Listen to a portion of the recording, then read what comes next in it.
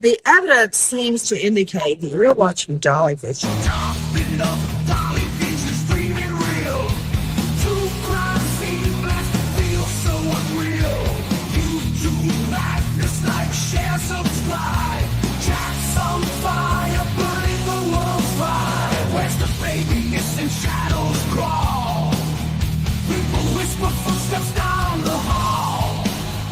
Fingerprints of the dead, cold as stone. He's got the scoop, best around town known. Dolly vision headlights, king of beat. Tooth unravels, crackling through the heat. Lost soul shouting, echoes in the night. Mark the truth while live on air light. Topping up, Dolly vision's dreaming real. True crime scene blast feel so unreal. YouTube madness like share, subscribe. Jack's on fire, burning the world's fire. Where's the baby? Missing shadows crawl. People whisper footsteps down the hall. Fingerprints of the dead, cold as stone. He's got the scoop, best around town known. Dolly vision headlights, king of beat. Truth unravels, crackling through the heat. Lost soul shouting, echoes in the night.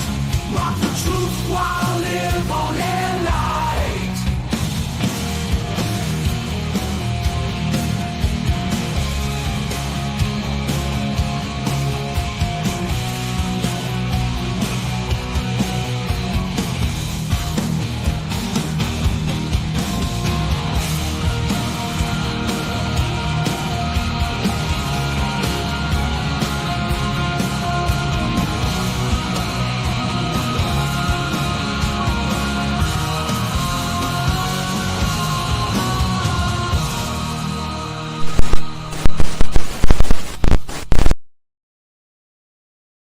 What is up, YouTube? Dolly back in the house. Day 3, Megan Boswell trial starts here in just like 45 minutes. Starts at 9 a.m. this morning. We got here a little early, so I figured I'd go live with you guys a little early, touch in with you. So don't forget to smash that like button on the way in. There's like 157 of you here, so make sure you like it up. This is our last day in Bluntsville. We leave here right after court and we head to Hendersonville, the home of Sebastian Rogers. So I will be down in Hendersonville all day tomorrow, searching around, sleuthing, trying to find answers for little Sebastian Rogers, because there's no court here Saturday. So as soon as we wrap up here today, we are going to be heading down to Hendersonville, which is about 3 hours and some change from here. Good morning, Dolly. Good morning. Good morning. So day 1, we got to do a little searching for summer wells. Okay. Down by some lakes that, somebody had tipped me off to check around. So I went down there, searched around those lakes. And yesterday we didn't get out of court till so late. Time we got out to Ben Hill Road, for you guys that seen that, it was pitch black. You couldn't see nothing. I mean, nothing. And we had the most shitty internet reception you could humanly get out there. So then we had some real bad tornado warnings last night, and the camper was blowing around like a ship in the ocean. I mean, it was pretty bad. It was coming down, and like we slept through most of it. Though I slept through most of it. I was like, ain't no big deal. So it was like the camper rocked me to sleep. So it's been good here in Kingsport, Sumner County, the days we've been here. But like I said, today is it. So as soon as they're done here in court, we're jumping in the truck and we're heading on the hunt for the little man, Sebastian Rogers. And I say little, he's 16 years old. He's probably bigger than me. Did you work that out? I almost have it. I had to go to the internet site. Oh, okay. So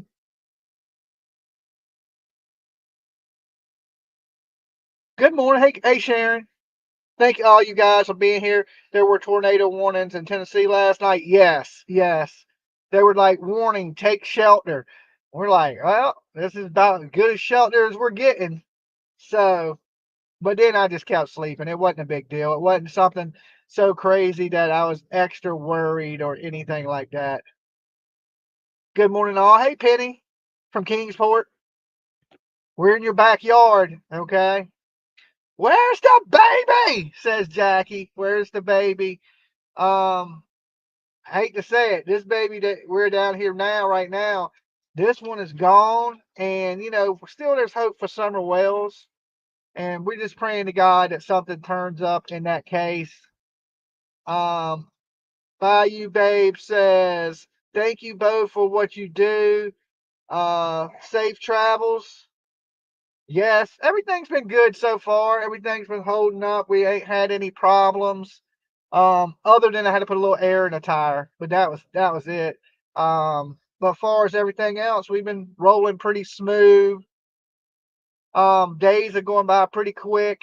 You know, we need more time in a day, but court lasts so long. The first day was good because it gave us time to get out and search for Summer.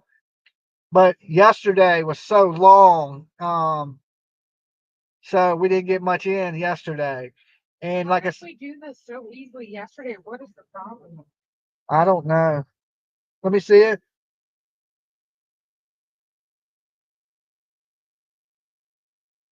What? Um, Go back to the other setting that you had it on. Because you had it open to the studio. it don't pop up on a studio. Let me see on my end what I do usually. It reminds me on how to do it sometimes when I look at it on the right. Okay, another winter storm. What about to get some bad weather down here again? We had an ice storm yesterday. Well, it's been raining almost the whole time we've been here too, like on and off. So that kind of sucks, but it is what it is.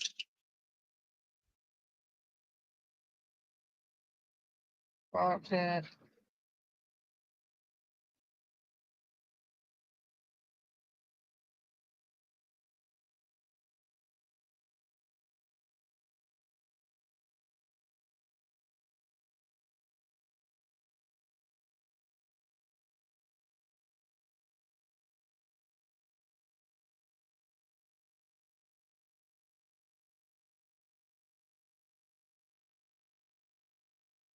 Yo, I am in Boston. It's cold as hell. Good morning, by the way, everyone.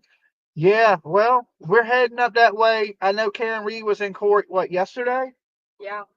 Yeah, Karen Reed was in court yesterday, and we're going to be heading up there when her trial starts. So, yeah, Boston be cold. Last time I was up there, it was like snowing its ass off, cold as could be, like winter blizzards. I was like, I actually came back a day early the last time I was there. I paid an extra $100 to fly out a day early because it was so cold, and I just wanted to get up out of there. So,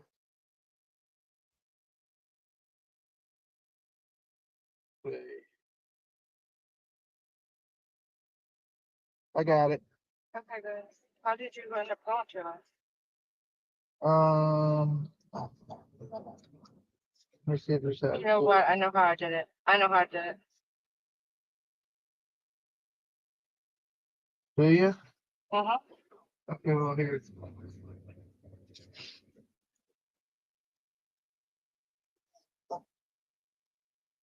Okay, look here. Thanks for the coverage. Not a problem.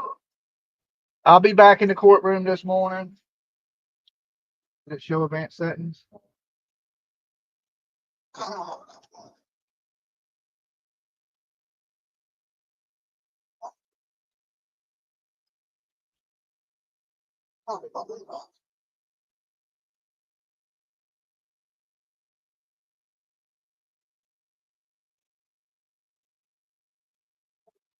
Studio to where it would be in studio. You left your DNA. Definitely hit the like button as you come in.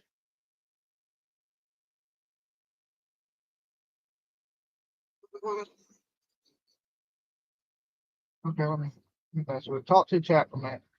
Well, I know how to do it on mine. I can figure it out easily on yours. So look, if you go to your videos and click this, it should take you to this, and then it'll take you to that. That's where you got that from, right? Yeah. And then it should thumbnail. Yeah, I went right there. Hi guys. Advanced studio setting. There you go. What was the number? Advanced studio settings, but it seemed like it didn't show up last time. Hey guys.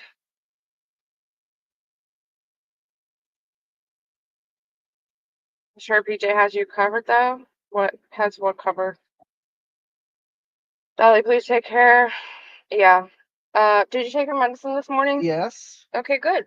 Good job. You're doing so good. He's remembering all by himself. We don't have to remind him. Nope. Hey everybody. Oh, and see, that didn't look very good. What happened?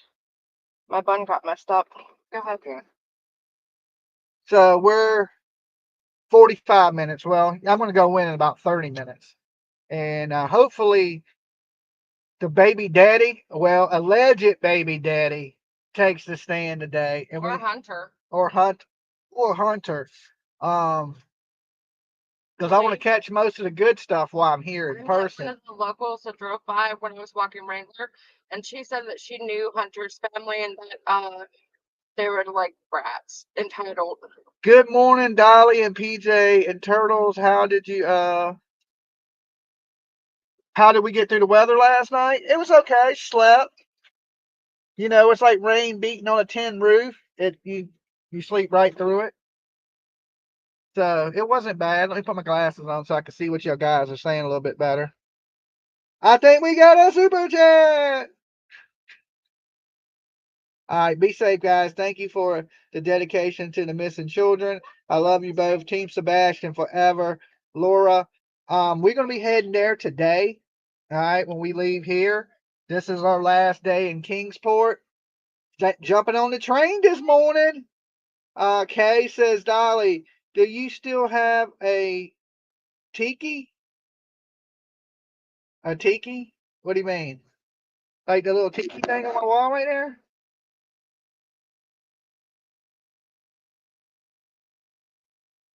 So, you have a little tiki man, my AC, my hot water heater right there on the wall. Yeah, and thank you for your super sticker. Thank you, or your super chat. I mean, that's awesome of you. So yeah, I still got the little tiki and my little surf wagon. This is what I take down to the beach when I go skating and stuff like that.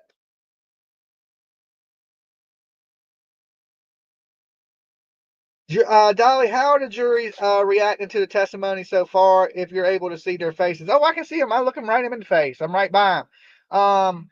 They look disgusted when the defense talks anything they say. Wrangler would Right.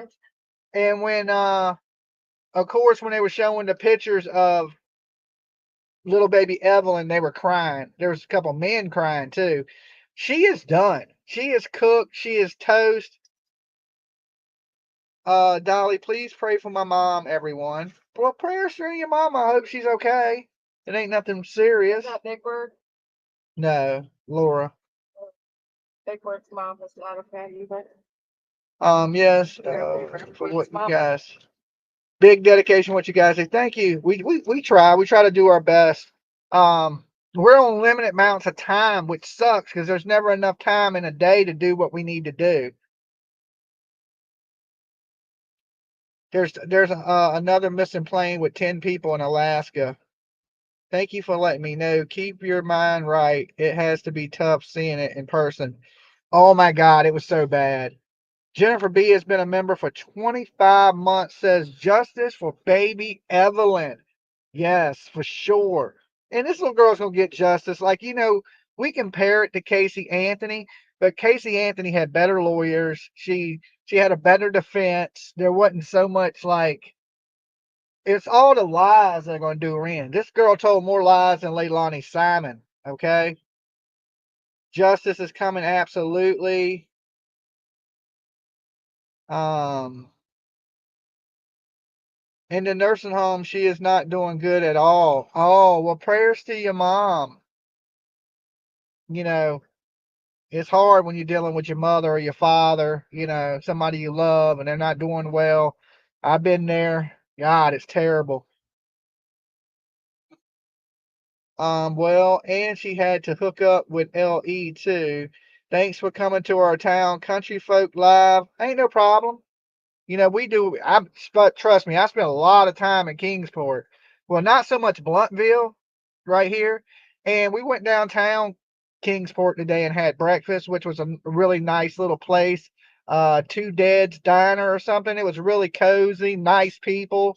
So I spent a lot of time down here in Kingsport. It's like my second home now since Summer Wells has went missing. So I had never been to Tennessee before that, and now I'm down here all the time. So I even know I don't even need GPS anymore. That's how much I've been here. I know how to get around. Thank you for your prayers, and may God bless you all. I love you all. Thank you guys. I love you guys too. Y'all make all this stuff we do possible, especially with the super chats and the liking the videos and sharing the videos. It makes it where we can go out and follow these cases and look for justice in little small towns like Kingsport. So thank you guys. Tennessee got some good people. Just don't drink the water. Yes, we every look. I know Tennessee gets a bad rap, Kingsport especially. But everybody we meet here has been really nice. Same thing in Hendersonville. Tennessee people are generally pretty nice folks, right? I mean, this is Southern people, so they have respect. They're nice, polite, hold the door for you. This is where yes sir and no ma'am was created. Sun is out. Hungry Coat is at an hour from there. That is Jinky's Rumor Has It's restaurant. Yeah, Jinky's was in the chat room with us last night when we were taking a ride down the Ben Hill Road. And let me tell you guys, it is scary as hell out there at night, okay? It is like the hills have eyes territory. Um, I know the Tennessee people are nice, but it reminds me of every horror movie you've ever seen, okay? Like, hope this truck don't break down. We in the middle of damn nowhere. Been a member for nearly a year. Keep hard work up, guys. Thank you, Kay. Thank you, guys. Thank you, thank you, thank you. Especially for everybody that's been hitting the Gibson Go, because that money goes right into account. It helps us with gas and food and stuff like that. You guys have been absolutely awesome with that. So we're live. Okay, we ate this morning. Dolly got a full belly, so now I'm ready for court. I got my ass cushion. I'm ready to go. 227 likes and 477 in the room. Oh, hell nah. That ain't working. That ain't working. For you 500 people that are here with me, y'all ring the doorbell this morning. Because look, a lot of people don't follow these cases. So it's important we bring awareness. So I need you guys to hit the like button. Okay. So just do me a quick favor. It takes a second. It helps us in the algorithm. It helps bring new people into the channel. Um, we try to bring you new stuff here. Y'all be liking the same old shit every day, but when we try to do something new, not as many people like it. So, I mean, we could sit here and talk about Sebastian and it'd be 2,000 likes on the video, but we want you to like all these kids and bring awareness to all these people. So definitely hit the like button. Hey, Alamo City. Good to see you there, Amy. And them curvy roads are scary at night. Yes, they are. Okay, yes, they are. We drove them slow though. I drive like an old man anyway, so it wasn't too bad. That's a good question. Did Evelyn's grandfather stay in the courtroom after his No, he left. He walked out. I walked out behind him. He left instantly. Wow. He didn't stick around not a minute. He was gone. He was outie. 5,000. Yeah. I don't like that. Please hit the like button, turtles. Um, I mean, once you're cleared of the subpoena, you can sit down and watch the rest of the trial. That's why I don't really like that. Lisa is a new member. So, but then you think about it, he's not even the granddad. And he would have been the step great granddad. Oh no, Tommy left too. They told Tommy to leave. Like he came back in, and the deputy told him and said, "Go out to the lobby, Mr. Boswell." Well, maybe this is so strict they can't come back in Maybe they can't. because it might affect something or something. I don't know, but he did tell Tommy Because to. they did have to get special permission to get the witnesses to be able to come back in for Leilani. Yeah, well, the deputy told him to leave. I Wow. seen him. I heard him. I was right there by the door.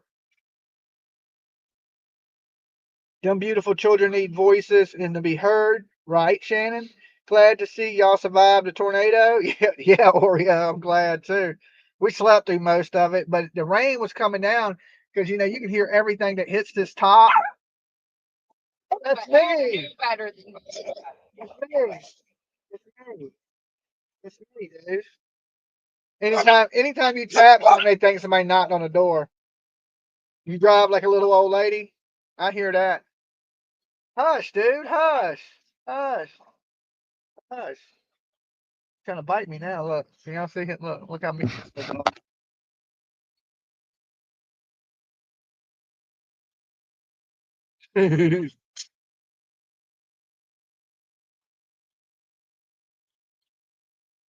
He's such a meanie.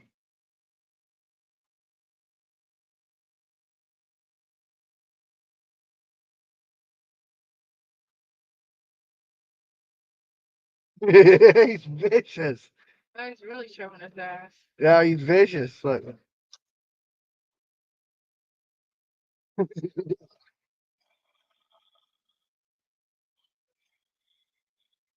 It's like petting an alligator.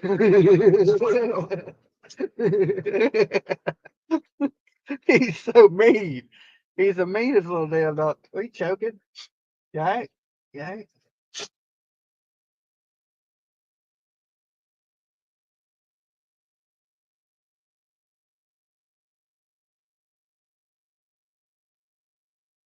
All right. He's a demon dog. I don't know what this chat's talking about. I'd be mean too. Your finger in my face. Right, right. Like we do. Ah, ah. He's so crazy. Ah.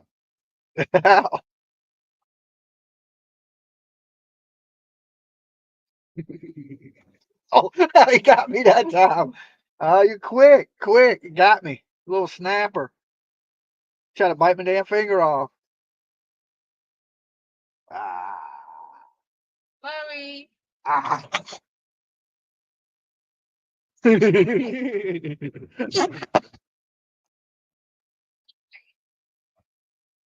He's a big old meanie. Nice. Is he mean enough? Lolo bosses him around. Lolo is the boss. He just doesn't like a finger in his face either. Like, So Lolo runs the show. go get Lola. Go get her. Go get her. Lolo likes to wrap up in the blanket. Lolo's real chill. She ain't all hyped up. She's like lazy and Chloe. She don't even want to come out. She's like, y'all better leave me alone. We got 313 likes and almost 600 people in the room. What? We'll start grabbing y'all like the dog. Playing with a biter. There. See, there's Lo.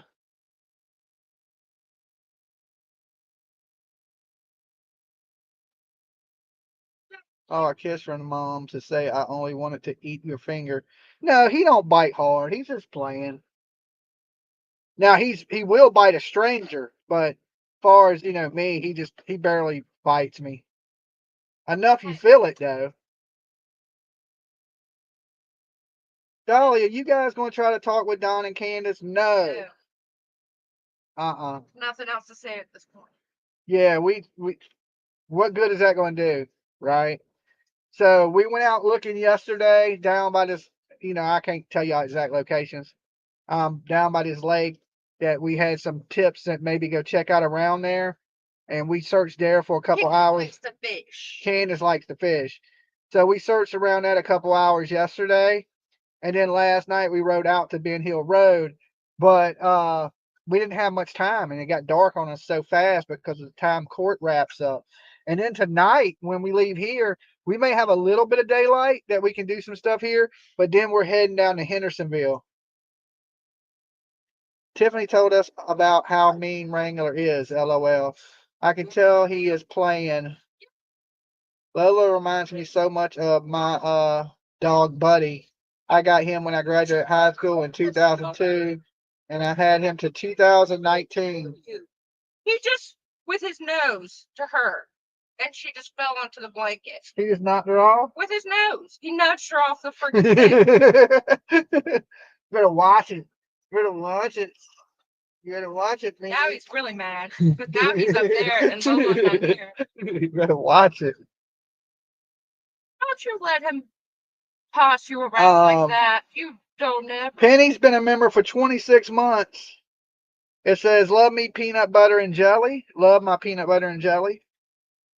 You know, I bought them peanut butter and jelly croissants and never ate them. I know. Oh, the struggle is real, guys.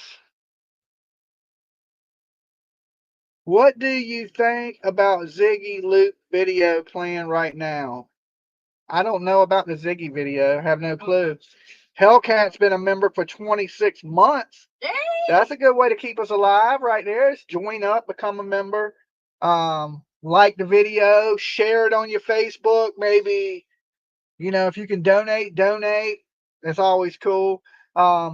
Keeps us going. We got a lot of stuff planned for you guys this year. It's going to be a good year for Dolly Vision. I know a lot of people are still sitting in their desk talking about the same shit, but we like to get out, right? We like to get out and be a part of the true crime, not just talk about true crime. Anybody can do that. Anybody. But, you know, I like being out here in the field, boots on the ground, sitting in there and seeing it for myself because, yeah, you can talk about it, but see, we can see the jury. We can see what they're looking like. We can see how it's vibing. You know, we get a little bit more from it when you're here than when you do when it's on TV. I wish we had an extra week. We only got 1 week to do things in, and what is 3 days, and that's already up. So we're almost out of time, and if we had an extra week, would have been great. This is why we love you. Thank you, guys. That's sweet.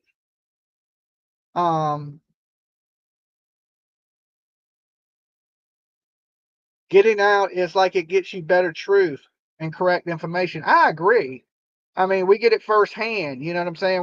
It's not hearsay. You want to go there? You get to see the lay of the land, and, you know, I just think you get more out of it.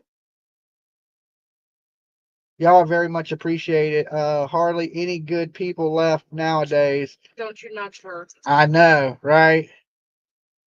You guys do awesome. Thank you, Honey Dip. There is movement in the courtroom. All right, hold on. Give me a second. I will share the screen. We have court pulled up already this morning. And we don't have anything, unless you're watching a different channel. Oh, yeah, we do. But it's not, there's no volume yet. Let's go ahead and add this. They won't turn the volume on until 9. They're just in the courtroom.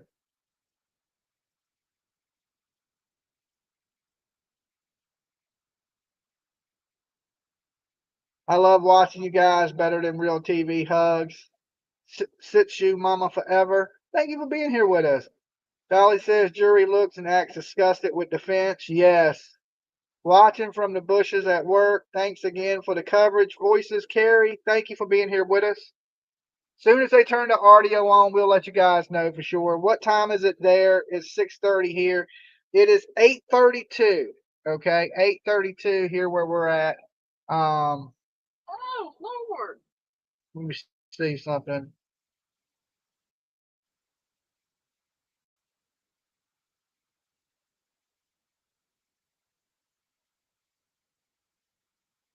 And we're just waiting for everything to kick off like you guys this morning.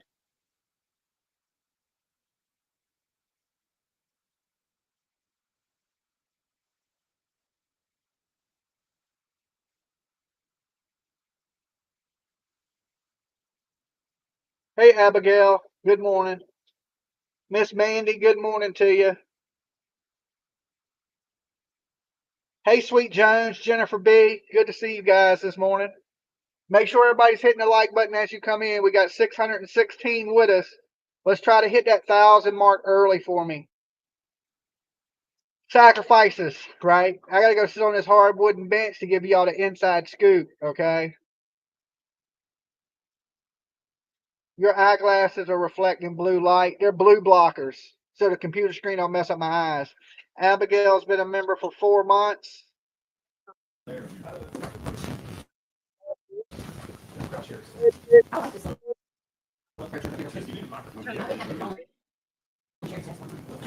On Court TV? Oh,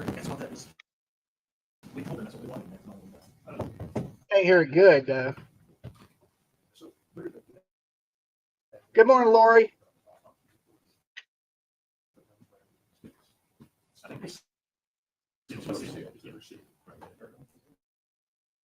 Oh, look at the babies.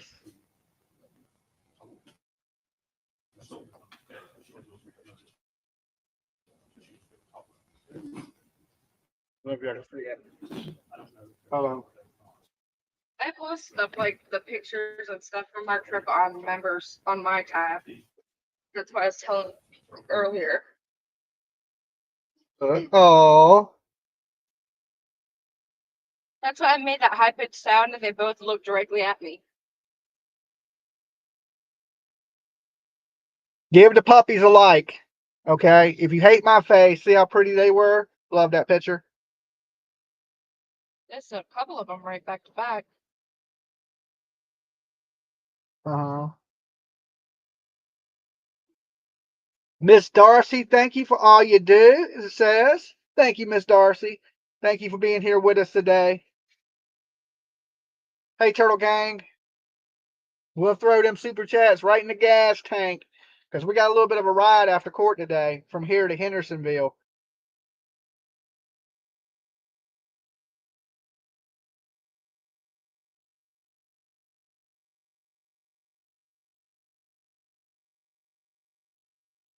Oh, sweet pig. Hey, Pink Rose. Hey, Pam.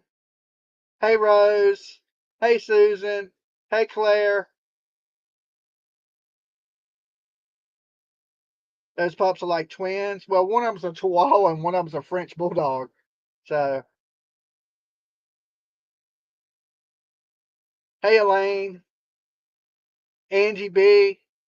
Good to see you guys this morning. Good morning. Good morning.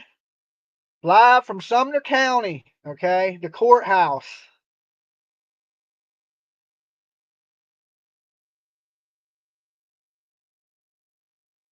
Oh, okay.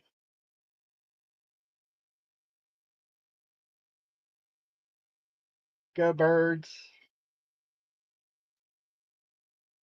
Bama Cat says y'all be passing my town very close to me. Hope everyone has an amazing morning. So far, so good. We had a good breakfast, like a nice little small diner here in Kingsport.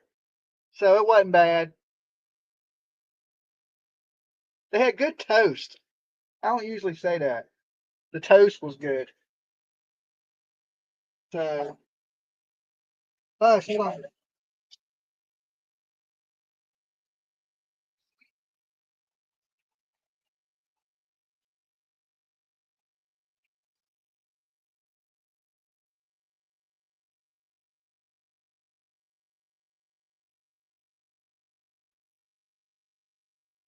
I had to pour the water out my ice.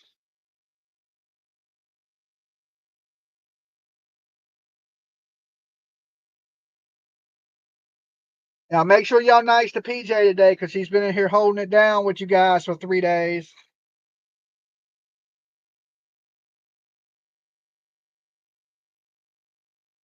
You'll probably take I-40. I don't know. We'll GPS it.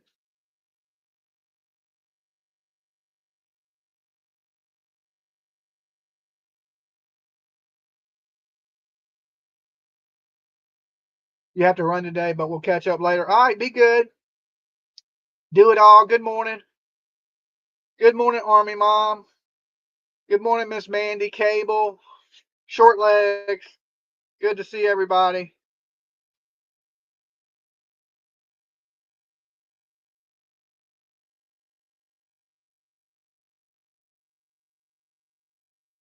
You start taking everything out of my pockets because you got to go through this metal detector. Thank you, Did you Carol, get the for chapter? posting on Twitter. Oh, she reposted us? Mm-hmm. Awesome. Tagged me, so it's for reposting of our posting. Awesome. Thank you for everybody who shares our stuff, likes the video. It helps out a lot, guys. Trust me, or I wouldn't tell y'all to do it. Make sure I ain't got nothing else metal in my pocket before I go through this metal detector.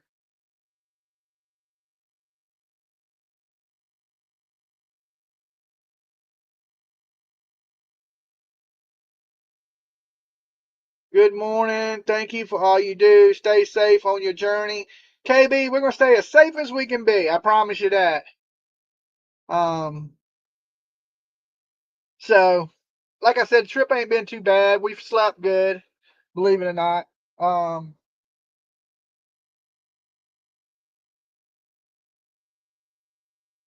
Megan needs a brush. Day 3. Yep, day 3. So it's day 4 for us on the road. 4 days have flew by. Well, I mean, we're still on this day, but I mean, pretty much the days have been flying by. And left on Tuesday. Tuesday, Afternoon. Wednesday, Tuesday Thursday, to Friday. Wednesday to Thursday, Thursday to Friday. We left Tuesday to Wednesday. Tuesday night. We left Tuesday night, so Tuesday night, to Wednesday night, Thursday night, it's not. and Friday night would be the 4th day. So today, yeah, okay, I guess.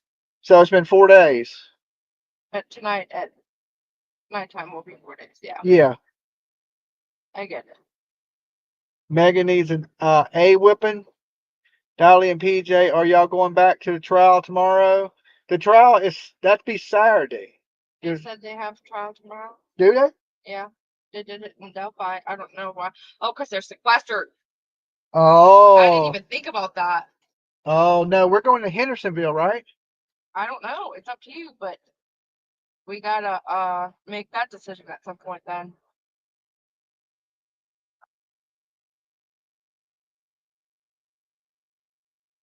Oh duh. Yes, they got court tomorrow too. Well, we may have to broadcast that to you from the road. We'll still broadcast it, but it'll probably be from the road because we're going to be out looking for Sebastian Rogers tomorrow. Stay for this, please. Stay for this, please.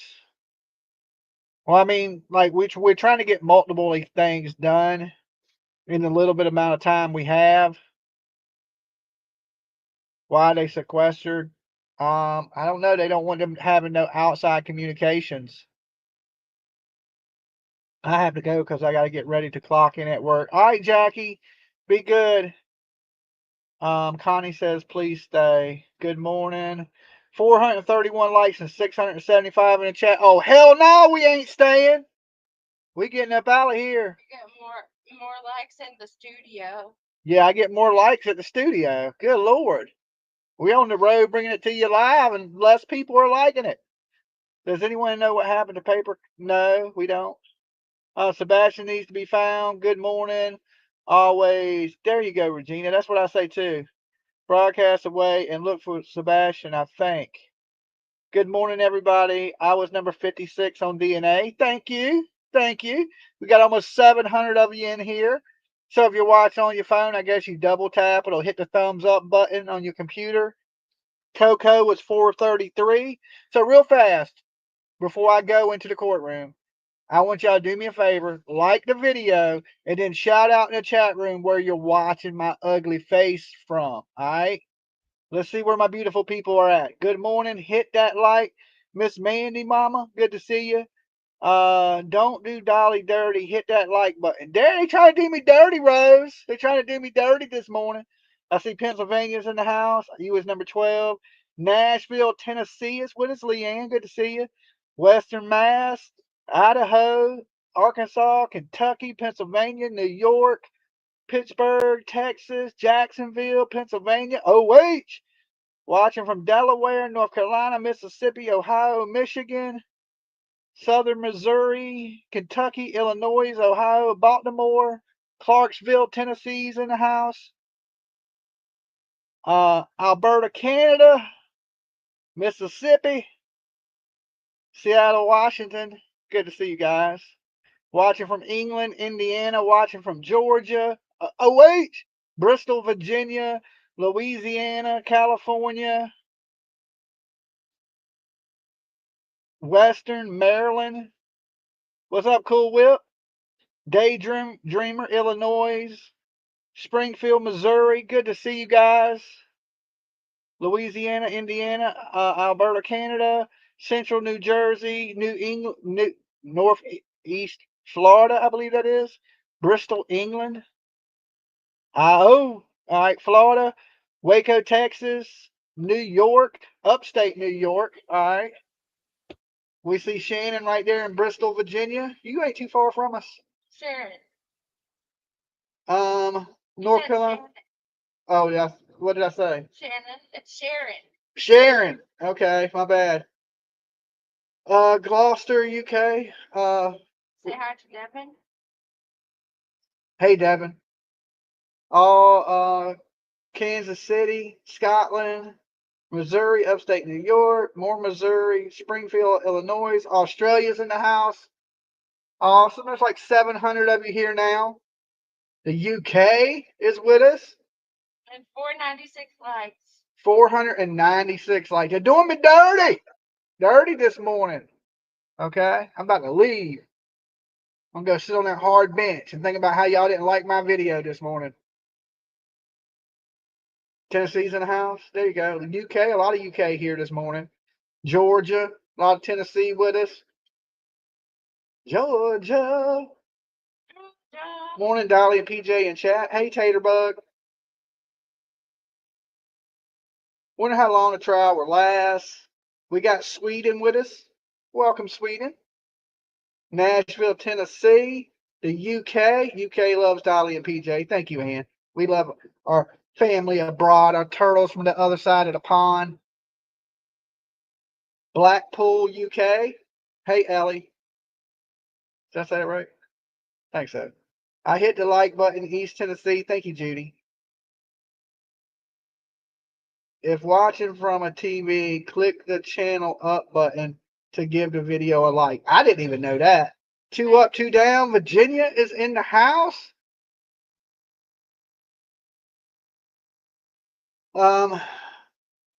Sweden had a terrible school shooting recently. Cincinnati, Ohio, South Africa is in the house. We were just watching some the press conference from the fights with Drakus Dupree. I think that's how you say his name. Is that how you say it? I'm at the vet, Virginia here too. Welcome all my Virginia people, my neighbors. Usually we broadcast from Virginia, but today we are broadcasting from Kingsport, Tennessee. No, Blunsville, right? Sullivan County, Tennessee. So, yeah, we will cover the court case probably. I won't be in court live tomorrow because we will be on the road, but I will broadcast and do some commentary to the court while we're out looking for Sebastian Rogers because we're going to be driving and we will be in Hendersonville tomorrow. Go out and chat to press the like button. And good morning, everyone. Hey, Moonlight. Holly, good morning, everyone. St. Clair, Missouri is here with us. Definitely. We almost got 800 people in the room. So let's keep those likes going. When you guys like it, the algorithm picks it up. More people come in. And that's just more people to talk about the case with. All right. Well, I'm going to head in. You look all snuggly. Y'all want to look at PJ? Oh. She's all covered up with the blanket. She bought her a pillow last night, a little snuggly pillow. Show me your pillow.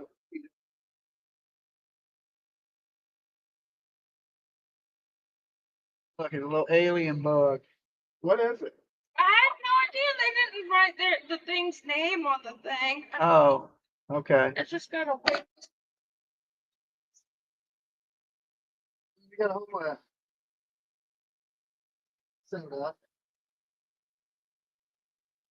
Like a baby. Oh my god! I don't blame you, PJ. It's chilly. We got the heat on. If you get warm, you can turn the heat off right here. Turn it off now. You hear the generator turned down when we cut that heat off. You hear it? Oh, that's why I think it died as fast as it did because the air conditioning was on the whole time yesterday. Oh, that we ran out of gas. Yeah, we got to keep extra gas with us because we be burning through some gas because we got the generator going the whole time, so we can run the computers, the TV, and we sit in one spot, so it drinks a little bit of gas. Oh, Lord, I hit somebody. I wasn't even looking at my thing. You want me to get the jacker for you? I unhid you. I'm sorry, person. You want me to get the jacker? Yes. Okay, you're still on the screen there.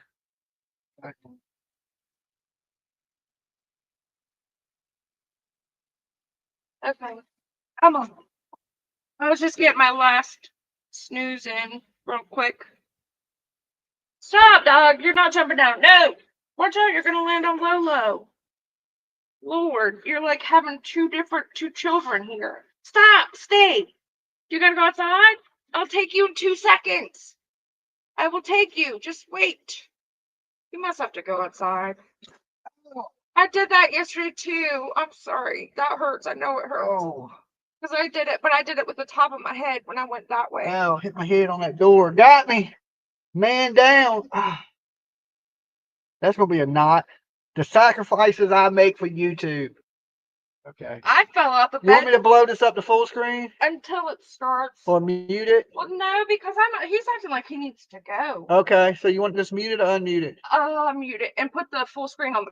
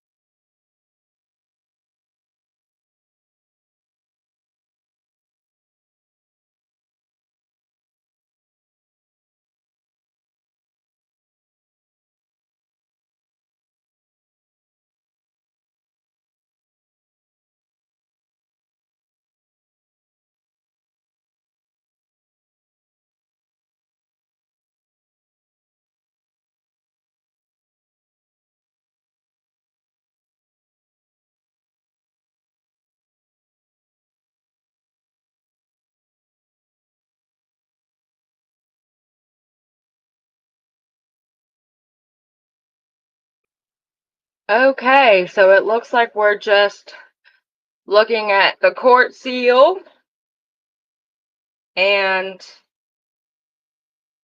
does anybody need me to go over a recap of what we went over yesterday?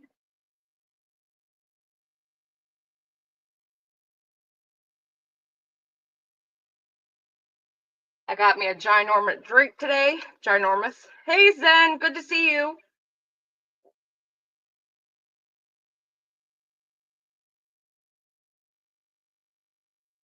Okay, yes, please. Okay. Let me get my notes.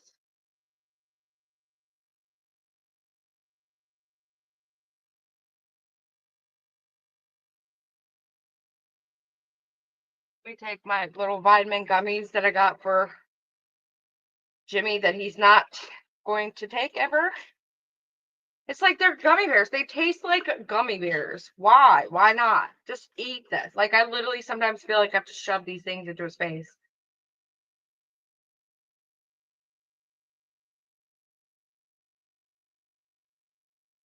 I sound exactly like Granny's watching. Oh. Is she saying he rolled on her and disposed her in the playhouse? It sounds that way, yes. Oh, you're welcome, Leanne. Is it starting off with the young girl on the stand first? I believe so. That would make the most sense.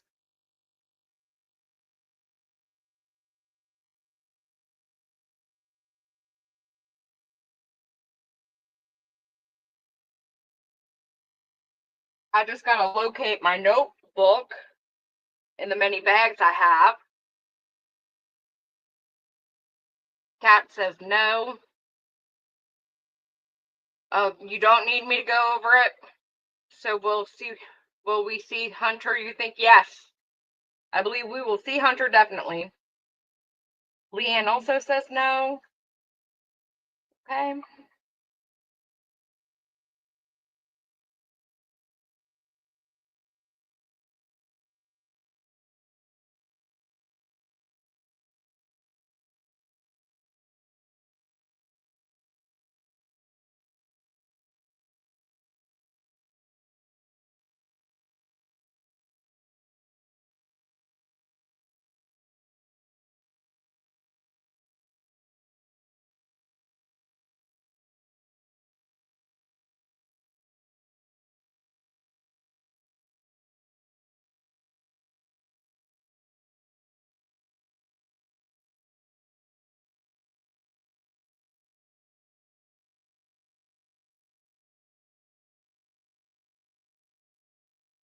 Okay, so I found my notes.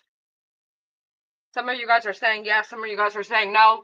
I don't even know if it's still about the question I had even asked, so I can go over it a little bit, I guess, just in case some of you guys didn't catch it yesterday.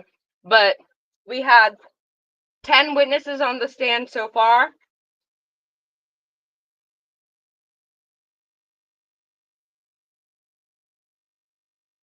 Let me finish chewing this gummy so I'm not being rude.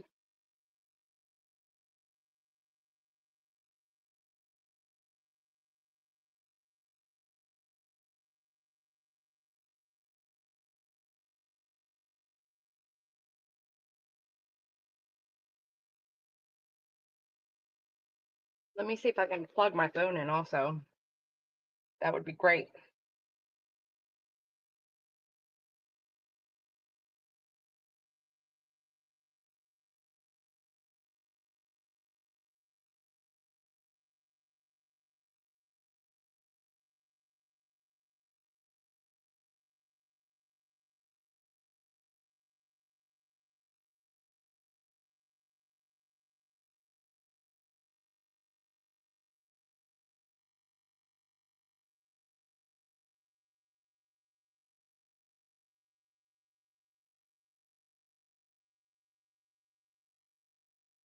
And I have way too many different things and way too many different places right now, Lord.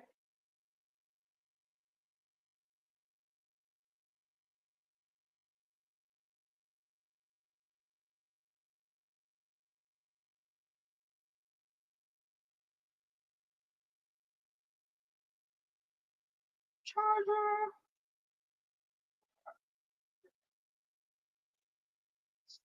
Man, today's just started out, and I feel like I'm getting, like, I feel like I'm moving in slow motion. Boy.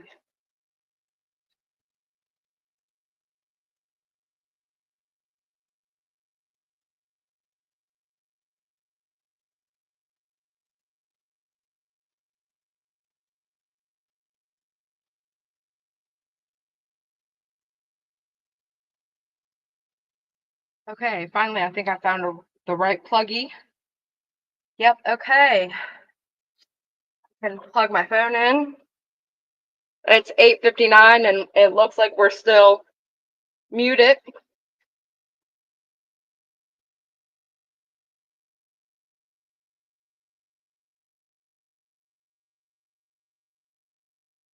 You need a recap of what the attorney said outside. They were arguing over the video evidence that was shown where Megan gave an interview, and it was just a video per interview, and they were arguing it because for whatever reason the state didn't want to counter or have a counter allowed. All right, we're starting.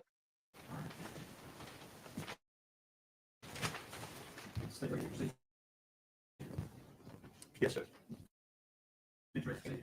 Yes, sir. Get your next witness on the way. Yes. I recommend your honor.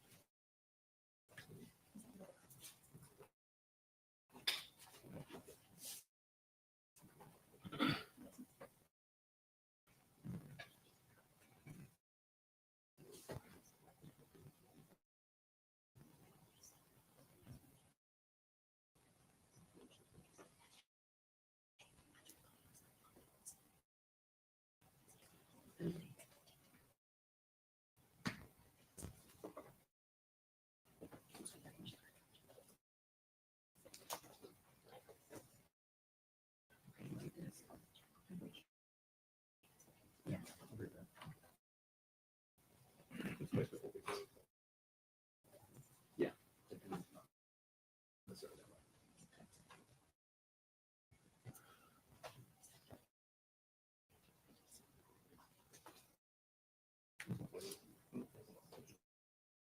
And we're ready for it.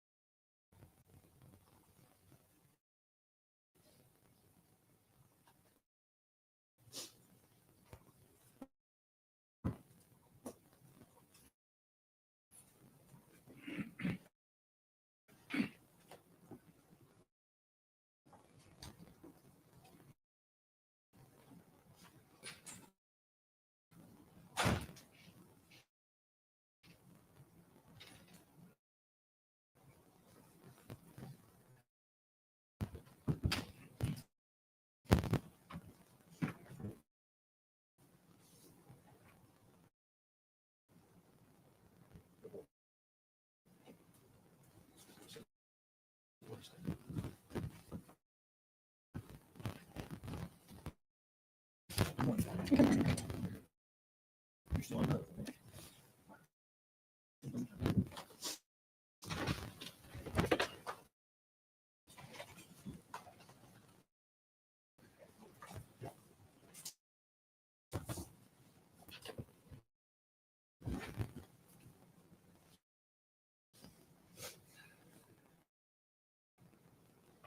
One second.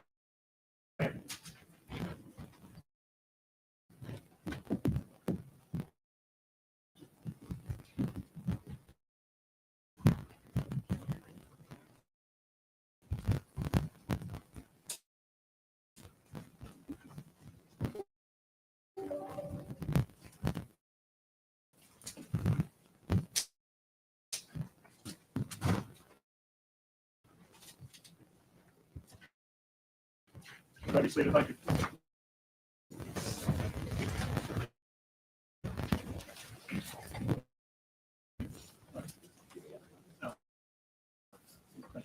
Ladies and gentlemen, yesterday when we left, I gave you certain admonitions. Does any juror have anything to report about those admonitions? You do raise your hand. Let the record reflect no. None of the jurors raise their hand.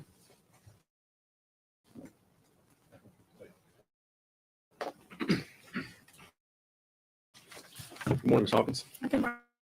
I personally apologize that we've had to carry you over to the second day. I know that's hard for you. Certainly wasn't purposeful. I want you to know that. We heard a lot of testimony yesterday that you were one of Megan's closest friends. Would that be a fair statement? Yeah.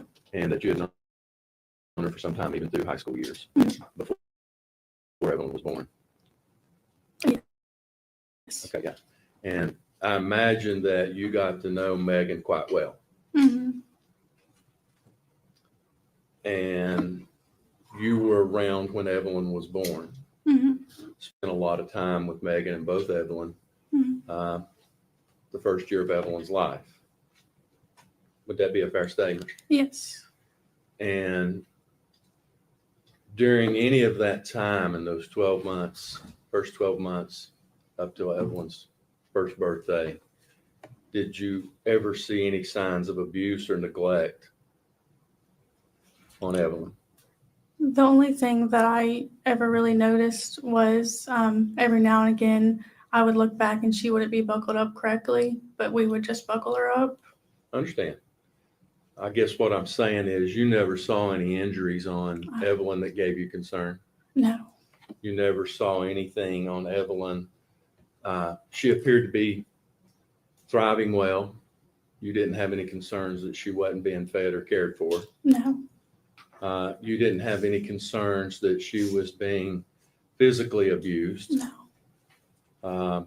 And I imagine, regardless of your relationship with Megan, had you suspected those, it's quite clear yesterday from your testimony you loved Evelyn, you wouldn't have stood for that regardless of your relationship with Megan, would you? No. Okay. And in this time that you were spending with Megan, did you ever hear Megan say or indicate that she didn't love Evelyn? No. Did you ever hear Megan say or indicate that she no longer wanted Evelyn and would maybe consider giving her up for adoption? No. Did you ever hear Megan say that Evelyn was an inconvenience on her life? No. You're familiar with Megan's background and her family situation. Mm-hmm. You're aware that Megan was in foster care, correct? Yes. And you're aware that Evelyn was born while Megan was in foster care. And would it be fair to say that the one consistent love in Megan's life was Evelyn? Yes. Above everything, her family? Yeah. Judge, we're going to object to her being able to get into the defendant's head on how she's feeling about people in her life. The way the question's phrased, that's the thing. Thank Okay. you. Well, were you aware that Megan had some fractured or broken relationships? Yes. Did it appear that Evelyn was the one constant thing that brought Megan joy. Yeah. Okay.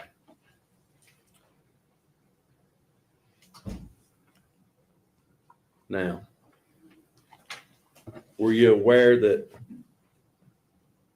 do you know who Tommy Boswell, do you know who Tommy Boswell is? Yes. That's Megan's father. Mm-hmm. You familiar with his girlfriend? Yeah. Do you have personal knowledge that Tommy's girlfriend wanted to spank Evelyn? Objection.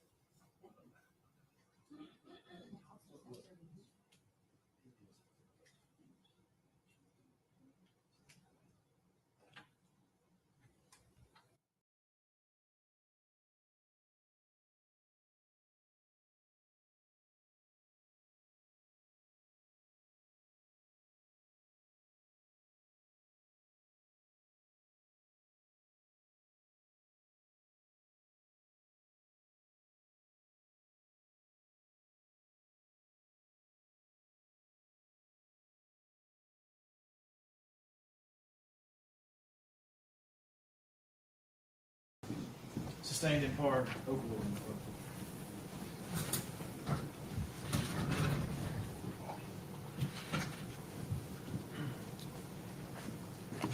in part. Ms. Hawkins, in all the time that you spent together with Megan, Megan, did you ever see her spank or hit Evelyn? No. Judge, that's all the questions we have. We agree. No, nothing, Your Honor. Is she free to go? Judge, I don't oppose that. I can have just 1 second.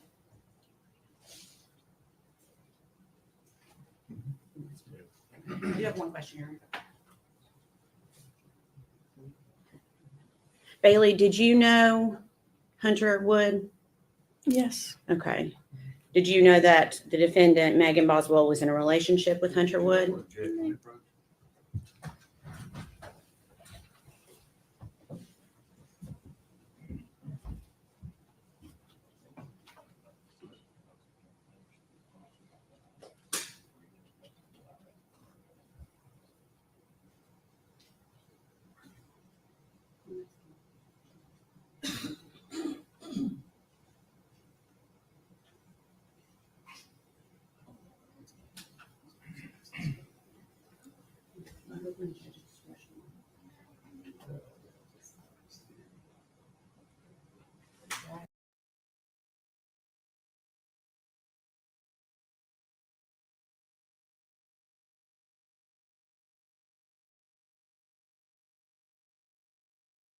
All right, objection overruled. Thank you.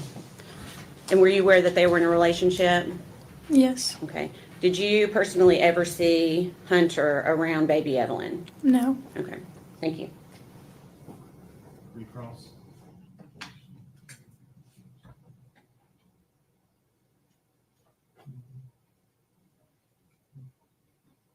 None, Your Honor.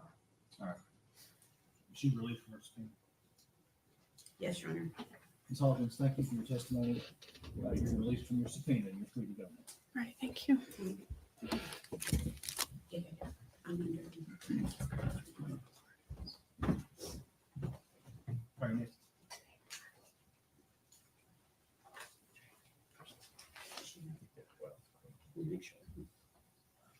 One second. The statement called Crystal Crawford. What was that last name? Crawford, CRAWFORD.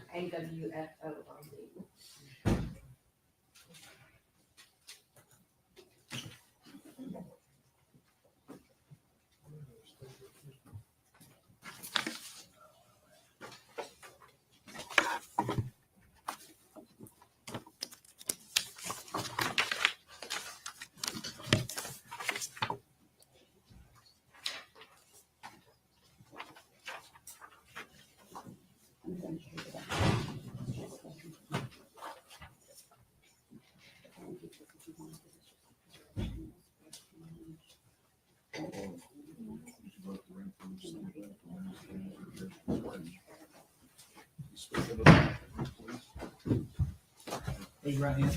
State your name. Crystal Crawford. You solemnly swear affirm testimony you're about to give will be the truth, all truth, and nothing but the truth. Yes, sir. Have a seat, okay?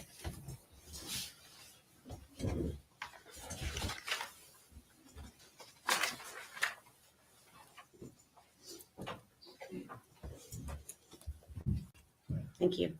Good morning. Good morning, Amber. Tell the jury your name and where you're employed. Crystal Crawford at the Econo Lodge in Kingsport, Tennessee. Okay. Is that located on Airport Parkway in Kingsport? Yes, ma'am. Okay. How long have you been employed there?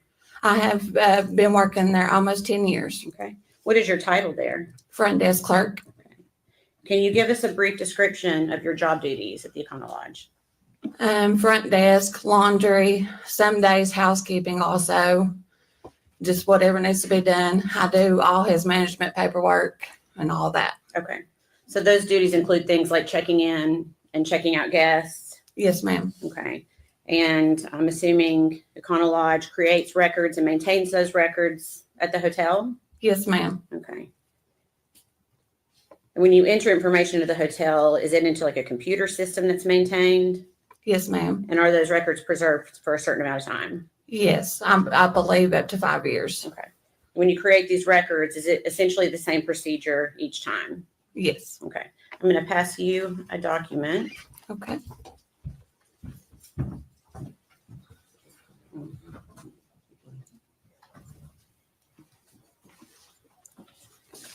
You could take a look at that and see if you recognize it.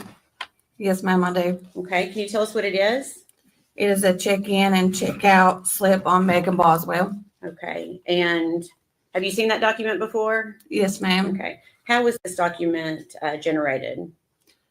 In order for this to generate, the guest has to come in and check in and provide ID. And then we give them the room keys and they sign a registration card stating that they were present at the property. Okay. And was this particular document run, a search was essentially run on Megan Boswell's name, is that right? Yes, ma'am. And is this part of your record keeping that was kept and maintained in the normal course of business at the Econo Lodge? Yes, ma'am. Your Honor, we'd be asked that made exhibit number 84. Thank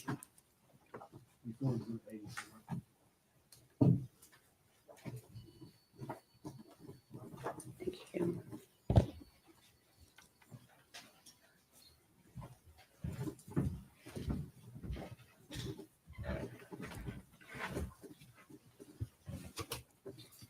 I'm waiting for this screen to, You're fine.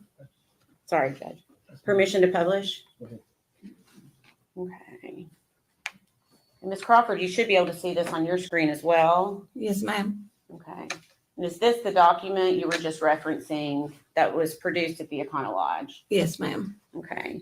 You recognize Megan Boswell's name as having been at the Econo Lodge on 3 dates in 2019 and 1 date in 2020. Yes, ma'am. Okay. Can you tell the jury the dates that Megan Boswell checked in and out of the Econo Lodge in 2019?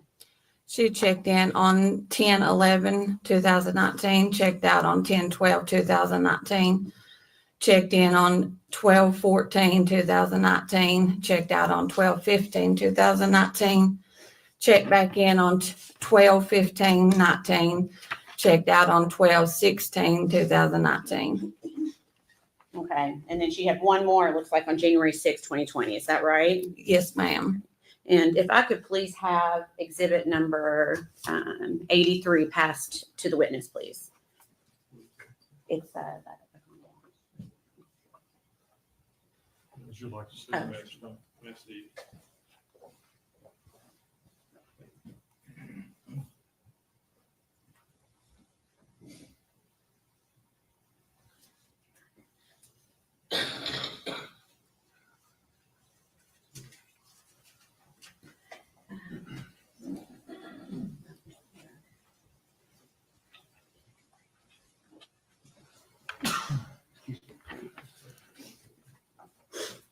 okay. Ms. Crawford, do you recognize what I've handed you? Yes, ma'am. Okay. And can you tell us what that document is? It is a registration card for Bailey Hawkins. Okay. And what was the date of check-in and check-out on that? February 22nd of 2020. and checked out on February 23rd, 2020. Okay, all right, you can pass that back to the clerk, thank you. Do you know who the defendant Megan Boswell is? Not personally, no, just from coming into the motel. Okay, so you recognize her from coming into the motel? Yes, ma'am. Okay. Did you recognize her because of this case, or did you recognize her before Evelyn was reported missing? No, she came into the motel a few times before I ever even knew that her baby was missing. And of course, I didn't speak to her very much in the first couple of times she stayed. But after a couple of times, you know, the guests get familiar to you. So I did spark up a conversation with her. I think it was around the third time of her staying there. Okay. And you recall her staying at the Econo Lodge during those months that we just went through of December 14th and December 15th, which would have been, I guess, that third day, December 15th Yes, ma'am. of 2019. And did you talk with her at all during that time? Like I said, about the third time, Okay. I spoke up, you know, a conversation with her probably for about 20 minutes or so, maybe a little longer than that. Okay. Were you aware that if she had a child? Not until the third time. Okay. And how were you made aware that she had a child that third time? Because of the conversation we were having. I can't really remember a lot of details. It's been so long ago, but, you know, I can't remember if she brought it up or I brought it up. I really can't remember. Okay. And what did she say about her child? She told me that she was with her father. Okay. So is it fair to say you never saw Evelyn at the hotel with Megan Boswell? No, ma'am, I never saw her. Okay. Do you recall seeing Megan Boswell at the hotel with anybody else ever? No, ma'am. Okay. One minute.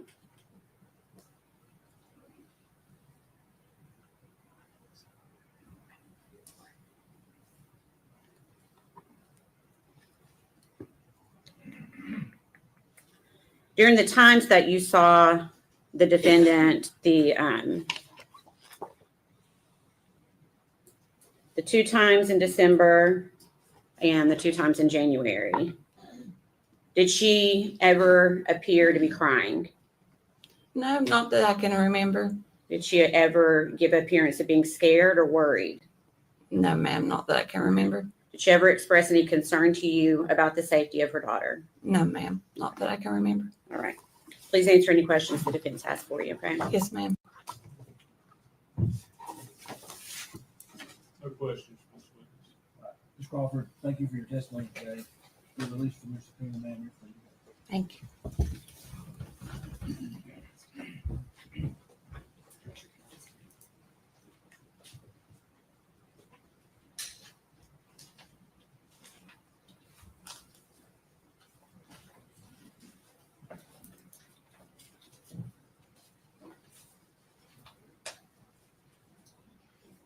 Statement called Caitlin Jones.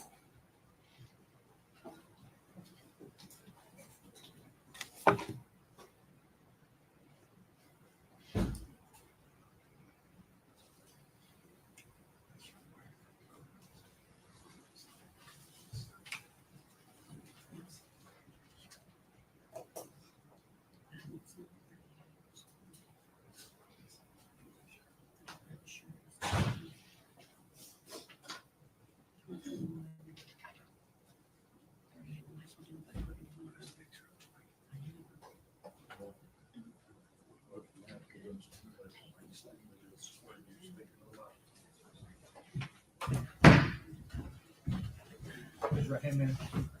State your name. Caitlin Carter. Solemnly swear from testimony back here in the truth, whole truth, and nothing but the truth. Yes, sir. Scoot up close to the microphone. Good morning. Good morning. I just realized I called you Caitlin Jones. You are now Caitlin Carter. Is that right? Yes, ma'am. Okay, I apologize.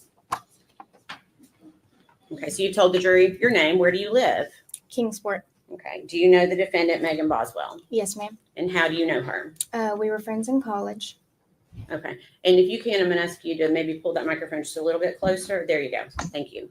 You were friends in college. When you were in college or when she was in college? When I was in college. Okay. And when did you first meet her? Middle school. Okay. Did you continue to stay friends from middle school until you were in college? No, ma'am. Okay. Did you reconnect at some point? Yes, ma'am. Okay. And that was when you were in college, I guess? Yes, Okay. ma'am. So during that time, is that when you met Evelyn? Yes, ma'am. Okay. So that means you've met Evelyn in person. Yes. Okay. How many times do you think you have been around Evelyn? 4 or 5 times. Okay. And are those times that when you were hanging out with Megan Boswell Yes, as ma'am. well? Okay. When you hung out with Megan, was Evelyn usually with her? Yes, ma'am. Okay. Do you ever recall seeing Megan when Evelyn was not with her? Yes, ma'am. Okay. And when was that? The end of our friendship. Okay. Which was when? The 1st of December. Okay.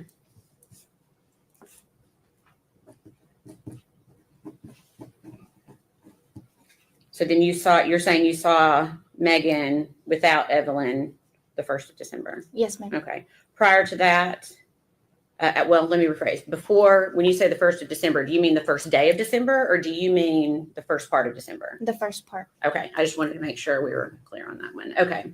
So prior to the first part of December, do you recall ever seeing the defendant without Evelyn? No, ma'am. Okay.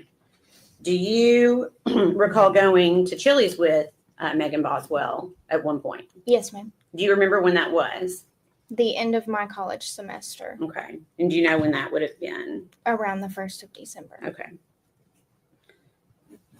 Who was there when you went to Chili's that day? Me, Megan, and Evelyn. Okay. Anyone else? No, ma'am. Okay. Did you sit at a table or a booth? Booth. Okay. And did you sit beside anyone? No, ma'am. Okay, so Megan and Evelyn were on one side of the table and you were on the other. Yes, ma'am.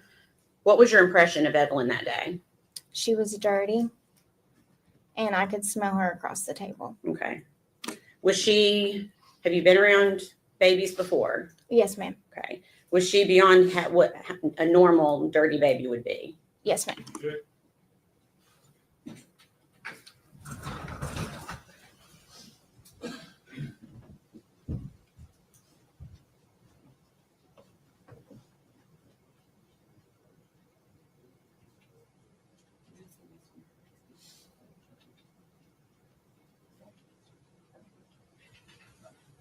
Sustain. You said you've been around other babies. Is that correct? Yes, ma'am. Based on your personal experience with other babies, did you consider Evelyn dirtier than what your experience was with other children? Based on my personal opinion, yes, ma'am. Okay. And can you tell us how? Can you describe it for us? Her face and hands were dirty, and her clothes were dirty. Okay. Do you recall when Megan started working at the chicken shack? Yes, ma'am. Okay. And do you recall if she was dating anyone when she started working at the chicken shack? Not when she started. Okay. When did she start dating someone shortly after? About a week or 2 after. Okay. And who was that? Hunter Wood. Okay. So around this time, did you notice anything different about the defendant, Megan Boswell? Yes, ma'am. Can you tell me what you noticed? She was spending a lot more time with the gentleman and not Evelyn. Okay. After this time, when she's dating Hunter Wood, did you see Evelyn with Megan Boswell at any time? No, ma'am. Okay. Did you see Hunter with Evelyn at any time? No, ma'am. Okay. Did you have concerns at this point? Yes, ma'am. Okay. Did you talk with other people about it? I don't believe so. Okay. What were your concerns? It was strange that Megan Boswell was not with Evelyn because she was always with Evelyn up until this point. Okay. Did you notice Megan doing things without Evelyn? Yes, ma'am. What types of things? Usually things that you would take your children, such as vacations, going to the aquarium.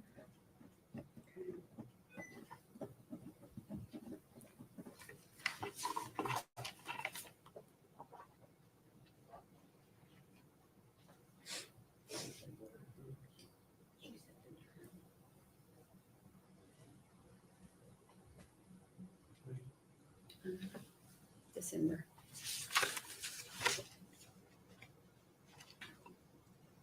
I'm going to pass you 2 photographs.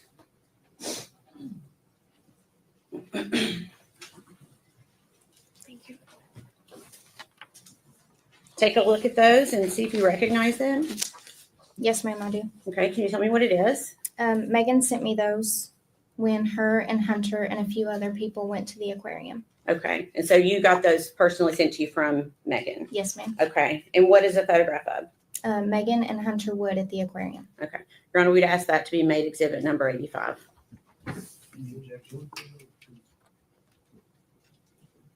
No.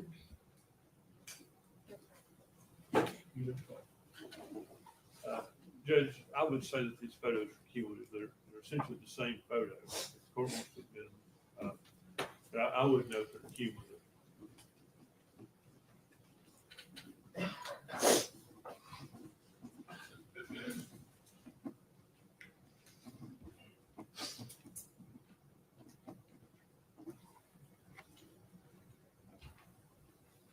All right, if they're going to be introduced separately, I mean, they should be introduced separately. They shouldn't be introduced as a cumulative. Okay, you want to do 85 and 86, Your Honor?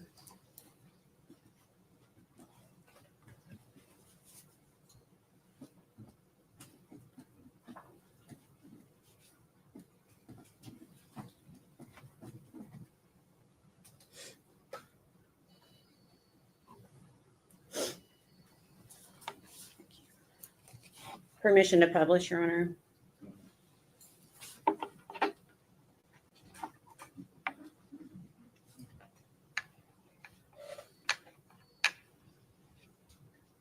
Caitlin, is this one of the pictures you received from Megan Boswell? Was it via text? Yes, ma'am. Okay. And did she indicate that Evelyn was with her that day? No, ma'am. Did she send you any pictures of her with Evelyn that day? No, ma'am. Did she seem to be upset at all that day when No, she ma'am. sent you these pictures? Okay. Did she also send you this photograph from that same day? Yes, ma'am. Okay. And can you tell me what the date is that's behind her on the photograph? Can you read that? On the top, Yeah. it says 2019. Okay. And you may not recall, but if you do you remember when those photographs were sent to you? I do not recall. Okay. Would it have been after early December? Yes, I mean, ma'am. because it would have been, you said she started dating Hunter 1 to 2 weeks after the beginning of December. Is that right? Yes, ma'am. Okay. So is it fair to say it was at least 1 to 2 weeks after mid-December? Yes. Is that fair? Yes. Okay. So for mid-December well, let me say this. Prior to Thanksgiving of 2019, did Megan talk a lot about Evelyn? Yes, ma'am. Okay. Did you see her post a lot about Evelyn? Yes, ma'am. Okay. What about mid-December? Is she still doing that? No, ma'am. Okay.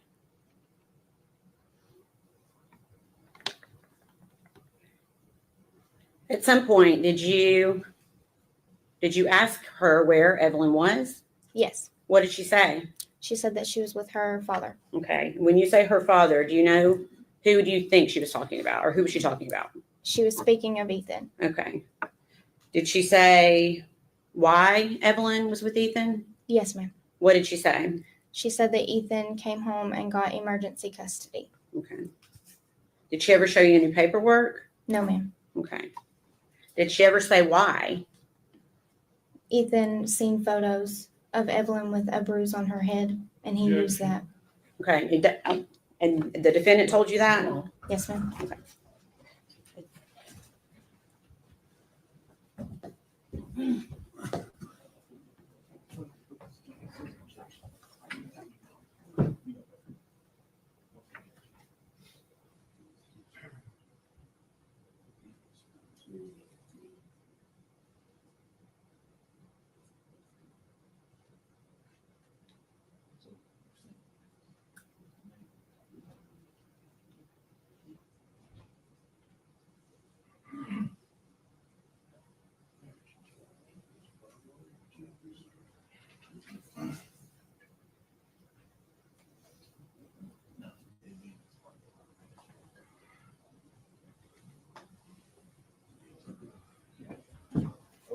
Thank you.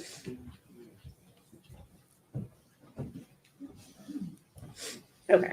So we're going to go back to that. Did Megan say why Ethan had taken emergency custody of Evelyn? Yes, ma'am. And what did she say? She said that Ethan had saw photos of Evelyn with a bruise on her forehead. Okay. You said she never showed you paperwork of custody. No, ma'am. Okay.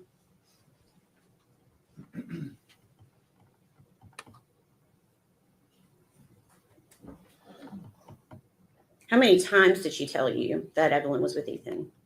A few times. Okay. Was that in person or via text? Both. Okay. So do you remember seeing Megan around Christmas? Yes, ma'am. Okay. Where did you see her? We met at the Pinnacle in Bristol. Okay. Was Evelyn with her? No, ma'am. Did you talk to her about Evelyn? Yes, ma'am. What did she say? She still said that Ethan had her. Okay. And do you remember Megan getting a phone call while you were talking to her that day? Yes, ma'am. Do you know who called her? Yes, ma'am. Okay. Who called her? Her father. Okay.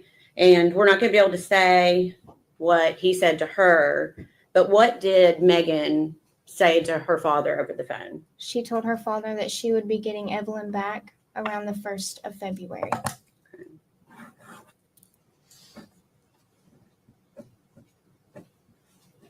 Okay. During this entire time, did Megan ever seem upset? No, ma'am. Did you ever see her cry? No, ma'am. Did she seem worried about Evelyn? No, ma'am. Did she ever seem concerned about Evelyn's safety? No, ma'am. Please answer any questions the defense has. Okay. Okay.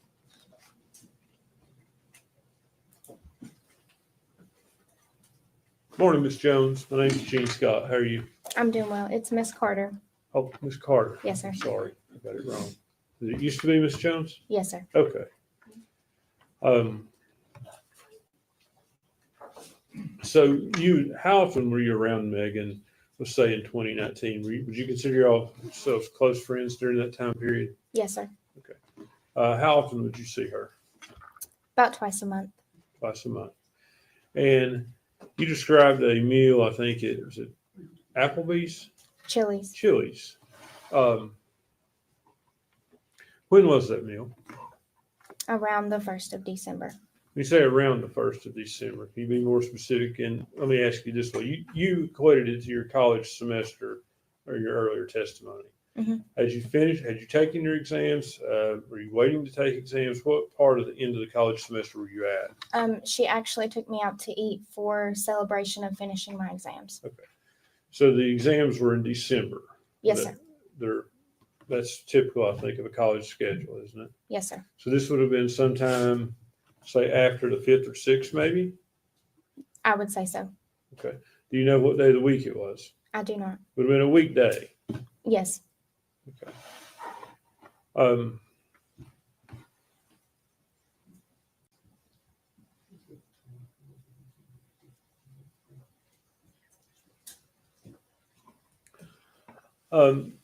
Ms. Carter, you described Evelyn as being dirty that day. Yes, sir. Had you ever seen Evelyn dirty before? No, sir. Did you ever see any signs of abuse? No, sir. Did Megan seem like a loving mother to you? Yes, sir. Did she seem devoted to Evelyn? Yes, sir. Did you ever see her neglect her in any way? No, sir.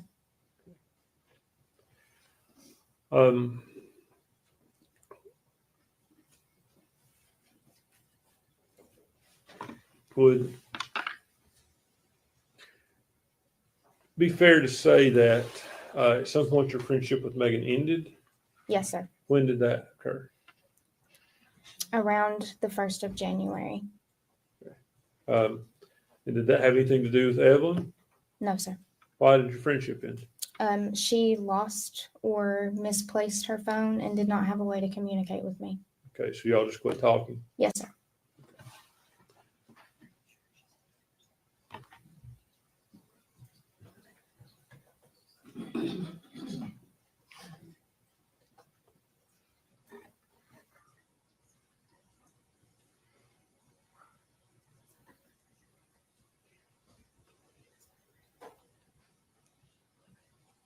Ms. Carter, just so we know, your exams, were they after Thanksgiving? Yes, sir. Okay. And in 2019, Thanksgiving, I believe, was on the 28th of November. Does that sound right to you? Yes. So your exams would have been sometime the first week of December. Monday was the 2nd of December. Does that sound correct? Yes. How many days would your exams been? That whole last week of college. Okay. So the last day of that week is the 6th of December. Is that on That's Friday? a Friday. Okay. Okay, would that have been the day your exams ended? Yes. Is that the day you ate? I cannot recall. You said you ate it. Did you eat on the last day of exams or just after the last day of exams? It was the last day of exams. Okay, so if the last day of exams were on the 6th, it would have been on the 6th. I guess I'm gonna ask if he wants to, we need to probably check that schedule so she doesn't get confused on the dates she's talking about. Judge, can we approach?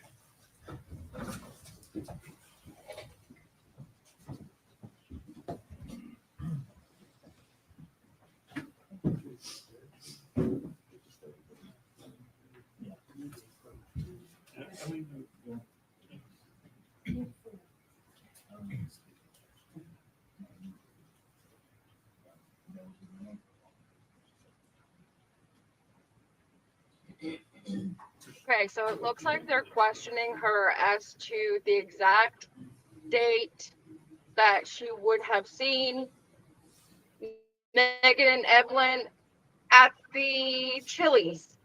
Lord, another Chili's. So she saw Evelyn with Megan. She said she looked dirtier than any baby that she's usually seen. She said that usually before this event that Megan had kept Evelyn pretty neat and tidy, and it's as if she was not being cleaned for at that point in time. But if that is in fact correct, so the last absolute known sighting of Evelyn would have been the 6th of December, which is terrible. You're certain that Okay. the meal was after your exams, correct? Yes, sir. And you're also certain that the exams were after Thanksgiving. Yes, sir. No doubt in your mind? No, sir. You have no memory issue with that? No, sir. You just can't remember what day in December it would have been? Yes. You would agree with me that your exams were definitely in December. Yes, sir. And do you know for sure they ended on Friday? Yes. Okay. So you would have been the first Friday of December. It was before Christmas. Do you think they ended the first week of December? Maybe the 2nd. So they could have ended, the meal could have been no earlier than sometime the first week of December, or maybe even into the 2nd. No, sir. Okay. Do you have any difficulty in remembering that whatsoever? No, sir. Thank you. Redirect Turner.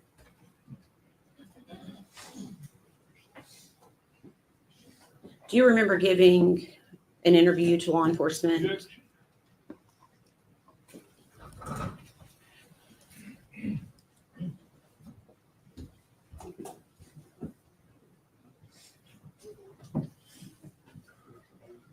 Oh snap. Back to sidebar. It looks like the defense is trying to fight what she had said originally was it was the first week in December, and he's trying to make it sound like it might have been the second week in December, which is clearly not what this girl said originally in her testimony. And so she is going to be re-examined, re-questioned, and asked again what she had said on her original testimony. And the defense attorney is sweating. I mean, how do you defend her? How do you defend that? So any little loop or any little possibility of blaming someone else or, doing stuff like this to extend I mean, no matter how long you try to prolong this, she's going away. No, just a second, Period. Your Honor.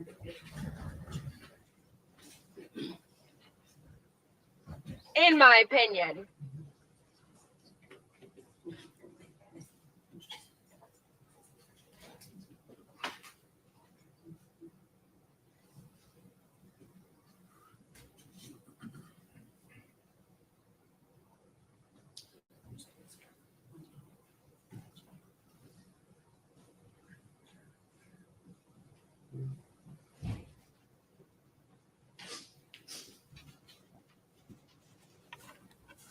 Caitlin, do you remember the last time that you saw Evelyn?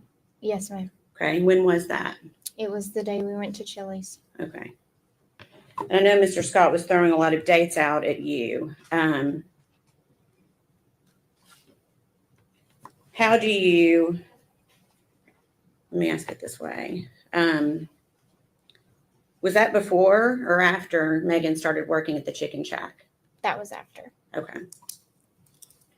How long after? 3 or 4 weeks. Okay.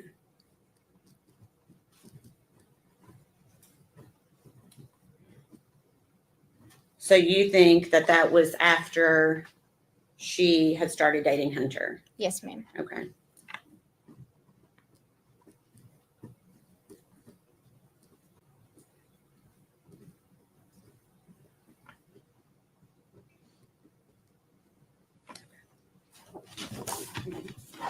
That's all the questions I have.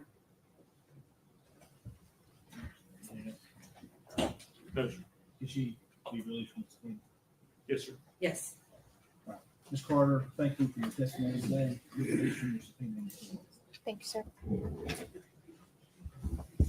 Hunter Wood, next.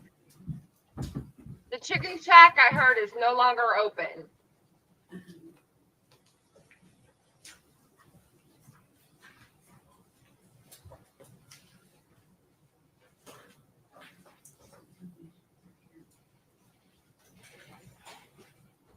Say it was called Gail Tide.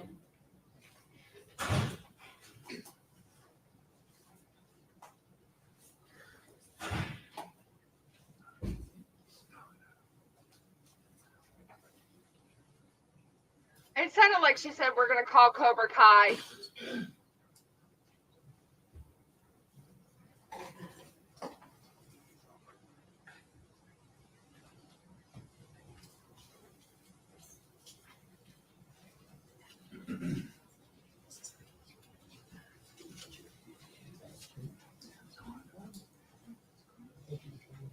It's definitely not Hunter yet.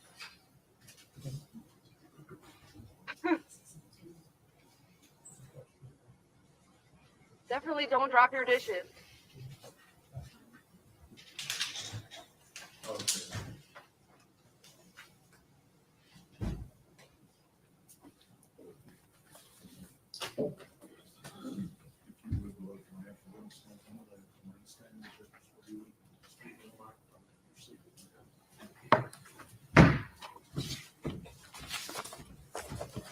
Raise your right hand and state your name.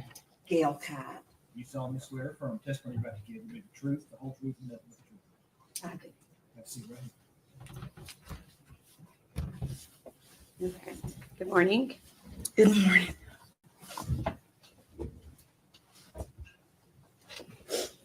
Okay, so we get that you're spelling your name spelling correct. Your last name is spelled Kyte. Is that correct? That's correct. Okay.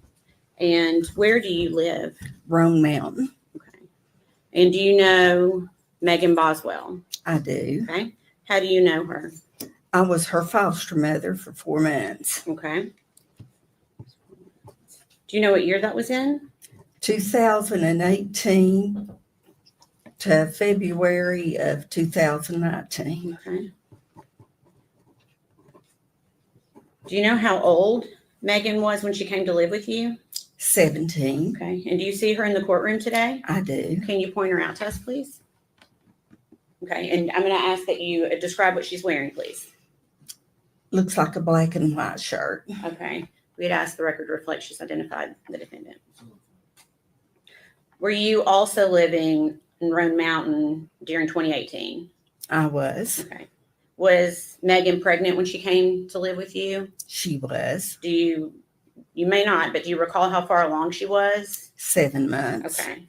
And do you remember when Evelyn was born? I do. Okay. What month was that? November 2018? 2018. Okay.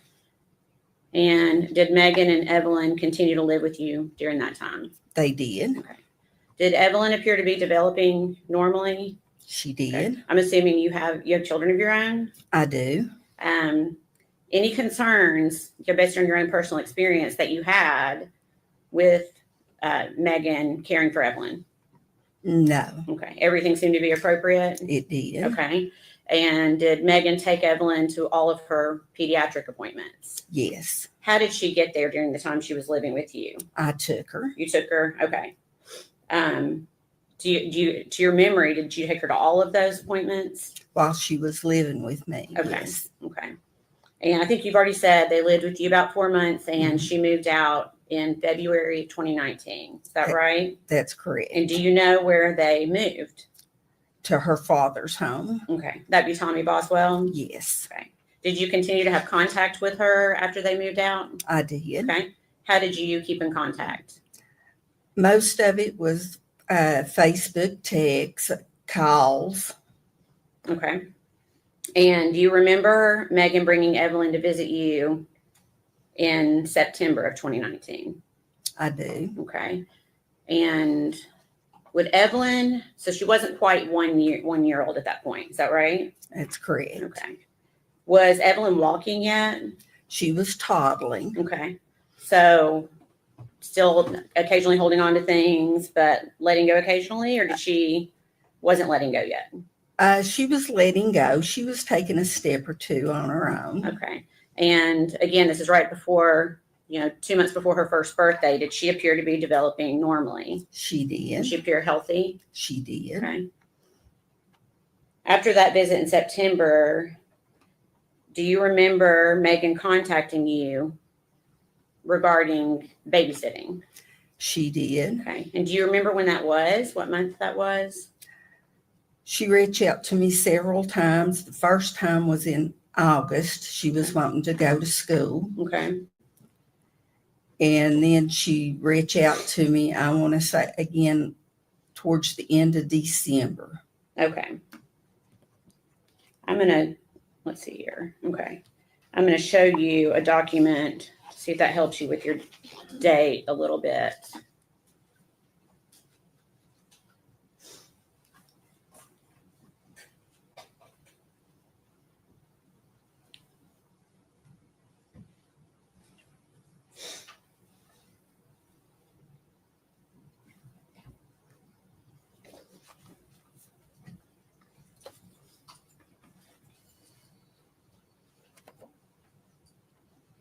Okay. Do you we won't be able to say what it is quite yet, but do you recognize that document? I do. Okay. What is it? That's text messages between me and Megan. Okay. And what is the date of those messages? December the 3rd of 2019. Okay. And is that a fair and accurate representation of the conversation that you had with her via text or Facebook Messenger on that date? Yes. Okay. Your Honor, we'd ask that to be made exhibit number 87. No, sir. Full exhibit.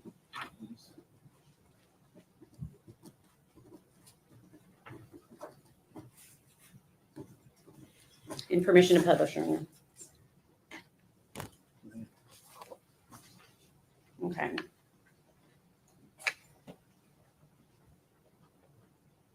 Okay. Gail, can you read that okay? I can. Okay. So is this one of the times that Megan was looking for a babysitter? It was. And what did she say to you there on December 3rd, 2019? She says, do you think your sister would babysit and let me pay her at the end of the week? I just got a job and won't get paid until next week. I just started today. Okay. And I told her, yes, I knew she would. Okay. She said, what's her number? Sometimes, mommy gets sick and she already keeps her for school. I talked to her. She said that was fine. Okay. So essentially, she's indicating that Sue can babysit. Is that right? And Sue is your sister? She is. Okay. And then what do you say to Megan? Sue wants you to call her. She wanted to know if you had a pack and play you could bring. Okay. And what does Megan say? I'm at work. Yes, I have one. Okay. Does that help refresh your memory a little bit on the date? It does. So it would have been early December, not Mhm. late December? Correct. Okay. Now, is there a reason you were not able to babysit? I had broken some ribs. I had 2 broke ribs. Okay. And so you essentially gave her the name of your sister, Sue Whitson. Correct. Where does Sue live? Or where did Sue live at the time? In Elizabethton. Okay. Does she still live in Elizabethton? She does. Okay. And to your knowledge, did Sue in fact babysit Evelyn a few times? She did. Around the same time, do you remember talking to Megan about, excuse me, a new boyfriend that she had? I do. Do you remember what that boyfriend's name was? Hunter Wood. Okay. And did Megan ever reach out to you about Hunter Wood? She did. Okay. And do you remember when that was? December the 22nd. Okay. How do you remember that date? It was a Sunday. There was a church play, and we were getting ready to go, and she wanted me to meet Hunter. Okay. And I told her that we were getting ready to leave for church. So she said that they would meet us at the church. Okay. What type of play was it at church? A Christmas play, Okay. children's Christmas Okay. play. And did Megan and Hunter actually come to church that day? They did. Did they have Evelyn with them? They did not. Did you ask Megan where Evelyn was? I did. And what did she say? She told me that Ethan had her, that they were sharing custody. Okay. Did she appear sad when she told you that? She seemed fine. Okay. Did she act like anything was wrong that day? No. Okay.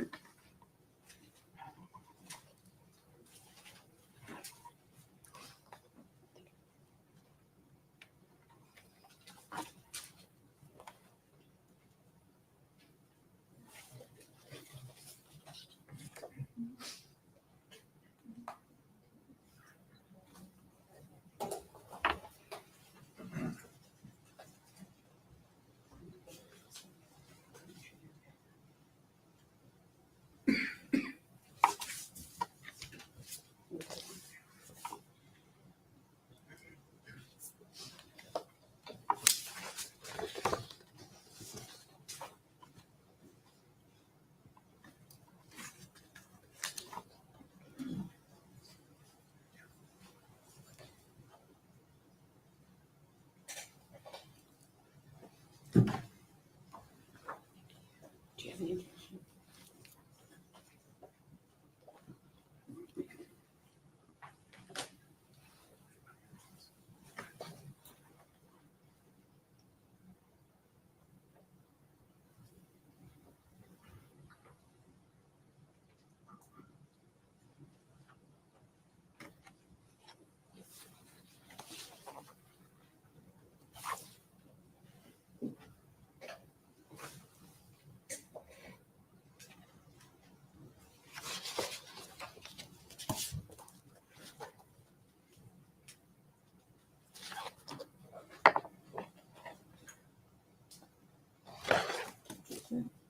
Oh, I'm sorry. I'm sorry. I thought they were discussing it.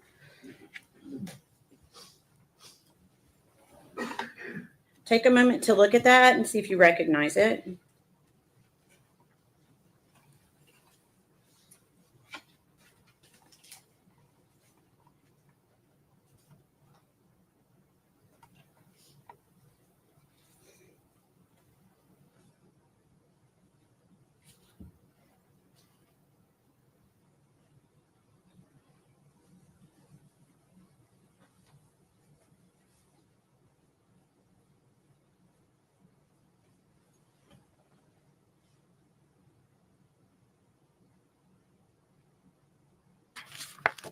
Do you I recognize do. that? Okay.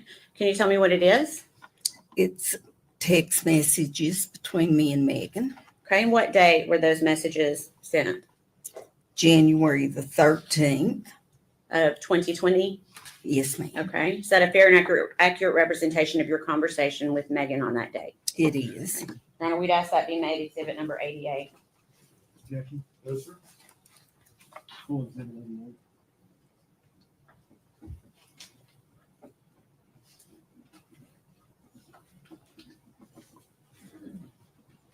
Permission to publish?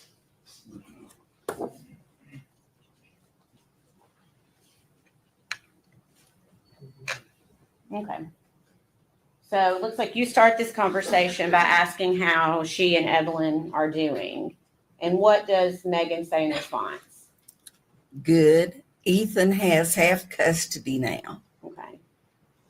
And then you respond, I almost bought Evelyn a beautiful dress at Cracker Barrel, wasn't sure what size. And what does Megan say in response?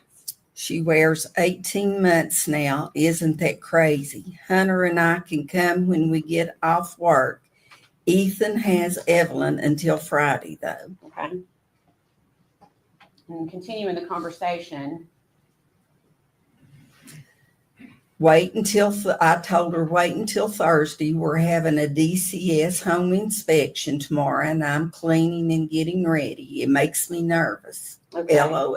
Okay. And what does Megan say in response? Don't be nervous. You and Rick are hands down the best foster parents anyone could ask for. In a lot of ways, you are my family more than my actual family. Okay. And what do you say? Thank you. We love you and that baby. Is Ethan out of the Army? And then what does Megan say? We love you. And yes, he is. Okay.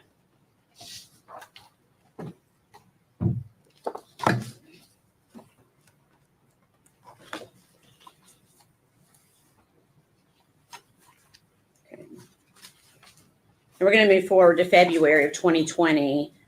We are not going to be able to say what somebody told you, okay? Do you remember, though, being contacted by someone named Shirley Boswell Lowry? I do. And who is this person? Megan's aunt. Okay, how did she contact you?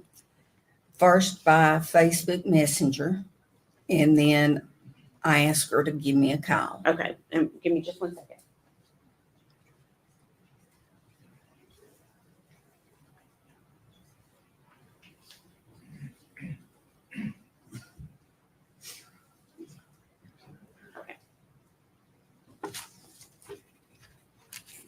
Had you ever been contacted by her before? No. Okay. Okay. So again, we're not going to be able to talk about what she told you, but what did you tell her about what Megan had told you? I told her that I didn't know where Evelyn was. I also told her that last time I'd spoken with Megan that she had told me Ethan had half custody of Evelyn. Okay. And did you have Evelyn? I did I know not. that may be a crazy question, but you did not. No. Okay. What did you do? Based on that conversation, what did you do? I tried calling Megan. Okay. And did you call her phone? I did. Okay. And I got a hold of Tommy. Tommy, Megan's dad, had Okay. her phone. Okay. And what did you tell Tommy? I was looking for Megan, and then he discussed the same thing Shirley Okay, yeah, had we- discussed. And we won't be able to get into what he said. We can only essentially get into something that maybe Megan told you or something that you say yourself. I know it's a little confusing. Okay, so essentially you call Megan's phone, but Tommy answers. Correct. Okay. And you were essentially trying to get in touch with Megan. You didn't get in touch with her that way. So what did you do next? I texted her by Facebook. Okay. And did she respond to you? She did. She Okay. said she didn't have a phone. She couldn't talk, that it had to be by text message. Okay. And was that Facebook Messenger? It was. Okay. Did you contact anyone else that day? I did. Who did you contact?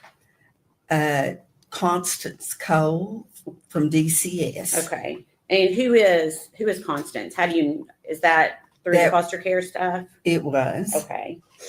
And were you able to get in touch with Constance?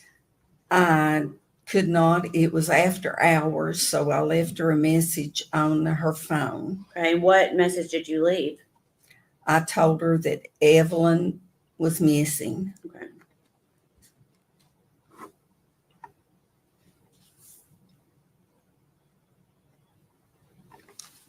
So when is the last time you yourself saw Evelyn alive? When she brought her to my home in September. September. And that'd be September 2019. Okay. Please answer any questions the defense has for you. Good morning, Ms. Scott. My name's Gene Scott. How are you? I'm fine. You? I'm good, thank you. I want to talk to you just a little bit about, you came to know Megan when she came into your care in foster care. That's correct. She was pregnant at the time. She was. Did you go to doctor's appointments with her, take her there and stuff? I did. Okay. How did her pregnancy go? Did it seem to go normal? It did. She was a little underweight, but she started putting on weight once she got there. Okay.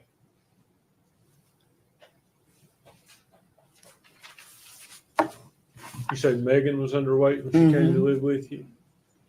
She was 7 months pregnant, and you couldn't even tell she was pregnant. Goodness. Were you present for any medical procedures she received while she was pregnant? No, not most. I would take her, but I would stay out in the lobby. Do you know if she had any medical issues while she was pregnant? No, You don't know, or? I don't know. Okay.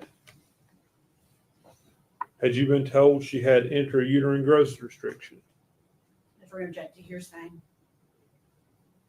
Probably is.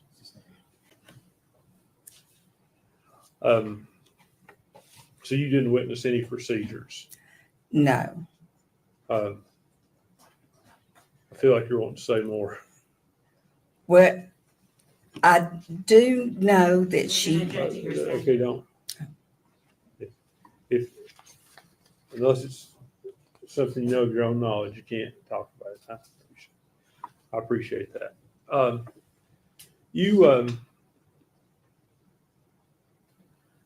How did she act while she was pregnant? Did she take an interest in being healthy and having a healthy baby? She did. And I guess you were with her when she had the baby? I was. Okay. Did she seem to take to the baby right away? She did. And I guess, basically you were helping her raise the baby when the baby was first born. That's correct. Was she loving to the child? Very much so. Was she devoted to the child? Yes. Did you ever see any issues of her neglecting or abusing the child? Never. After she went back to her, I guess she turned 18 when have aged out of foster care. Is that? She was getting ready to turn 18, but she had got her a diploma, so they were letting her start trial visits, and then the trial visits led to her being going back to her father's home. And how did Megan seem to take that going back? She was fine with it. Did you keep in touch with her? We did. Okay. You said the last time you saw Evelyn was in September of 2019, right? Correct. So up until that time, did you ever see any signs of abuse, neglect, or anything but a loving mother? No.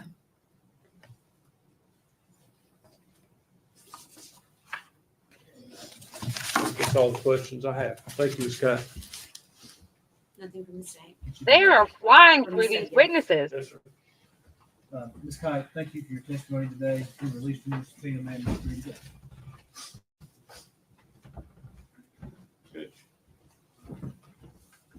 Y'all hear Wrangler snoring? We approach. Oh, they're gonna have a sidebar. Oh, look at that. Satan must be cold today.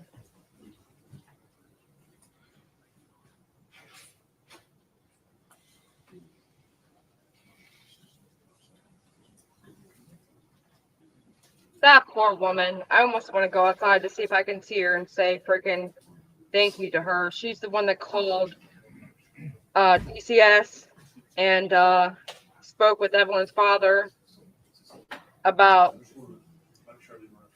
Yeah, I could not be. I could not PJ. Go give her a hug, PJ. Be serious. It's like I just feel like I'm being intrusive. I don't know. That's why Dolly's better at this whole reporter thing. I just feel like I'm in the way, or I don't know.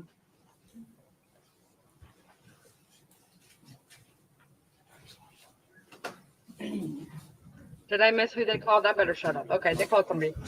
I'll be back when they go pause again, guys.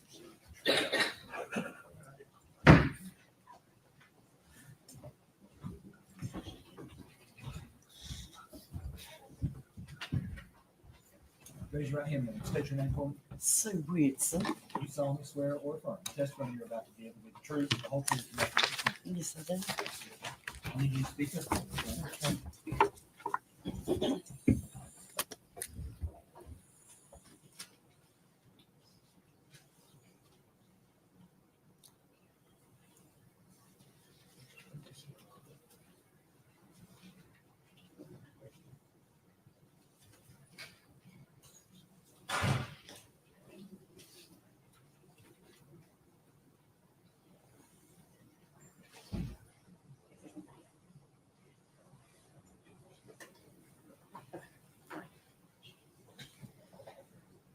Good morning.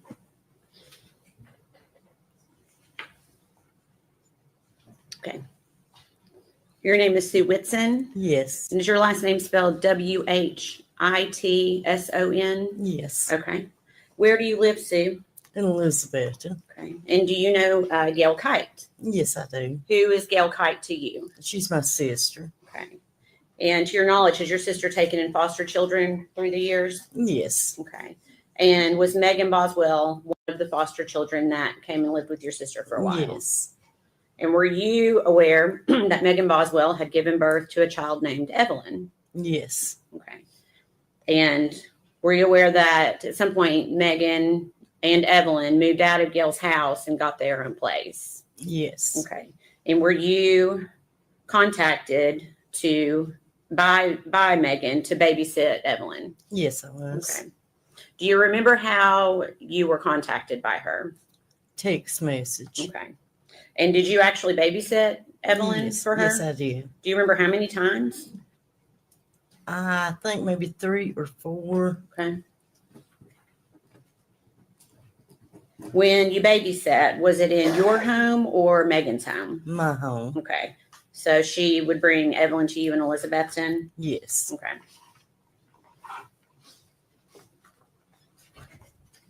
Do you recall when you babysat?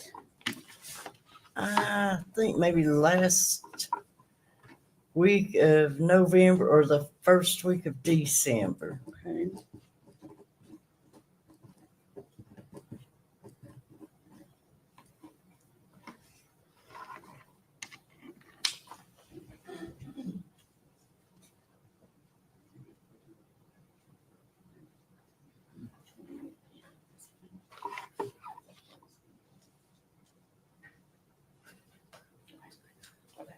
I'll pass your document.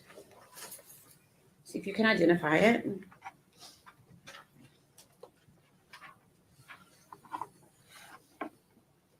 That's Evelyn. That's Evelyn. And is that a photograph that you took? Yes, it is. Okay. When did you take that photograph? I'm saying maybe about the second day I kept her. Okay. All right. Is there that a fair and accurate representation of what the photograph looked on the day you took it? Yes. Okay. We request that be made exhibit number 89. No objection. Full exhibit 89.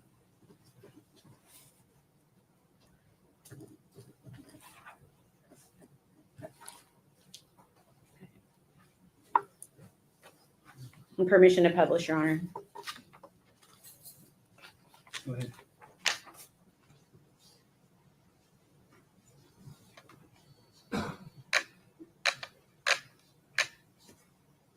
Well, I made it worse. We can get it. I'm sorry. You usually don't follow. Yeah. Doesn't want to do that for me. Okay. Is this the photograph we were just talking about? Yes. Okay, so that photograph would have been taken, you said you babysat her last of November to early December. Yes. So this would have been taken around that time. Yes. Is that right? Okay. And does Evelyn to you appear healthy here? Pardon. Was she healthy? Oh, yes. Okay. And was she walking? Yes. Okay.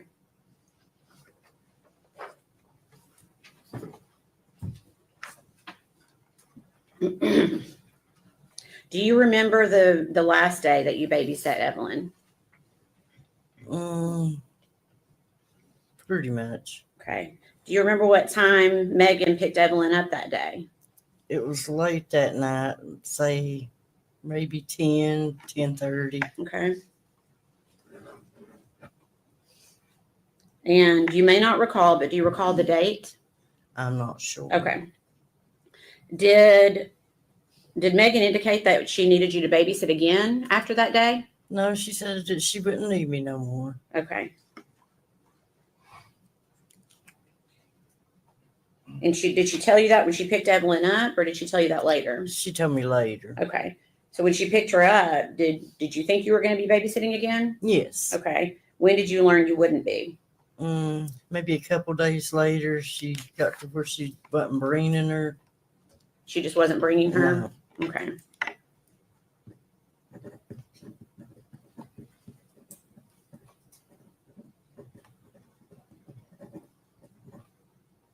Okay.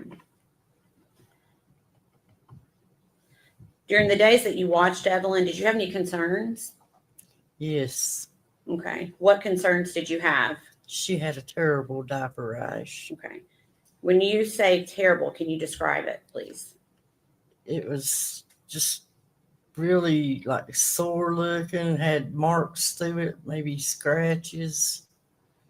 It was just really bad looking. Okay. Have you kept other children Evelyn's age before? Oh, yes. Okay. So you feel like you've got pretty good experience Yes. with babies and toddlers? Yes. Okay. Did that seem more than the average diaper rash? Yes. And how? It was just, I'd never seen a diaper rash look that bad. Okay. Did you tell anyone about this? Yes, I called Casey Kite. Okay. Or Casey Schultz. Okay. And you won't be able to tell us what Casey said, but what made you tell Casey in particular? She worked in a doctor's office. Okay. Okay. When, for the days that you babysat Evelyn, was she clean and when Megan would drop her off? No. Okay. Can you tell us what Evelyn was like when she would be dropped off by Megan? She was dirty. She smelled like urine. I would give her a bath and clean her up. Okay. And was that every time that you babysat was like Yes. that? Okay. What about her clothing? Was her clothing clean? No, it was dirty. Okay. What about her face? Was her face clean? No, it was dirty. Okay.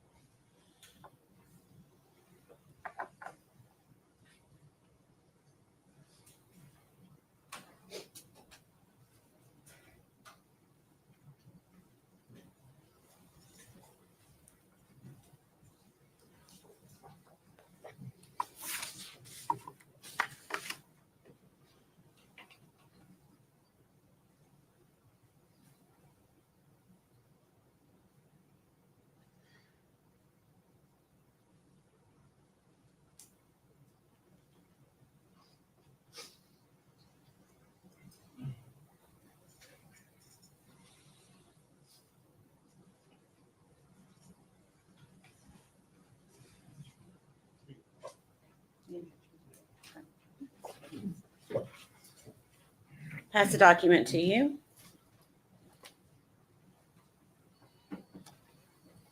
Take a moment to look at it, see if you recognize it. Yes. Okay, what is it? Text between me and Megan. Okay, what's the date of that? December the 21st. 2019? Yes. Okay. Is that a fair and accurate representation of the conversation between you and Megan on that date? Yes. We'd ask that be made exhibit number 90. No, sir. Full exhibit 90.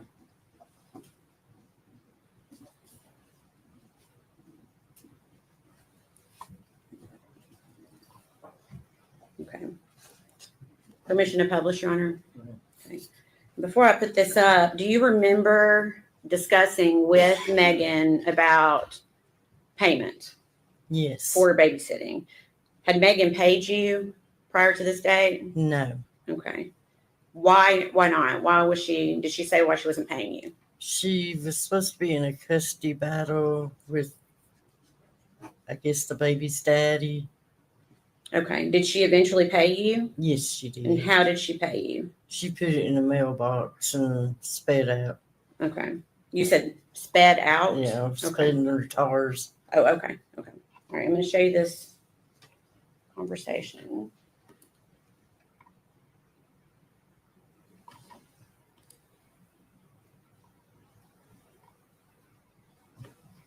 Yes.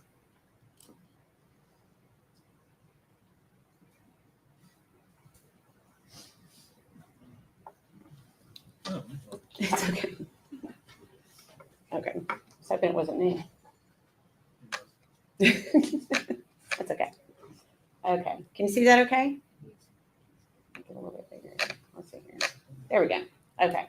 So we've got the date of December 21st, 2019, and you're saying to her, I don't know why you don't want to pay me. I could sure use the money. I'm broke out of gas. Please pay me. I hope I didn't do something to make you mad. And what does Megan say to you? She said, I'm sorry. My baby's daddy is taking me to court. I guess that's supposed to be a lot of problems lately. I'm on my way. I'll put it in your mailbox. Right. And what does she say after that? Sorry, I've been crying, or I would have stopped and talked. I'm sorry. It took me so long. It just been a process, and he has temporary custody of her. I've not gotten to see her in days. Okay. Thank you. Okay. Sue, please answer any questions that the defense might have for you, okay?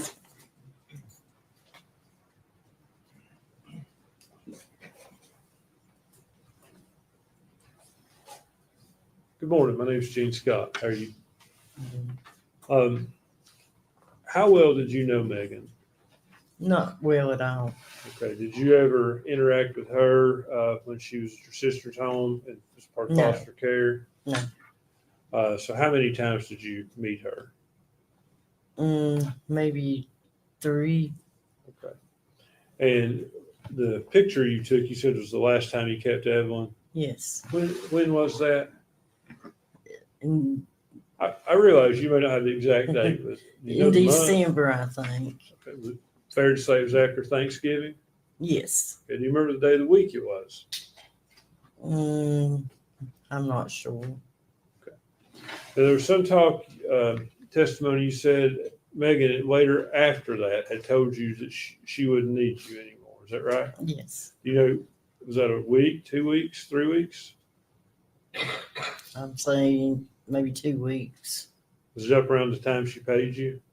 Yes. She ultimately paid you, I think, for that babysitting in December. Yes. So around the 22nd, maybe. Does that ring a bell? I'm thinking it was maybe the last week. Up close to Christmas? First week of December. That's when you said that, okay. Oh, that's what I was supposed to. Yeah, I'm not quite sure. Not trying to confuse you, but your testimony was that you last watched her sometime in December. Okay. Yes. And then we've seen your text messages here. I think they were, can I withdraw the last exhibit, please?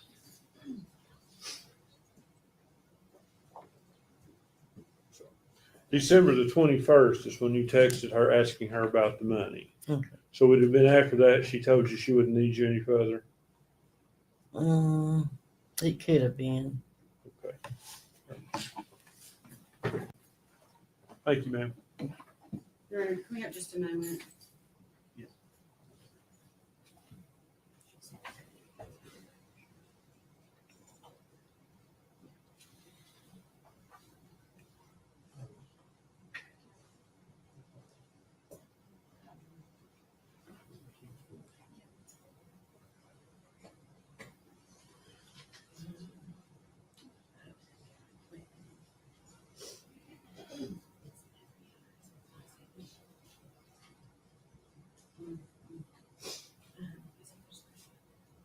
We don't have any other questions, Your Honor. May she be released. Yes, sir. Ms. Whitson, thank you for your testimony. You're released from your subpoena and you're free.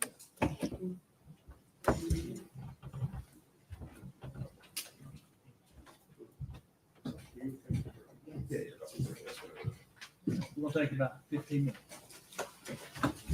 One fan, please.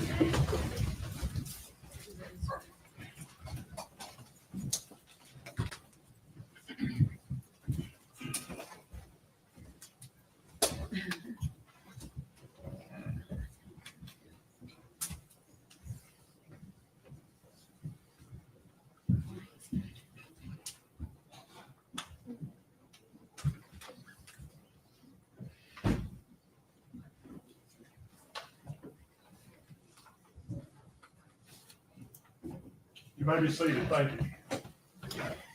We recess 15. Court stands in recess.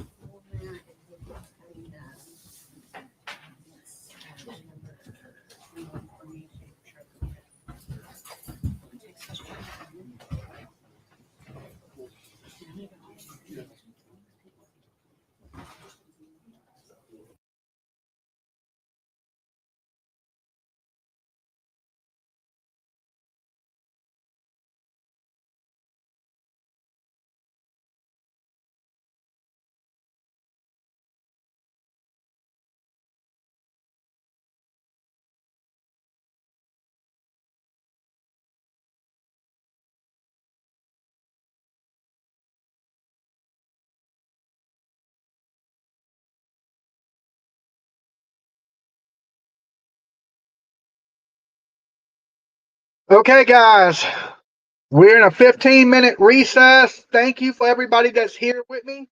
All right, we just got to watch her foster mom and her sister testify. We also seen the last bit of her friends testifying, about, going out to eat. I think something that was really damaging is when the young lady said that she could smell Evelyn across the table, that she smelled dirty. She smelled dirty and she looked dirty. Now I'm going to tell you what the jury's doing, because that's what y'all don't get to see. Every time they say something damaging about Megan, the jury's writing it down. Okay? Every time the defense comes up there, they don't even pick up their tablets. Right? They don't even pick up the pen and paper, write nothing.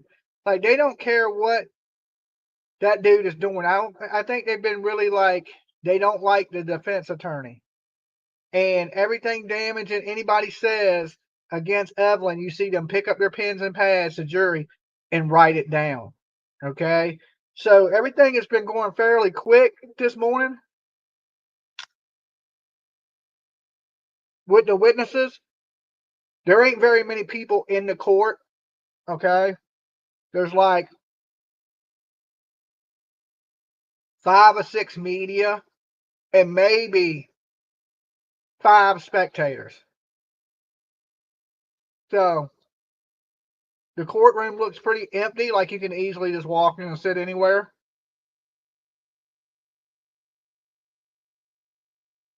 I don't know who the witnesses are going to be today, but there's a man and a woman in the lobby. I don't see like the baby daddies or the boyfriends here. I haven't seen them yet.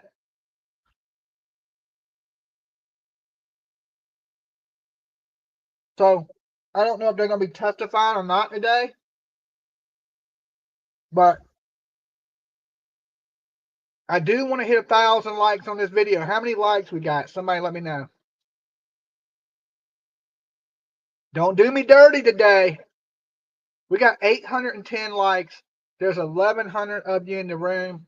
So if you're just coming in, do me this favor. Hit the like button. Okay, Dolly's out here working hard on the road for you guys. Hit the like button. And then shout out in the chat room where you're watching from. Okay, 811. And throw in your like number. Okay. Let me put my glasses on so I can see you beautiful people. So 811, your number 811. All right. Don't do Dolly dirty. I see Missouri. How come you see less likes? Because nobody loves my face. Bert C. I see 832. England, Bristol, 813. Arizona's in the house. Iowa, North Carolina, West Virginia, Alabama, Johnson City, Tennessee. Hey, Jay Zolly. The UK's with us. Indiana. Let's hope it's Cumberland River. She goes. She goes up the river. I hope she goes up the river. I see Virginia's in the house with us. Greenville, Tennessee. Myrtle Beach, South Carolina. Macon, Georgia. So I got about 15 minutes to get me some snacks in me. I'm a little hungry. I ate breakfast this morning and everything, and I'm still a little bit hungry. Myrtle Beach, Kentucky, Indiana, Oklahoma. Lolo's getting vicious. Waco, Texas. Lo, don't eat them. Don't eat them, Lolo. I see New Hampshire's with us. We better have 1K in 15 minutes. I know I got to go back in the courtroom, so I'm going to need you guys to hit the like. I'm starving. I ate a big breakfast this morning, too. 883 likes. We can do it. I got faith in you, right? I got faith in you. Has PJ been keeping y'all entertained?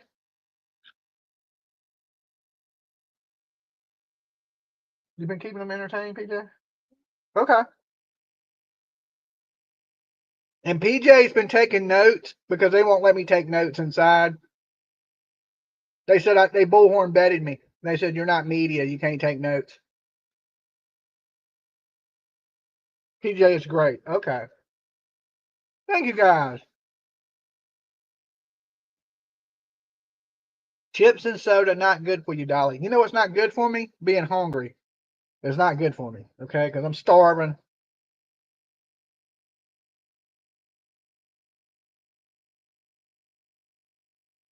And I don't have so many options.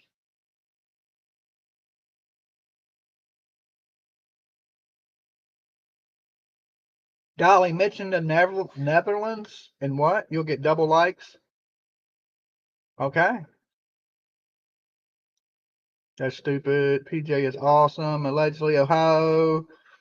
Let me scroll down. We got 911. Bam! We're almost there. We're almost to 1,000. And you can help me reach it just by hitting that little thumbs up button. It's absolutely free. Dolly got to eat. Okay. Get some protein shakes, Dolly. Who? The person that's fucking up the ass of all the people that are obsessed with you that fucking has a smart ass comment every 2 seconds. Oh. Watch out,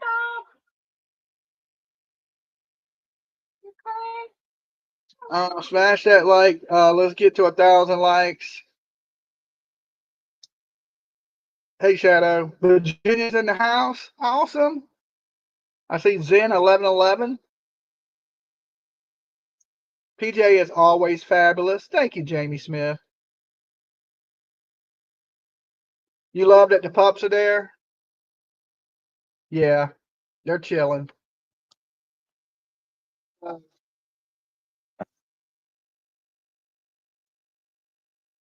Get comfortable here. Oh. Them hardened wooden. They got the old school wooden benches too, like you feel like you in church. 9:35. Helena, thank your hubby for us. I smashed that thumbs up on both my accounts, says R. Jones. My 3-year-old is saying, Dolly, Dolly, Dolly! Did the plane crash in Alaska or just disappear? Well, if it disappeared, it means it probably crashed.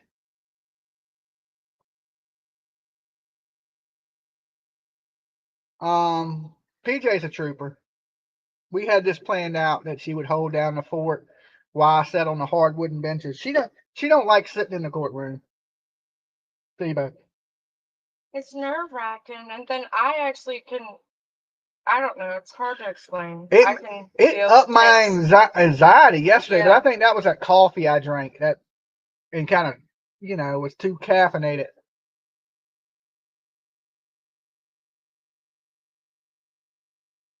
Megan is about guilty as guilty can be. 944 likes. All right, we're 50 away.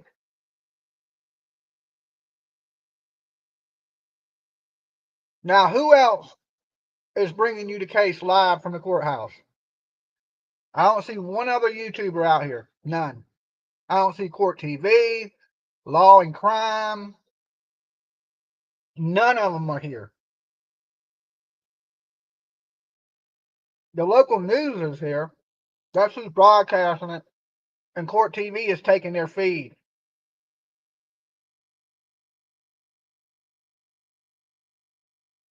Thank you, Lisa.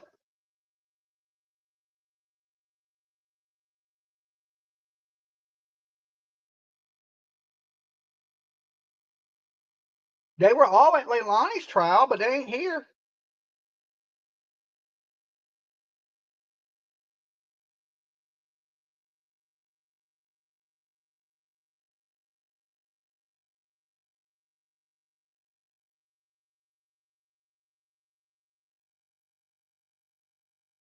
Front and center every Sunday.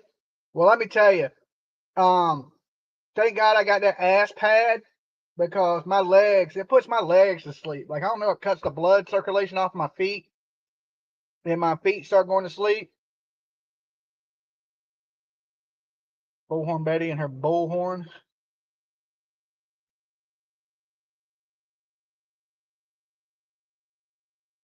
That's because they know Dolly got it covered. Yeah, they know when I'm on the case that I got it on lockdown. Okay. They know nobody can cover it better than Dolly. But the jury looks fed up with Evelyn Boswell. I mean, with Megan. Okay. Like I said, they look like you can see the look of disgust on their face every time the defense attorney talks. The prosecutor lady, she's been killing it. I think when they do go to deliberate, it's going to be a quick one. I mean, quick. This ain't going to take these people long at all. When I seen them dudes crying, I was like, oh, it's a wrap. She's done. That's it. Like, rest in peace, Evelyn Boswell. Yes, definitely, Ashley. Prayers for that. That's a beautiful little girl that this girl's just snuffed out for a guy. And that's what I believe is behind. If she hadn't met that dude, that baby probably still be alive. I mean, maybe not because she's nutty as shit. You can just tell everything. She seems like a spoiled brat. And wow, just I can't really believe it, And she has no emotion. Miss Christine says, thank you and PJ for taking the time out covering this case. Much respect. Well, thank y'all for watching it with us, okay? And if nobody watches, then we know not to go live and go cover them live. So thank you guys for watching. It just gauges our content. If you're digging the court cases live from the courthouse and what's going on inside the court, then we'll do more of this, right? If y'all ain't liking the video and y'all don't seem to care, then why do all the traveling, right? Why do all the traveling? We can cover it from home, right? But we can't get the inside scoop from home like we can here. Dolly, you and PJ are the best. Thank you. Plus, we spent a day searching for Summer. We didn't really get to search for her much last night because the court ended so late. And right after we leave here tonight, we will cover this case live for you guys tomorrow, but I won't be at the courthouse because I'm going to go search for Sebastian Wayne Drake Rogers. Don't promise them that. You saw how shitty our internet service was. And What? the coverage of it on the road. God knows how the coverage is going to be if we travel with it. I mean, I'm saying you're doing it. I just wouldn't 100% say what you're doing it. Like, just in case. Because I haven't had signal ever since Ben Hill Road. Like, I have one bar, it freezes. I can't do nothing else while it's on. We're streaming now, I know. and it's less in the mountains. Oh, okay. Yeah, it's just, I'm going to try my best. How about that?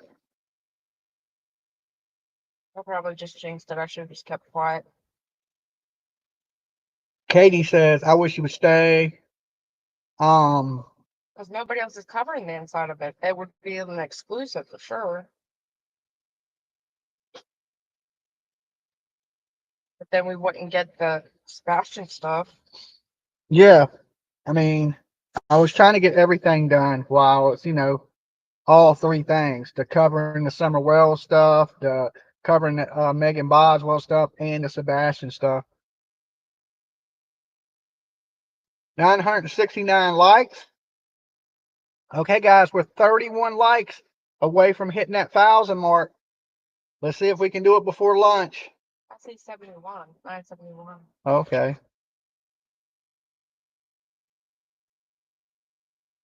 Kentucky Chick. What about Holly Snap? Well, we only got so much time in a day. So we're trying to do what we can, right? With what we can.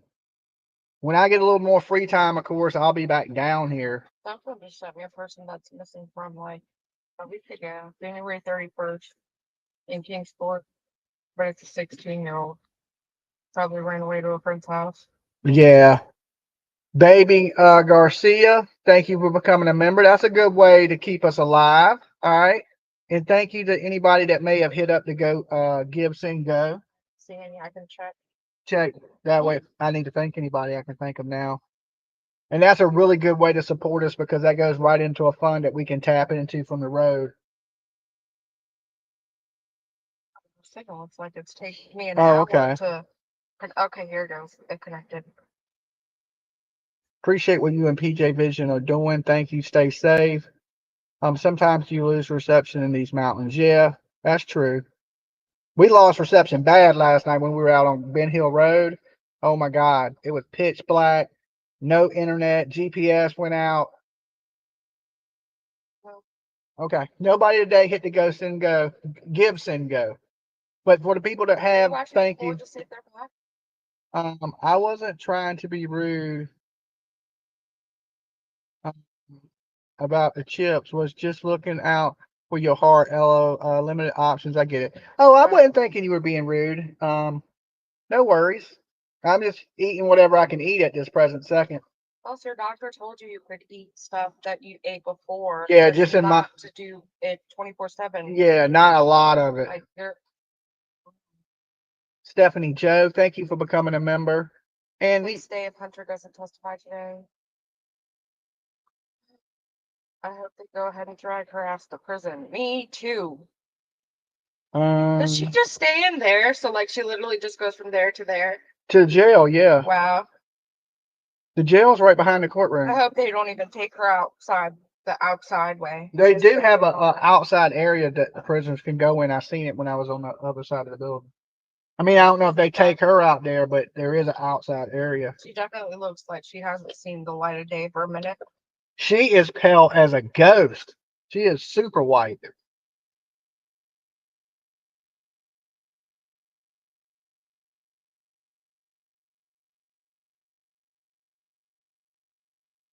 Christina has been a member for 4 months.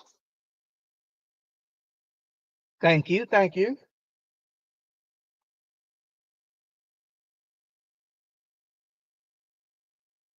$9.93 likes. Oh, we're almost there. 9.94. Who's gonna be number 1,000? 995. Stephanie, thank you. You guys are awesome. Stephanie and Sweet Jones jumping on the Dolly train, putting gas in the train. I like it. R. Teller, Dolly PJ is awesome as always. Okay, we hit over 1,000. Thank you. Okay, now I feel like my work ain't in vain. Okay, I don't think they put her with the general population in jail. maybe not. I doubt they do. You think Ben Hill is haunted? There's something wrong on that hill. It's just so dark and scary back there at night. And I don't know the roads real well, and they're so curvy and windy. Dolly, is there court tomorrow? I Yes. guess there is, yes. But I got other things I want to get done. So let's see what this says. Can you read that, PJ? Been here longer, but thanks to some wonderful people, I've been gifted memberships for 2 months. You and PJ are great, and the pups are adorable. Oh, thank you. Inspector Dolly and PJ says sweetly. You just had some buttery toast and coffee. I ate some good toast earlier. What kind of bread was that? I feel like it had like a hint of sourdough or something. I don't know. Maybe it was. It Or had like the, country white. because it had like the white, what was that, flour or whatever is on the I bread? think that is flour. It was good. It I had tasted sourdoughy a bit to me, but I don't know. but I had some jelly on it, on some toasted bread. Oh, it was so good. It was so good. I usually don't like a whole lot of, I mean, I like bread, but I don't usually say the bread is good. But the bread at that place was really good. Thank you for all you do, PJ and Dolly. Hey, Moto Mom. Good to see you. Moto Mom is the one that All right, we read off got movement in the court. her Venmo from yesterday. That was Moto Mom. Okay, we got movement. They brought her back out.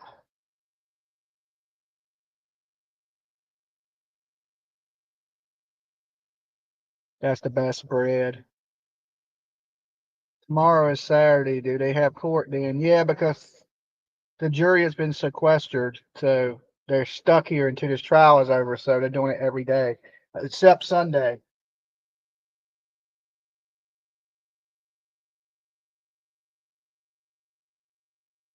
Good morning, Dolly and PJ. Good morning. I am scared since this is my first house, but my son and grandchild need a legacy.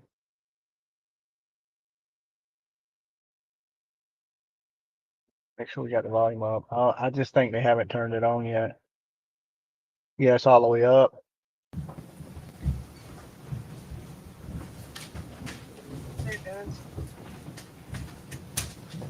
You need to send her Dolly soap and frozen.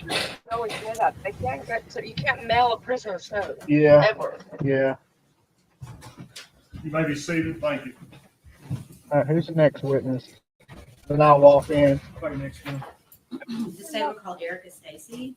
Erica, what? I think she said "Cause deer." When they called Gail Kite, I thought they said, "Here comes Cobra Kai." I was like, "What?" Cobra Kai. What?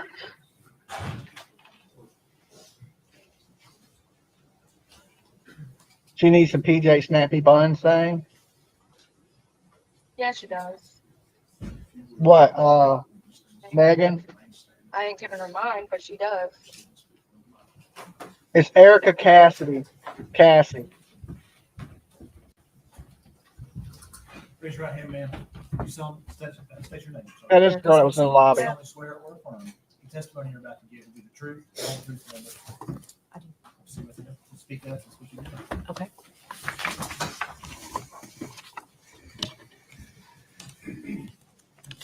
Let's see who she is before I go back in there.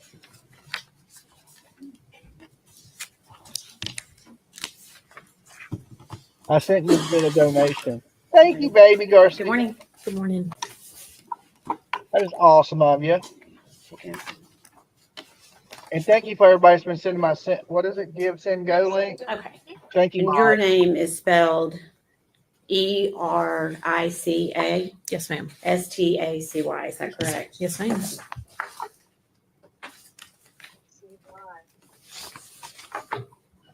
Miss Stacy, where do you live? Miss Stacy. Kingsport, Tennessee. Okay. And do you know the defendant, Megan Boswell? I do. How do you know her? She dated my son, Caleb. Okay. And do you remember when they dated? It was spring of 2019. Okay. Oh, he's the daddy.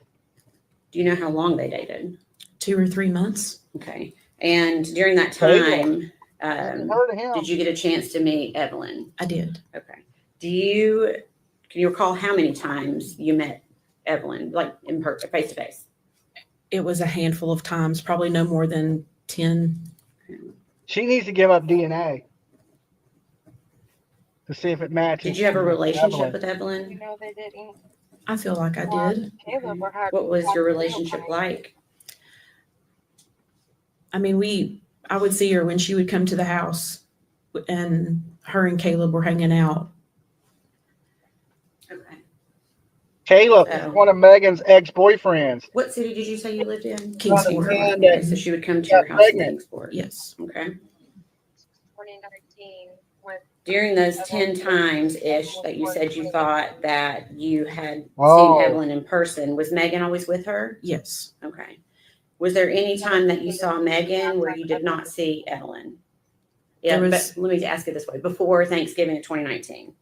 No. Okay. No, they were pretty much connected at the hip. Okay. So every time you saw Megan, you saw Evelyn. Yes. Okay. Okay, so To now your knowledge, personally, did dating a baby Megan daddy ever mom. allow anyone to babysit Evelyn? Just family. Okay. Did you ever babysit Evelyn? No. Okay. Did you ever offer to All right, I'm babysit? going back Yes. inside, guys. So you said did you say they were together just a few months? Yes. Okay. When they broke up, did you continue your relationship I with did. Megan? And why did you do that? I wanted to help her. Okay. Did that include Evelyn? Yeah. Okay.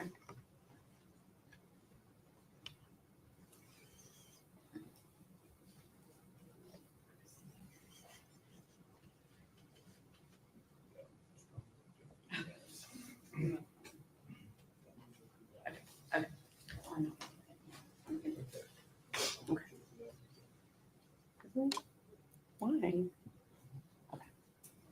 Okay.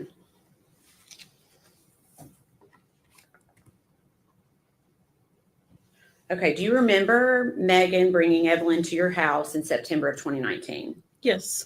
And do you remember why they came by that day? I was putting decals on Maggie's car. Okay.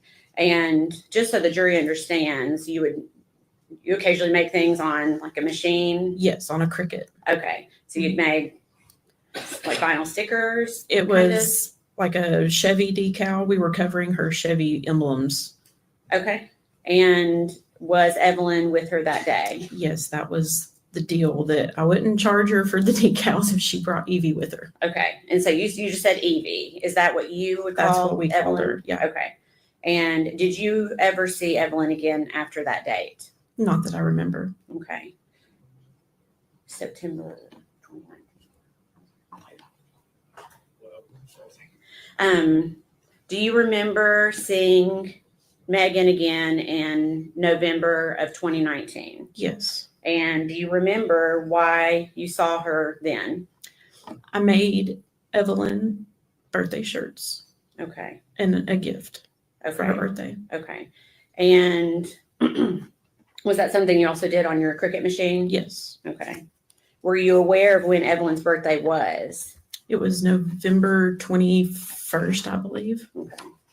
So this would have been for her first birthday? Yeah. Okay. And did you meet up with Megan to get those things to her? I think she come by the house to pick them up. Okay. Did she have Evelyn with her that day? No. Okay.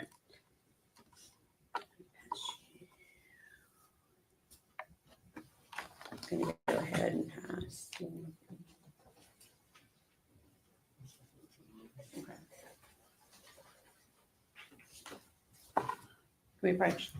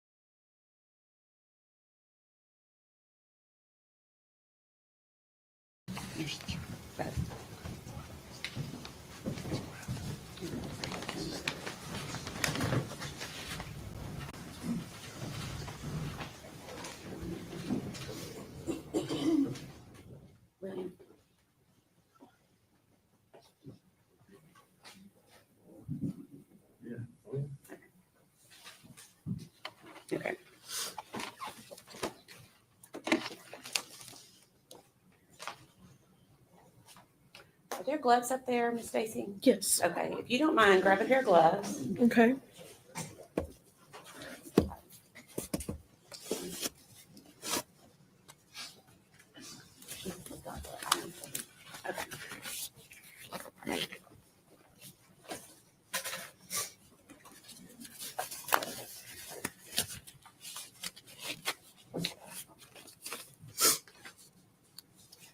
Okay, I'm gonna pass up what has been labeled as a piece of evidence that was Okay. in evidence with Sullivan County, okay? Okay. And the reason you need to wear the gloves is essentially to, well, there may be something, will the scissors work okay? Just be very careful when you cut the top of the package, just cut it across straight if you can, like. Cut across right up here. Yes.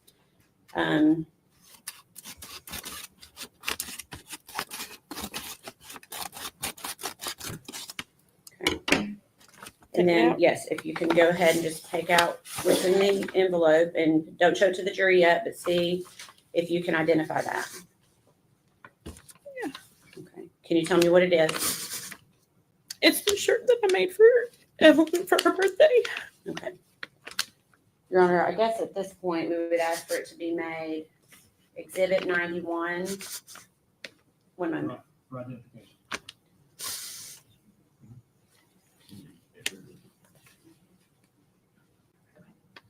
For identification only. Okay. If you could place it back inside the envelope for me.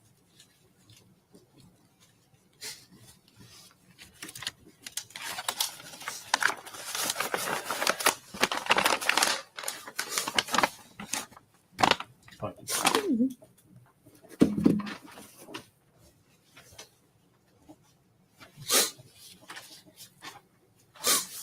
Erica, because of the rules, the way the rules are laid out, we can't yet show that. But I'm going to ask you, if you could, to please tell the jury what it looks like. It was a blue long sleeve shirt that had the yellow baby shark on it. That was her favorite one. Okay. And did you put anything personalized on it for? It just talked about it being her first year, her 1 year birthday. Okay. Okay. And you personalized that for? I did. You had put that I on did. to the, okay. Yeah. Okay. All right. I'm going to pass you, again, we're going to do the same thing. This is the last one. Okay. Okay.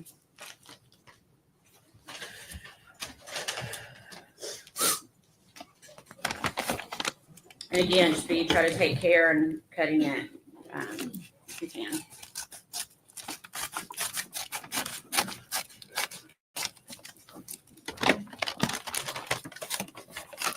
Pull it all the way out. Yes, if you can identify it without pulling it all the way out, that's fine. We're just, I want to see if you recognize it. Yeah. Okay, you do? I know. Okay. Can you tell us what it is? It's a baby shark blanket that I had put Evelyn's name on in pink glitter. Okay. And is that also what you had given to Megan? For her birthday. For Evelyn to wear for her first birthday, or to have for her first birthday? Yeah. Okay. And what color, did you say what the color of the blanket was? Blue. It's got the baby shark characters on it. Okay. Your Honor, at this time, we'd ask that to be offered as Exhibit 92 for identification only.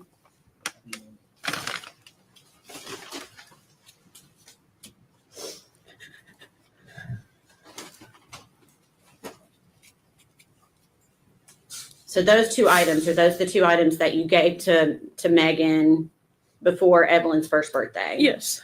And what was the purpose of those items? The shirt was to be worn for her birthday party that I was told was being planned. Okay. And then the blanket was the gift. The blanket was the gift. Okay, gotcha. Okay.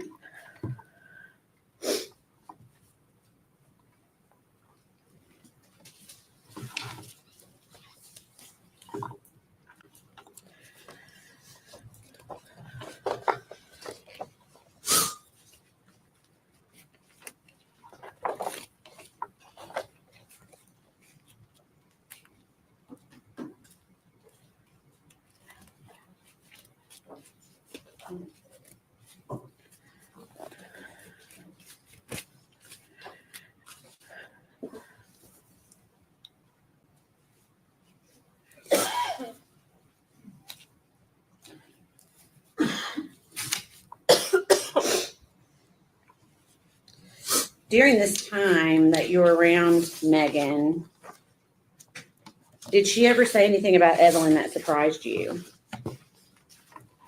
She would always say that Evelyn was mean as crap. Okay. And is that the word she used, crap? No, she would say mean as shit. Okay. Did she say that more than once? Yes. Okay. And that would have been around the time that Evelyn was a year old? Yes. Okay. Why did that surprise you? I was raised, you just don't say that about a child. Was Evelyn a mean baby? Not that I ever saw. Okay. What type of baby was Evelyn? Very happy, very smiley. Okay. And do you recall trying to reach out to Megan to continue to try to see Evelyn again? Yes. Okay. And would Megan respond to you? She did for a little bit, and then there was a time that she didn't respond. Okay.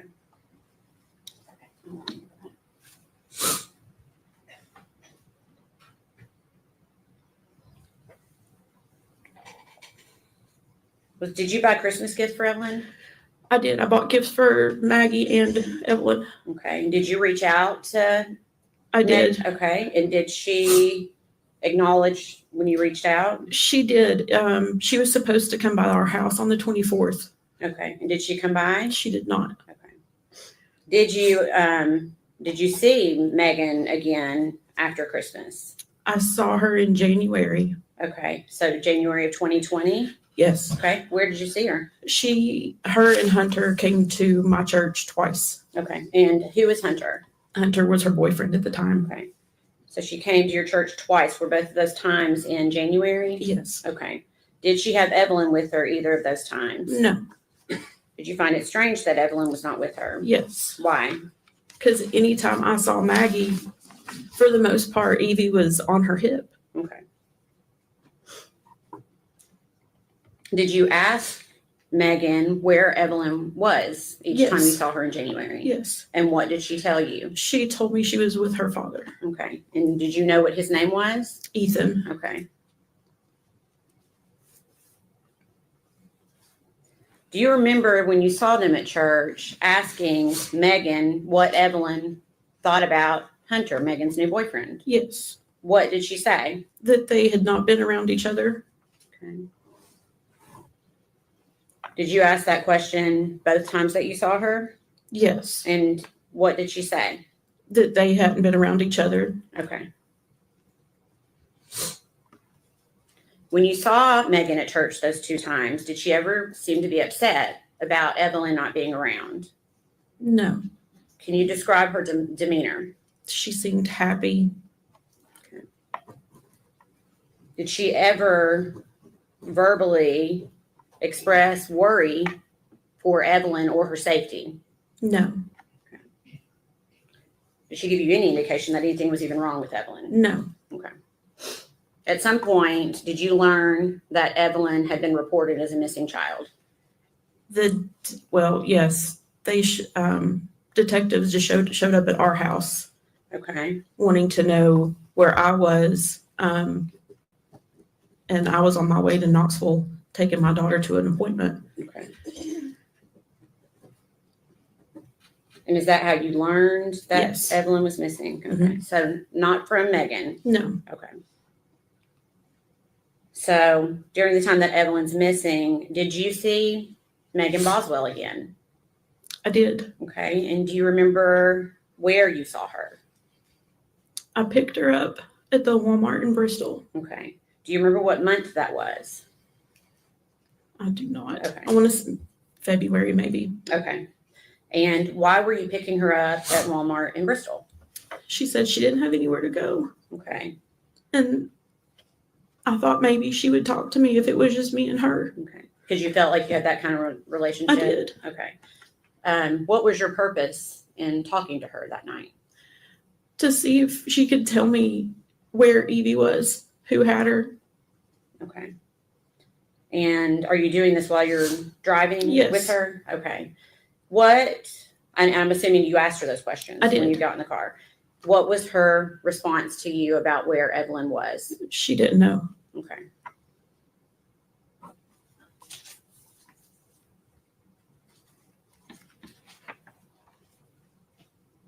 Did she ever tell you, did she mention Ethan? Because she told you about Ethan before. Did she mention Ethan that day? It was that Ethan had her. Ethan had quit answering her calls, her text, wouldn't answer the door. Okay. What was her demeanor in the car that night? Emotionless. Okay. Can you tell me what you mean by that? There was nothing. Like most answers were, I don't know. And there were no tears. There was no frantic, what I think I would have been had my child been missing. There was none of that.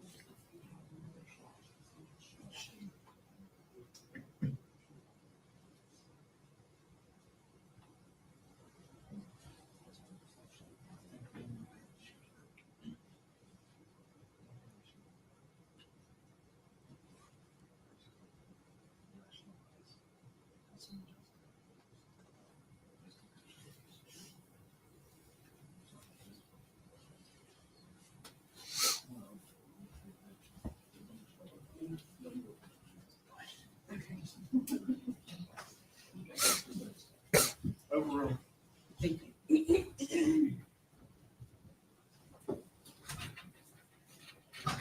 Just to clarify, and this is after Evelyn had already been reported missing. Is that Yes. right? Okay. Yes.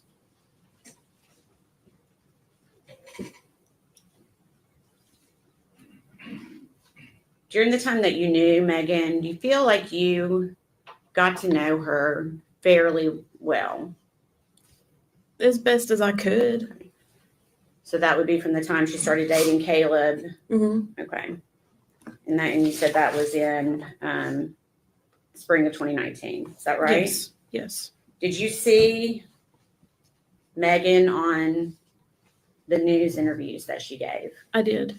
Okay. Did you watch those interviews? Of course. Was the Megan that you saw on those television interviews the same Megan that you knew? No. How was she different? It almost seemed rehearsed, practiced. She just, Okay. I don't know how to describe that. Okay. Okay. We can stop with that.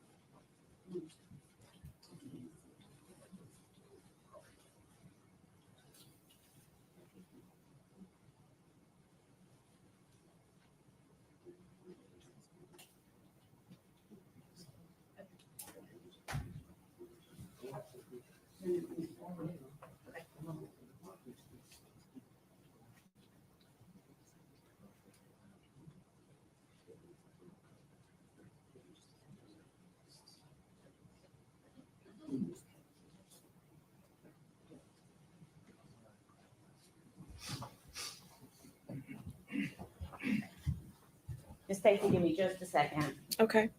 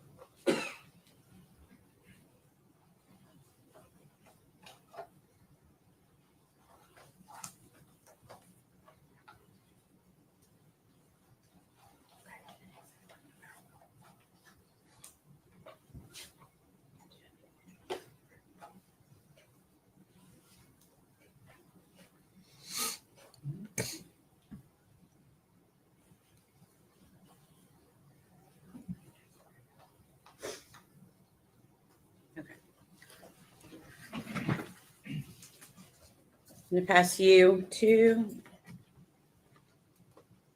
papers.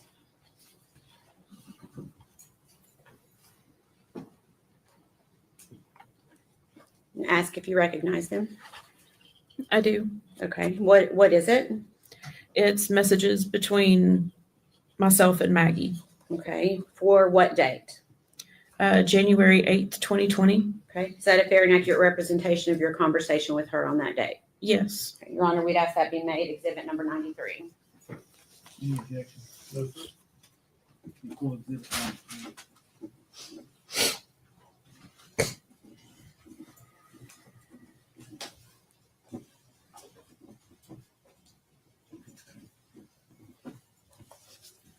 Thank you. Okay. Permission to publish?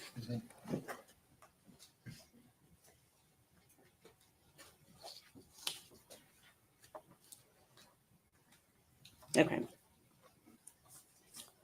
First one.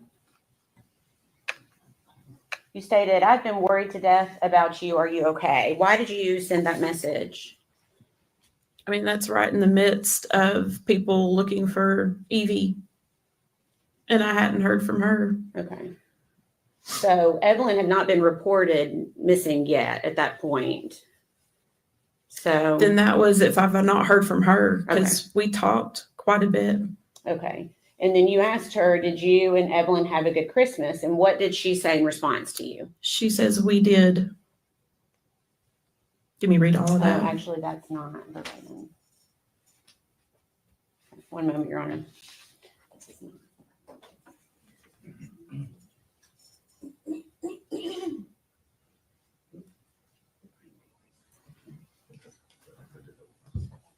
We approach.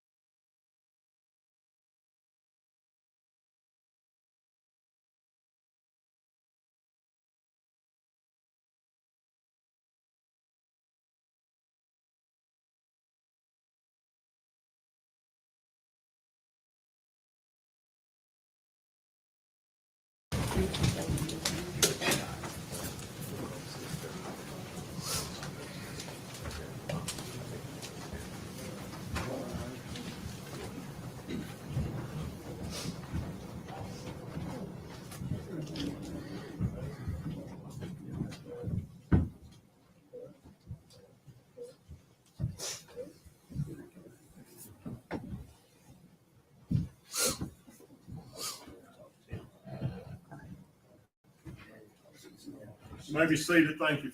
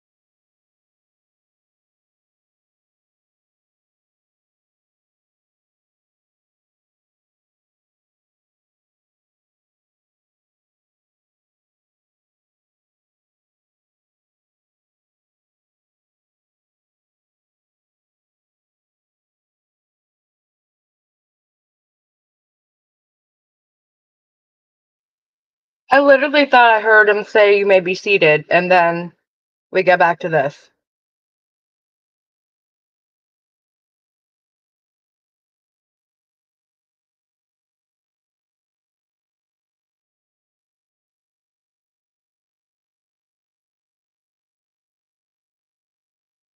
He did. Okay. I thought I was crazy. So, like, we're sitting for another break? I'm so confused. Maybe Dolly will come out.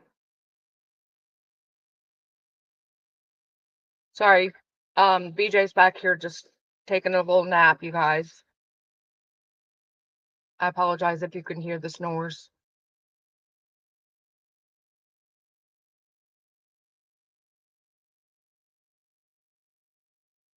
I wonder what the holdup is. The poor lady that was on stand last, Erica Stacy, she was one of the boys that Megan dated's mama. So she wasn't even related whatsoever at all to Megan or Megan's family or even Ethan or Ethan's family, who it's been told now that he wasn't even the biological dad.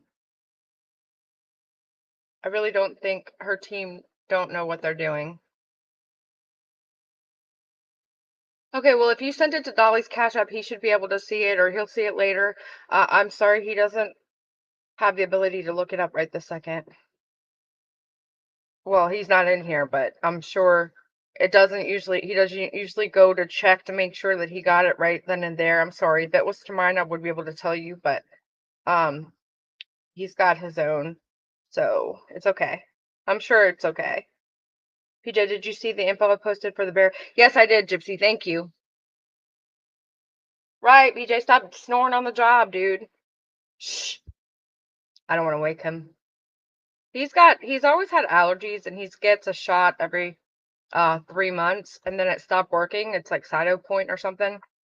But now that we are out and about, I think there's something here that has all of our allergies messed up, actually. What are they waiting for? What are they on break for? Do you know? I don't know. It's like he told everybody you may be seated, and then all of a sudden we're on break. I was so confused. They're arguing about something, the lawyers. Well, the lady that was on stand wasn't. It was freaking one of Megan's boyfriend's mama. Uh-huh. And so I guess in the car, well, she could pick her up. I guess Megan said she had nowhere else to go. She picked her up thinking she was going to be able to convince her to tell where the baby is. Oh, okay. Let's jump over here for a minute. Okay, what's up, guys? I was just getting comfortable in there. And So I came up here.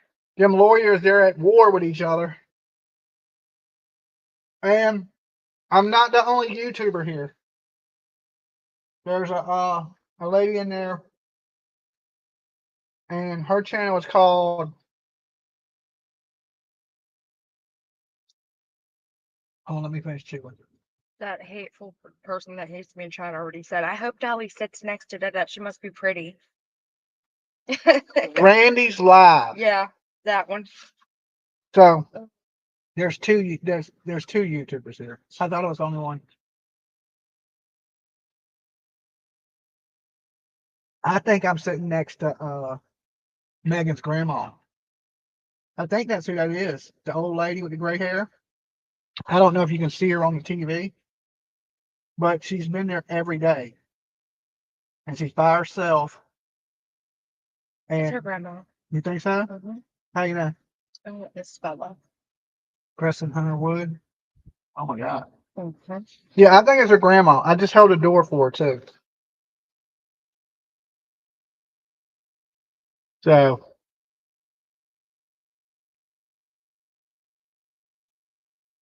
PJ, what hateful YouTuber is saying that I'll get No, them? it's not a hateful YouTuber. Just ignore me. I'm in rare form today. I'm sorry. You know what? In rare form. Rare form? I don't usually tell people in the chat that I'll see you next Tuesday, but I just had it. Why does this say from 53 minutes ago. Well, I'm just looking at the stuff that's updated in these groups that we're following and on the case. It's literally showing a lady on stand and it says forensic pathologist testifies Evelyn Boswell died by asphyxiation. I haven't seen this lady. Uh-uh. What?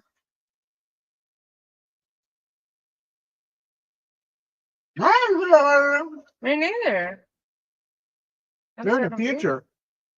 How are they in the future? I don't know. How they got a picture of a lady who ain't took the stand yet? 2 years ago. Oh. Okay. Oh, okay. Jeez.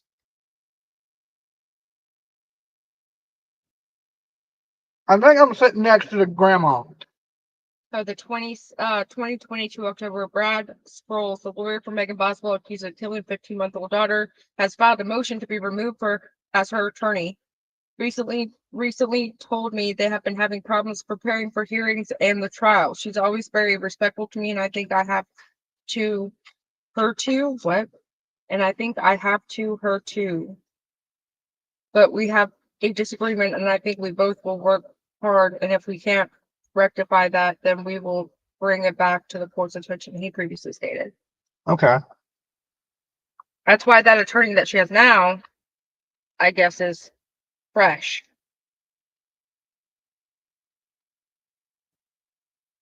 I think he's a dumbass. I don't think he's very good. I think he comes off as not likable, and you can see it in the jury's face. So is this the shed or is this the the playhouse? That's the playhouse. Okay. So was the baby in the playhouse? And she was in the trash can in the playhouse. So I was like, why did they mention the shed then? Just in location as to where everything was and Because couldn't even get to it? Tommy seen her out there, she was pulled up to the shed, putting stuff in the shed. Oh. He didn't see her; he just seen the car. Oh. And then when he was standing there with them at the shed, he said, "Why don't you also check the playhouse? It's back there." It was almost like he knew it was there. Which makes it suspicious. That's what I thought. Yeah. I was like, Tommy knew that body was there. He was hinting to search it. And then he called it, but why would he call it in? Maybe he just had an insight or like a intuition. I think he knew more than he was saying. Hmm. I mean, I don't know. I mean, I kind of got that Yeah. feeling like he knew it was I there. wouldn't doubt it. Yeah.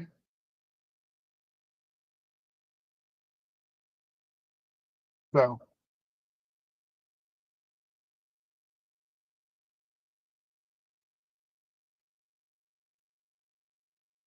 and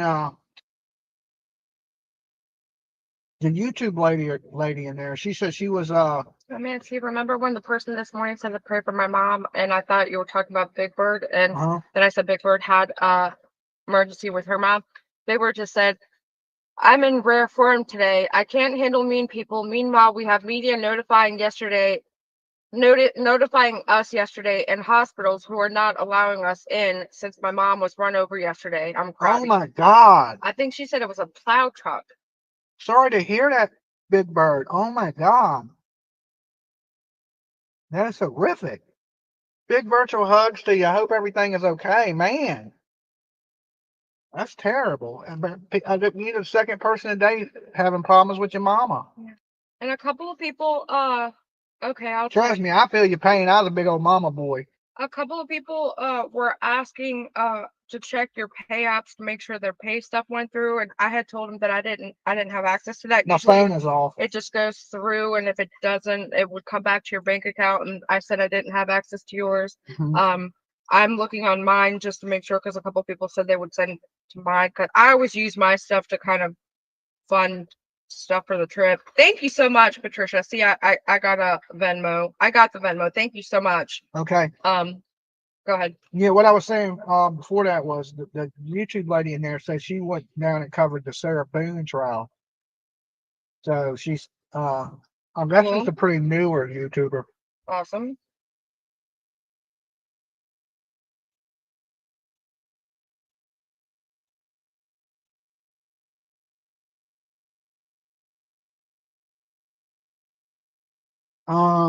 Thank you, Patty.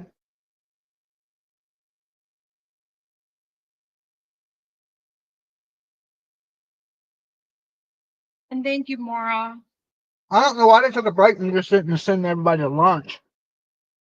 At 12. Well, he don't send them till the food gets here. Okay.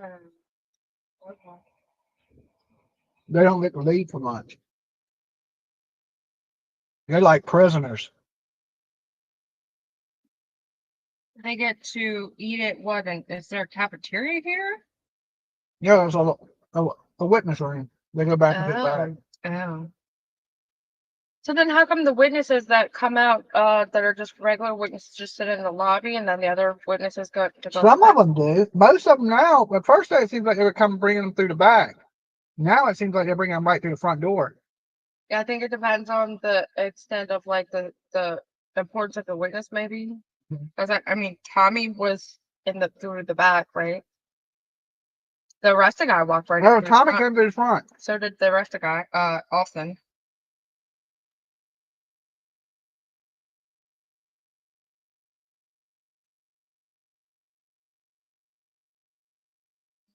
Respect for you acknowledging the other YouTubers. Yeah, I don't mind other YouTubers as long as they're nice.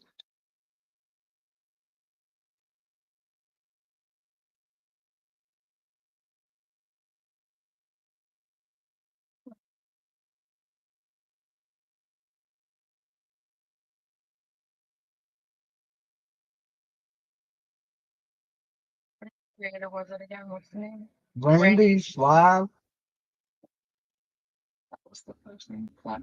I don't think they're broadcasting. I think they're just there taking No, notes. I just want to see what she looks like just for funsies. Because they said,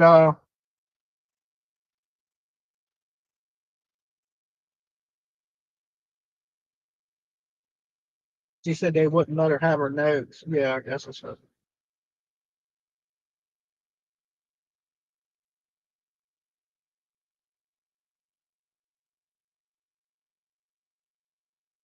Order your lunch now, so your lunch is here by then. I don't know what I want. Everything's so greasy around here. You can eat that. It's What? been cold enough in here that that's fine. The Turkey sandwich. Yep. And it's preserved because it's not been opened, so it's still sealed. Should be sealed. Hey, airtight sealed. I mean, it's not airtight sealed. Like it's not gonna Everybody's freaking. telling me about dry bread. Shut up! It was so good. It was. Yeah, I'll punch you.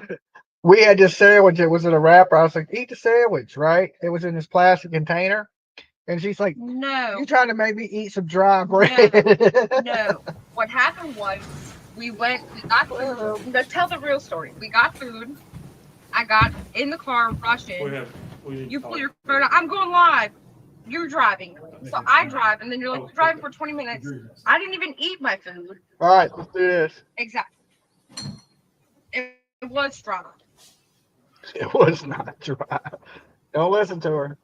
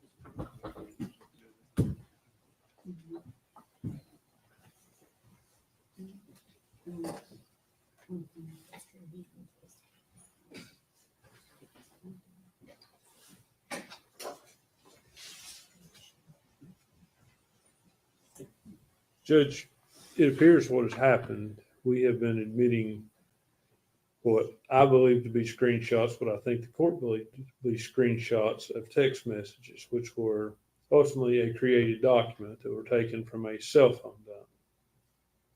dump. We have, I don't know how many exhibits of that. Notice that on the last one, that exhibit, it came in admittedly without objection because I thought it was a screenshot of the cell phone dump. Or a screenshot, not of the dump itself, but of a screen. Hence screenshot. When the The last exhibit was published to the jury. It contained a note that Mr. Horn noticed in the letter of our objection that contained a note made by the district attorney's office. It's already been up on the screen and published to the jury. I have concern now that all of these documents, and I have concern that there could be other errors that we haven't caught. At this point, I'm going to move the court for a mistrial.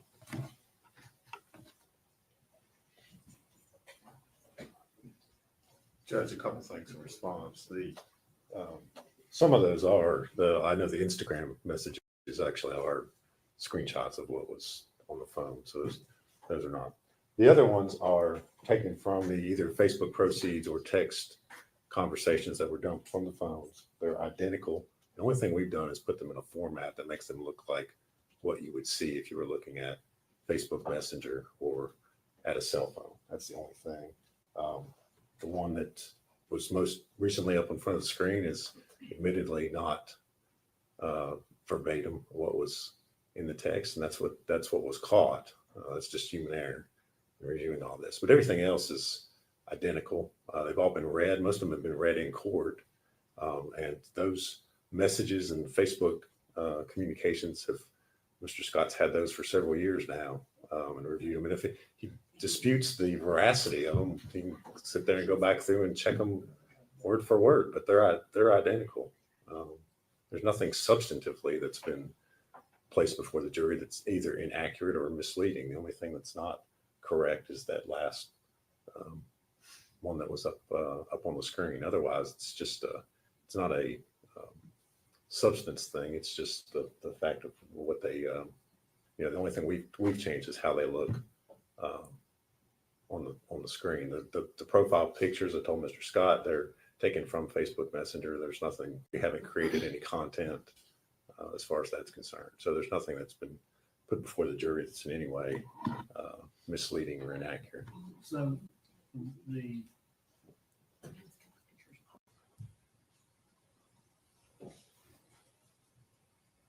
raw data was from the cell phone. Correct. From the forensic extraction, yes. Correct. And those were placed in, basically, you made a demonstrative Correct. evidence.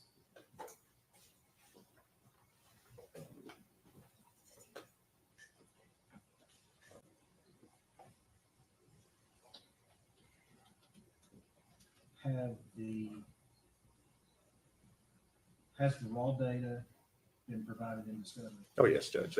That's been provided. They've had that for years. And the demonstrative. That was made available. Mr. Scott we had him and his investigators at our office several weeks ago. They wanted to look at it. We didn't specifically identify which things we were using. And as the trial's going on, some we've used and some we haven't used. So, but yes, they've been available. Judge, I was not aware of that. We did meet with Mr. Harper and Ms. Massinger. They were very kind to have us up there, but you have to understand, we talked over generally what data we had. I don't remember talking over this demonstrative data. We do have the cell phone extraction. And as these are coming in, the way they look to me, I'm not raising a big stink at it at the time because it looks like screenshots. Picture's worth 1,000 words. And so we see this last one come in. But as far as someone sending me the demonstrative data and saying, we're going to use this or we have this, no. That's my understanding. Now, in everyone's defense, these files are huge. I can't tell you that I can say chapter and verse, which is every folder, and I doubt they can either. But at the same time, I find myself now in a position where we're in the middle of the trial. It would be near impossible to go back and compare all of these documents. I don't think there's, Judge Elaine, if you want me to, I don't think it'd be that difficult for us to pull these messages from what they come at Facebook. And I mean, if you want to compare them, we can isolate those. I don't think that'd be difficult at all. I mean, it's not that many messages that have been admitted at this point.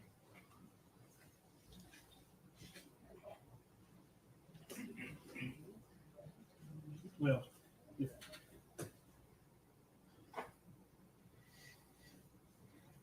since the raw date has been given, I'm not going to bring this trial because of the discrepancy. Now, I think if the extractions hadn't been provided, I would have to.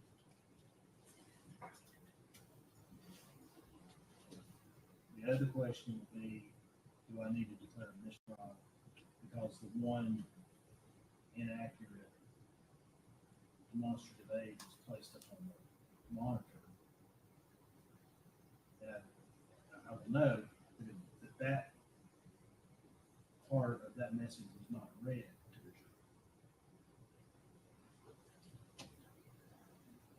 jury. It was not read to the jury.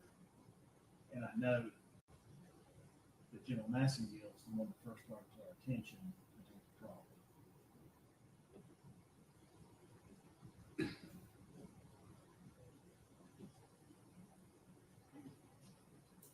So I'm not going to order a mistrial at this time for that. I will give a curative instruction that if any of the jurors read that last bubble for the few seconds it was up there, but to put that out of their mind and they're not to consider what was there. Now, my concern, so I'm going to deny the motion for mistrial for those reasons. I don't find that there's manifest necessity to mistrial the case. Now, going forward,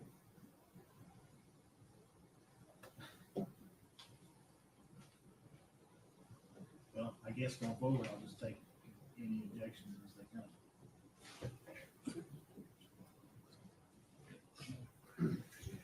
Since I can't give any advisory opinions.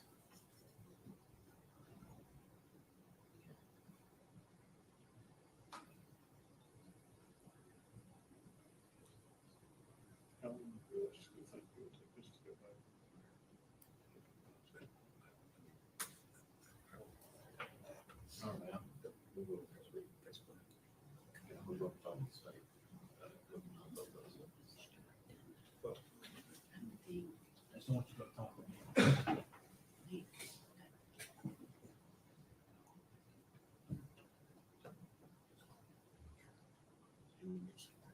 Well, I don't ever take that long. A couple hours probably.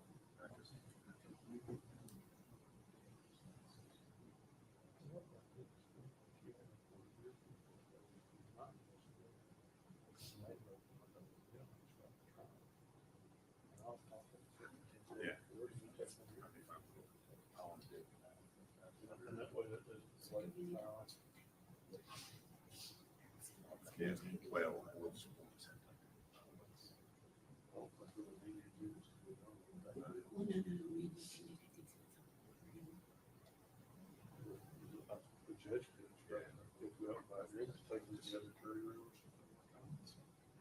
I think that's fine. I don't know. From there forward, we identify that these are demonstrative. If they are, because some of them might not be. Some of them might be. That's fine. Yeah, that's fine. I'm fine. Go ahead, approach. Yeah. Go ahead, approach.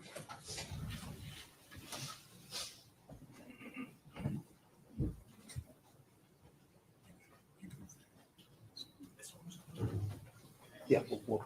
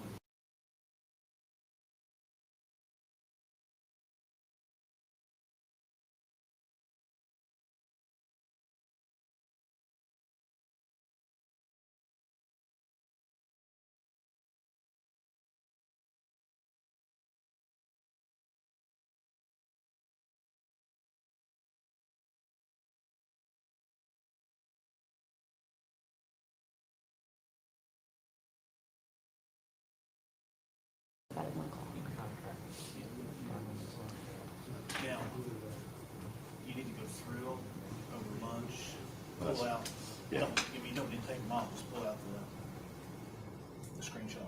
Yeah.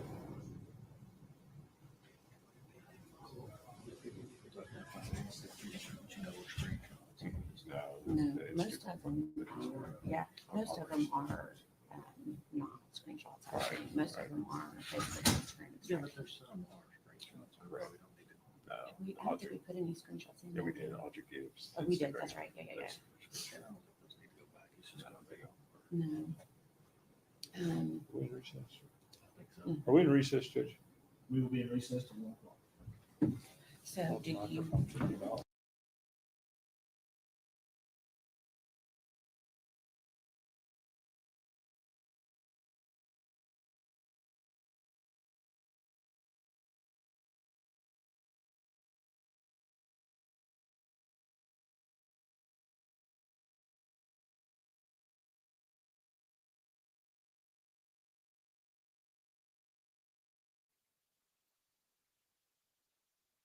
Okay.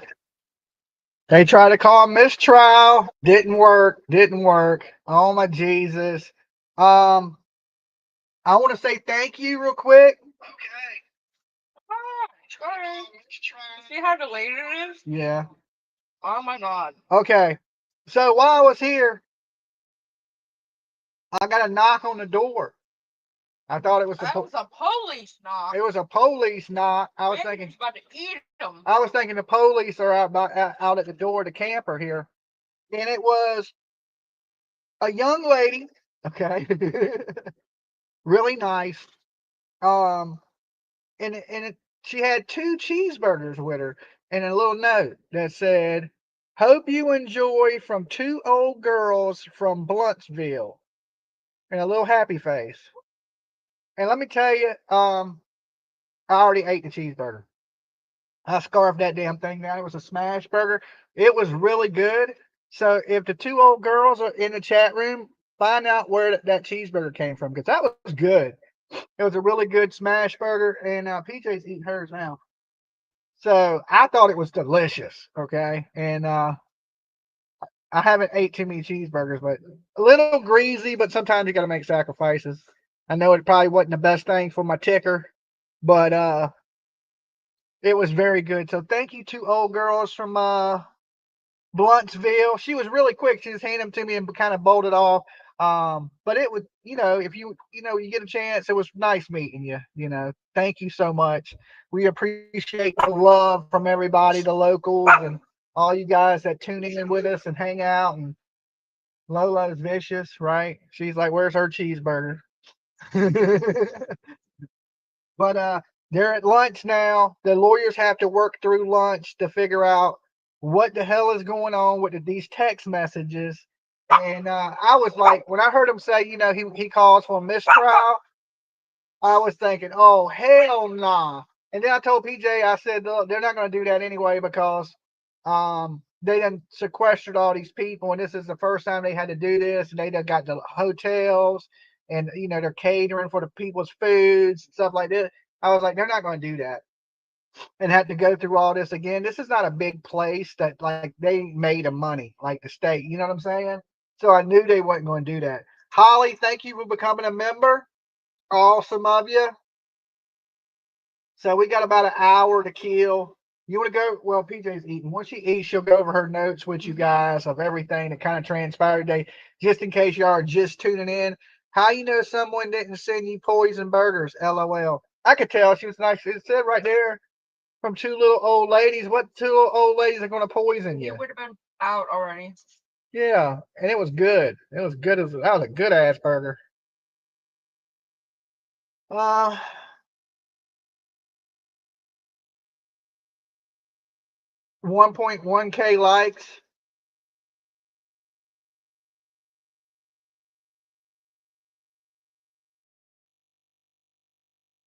Can't believe they even tried for a mistrial. They're grasping. Yeah, the lawyer knows that he don't stand a chance. I mean, basically. Hey, the bug, yeah, I know, but I was keeping getting asked, so I thought if I pinned. Okay. And thank you, Rose, for putting the Gibson Go in there.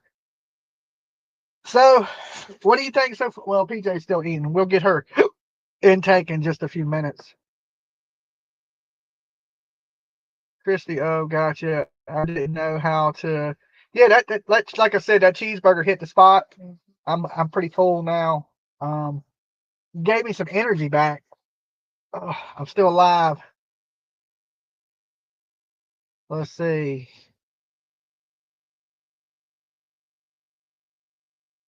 Um,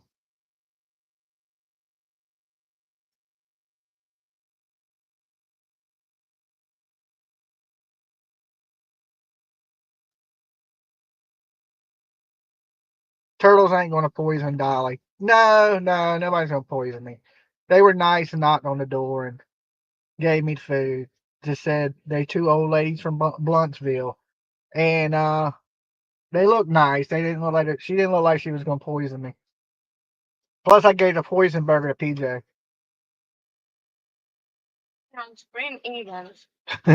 You've been on screen eating. Yeah, I told you to turn it the other way. And Oh, I was on my seat trying to eat. I'm about to get my milk. plus the courthouse has cameras. We die out here. I'm sure they'll look.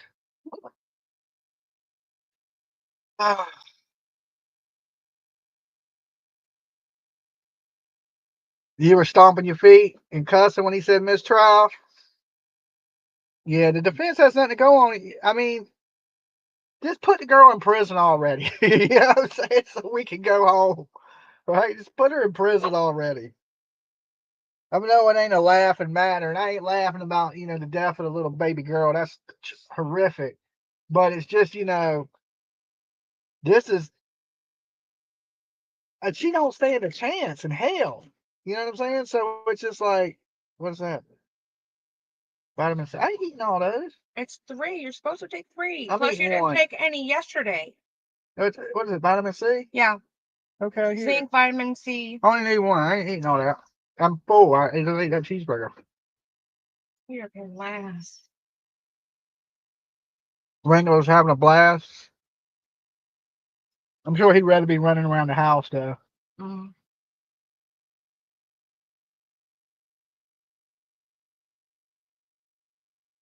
Prosecutor better pay closer attention to what they're doing.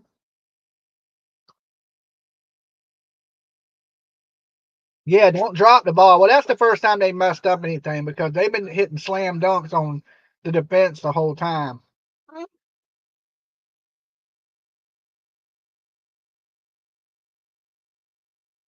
Yeah, PJ's taking good care of me. He makes sure I takes my medicines and I don't die on her. So we got an hour. Oh, me and Wrangler about to cuddle for an hour.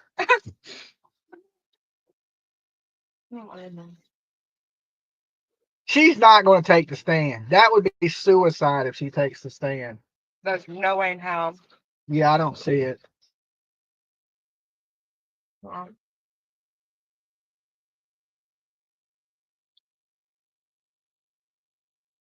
You like the burger? Really good. Say thank you to the two old ladies just in case they're watching. Oh, good. They didn't have names. They were just two old ladies. They were nice. That was sweet of them. Yeah, it was. Dolly got to eat. Okay.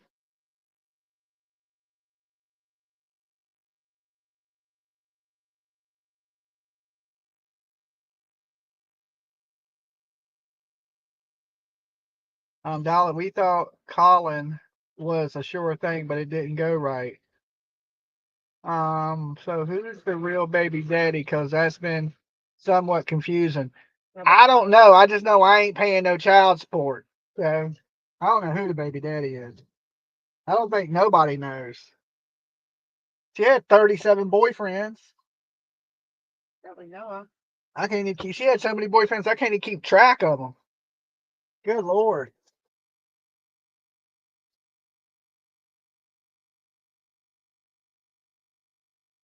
Thank you so much, two old ladies, for feeding to PJ and Dolly. We'll add their note to the wall somewhere. We'll see. I'll add it to the Godzilla poster right here. Now they're on the wall forever. Okay, there we go. Now it's a souvenir, a keepsake. Water down. I got more Dr. Pepper. Okay.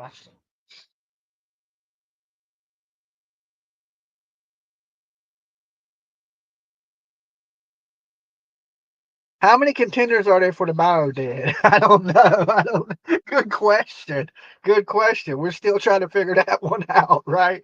We don't know. Do We they don't. even know at this point? I mean, we hadn't heard of it. She had a lot of boyfriends for an 18-year-old girl. Good Lord. I seen prostitutes in there, but that many dudes. You know what I'm saying? Good Lord. She was busy. I'm surprised she ain't got 17 kids. That was only like 2 months in December, supposedly, or in, Good Lord. 2019. In 2019, she was getting it in, okay? She went in the heat in 2019. Much better. Okay. You gonna go over your nose with them? I can. Okay, then I'm climbing up here and relaxing for a little bit.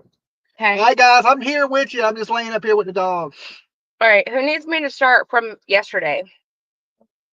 There's been 15 witnesses so far. And so far, we basically, I mean, clearly she's guilty. My son is 34 today. Happy birthday to all you February 7th babies. PJ, I thought you had the middle finger up in the back of your hoodie. Can't say that is a bad hoodie idea. I think it is. Isn't that? What is it? The Ryan Upchurch? It ain't a middle finger. It's a fist? It's a horn. Oh, devil horns. Okay. Busy then in the chicken house. I bet the defense attorney is kicking himself in the butt for taking this case. Yeah. He's a freebie. Grizzly is still covering if you want a recap till after lunch. I mean I have a recap. I don't need Grizzly's help to recap what I have. Okay. So I'll start with yesterday, or do I start with today? I know a handful of you guys were here with us yesterday, so I don't want to like redo the redo that's already been done 10 times.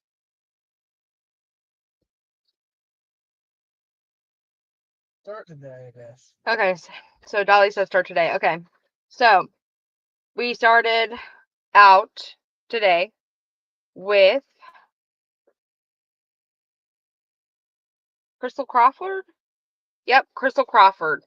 Crystal Crawford is the Econo Lodge front desk lady.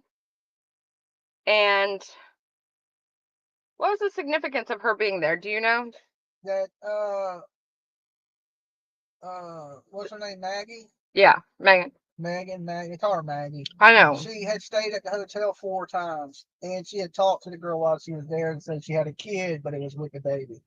With the baby dad. Yeah, okay. So the dates that she had stayed at this Econo Lodge was 10/11 to 10/12, 12/14 to 12/15, 12/15 to 12/16, and then 1/6 to 1/7, I believe. Oh, Taterbug said call her Maggot. Maggot. That's a good one. Maggot Boswell. Her checking in without Evelyn. Yep, okay. So Maggot. That's a good one. Basically a lot of these witnesses have just been in and out. They come up, they say what they need to say. The defense doesn't really say shit back to them. Defense is just like, so that basically, I mean, I think the only way they can defend her is just kind of try to show that she was a decent mother, an okay mother, up until the point where she got a boyfriend. And which that doesn't make sense because she was dating Caleb before she was dating Hunter, so she's had boyfriends before. So I don't know what it was about this. That dude probably didn't want a kid. Other boyfriend, and I guess this other boyfriend didn't didn't show interest in wanting to have the baby around. Maybe, I don't know. Maybe, I don't know. That's weird. So witness number 12 was Caitlin Carter. She was friends with Megan while they were in middle school originally, and then she was re-friendly with her when she was in college. Not Megan, but this Caitlin Carter girl. And you know, that girl was a boss. Yeah. I mean, she handled herself like a boss. Yeah, she was very They said her name wrong. She said, "That's not my name. My name is this." she just got married. That's Yeah, so she was kind yeah. of like putting them right in their place. Like, I mean that they I seemed think nervous. that's like a every girl that's newly married that's happy she's married and young, it's like a I'm excited I got a new name type thing. But yet she did do it to the defense attorney, like where most of the people we heard talking so far were a lot more timid. Yeah. Yeah, Wrangler does want to bite. Yeah, she was definitely confident, and she was glaring over. Did she look like she was mean mugging Megan?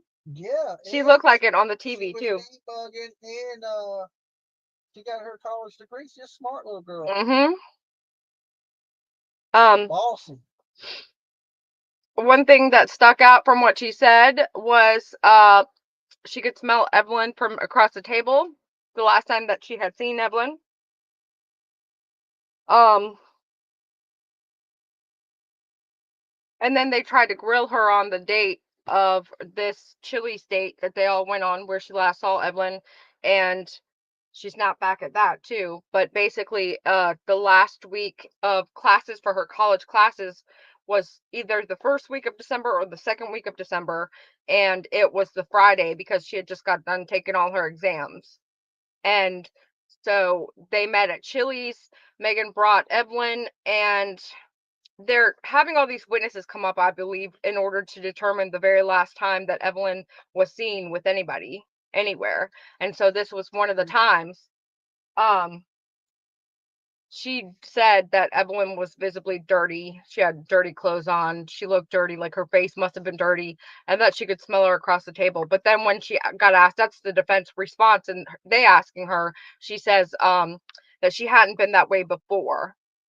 So it's like something happened, and she went from taking decent care of this baby to getting this job with this boy and then dating this boy, and to just completely not wanting anything to do with her baby. Like, there's got to be some kind of just turn off switch or something that went on in her brain. I mean, it's not okay. So that was the highlights of Caitlin Carter testifying. She basically definitely stood her ground. She was firm. I think this was a good part of the testimony, and that it was important. Next, it was number 13. The witness name was Gail Kite. This was the foster mother that kept Evelyn at age 17.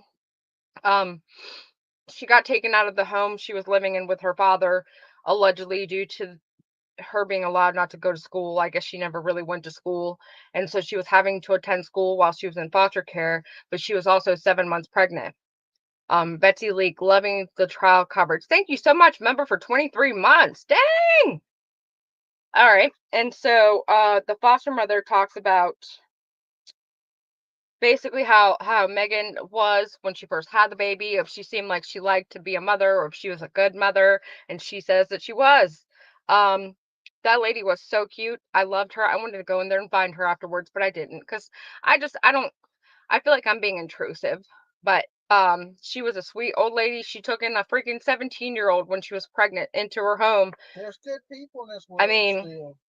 yeah, I believe it. I mean, them good ladies that brought us a freaking cheeseburger were good. That was so good. So another part of the testimony from Gail, the foster mother, she had text messages, which I hope they don't take these out of play, even though I truly don't think it matters. Okay, now that you had a hamburger delivery, use my Cash App to $50 for a healthy dinner. Okay. Is that the same people? No, I think that's just another person that said something about how you should use your money they sent you through Cash App, it sounded like, if I understood that correctly. Really nice foster mom, yes. So they were going through text messages between the foster mom and Megan. Reach in the drawer and hand me my phone. I can check all the stuff on there. Okay.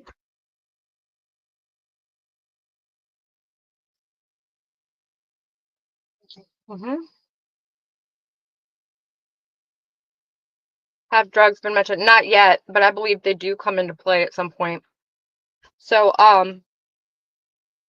Gail is going through their text messages, and then do we know how many witnesses there are? No.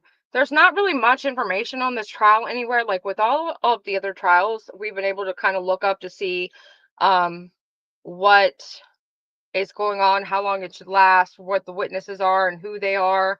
For whatever reason, we don't have that with this case. So I don't know, who did what, when, or where. But BJ, that mean? Okay, I'll stop looking at the chat. Let me finish what I'm saying. Gail Kite, the foster mom, they go through the text messages between her and Megan. And on December 3rd, Megan was asking her for her sister's number so that she could ask her if she could babysit Evelyn. And she said she couldn't babysit Evelyn because she had a couple of broken ribs. So she gives her sister's number, and her sister, Sue, ends up babysitting Evelyn a handful of times. Number 14 witness, Sue. I didn't catch her last name. It was W. Surt or something. I thought Whitlinger, but I don't know. Okay, before you get to the next part, thank you to Tammy and Garcia. Can you guys hear him? I don't know how good they can hear you from over there. So Tammy, I said thank you. Dolly says thank you, Tammy and Garcia, for the chats, super chat, for the cash apps. So witness number 14 is Sue W, and this was Gail's sister, and she testified she did in fact babysit Evelyn a handful of times, and I thought she was going to be the last person to see Evelyn, but I'm not sure. They can hear you. Okay, good. Cool. Thank you. I don't think they determined that she was the last person to see her. The way you said something telling you how to spend money, given the way you said it sounded to me. Oh, I'm sorry. I sometimes talk like I sound like I'm being a bitch. I'm sorry. Basically, yeah, she talks about the couple of days that she had kept Evelyn, and then she talked about how she never got paid to babysit Evelyn, and how she was begging Megan to come pay her the money for babysitting Evelyn, and finally Megan kind of, I guess, is forced to come pay this poor lady. But it's sad. It's a sad situation. So then lastly we had witness number 15, Erica Stacy. She cried a lot, and she was just one of Megan's boyfriend's mamas. So like before Austin Wood, which is the boyfriend she had at the time, was, I guess, a boy named Caleb. But his mama, I guess, got to really know and love Megan and Evelyn, and I guess his mama kept in contact with Megan so that she could make sure, that Evelyn and Megan were cared for even after her son broke up, or they broke up with each other. I don't know who broke up with who. And so she took the stand. Her name was Erica Stacy. That was Caleb's mom. Caleb and Megan dated in 2019. She said for about 4 months. And so this lady cared for Evelyn. Like, what makes me so sad about the recap of all of this is that, like, we count 5 just from this list right here. 5 people here. They all cared about Evelyn. The elder ladies maybe possibly couldn't have adopted or cared for Evelyn as much as, one of the younger. This Erica Stacy lady would have been more than capable and probably more than happy to take this baby. It just makes me sad. But so this is just somebody's mama, a boyfriend that was on stand. She was crying more than really Megan looked like she was, but Megan started to cry at one point, and then she crossed her hands like she was crying. Reggie Be Good said, "Thanks for keeping it real as always." You're welcome. Thanks for being here for 32 months. Dear God. That is a good debt. 32 months. Donna Smith, $1.99 super sticker. Thank you so much.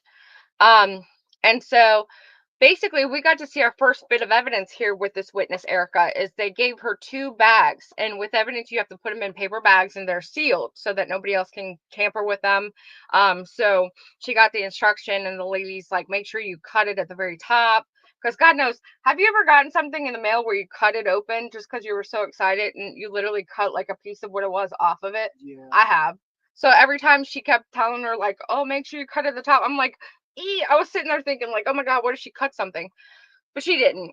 So basically she opened the 2 pieces of evidence, and one of the pieces of evidence was a long sleeve blue shirt with Baby Shark on it that she had made for Evelyn's first birthday, and the second piece of evidence was a blue blanket with the Baby Shark characters on it that she also had specifically made for Evelyn's birthday.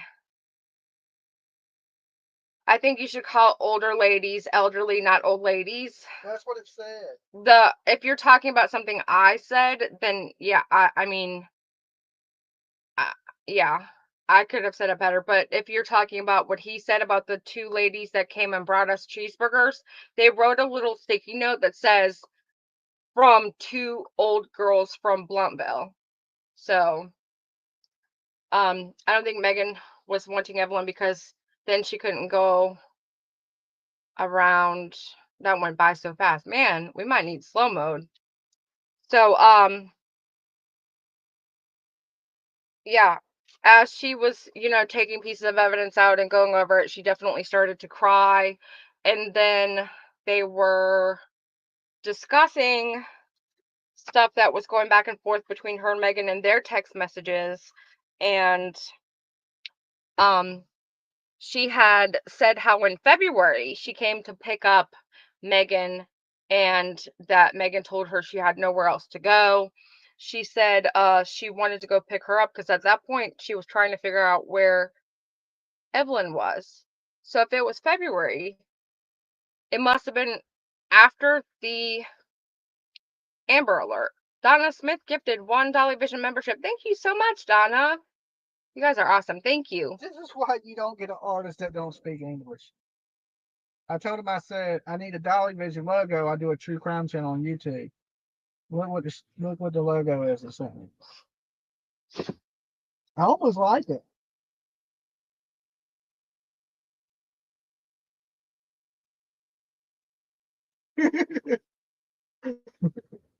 He wrote what I sent him on his shirt.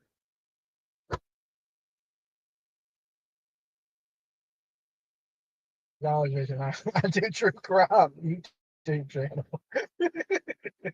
Oh Lord. No, we can't check the 757 Dolly number here. It's I only see one signal bar. Man, I'm surprised this is going as good as it's going. But no, that's something that we don't have pulled up right now. You can send an email. I can check email. Did you guys hear what the shirt said? Dolly Vision, I do true crime on YouTube. It don't even say on YouTube. I thought the YouTube logo was under it. It says Dolly Vision, I do true crime YouTube channel. Yeah. My email is pjvision22@gmail.com. Did you tell about the rash? No. That was probably the part where I ran to the bathroom. Can you tell them about the rash? Me? Oh, well, when she took it to the babysitter said one thing she was really concerned about was that Evelyn had a really bad rash that was like blistering, and it looked like it had some scratches on it. Blistering? Yeah, so she called her daughter because her daughter worked for the pediatrician to let them know about the rash. Oh. So was that was Sue? Because that's when I went to the bathroom. Thanks, darling. And PJ Chubby has been a member for 17 months. Okay, you sent it to my email? Okay. Sounded like an awful rash. That was the exact time I went to the bathroom because I remember thinking, like, make sure you write down stuff in case there's another witness. But I didn't tell you to write down stuff that was pertinent information. I should probably write that down.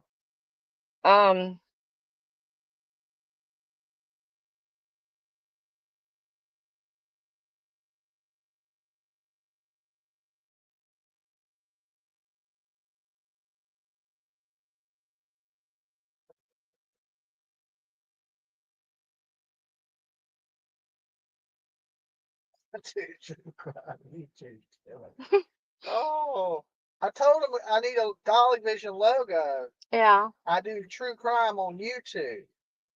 Yeah. How do you misunderstand that? You don't speak English. It was a diaper rash. Yeah, that was Sue because her daughter was the front office at the doctor's office. I thought that the doctor's office front desk lady was not Sue, but that it was The front lady at the doctor's office was the daughter of the foster mom. yeah, the foster mom. The foster mom is not Sue, it's Gail Kite. So I don't know. And then Tater, you sent me a screenshot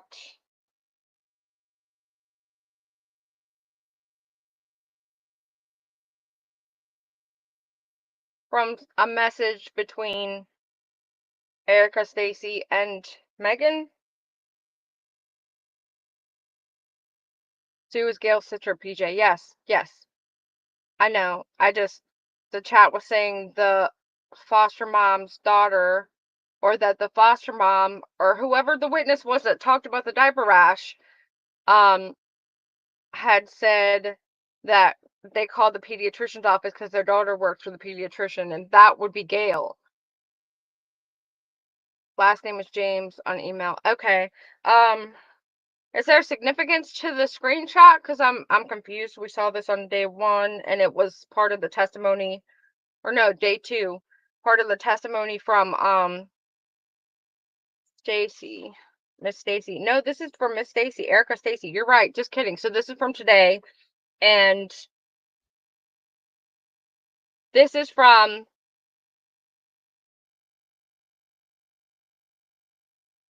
January 8th. That screenshot that they took down really fast that the defense was making a big deal about. I found it and took a picture of it and said, "Thank you, perfect, okay." So I wonder what's on here that they have an issue with, because I don't know if you would be able to see it if I showed it to you this way. Probably not. Oh, look at that. You probably can't read it very good, but basically what it says. Oh, you're welcome, April.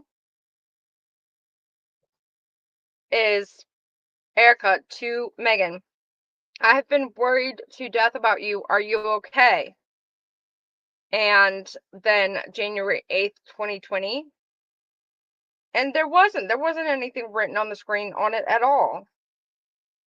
Not from the screenshot in the blue. Okay. So Megan, it's just a reason to get a mistrial. You're right. Yeah, you're right. I think so too. It's like they're trying to grasp at anything they can. Absolutely no. There was no reason for him to try to call a mistrial on that. Okay. Well, so January 8th, Miss Stacy says, did you and Evelyn have a good Christmas? And Megan Boswell responds and says, we did. When asked if she and Hunter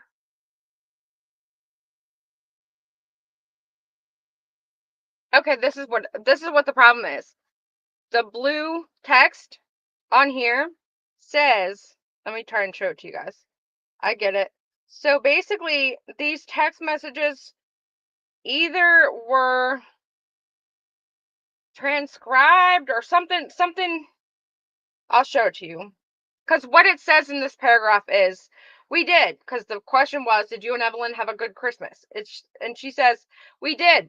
When asked if she and Hunter are a couple, Megan responds to Erica, more or less, LOL. Ethan's leaving to go home tomorrow, so I won't have Evelyn tonight, but I'll bring her next week. So, it's... Do you understand that? It's like they transcribed the conversation and then it got mixed in with the conversation. Yeah, the blue is worded like they were read and entered. That's exactly it. Thank you for saying that, because I was like trying to say that, but I didn't know how to say that. But like, ding, ding, ding. So that is the problem. So that's when defense was like, hey, excuse me, are these real and original screenshots, or are they transcribed messages, or like, what is this? So watch.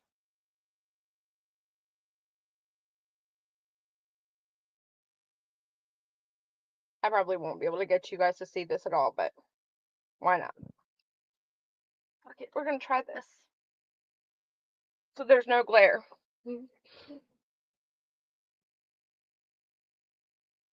Oh no! They said it was a note. Yeah, it's not a note. It's literally, it's typed into the chat box like as if, yeah, that's a problem. I can see how that would be a problem. For sending that. That was a great catch. I'll show it to you in a second after I get it focused on the screen. Can you guys see that okay? See how it's they put the explanation of the text. Okay. But it looks like it's a message between the two people. And then, like, this would be the response for Megan. And the question was, did you and Evelyn have a good Christmas? And this says, we did. When asked if she and Hunter are a couple, Megan responds to Erica, more or less, LOL. Ethan's leaving to go home tomorrow, so I won't have Evelyn tonight, but I'll bring her next week. Man. See, look. But do you see what the problem is? They wrote it in the blue box. No. That would have been the text conversation. That would have been her part. It would have been a different color. They wrote it like as if somebody's transcribing it. Like somebody's telling you somebody's repeating what's in the screenshots to you and you're writing it down. Okay.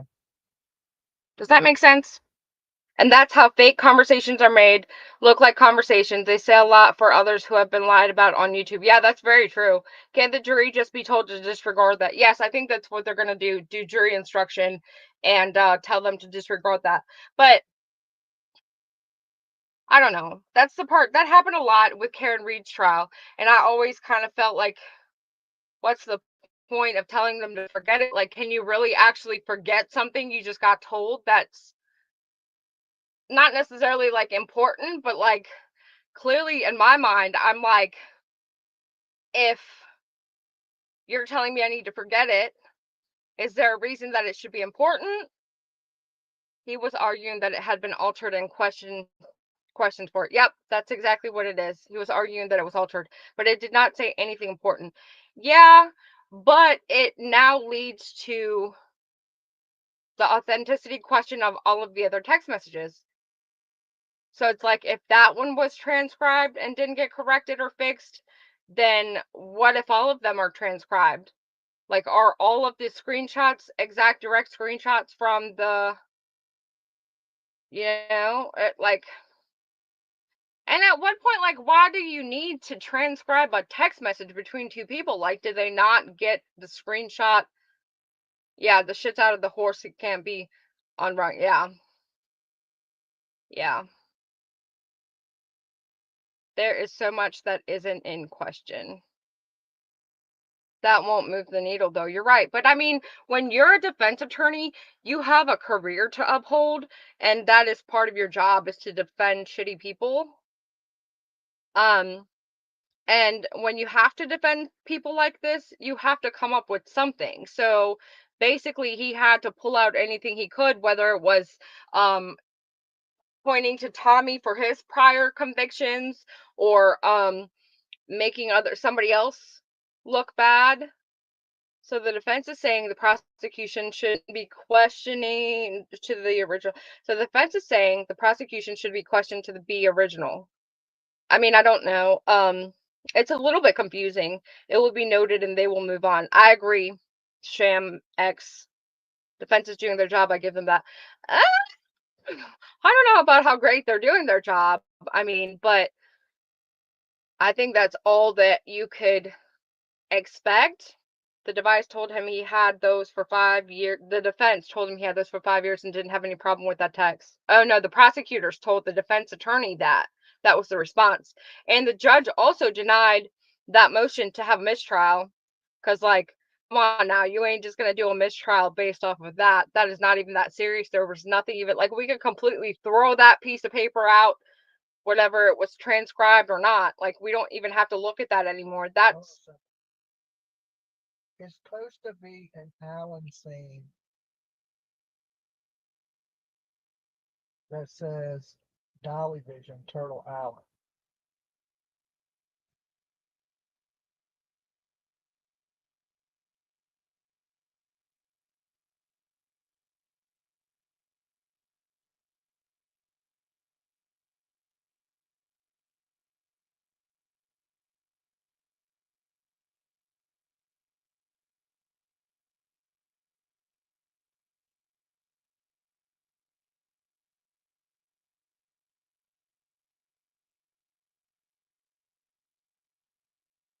You finished? Mm-hmm. Okay. Yeah, I had to be quiet so he could talk to text. However many times that's happened. He was trying to text somebody or text something into his phone by This talking into it. artist does good art, but he's from some foreign ass country and he don't understand good English. So I told him to do me a Turtle Island shirt, and he wrote exactly what I wanted on the shirt instead of doing it like I said do it. Y'all should do shirts with vision for the victims. That's a good one. I know I want shirts with Dolly and PJ Vision together with like a couple picture, like Bunny and Jelly Roll have shirts like that are them together.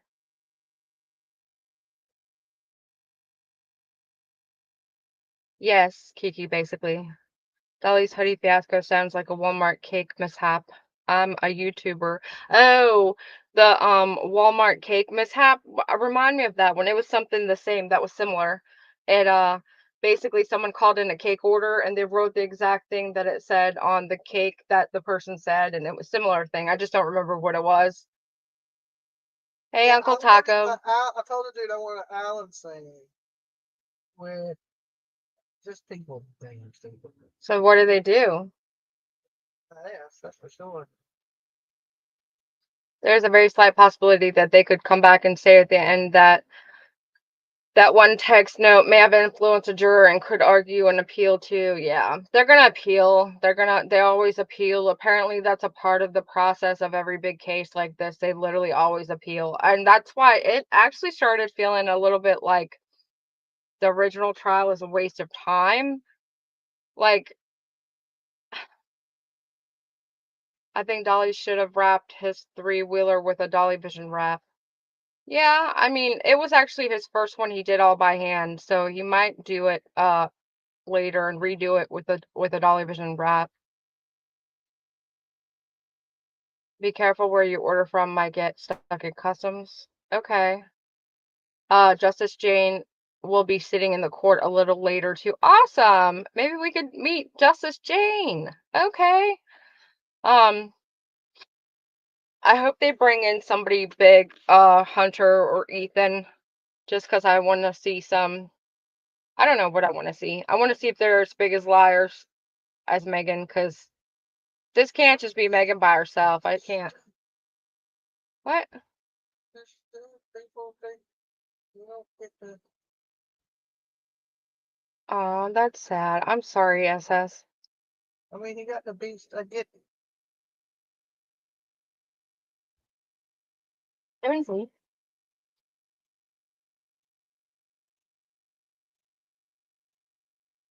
I could have done better. I could have done better. I made all the logos so far for everything. That's horrible. I mean,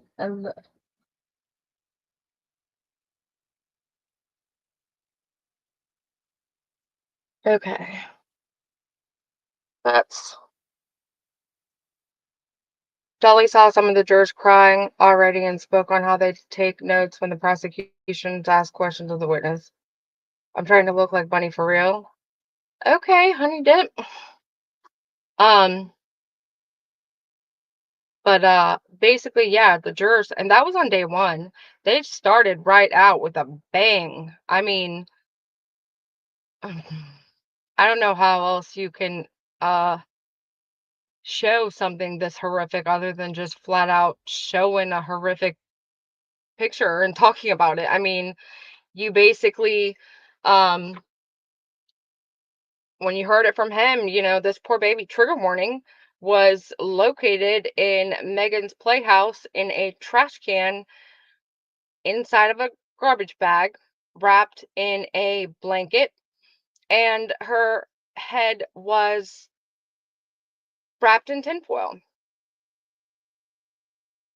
PJ, looking forward to meet you, PJ. I met Dolly at 2 years summer birthday in Rogersville. Awesome. Me too. I can't wait. Um, so yeah, the officer described the condition of Evelyn, and Dolly and the jury in the court saw the photos of what was found of Evelyn, and there was several layers of tinfoil wrapped around her head, and the man described basically her eye sockets being I I can't even say it. I mean, it's just so disturbing.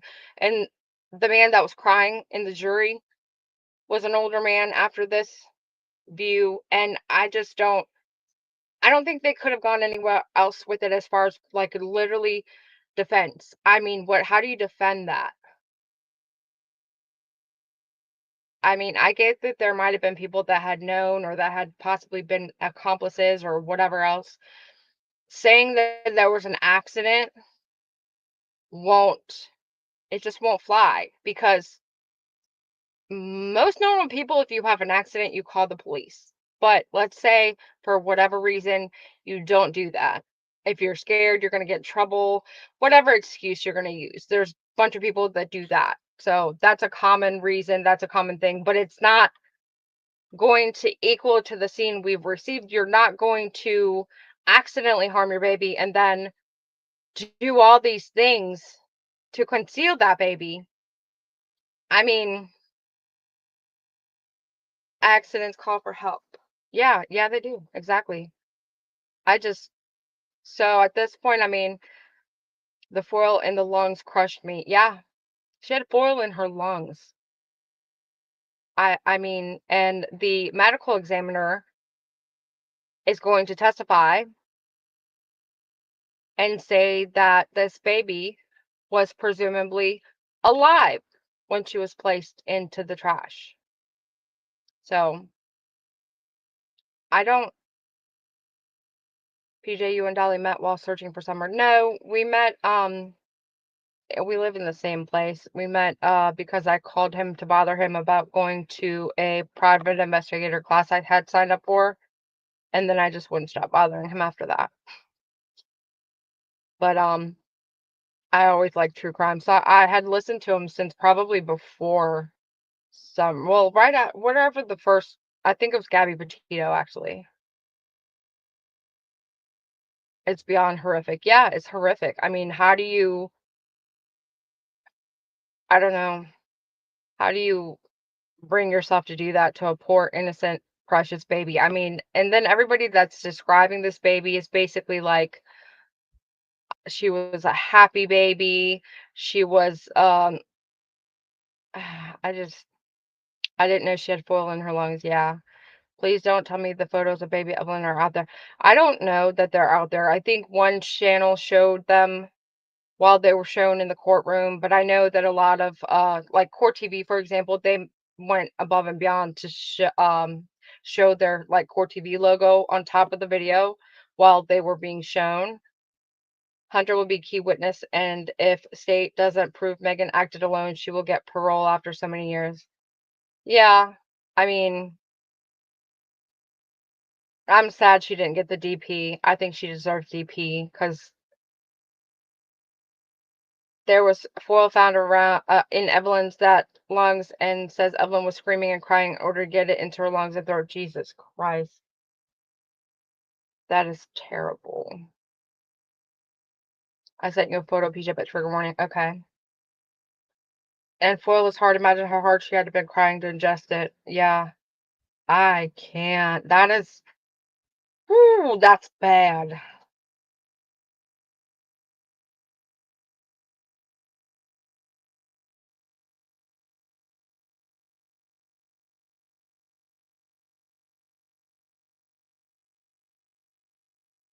Dear God. Yeah, she probably starved that poor baby too. I mean, we don't really know what else she possibly did. We got the testimony from the one friend. She saw her and basically said she could smell the baby from across the table. I mean, how dirty do you have to be? I mean, you can probably smell me right now. I've been cleaning with baby wipes for a couple days, but I don't think it wouldn't be like that. So how much of a neglect case would it be for you to be able to smell the baby from across the room? I mean, or from across the table, I'm sorry. It's just disturbing, but that's like the least, like that's the bottom of the freaking list of charges this lady should have as far as neglect, and she just so when was the death penalty not an option?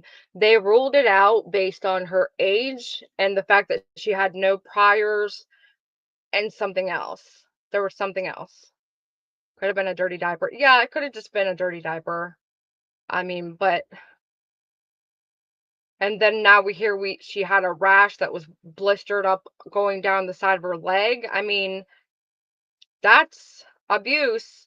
And then so we see, Megan's dad on stand talking about he did everything he could to try and find Evelyn, but clearly your kid's a liar. At one point, do you corner your kid and be like, "Hey, look, I need you to." Actually, you know what? If it was like that, I would have literally made my kid, like if they're fighting the parent and the kid, I really highly suggest if this ever happens to anyone else, make them hand over the baby before they leave.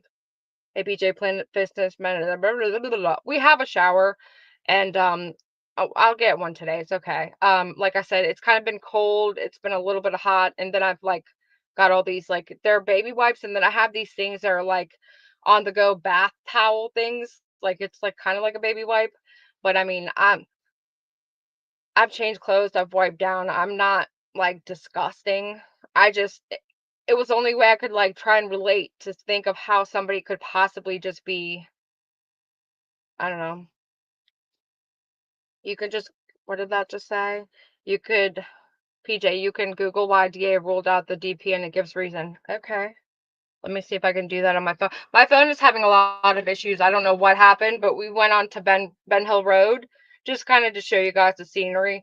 I didn't realize it was going to get dark that fast. Neither did Dolly, of course. But while we were going up the Ben Hill Road, which usually, and I should have remembered, usually you don't get really good signal up in the holler. Hello.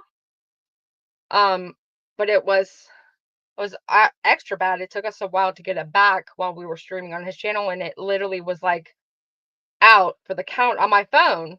So ever since then, it's almost like my phone is acting like it doesn't want to have signal or service. Some people said it might have been because of the storms last night. I don't know, but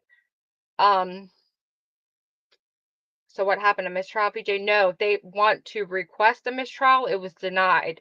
What happened was there was a text message exchange being reviewed between Erica Stacy, who was Caleb's mom, and Caleb and Megan had dated a couple months in 2019, and the message on the screen, is that your sound? Oh, okay. Sorry. Message on the screen was transcribed. So have you tried turning your, yeah, I've turned it on and off like 15 times. It does nothing. It just goes back to just being like one little bar ticker at the bottom, the one that's the smallest little bar.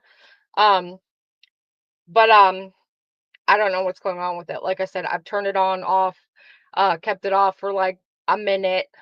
So yeah.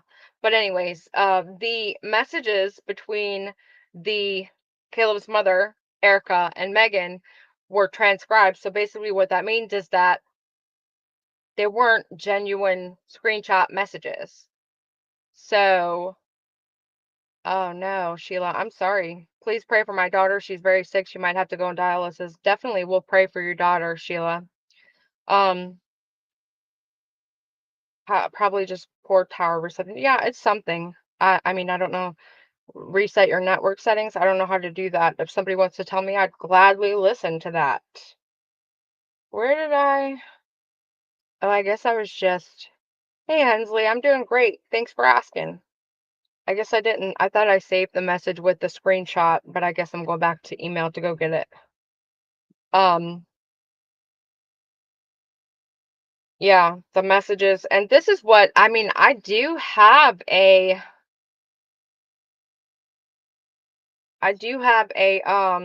real valid concern now with how this is posted up here as evidence in a court case.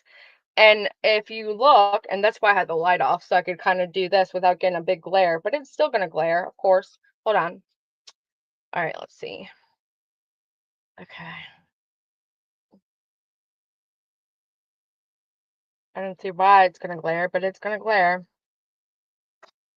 Nothing I do would help either. Okay, so anyways, see how it looks just like a regular text message back and forth would look? It literally looks like, you know, a message I just had with so-and-so.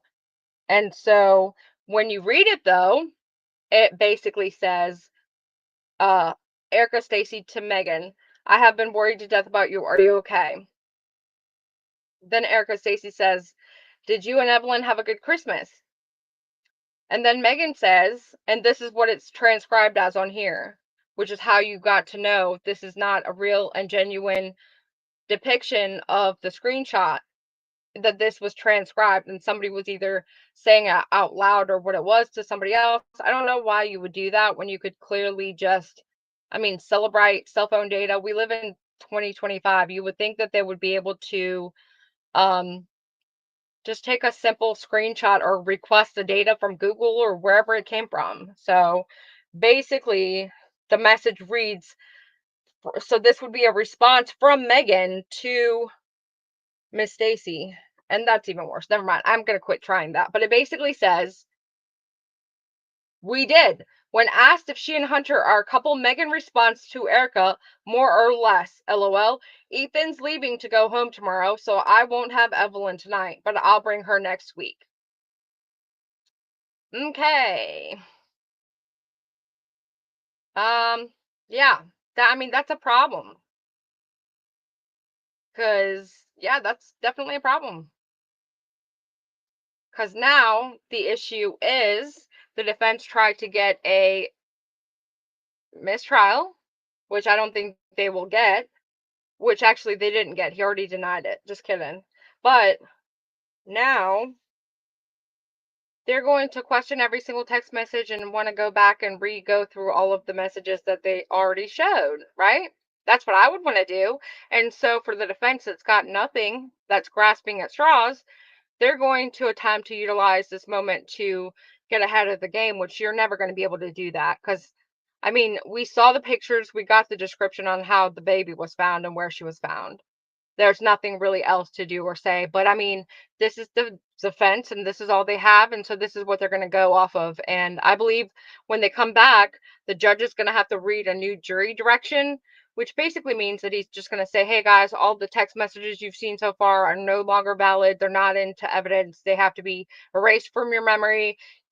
you can't utilize them to make any kind of decisions whatsoever. And that's it from here on out.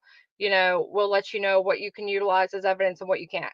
And it's like, is that even like, I mean, you've already shown it. So, like, plus, but the thing really mainly out of it all is that there's not really anything even in that message that matters. Like, do we even care? He says no. It's like, I can see if it was a message where it was like, did you kill your baby? And she's like, and the transcription says, Megan responds and says, yes, I did. Okay, yeah, I mean, that would be huge. But no, that's not what they did. But now, we get to sit in limbo. They get to argue. And yeah. So we've got about 11 minutes. I wonder who's going to come back. I don't know if it's still going to be the same lady or what. It's just that part of message to disregard. Yeah, that's what I figured. I agree with you 100. That's the law is the law. The main reason is her age at the unaliving, but both of us know she's evil and is a great candidate for it. Yeah, that's the DA taking the DP off the table. It just gives a string for the defense to pull on. Yeah, it's not going to make any difference. It's not. I'm sorry, but that didn't really phase me in any way. I think the actual words of all witnesses is enough, even without the message. I agree. I agree. And especially that the fact that they can, tell their story and show real emotion and that they cared.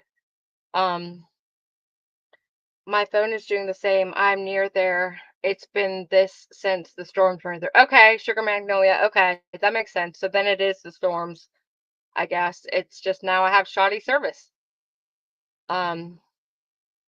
It's like telling the jury that they won the lottery and then saying, "Oops, just erase that from your mind. You didn't win anything." Yes and no, because I just don't think, I mean, I wouldn't compare that to a lottery win. Like, I wouldn't compare that message in general to something that's really that big because of the fact that they already had her. They had her from the second they put the first witness up. When he described the way that baby was found, I yeah. I still am the baby hugger, and I have 3 of my own and 1 through CPS. I can't get enough of babies smelling warmth they give. Yeah, aw. Babies are super cute until they're your own and you have to care for them. Even then, of course, they're still cute. It's just then you got responsibilities and Like Rangy. yeah, just like Rangy. Rangy and Lolo are like siblings. They bicker with each other in the car. You have to separate them. Crabtree stole all the Verizon data. I don't know that one. It was a warning for the prosecution to be mindful. Yeah, I mean, she was done after that to me too. Yeah, I mean, there's nothing really else that you can say to me other than, and then her messages, I mean, I guess they did help a little bit because it kind of helped, at least to me, it explained it a little bit, all of the text in general. It helped me kind of to understand that she clearly was really into this guy. And I guess she really just wanted to just hang out with him just by themselves, not with a baby. So when she couldn't get a babysitter all the time, or she couldn't hang out without bringing a baby, I guess she decided that she just wasn't going to have a baby no more. And that's like a snapped moment. What did she like snap? Because I mean, how do you get to that? I just don't get it. If you don't want the baby, just hand it over. I saw something about that yesterday. There was a bunch in the chat and we were talking about something like that, but the chat always suggests that, like, just take the baby to a firehouse or to a hospital. Safe havens is what they call it. Safe haven. But people said that that was only for newborns. People in chat, that was only for newborns. Shut up. Sugar Magnolia says solar flares too, PJ. Yes, I know I sound crazy. I'm the one that says that. So you don't sound crazy to me. What did that say? Call the phone company? He's working on Sebastian case and was fired from Verizon. Oh, I knew that, but I I guess I wasn't following the part as to why he would have stolen the data. I wonder if she ever went. If he wants to sell all his search and stuff because he said he's quitting. I know He's not quitting. He's full. I'm gonna. Underwater drone and some other stuff. I'm gonna. Sell his gear. Oh, move. Right. I wonder if she's ever went back to check on her after putting her in the trap. I doubt it. I highly doubt it. Thank you, Brooke. Didn't Hunter know she had a baby? I wonder if he will be a witness. And he knew that she had a baby because when he did the interview on TV, he basically said he'd never seen the baby, that he's only seen pictures and heard about the baby. So, what's the max sentence? Life with no parole. Good afternoon, Dolly and PJ. Michael Blade says Hey, Michael. up to 14 days if I'm not mistaken. I'm not sure what that's about. Here in Idaho, there's an age restriction on the safe baby thing. See? Up to 14 days, is that for the baby? Safe haven thing? Huh. So for some reason, they won't give the baby away. There were several that would have taken this baby, I'm sure. Safe haven only for newborns in MI and other states. Safe haven are for the first 30 days of having a baby. I think parents in some states Not in Virginia. can get charged with child abandonment, which I think that law needs changed. Maybe a screenshot can't be proven to be connected to the original. That's exactly what happened, Heather. I read it a couple times and showed it. The screenshot was like transcribed or something. It I was getting comfortable up there. You got 5 minutes. I would die for my boys if it meant they lived and they are adults now. That's so sweet. I would basically probably do the same thing for my kid. Oh, okay. Tommy would have taken that baby. Firehouse don't take 15-year-olds. I know I tried, Wicked West said. In PA, the baby can only be up to 28 days old for safe haven law. Wow. Dolly's little legs dangling. You're doing great. Thank you, guys. We just had 20 solar flares, and that's the most in history. See? I knew there was something wrong with something. I know my stuff. So many people. 4 minutes. All right, I'm heading in. Okay. Good luck. So many people love this little girl. They would have taken Evelyn. I agree. I want to foster so bad. However, my fiance is an officer and knows that my huge mama heart couldn't. Hold on. This is in the way. Handle my foster kids going back to unfortunate situation. Yeah, that would be hard. Nice foot shot, Dolly. He had his feet out? He doesn't usually have his feet out. I think I'm behind in chat. Let me go. Let's speed up. She can get life without parole. In Texas, a safe haven in 60 days. I would love to adopt. I always wanted to adopt. It's weird. When I was like really, really little, I wanted to adopt. I don't know why. And I don't know why I remember that. I was like 7 or 8 and I wanted to adopt a kid. It's like my kid's the same way now that I think about it. She's always That's so funny. I just said that out loud and I think it was one of her little friends that was having a hard time in her home and she was like, "Mom, can we keep her?" And I was like, no." My youngest wants me to adopt so bad. Yeah, PJ, can she get life without parole? Yes, I think that's what she's facing. But she's got 20 charges. So she's got 20 charges. Her lawyer has claimed she's not guilty of any of them, but then he went to say that it possibly might have maybe been an accident that they rolled over on the baby and then got scared, which no. So CPS was already involved, no wonder the babies.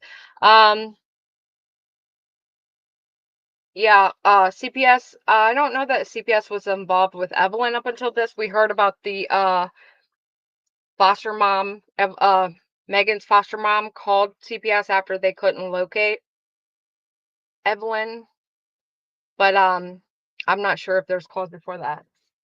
He's allergic to life. I feel so bad for this dog.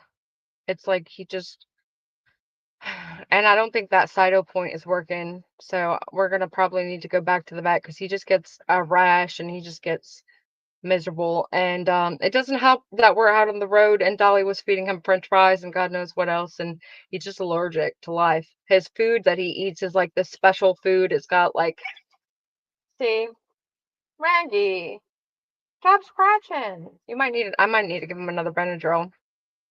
I want a Save Haven box on my house. See, I was wrong how they determined that she was still alive when placed in the trash can.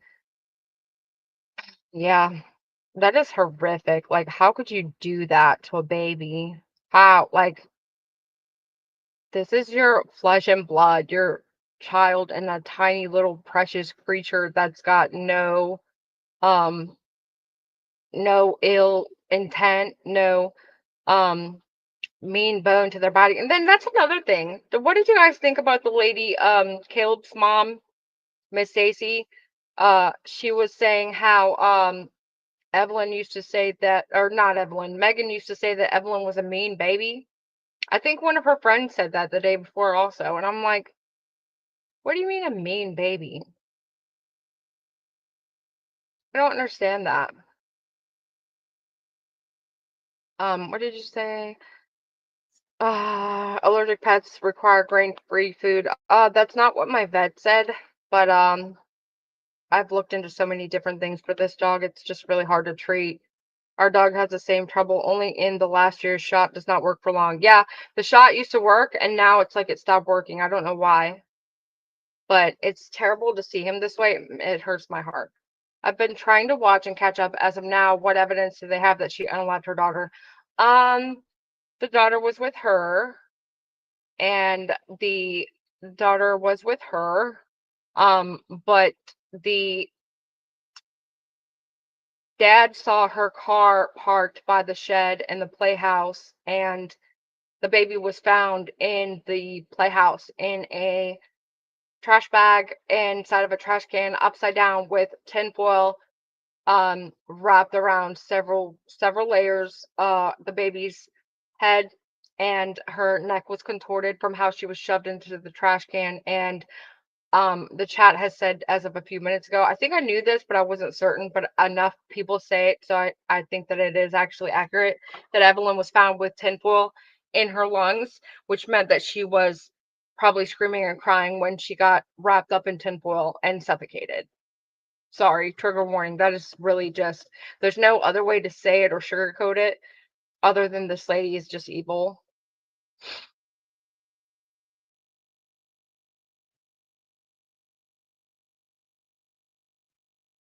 Okay, it looks like we've got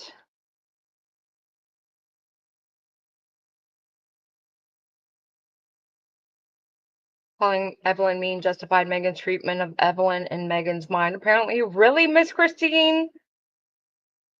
That's like, I don't really think that should justify that. I don't. That's not even remotely the same. Like, you're talking about this teeny tiny baby human, and then you as an adult, basically. She wasn't old enough to be a mean baby. Right. Heck, my kid bit me one time when she was like 9 months. I would have really been justified if I would have called her mean then, but she wasn't mean. She just didn't know better. Oh God. Let me check to make sure the sound is on. This sound is on? Okay, good. I was afraid we might have muted it because last couple times that court went on recess, we actually got some background music that I had to turn off. So PJ, get your dog Apiquil, it works. Okay. Let's not put, if that's like a medication name, if we could erase it just for the sake of the algorithm. They sometimes pick up medication names and think that we're trying to sling meds, and we don't do that here. So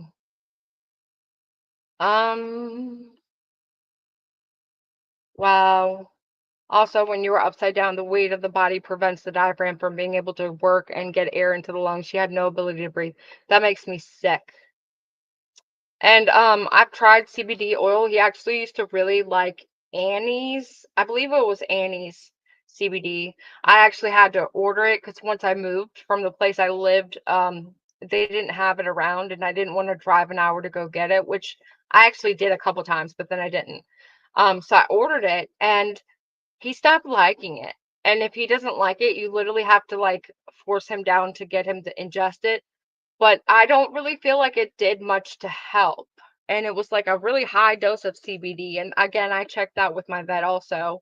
But yeah, my dog started itching. I put vinegar in their water. Google it. Okay.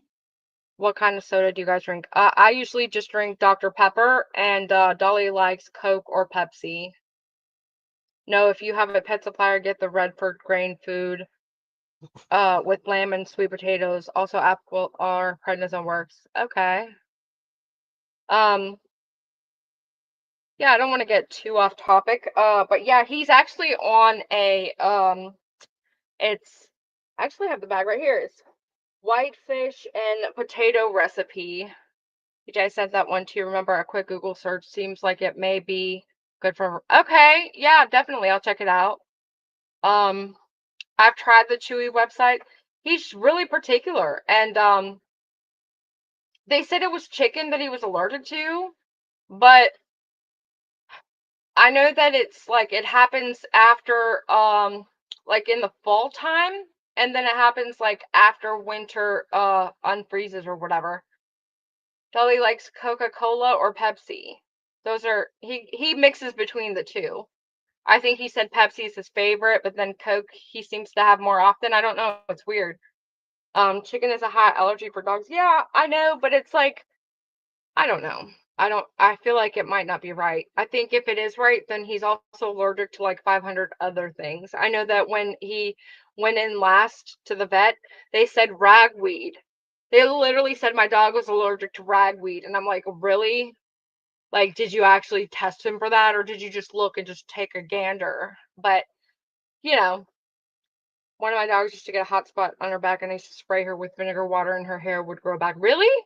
What kind? Just regular vinegar? Huh. I heard that Dr. Marty is excellent food. I tried that actually, and he definitely still had some kind of reaction. But Dr. Marty's is like $80 for like a 5-pound bag of food, which I think I pretty much pay that now anyway, but it didn't work. And I don't know if it's just grass, but I know that since we've been here, he's been extra itchy to the point where one of his armpits is so red I had to bust out the A&D ointment that I brought with me, and then of course he's been getting the Benadryl because I have that with me also just in case. But ultimately, I mean, he's a mess. My friend's dog was allergic to the carpet in her house. Jesus. How does that work? You just put your dog into like one of them bubbles so he doesn't have to touch anything in real life. I would always be careful with chicken and Frenchies. Not all but lot get bad allergies. Yeah, it's vinegar and warm oil mixed together will cure hot spots and mange. Wow. Okay. Organic coconut rub down. My dog is obsessed with coconut oil. I did that for a while too. See, that's how you know I've tried almost everything. I did the coconut oil and he would literally just like lick it up in gallons. Like he wanted all of it. I would pour it on his food at times. And then he's just obsessed with freaking coconut oil. He loves coconut oil. My German Shepherd is on a raw diet. He was allergic to everything in food. Yeah, see, that's what I mean. PJ, I have a Frenchie. He's allergic to grass. Destin baby cream works well. Make sure he can't look it up. Yeah, Destin baby cream and B baby cream. That's exactly what I have here with me. But it doesn't really seem to help much right this moment. I don't know if it's because he's just gotten to it so good that it's so raw, but I don't know. Bath is dawn, then sell some blue and let soak for 10 minutes, do every 2 weeks. Okay. Um, I've been so lucky all three of my Frenchies know. Yeah, you're absolutely beyond lucky. Origin grain free for small breed. I tried Origin. I think it's Origin. Um, he had the worst gas ever on Origin, and my vet said it was too heavy for him. Origin is super expensive, and it's like one of the toppest of all top brand dog foods inside of the freaking pet store, at least. Um, but rip Grizzly. My brother had stinky feet and used to soak his feet in vinegar. Lord, I guess vinegar cures all things. Shampoo, your hairspray, distilled water. Okay, I missed that. Chat is flying. DJ, what about a Vino soap or just a regular oatmeal bath? Have you tried Dinovite? Dinovite? No. I have not. I'm not even sure what that is. San Bernard dog shampoo. Okay. You guys have such good tips. I need to write all these down. Kids First is a good logo for you guys. Anyone remember the lady went on vacation and left her baby at home? Oh my God, Sweet Leaf. That case was just like, oh, I could not believe. Oh my God, that case was horrific. There was a lady that went on a vacation and she had the nerve, the audacity to go to like some island. What island did she go to, Sweet Leaf?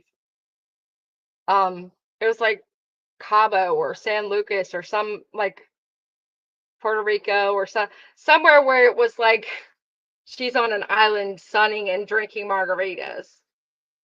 And she left her baby in a pack and play. Trigger warning, yes, Sage, thank you. Puerto Rico. She went to Puerto Rico.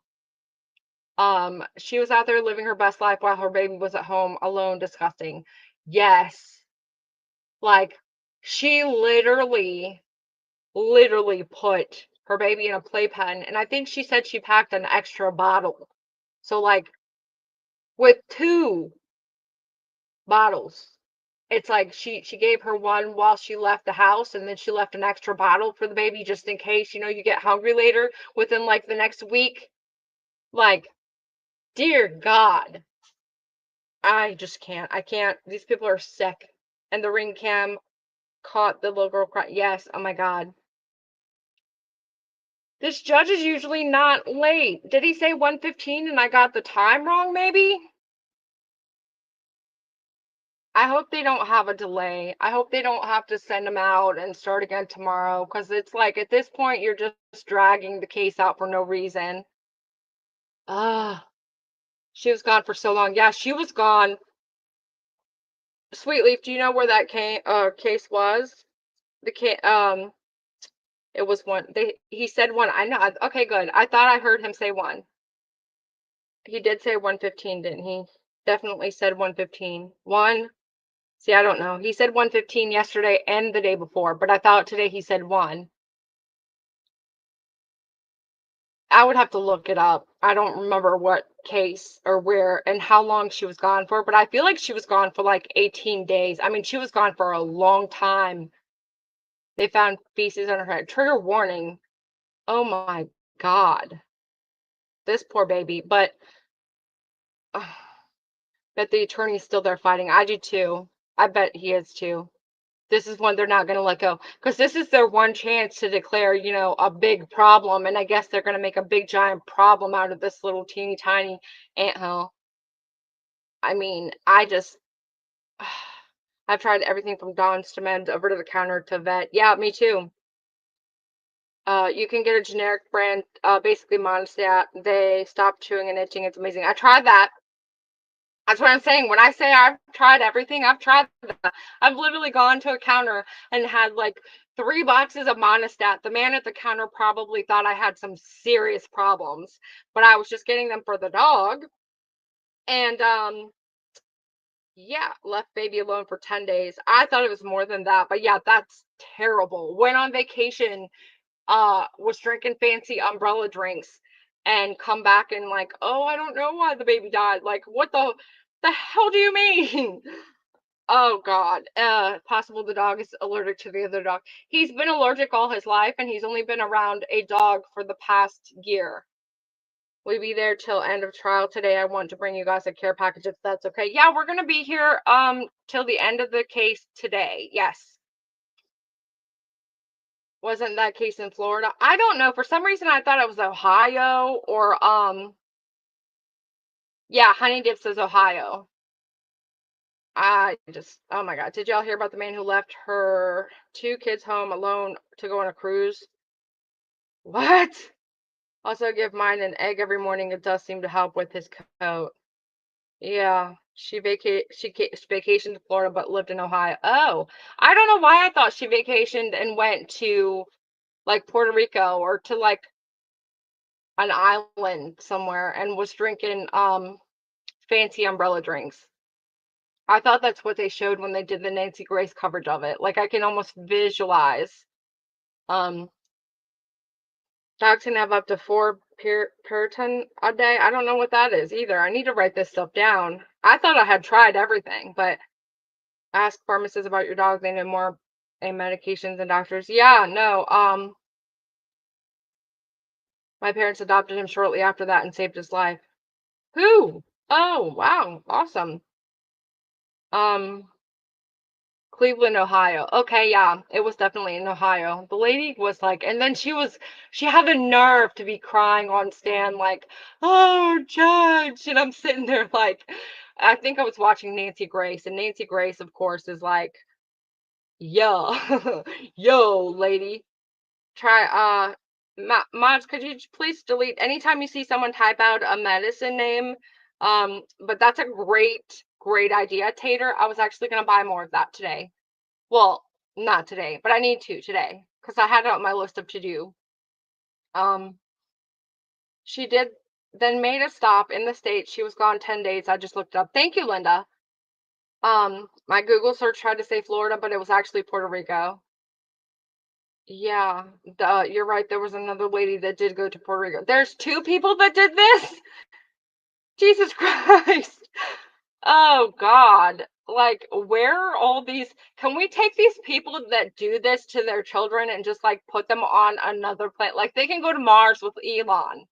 Take all the people that do things like this to their babies and their children, and please go take them to Mars. They can live up there with Elon, and we don't have to be surrounded by them because God bless it. Like, these people that hurt children definitely have a special place in HLO.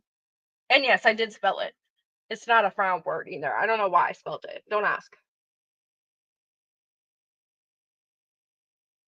People acting like kids are Tamagotchis. Yeah. She went to Florida, then went to a fancy vacation, came back home, then left again. What? Oh my God. PJ, have you heard about them possibly shipping out our worst criminals that are in prisons in El Salvador to El Salvador? No, I've never heard that. But I mean, they need to go somewhere. Just like this lady had so many family members to take her. Right. I don't understand that. There's definitely not even just family members, but like these are people that aren't related to Megan that are on the stand. They're coming to trial to testify, and they literally just knew her through a friend of a friend, basically. Like, I don't understand it.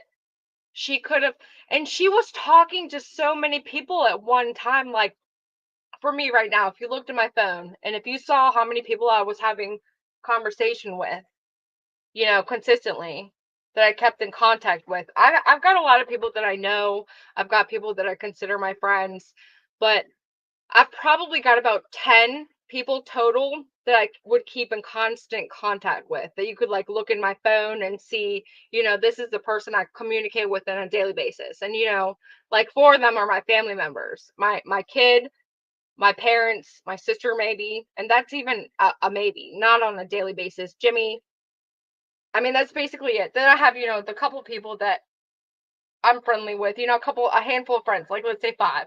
So for her and for us to get to see all of this, whereas there's several people that are communicating with Megan at this time of where she's in need of a babysitter.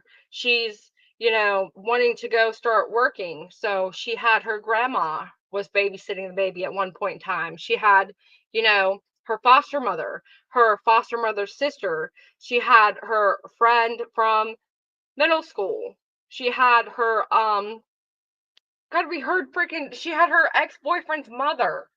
They would all have been willing and capable to take this baby, and for you to just unalive the baby instead, I mean, it's so disturbing. And please take your children somewhere if you get overwhelmed, and if you want to have a life and live with your man and not want your kid no more, leave the kid somewhere where there's an authoritative figure. I mean, now that we've gone over the laws of safe havens or whatnot, I mean, I guess you would possibly risk getting a abandonment charge, I guess. Is that what it would be? But I mean, still, that's way better than an unaliving charge. And I mean, if I have to sit here and talk to the public to tell them, hey, please don't unalive your children, I mean, there's a problem. But I can't comprehend it. I really can't. And no matter what these people say here today, I'm still never gonna look at it the same. It's like she literally did what she did. We saw, heard of all the evidence we needed to hear and see. But I don't know. I've had someone drop off their 2 babies on my doorstep and I took them for 2 years. Believe me, if you ever even think for 1 second that someone would not take care of a child, they will. Wow, Garden Glitter, you had kids dropped off at your doorstep that you just took care of that weren't related to you? Holy moly. That's what I said, Annie. That should be a part of her punishment. She needs to not be allowed to have children again, because that was another thing we found out in some of this witness testimony, is that she was texting a couple of her friends saying that she was with child. And I don't know why she said they were related though. Yeah, that's a little bit different. A little different, but yeah. This chick in Hendersonville but drowned her daughter because she needed. Oh my God.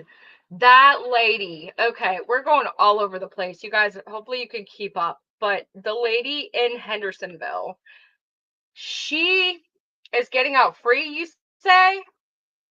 No. Stop it. The lady is getting out free. Wow. On what clause? Why would she be getting out free? Please somebody tell me.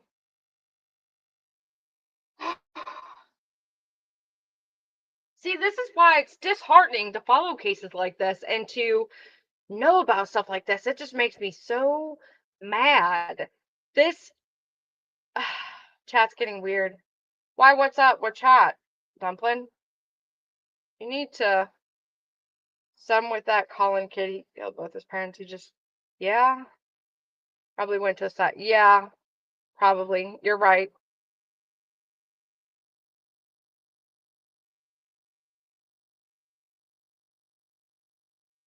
I'm trying to go up to see why Dumpling's saying it's a mess. Just drop my baby off to Dolly. Yeah, good luck with that. He would take the baby though. I call the grandma if I get stressed. I think that she was utilizing the grandma as a babysitter. Megan was, to a point where I think the grandmother basically might have just had enough of babysitting. Maybe, I don't know. I can't pretend to know. I have endometriosis and 30 surgeries, and my son is the only child I have. He's my blessing. Yeah, I had reproduction issues also. I volunteered at the pond, and one came in so matted and covered it in rash. She had hard sores. I hope this is about an animal. Had hard sores and allergies. I began putting things in my small slow cooker at night that helped. Okay, yeah, this is about the dog. Rochelle, I'm actually his twin. Who's twin? I'm guessing you're gonna say Dolly, Jimmy, whatever. There was evidence taken out from underneath the trailer she resides in, and I believe it may have been a pillow. No way, Gam Gam. Okay. Well, we saw all them boxes. I think those are all evidence boxes, and I don't know. Um, we haven't gotten to see, but the 2 evidence bags today. There was the 2 bags that Miss Stacy cut open, and one was a shirt she had made specifically for Evelyn for her birthday, and then the other one was a blanket also she had made specifically for Evelyn for her birthday. She liked the baby shark theme, and yeah, let's see. Let me catch up on chat.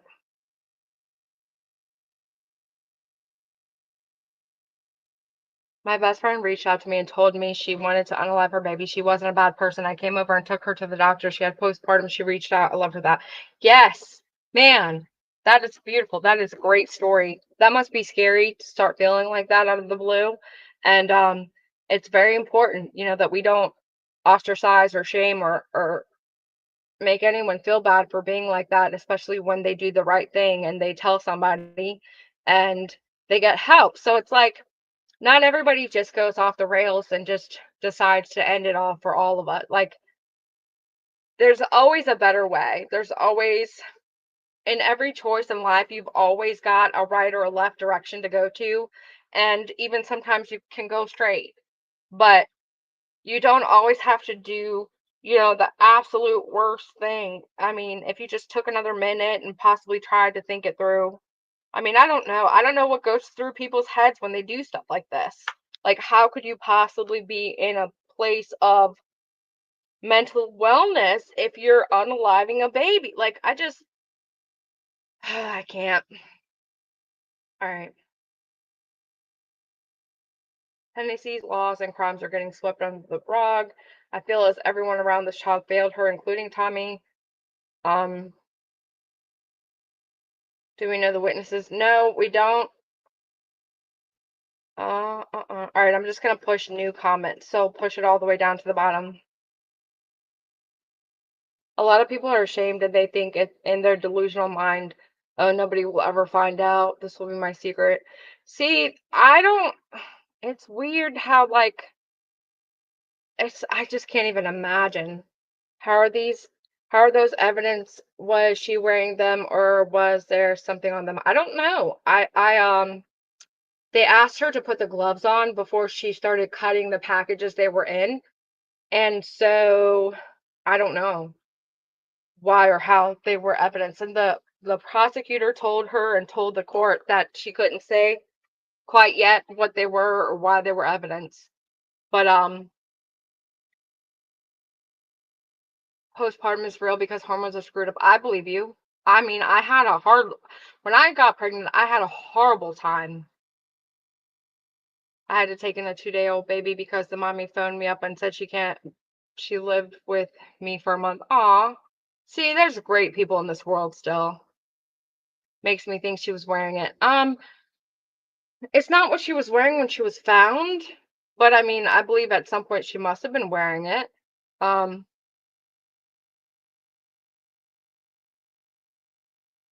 Tommy Boswell was working a lot and he had custody of Megan's siblings because they were younger than Megan. Yeah. So, I mean, I'm sure he would have taken the baby, but if he was working a lot, I mean, maybe he didn't have the ability. And, I can't ever really judge somebody for having to work or for working a lot or working out of the home, far away from the home. Um, we all got to work, especially, if you're the main breadwinner or you're the only one that works, or it is what it is. Like, every day, everybody has their own struggles, and some people choose to work a lot, but I just, nothing justifies unaliving your baby. And I just realized, yeah, court is really late. What are they arguing about? They still want to freaking argue the screenshot. They gave them the in. They should have checked that better.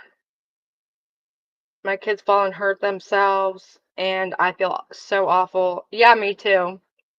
She worked to see that dude. Yeah. I don't necessarily think that she was working the whole entire time that she claimed she was working. I think she was just utilizing that as an excuse because um that was an okay thing to say to, your dad or your relative or your caregiver at one point. Um that's a great thing to say for a great reasonable explanation as to, like, oh, I can't come over today or I can't today because I'm at work. It's more frowned upon to say, like, oh, I can't do that right now because I am hanging out with my boy toy today. Like, the fact that she said she was working 24/7, I don't really think is necessarily true. Like, she, in one message she sent, she said she had been at work from 6 to 6, and that she had gone to lunch from 6 to 7, and that she just decided that she was going to come back at 7 and help out anyway, because, like, oh, she loved him so much. Like, I can. There's no way in hell. There's like labor laws or something that's in play to where that's not the case. You didn't work 14 hours, ma'am. um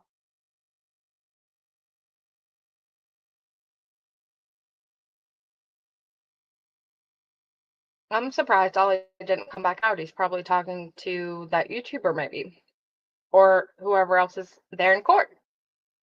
I wish we would get like an update of what's going on. Like, I wish they would have some kind of explanation for like why we're doing this or why it's taking so long. Because we're just sitting here now in limbo, just what are we gonna do? Or are they gonna start court back up? Are they going to dismiss us for the day like they did the other day? But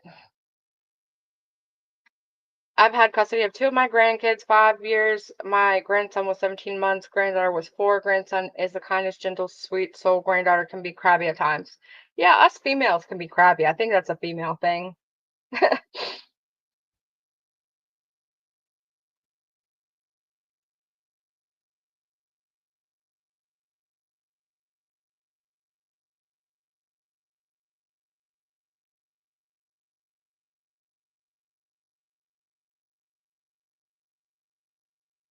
Oh.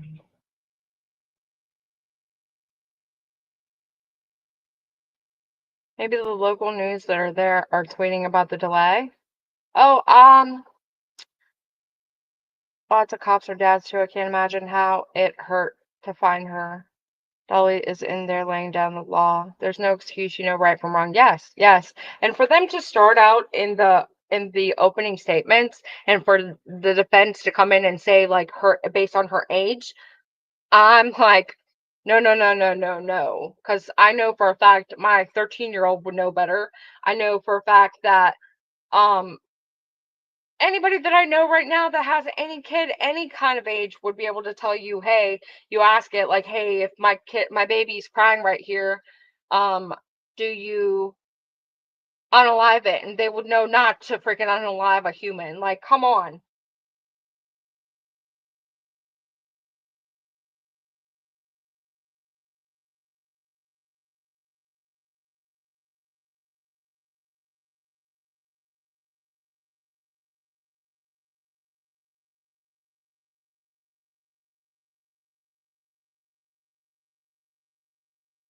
Did they ever say cause of death? Yes, asphyxiation.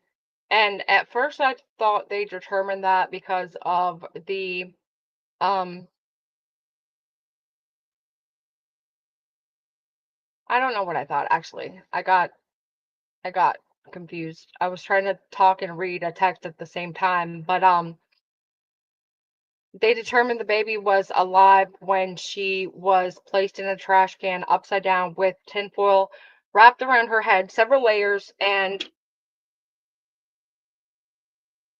from what I'm reading in chat, they allege that she had tinfoil in her lungs, which would mean that she would have been screaming and crying to have gotten the tinfoil that was wrapped around her head into her mouth and into her lungs. So the baby was unalive from asphyxiation or suffocation. Long lunch. Yeah, they were arguing something before lunch started over the text messages they claimed were text messages, but they were actually transcribed messages.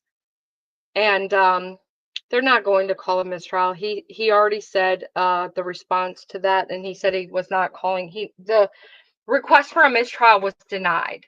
That's horrible. She suffered probably for so long before yeah. I don't even want to think of that. G of twins. I mean, that's horrific. Let alone knowing it's happened to this poor innocent baby girl that never had a chance. Like, I don't understand. I don't.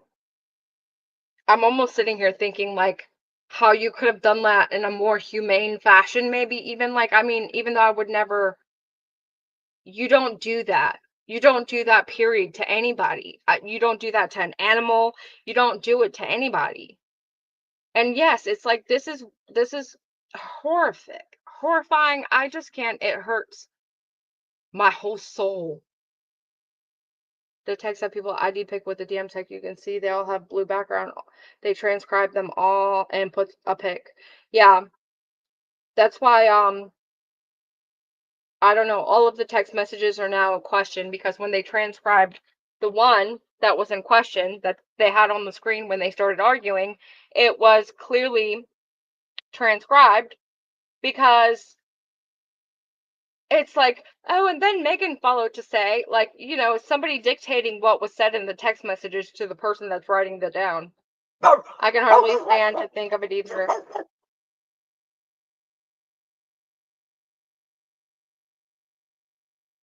Okay, killer. She lied and said that the grandma had the baby, that Ethan had the baby while she was spending time at work with this boy. Yep. Yep.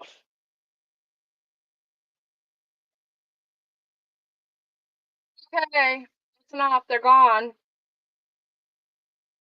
I know. They're gone. It's fine. There's no danger. Go down. I know. It pissed me off too. I know. In the 2022 or so hearing, IRRC, the ME found 4 different ways of death. Paraphrasing. Why in the meth would she use foil? Why? What for? What point? I don't know. Wrangler said Megan is guilty. Yes, yes, he does. They give these mamas too many ways to not unalive their babies. No more chances. The angels have the right. Yes, I agree. Doesn't change anything. Nothing crazy was in that text. Exactly. Nothing crazy was in the text or any of the other ones really. Just it kind of determined what her, like, when the last time it was they saw this baby, and just the demeanor of Megan, how she was all like cooing and cawing over the fact that she's got this new boyfriend. I mean, I don't know why. I don't know. And who would have thought to do that? Like, Angie, if she specifically got tinfoil to unalive this baby, like, that's real premeditation. Premeditation. And the reason that I don't think they went to go find Hunter and arrest Hunter is because I don't think she ever showed him this baby. I don't. I know that when she was in the trailer and then the DCS worker went looking for evidence of Evelyn, they basically, she was in the trailer where she lived in on her mom's property, I think it was, on one of her other relatives' property. He hadn't been there. She went to live with him at his place periodically, according to her. But according to Hunter, the boyfriend, she was a casual date for him. He didn't even claim her as his girlfriend. He just basically said, "Oh, we dated casually."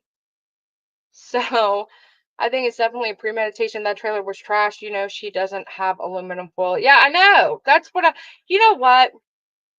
PJ, you're supposed to be having fun. I'm not.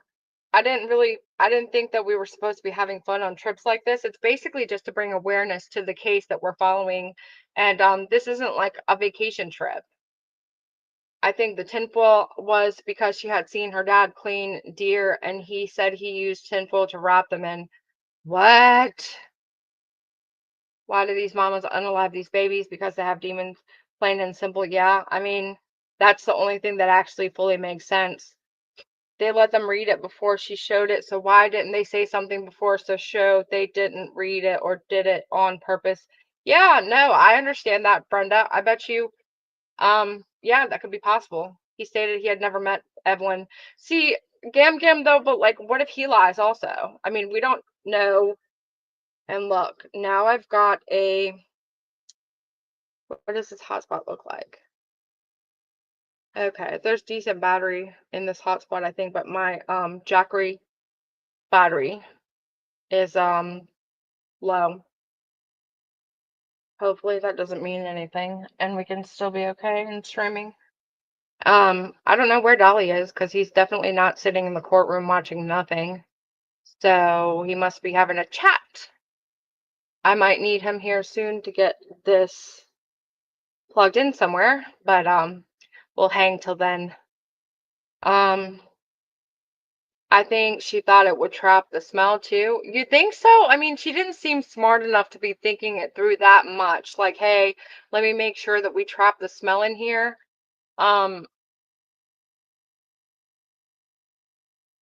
Defense lawyer knows he's done, so he's trying extra thick in the books. Yeah, no, I know that the defense lawyer is basically just grasping at straws. I honestly think that before you're able to have a child, you should have to go through testing. I don't know. I think Megan used foil because the blanket was not muffling. Evelyn's crying. I think she used the foil to help mute Evelyn. That's horrific. That makes me sick. She might have Google searched. Justice system needs attorneys to stand up for only for children who can't speak for themselves. Smell and aluminum foil. One of my daughters didn't have a boyfriend until she was 22. Dang, smart girl. Second teacher arrested at Maddie's school. Just, oh God. Jesus, what? Second teacher arrested at Maddie's school for CSAM. Oh God. Are they coming back? I don't know. I'm not in there. I don't know. And they're not saying, because I'm going to Google why you use tinfoil, so if FBI shows up, y'all call to bail me out. Make sure to go into your incognito window at least. Wouldn't a child in a foster care be required to get counseling if pregnant? I would think so. I would hope so. But they didn't mention anything about counseling, so I don't know. I mean, when you're 17, yeah, you're still technically a child. I would think that they would require that, but we didn't hear anything about that. So maybe they weren't required to go take this kid to counseling when she was pregnant at 17 and having to go into foster care. Yeah, definitely a dumb young kid that didn't have any business being a parent. I agree. Especially if she was in foster. Yeah. I don't understand. There's no real rhyme or reason for it that explains it to me. And it's not a law. Okay. It's horrific what this world is coming to and what these kids are having to deal with and being brutally unalive like this. I mean, this is worse than Kaylee Anthony. She seemed to love Evelyn up until meeting Hunter. Maybe it really was a math with an E. I don't know. I mean, I guess it's possible, but the only reason I would not go that route and I would not accept that as an explanation is because if you are in fact having a bad trip, bad reaction, psychosis episode, whatever it's called at the moment, at that time, she's had 5 years to sit and think about what she did. So let's just say it was a bad meth trip, or the use of meth contributed to her psychological state at this point in time, and or at the time of whenever this occurred. You tend to get help when you go into jail, and that's another thing that makes me mad as to why, she's not even facing the death penalty. She should have no access to air, much less the other things she's got free access to, dental, medical, but then people that have everyday jobs and work for a living, like me, have a hard time getting proper dental care. But that's neither here nor there. But just saying that in general, you would think that they would put her on proper medications if she had, any kind of mental things going on, any kind of disabilities, personality wise, or with such that you would gain from having a habit, if you know what I mean. So after 5 years, and let's just say she did have an incident with being on math. Now, 5 years later, as a person that possibly did it due to the math, you would expect her to be remorseful and to own up to her crimes and to just be a decent person now versus then, and like acknowledge, hey, like I was really bad off. I was doing, this and this. And I know that's not the real world. Like that doesn't really ever happen, but that's the main reason to me why I could never accept math use at age 18, however many times, whatever it got used. I don't even care. Like, I just could never accept that as an explanation to what happened. I couldn't. They're coming back. They're doing the sound now. Okay, good. Maybe she's innocent, W. Smith.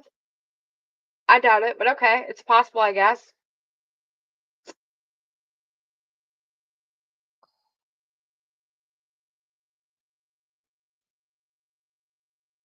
Who's on board for next witness? I'm not sure. They don't have a witness list out. Like for all the other cases before, I swear I've seen like a witness list, and I haven't seen anything like that here for this case. I hope Dolly comes back out at some point. I have to pee. And I don't feel like locking up the trailer. I'm not even sure I have the key. I have to have the key somewhere.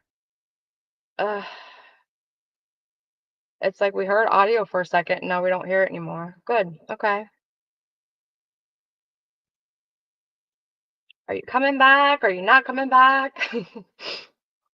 Was there a lock on the playhouse? Oh, I'm not sure.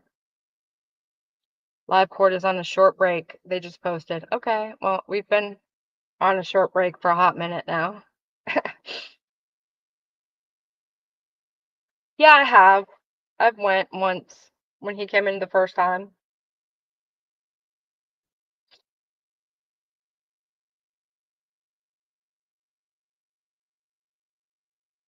I don't remember you breaking. Yeah, I went in while the Sue W. I didn't get her last name. She was up doing her testimony, and I went. That's why I didn't hear the part about baby Evelyn having a rash. Megan told the detectives that she knew that Evelyn was dead and that she wrapped her up, but Megan is also a liar, right? Google says about wrapping a deer carcass, be sure to wrap the base with aluminum foil to prevent it from being discolored. Huh. PJ, do you need a break to breathe or get a drink? No, I'm okay. I have a drink right here. I'm not on screen. I didn't want to miss the court coming back, so I just kept the court screen up. I'm just talking into the little hole here in the laptop. I added an R when seeing that who's bored. How many hours will you have to drive today? I'm not sure. It depends on how far we decide to go, but Hendersonville, I think, is like 3.5, 4 hours. I mean, that with love. Oh, I know, April. Why couldn't they share that t-shirt evidence? I'm not sure. They haven't officially brought it in. Court TV Insider, prosecutors have been in and out of chambers with various copies of text messages in the downtime. Okay, thank you. Yeah, I don't know. Dumpling, I think she might have really just tried to muffle the cries, which is really sad.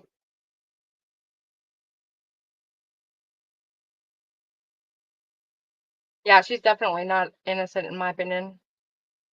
Judge is back, but no sound. Okay. Hopefully they come back soon then.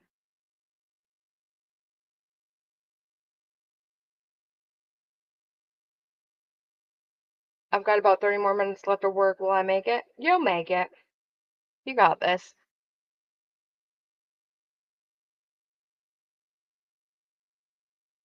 Man.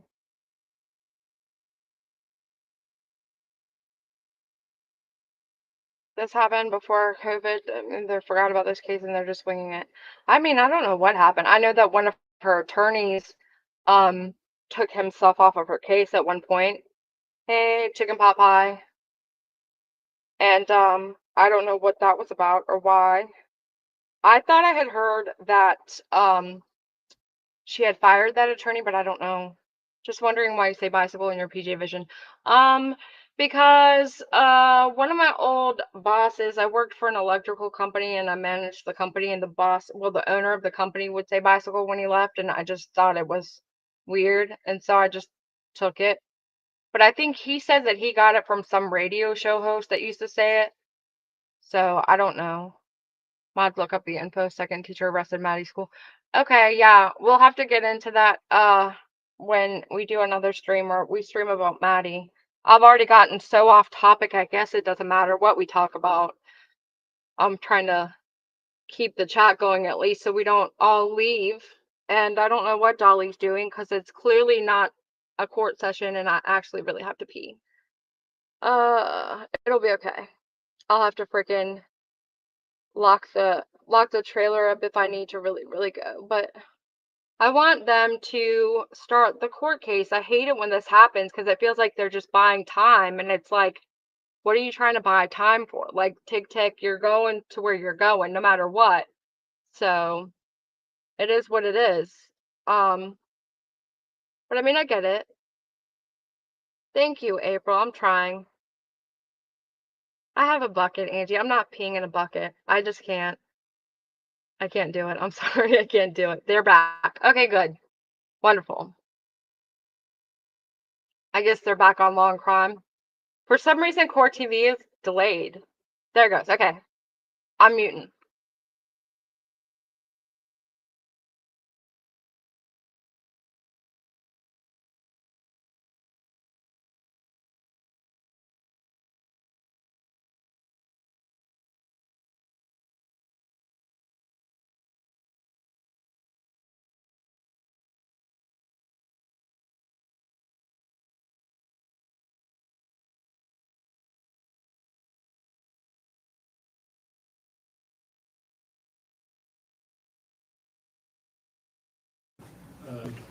Message, it was an error, everything else matches up. There are gaps in the conversations, which is concerning to me that they are not sequential. So the jury could be, I think the jury is left with a impression that these are screenshots. I think that's what several of us in the room thought when they were coming in. So without waiving my earlier motion for a mistrial, my suggestion would be if the court, since the court has denied that, the court craft a curative instruction to explain to the jury that these are not screenshots. These are text messages selected by the state, which are a portion of the text messages contained on a telephone download. I think that in fairness would at least let the jury know that this is, because for instance, there could be more conversation between Megan Boswell and Bailey Hawkins. There could be more conversation between there, and it may not be relevant, but to make it look like they haven't had any more conversations between there, it's like they're talking about this and they're talking about it again. I think we just need for the jury to know that it's somehow these are portions of conversations, and what the state is deemed to be relevant to their case. And Judge, I don't have any problem with you giving them an instruction, telling them that's a portion. To the extent it anyway insinuates or infers that there's like stuff that's been left out that might otherwise. I mean, yesterday we were arguing about how cumulative everything was. I mean, part of the reason we didn't do that was to avoid having 20 pages of text messages read to the jury that had nothing to do with the case. So that's part of the reason why they were clipped the way that they were. But, you know, as Mr. Scott said, there's nothing that's been left out or any way misleads the jury in any way. So I have no problem with the court giving an instruction as to explain what those messages, that whether they're taken from Facebook or Instagram or text are. I don't have any problem with that at all.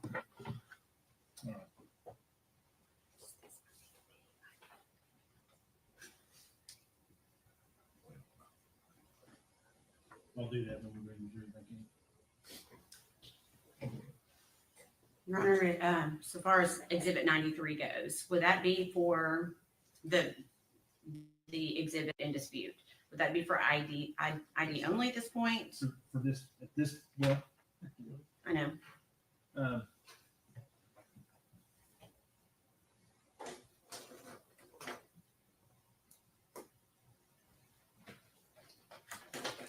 can't actually make it ID only at this point because it's been partially shown to the jury. I've got to talk with them about that as well. But what I will do is I will make it not published to the jury further. Okay. Okay. So Sherry, you need to make a note that 93 does not go back to the jury at the end of the proof.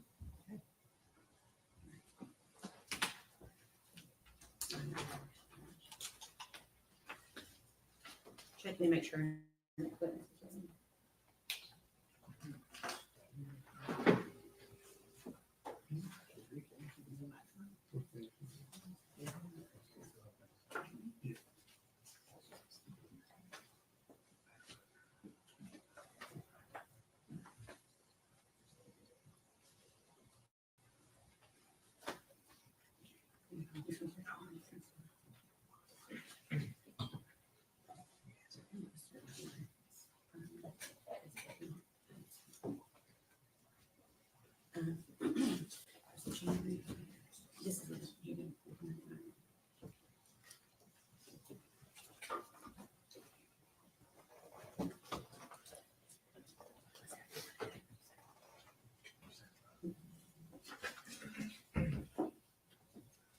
All right.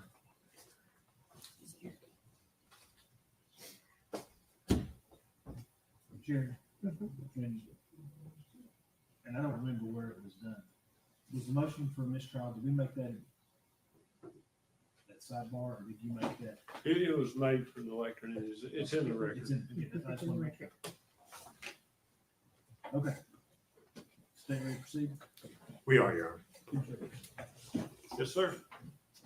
And I believe you were still on your direct of this, Stacy. Miss Erica Stacy. we'll go ahead and have her. Jury's ready, we'll bring them in.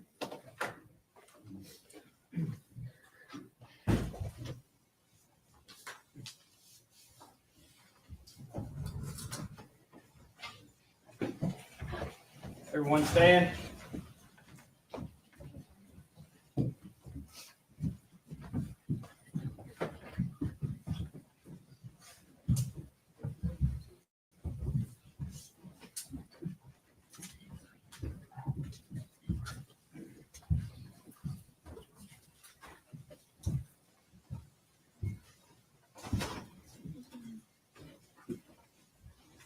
May be seated. Ladies and gentlemen, I apologize for the delay with the issue that we had to get sorted. The last exhibit that was flashed up on the screen, the very bottom blue box contains some information in there that shouldn't have been put up. I'm instructing you not, if you read it, it wasn't there long. If you read it, I'm instructing you not to consider it for any purpose during your deliberations. With each and every juror understand that instruction. If you do, raise your right hand. The record reflects that all the jurors raise their right hand. Now, the other thing I want to talk to you about just very briefly, and I'm not commenting on the evidence at all. Some of these exhibits appear to be screenshots of conversations, either text, Facebook, Instagram, whatever other social media platform that there are. It is. And they're not actual screenshots. They are snippets of conversations taken from a phone extraction that was done. Okay? And I just want you to understand that. Which means that it's not necessarily a sequential stream of conversations back and forth. Does everybody understand that? Okay. All right. I think that's it. I believe Miss Stacy was on the witness stand. You'll come up, Miss Stacy?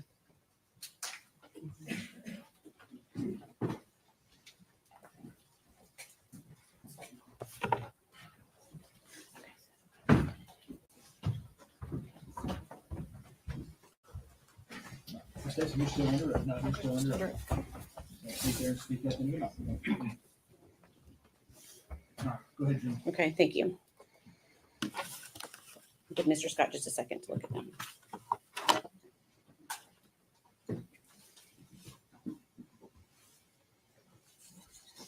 Okay, I'm going to pass you a document to see if you recognize it. Okay.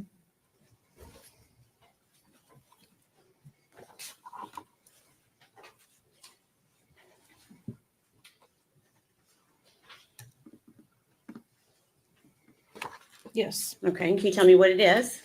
Messages between Maggie and myself. Okay, and when you say Maggie, you're talking about Megan Boswell? Megan, yes, Okay. sorry. And what is the date of those messages? January the 8th, 2020. 2020. Okay, and is that a fair and accurate representation of your conversation with her on that date? Yes.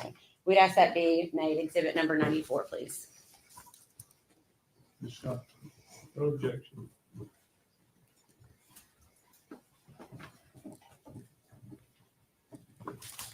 Permission to publish? Okay.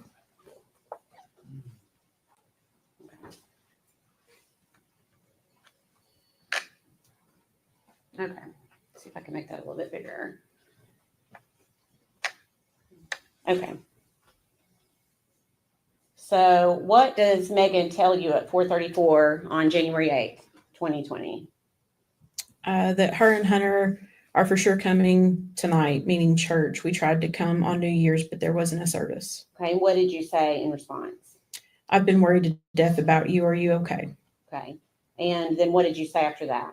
Did you and Evelyn have a good Christmas? And then what did Megan say to you? My phone is broken. LOL. We did. Did you all? The second part of that exhibit. And then how did you respond to Megan? We sure did. I'll bring your presents tonight and give them to you. So are you and Hunter a couple? And what did Megan say in response? More or less, LOL. Ethan's leaving to go home tomorrow, so I won't have Evelyn tonight, but I'll bring her next week. Okay, and what did you say to Megan? Okay, what does Evelyn think of Hunter? And what does Megan say? She's not really been around him much because Ethan's in and has had her a lot. He won't get another break until he's out in September.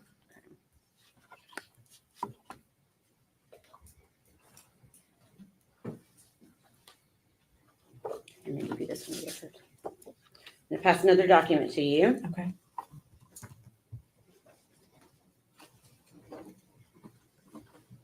And ask if you recognize it. Yes. Okay, can you tell us what it is? Again, messages between me and Megan. Okay, what's the date of those messages? February 24th of 2020. Okay, is that a fair and accurate representation of the conversation on that date? Yes. Okay, we ask that to be made exhibit number 95.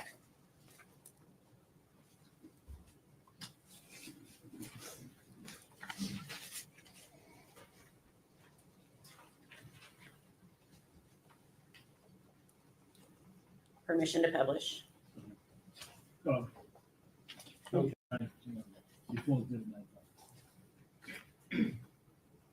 Okay.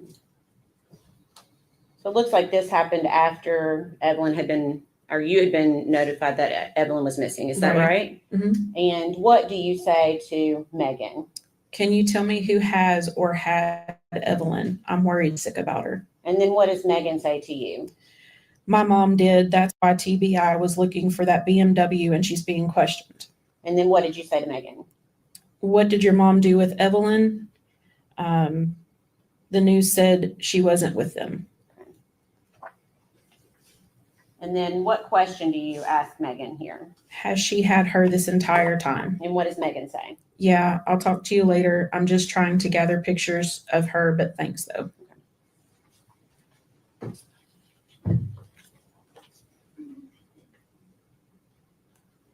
Is that the first time she told you something different than Ethan? Yes. Having Evelyn? Okay. Please answer any questions the defense has for you. Okay.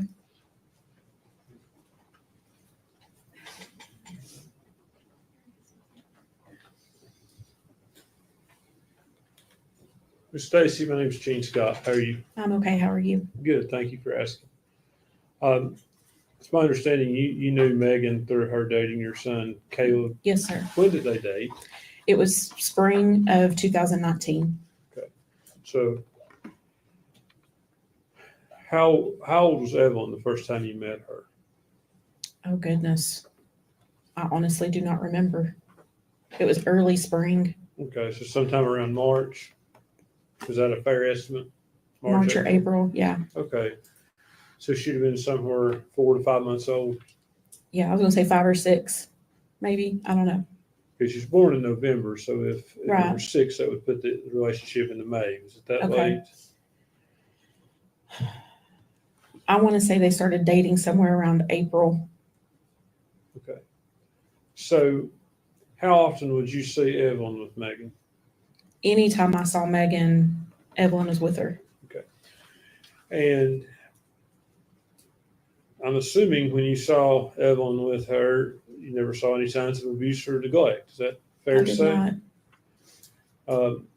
Were you able to ascertain the relationship between the two of them? Did Megan come across you as a loving mother? It seemed perfectly normal.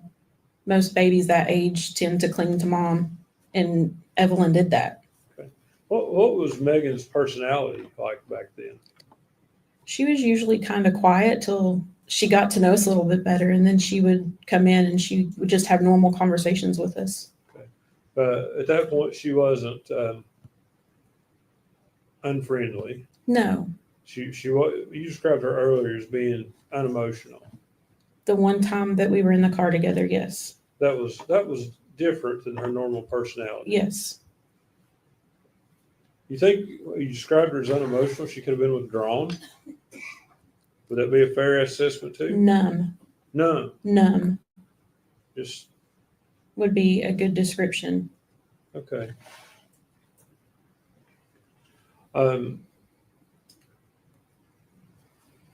Just want to make sure I'm clear. Did you ever see any interaction with Megan and Evelyn where Evelyn wasn't dressed appropriately, she was dirty, or anything like that? Mm-mm.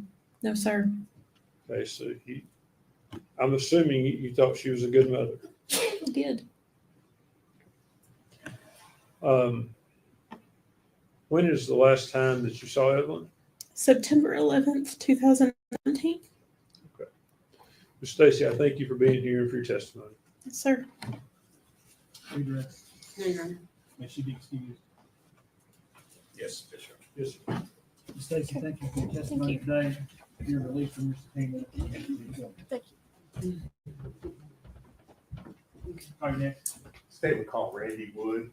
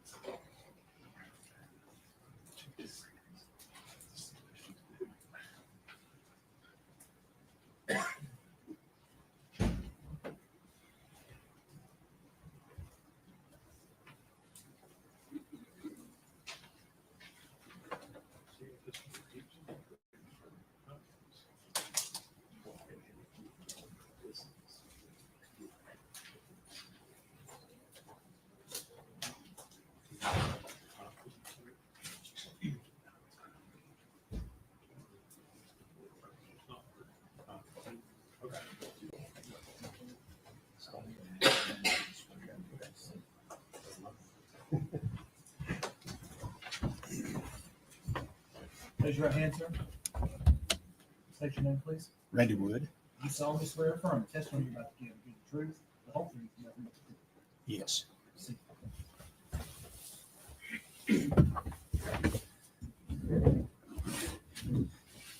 Go ahead, Jim. Thank you, Judge.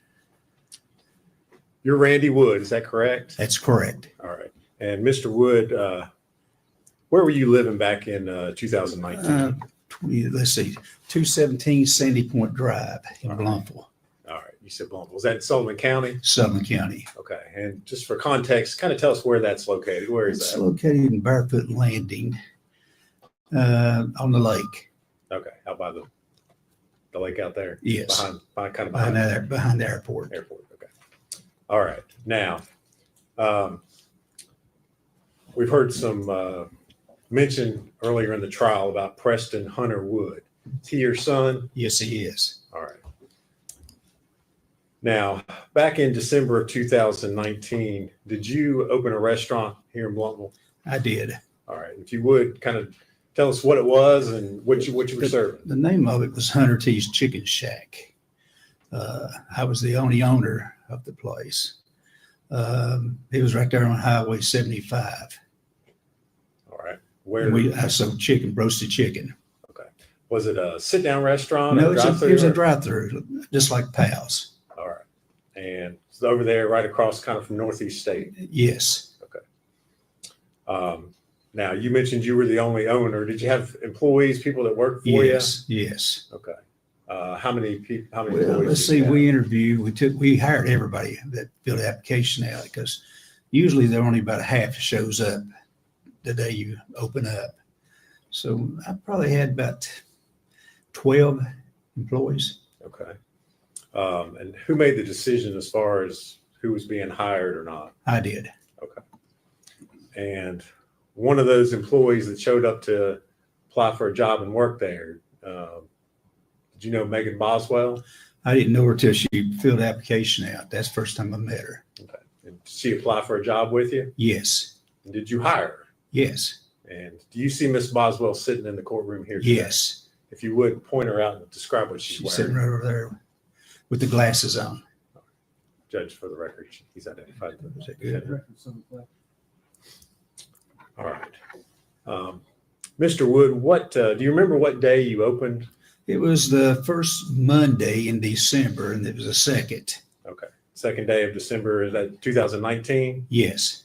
All right. Was Miss Boswell working that day? Yes. Okay. And you mentioned you didn't have a whole lot of employees. Who was in charge of making the schedule and deciding? Jason Facette made the schedule and everything. Okay. Was your son Hunter an employee there? Yes. All right. What did Hunter do? He was mainly just an employee. Okay. Because Jason sort of run the place when I wasn't there. All right. So Hunter and Megan worked there as co-workers. Yes. Did you work there at the restaurant? Were you there on a regular basis or? Pretty much so, Yes. Okay. So you saw Hunter and you saw Megan together at the restaurant. That's a fair Yes. statement. Yes. All right. Where was your son Hunter living at that time? He was living with me at that time. Okay. Your house Out that lake. Yes. Okay. Out there. Did he have a vehicle that he drove then? Yes, he had a Ford truck, what he drove. All right. At some point in time, did you realize that your son Hunter was in a dating relationship with Megan Boswell? Well, it is a weird situation, to be honest with you, because she got her car repoed one day at the Chicken Shack. And I made Hunter take her to the doctor that day. And, because she didn't have a ride. Okay. All right. So that's how they started running around together, because she didn't have a car. Okay. So at some point in time, you realize they're dating. Well, they was together a lot. Okay. Yes. Okay. You can say dating if you want to, or All together a lot. Yes. Okay. And at some point in time, did she come to live at your house? Well, she didn't have anywhere to go when they repoed the car. And apparently her father, what she said, kicked her out. So I let her come stay, she stayed about 3 nights there. That's all she stayed. Okay. Were you aware that she had a small child? Yes. Okay. Did you ever see Evelyn? No, never saw the baby. Okay. She never brought Evelyn to work there with her at the Chicken Shack? When I hired her, because one of the questions is, do you have any kids? Because we work around schedules. Because you got a child, you can't work a lot of hours. So I asked her, she said, yes, I have a baby girl. I said, well, do we need to work around your schedule? She said, no, the baby daddy had the child. She said, I can work as many hours you want.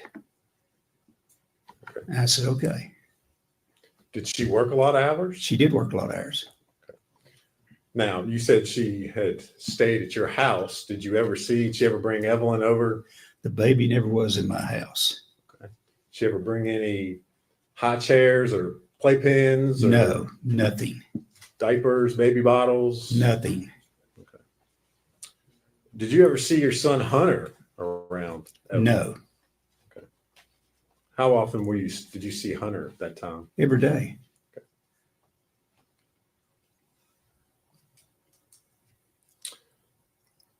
Now, your son Hunter, does he still live with you? No, he started living with his mother, but he's at hospital at the moment. Okay. He's at a hospital. Where is he in a hospital? Marion, Virginia. All right. Is that a mental hospital? Yes. How long has he been there? 2 months. Okay. What have you been up there to see him at that facility? Yes. What is his mental status this time? Well, some days he's pretty decent. Other days he don't know who I am. Okay. Would he be able to come into this courtroom and testify? No. Okay. You mentioned that he'd been there for about 2 months. Yes. Had he had mental health problems prior to that? Yes. Okay.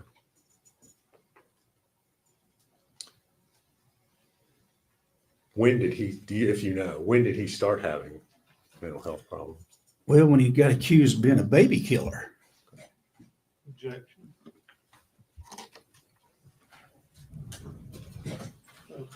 I'll just draw it. I'll draw it.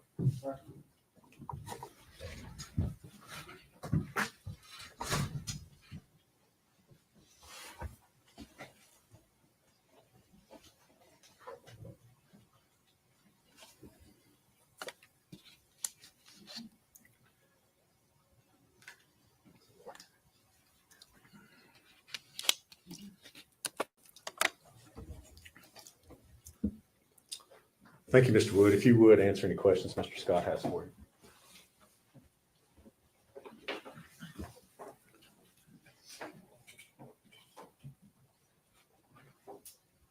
Mr. Wood, my name is Gene Scott. How are you? I'm doing good. How you doing, Tess? I'm doing good. Take my reading glasses off.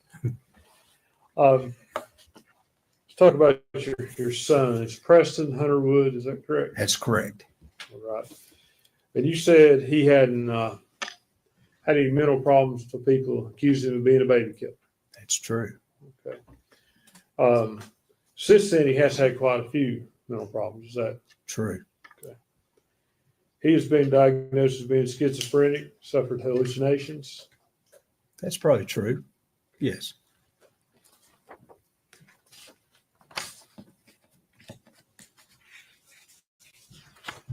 Has he been violent towards you or his mother? No. Never been violent towards his mother? Not as far as I know. We're divorced. Okay. Okay. So I'm not there.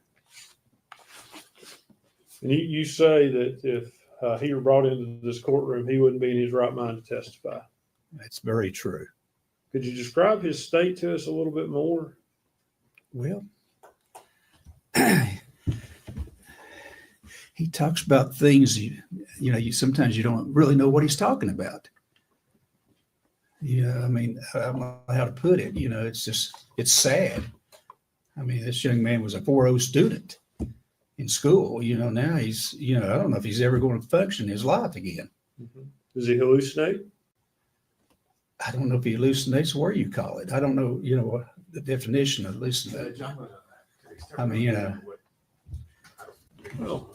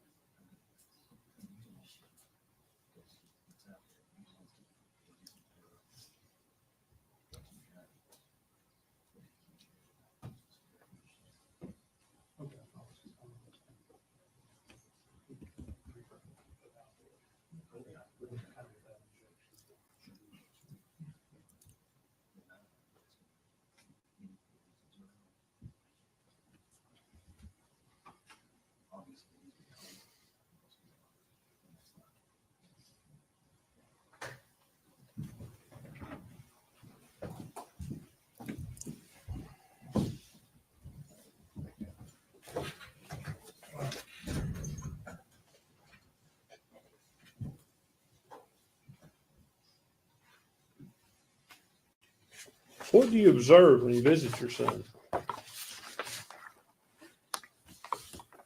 Well, mainly I just talk about anything that's pleasant. I understand. Yeah. Is what he talk? Is he able to talk with you about things that make sense, or does it not make sense to you? The things he talks about with you, does it make sense always? No. Has he talked about Evelyn Boswell? No.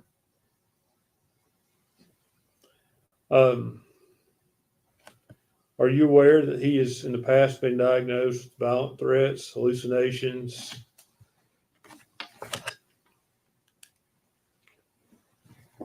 And delusions? No. Okay. Would that surprise you if I told you that's the case? It'd give me a little shocker, yes. Yeah, because I'd never seen it. So you don't know about that? I've never seen that before. Okay, I'll move on. Have you ever seen him be aggressive? No. Is there any security measures about as far as when you visit with him that requires him to be restrained or anything? No.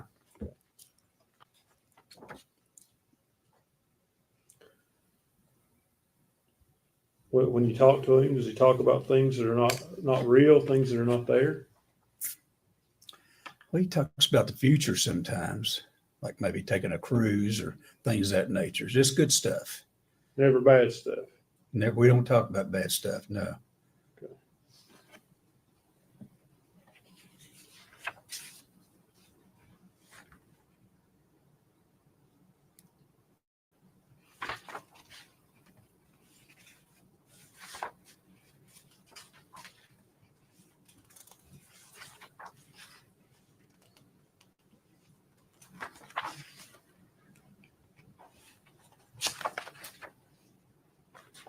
I have a minute, Judge.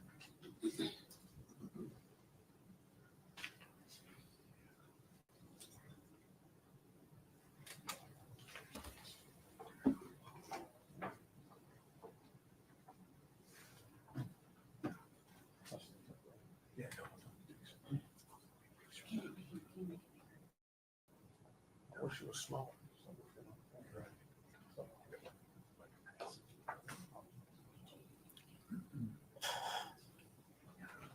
Has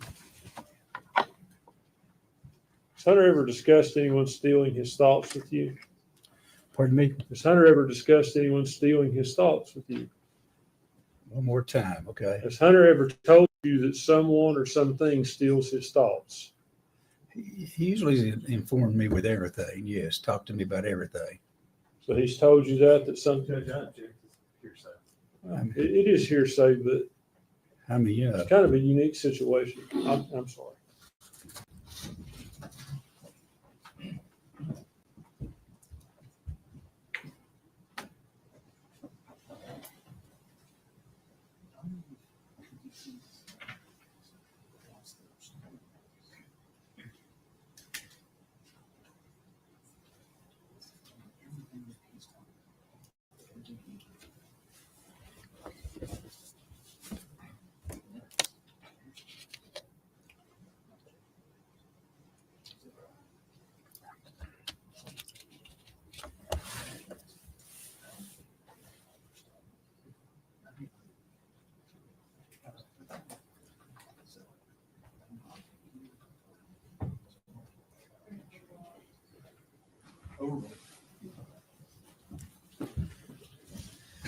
Mr. Wood, can you hear me okay? Sometimes I can hear you, but at the very beginning, you go real low and then you get higher. Sorry about that. That's okay. Let me ask you this. Has Hunter ever talked to you about someone or something stealing his thoughts? Stealing his thoughts? Yeah. Being able to read his mind? No, he's never done that to me. Are you aware of him ever talking to you about aluminum foil, preventing that? He's said some stuff off the wall stuff, I will say that. So that wouldn't surprise you? It probably wouldn't surprise me, no.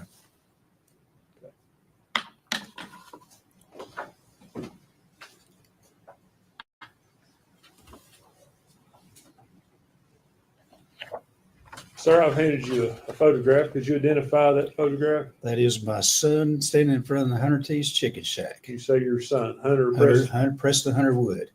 Preston Hunter. Yes. Judge, we would offer that as the next exhibit, and I don't think it will fit on the projector to publish to the jury. I'll just ask that it, okay, we'll give it a try. Sorry. It would be, yeah, general any objection. No objection. Full exhibit 96.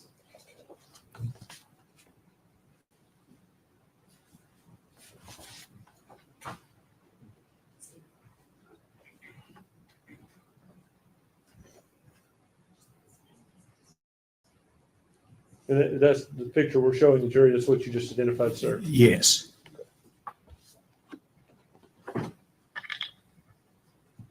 I have just one moment, Judge.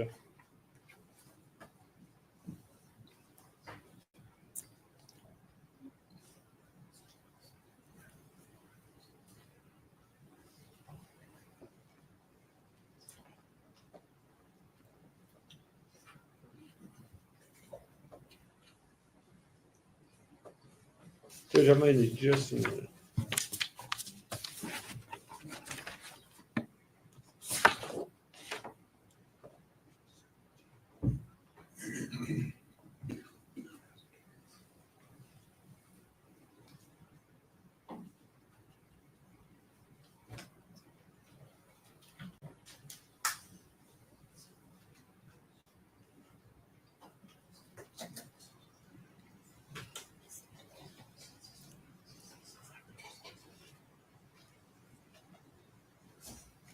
Sir, answer this only if you're aware. Are you Okay. aware of anything in his medical history about his thoughts about people or things stealing his thoughts?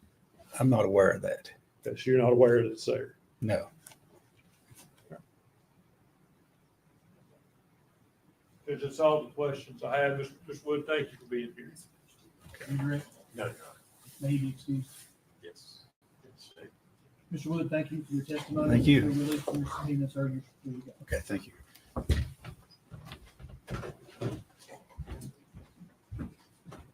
Judge, may we approach for a second?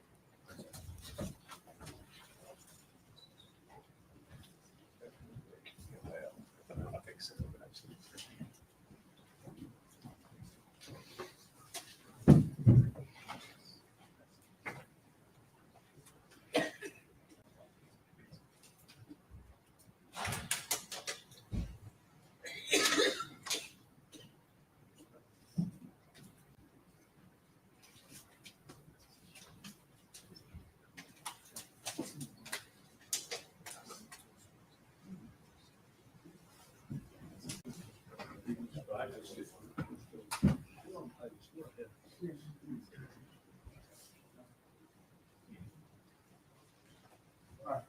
Good going with the officer.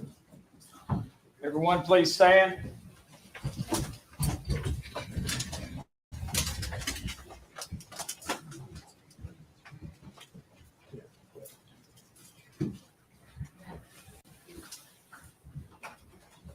Here. I don't expect to be long. Okay.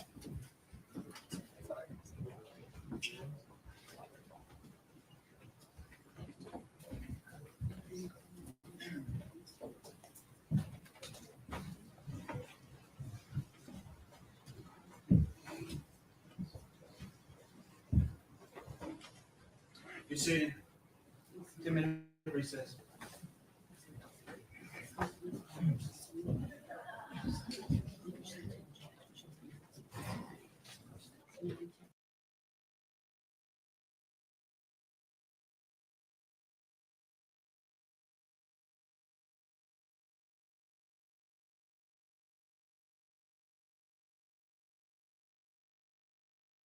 Extremely entitled. His dad, his family Okay. has one.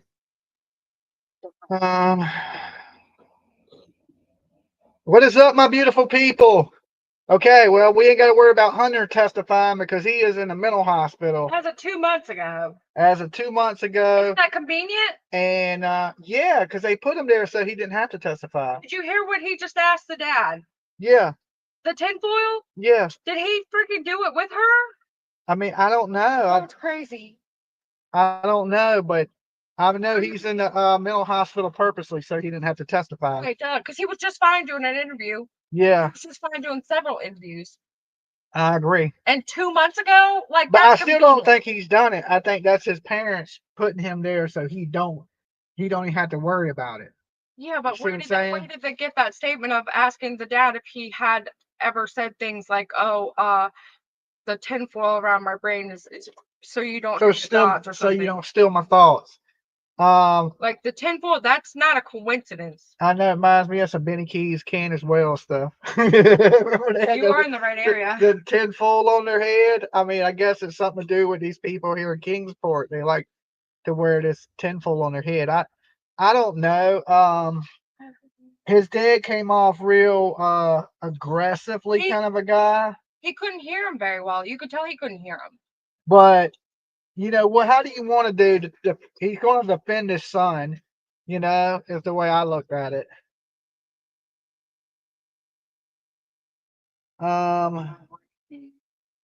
It's a common thing among. Okay, that went so fast. Hunter interview was more like a chicken shack commercial and covering his ass.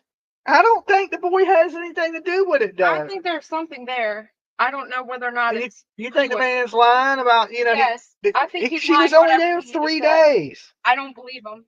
I don't believe anything he said. Everything he said was not truthful. What, the old man? Yes.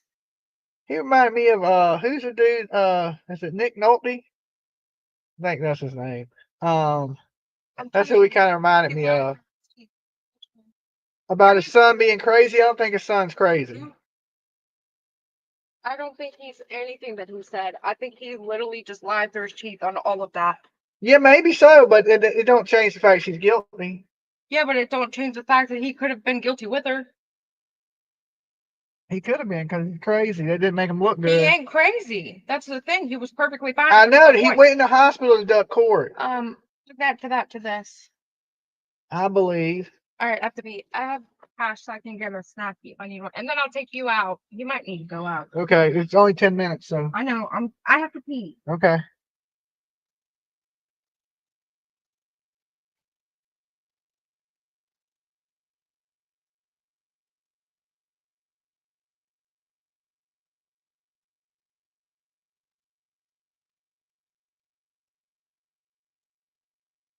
One second, guys. I gotta plug my hotspot box in so we don't lose internet.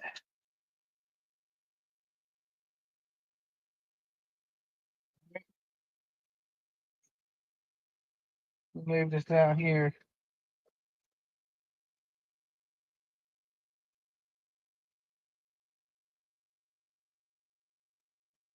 Put this back.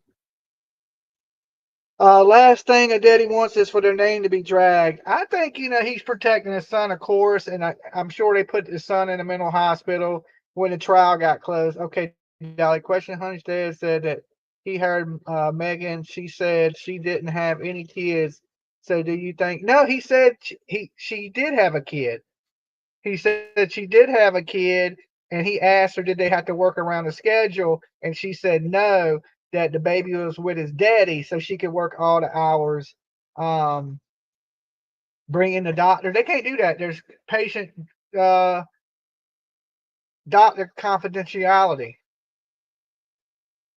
So Preston Hunter Wood has been arrested after she went to jail too. Listen, I don't think the boy had anything to do with it. I think his dad don't want him getting called up and they put him in a mental hospital. Is what I think. But that's just my opinion. I can't speak for everybody. I can't tell you guys what to think. But that's what I think. If my daughter might be trying to get in any trouble, I'd be like, all right, well, act crazy. I think it's an act. I don't think the boy's crazy. I just don't think they want him caught up in this court situation, so they didn't put him in a mental hospital so he didn't have to testify.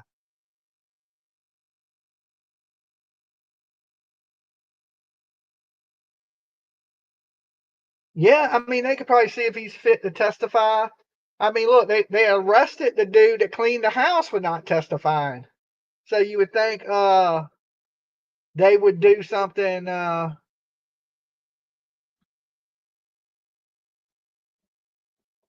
to, like, make them testify. I don't know.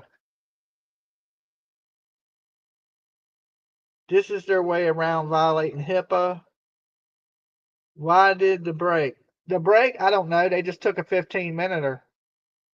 No real reason for the break.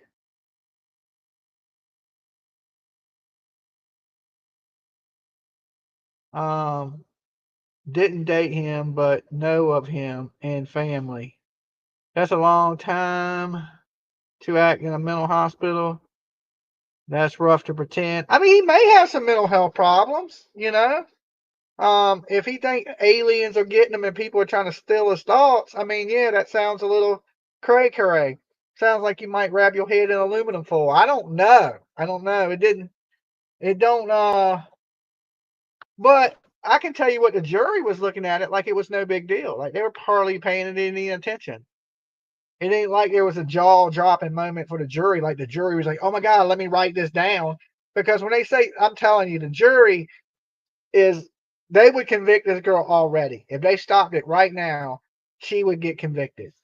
I can tell you that. There's every last one of the jury, they don't give a damn what her lawyer says. They give it every time the prosecutor says something, they're over there writing it down like, yep, yep, yep. And then every time they say something, they're just, you see the people over there yawning and shit, right? Because I've been watching the jury, right? They probably think I'm a weirdo staring at them, right? Like, well, who the hell is this guy staring at us the whole time? But I can read your facial expressions. I can kind of just vibe. I can feel your vibe of what you're putting off.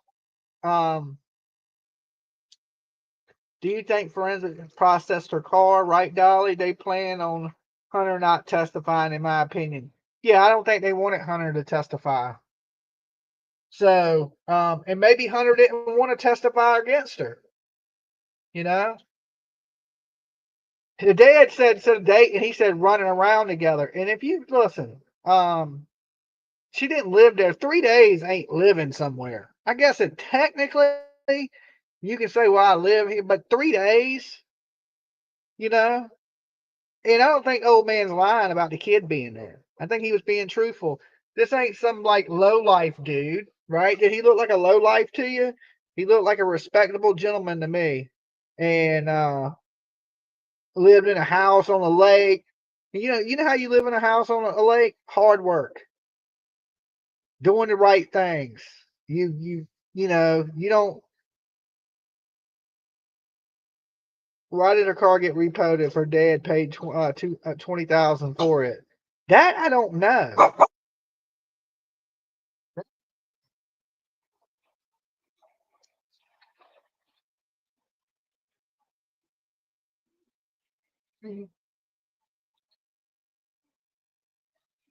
Guys,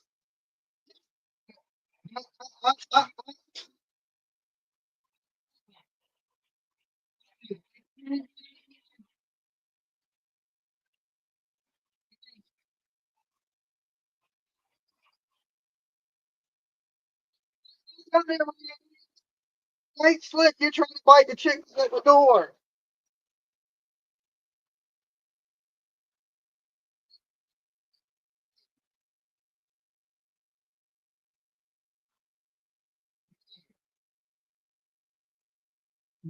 No, no, no,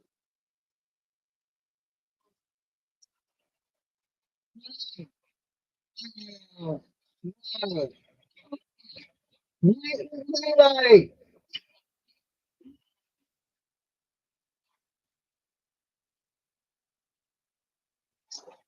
No, no. Nobody wants to bite people. That loan makes sense now. Maybe she did take out a title loan.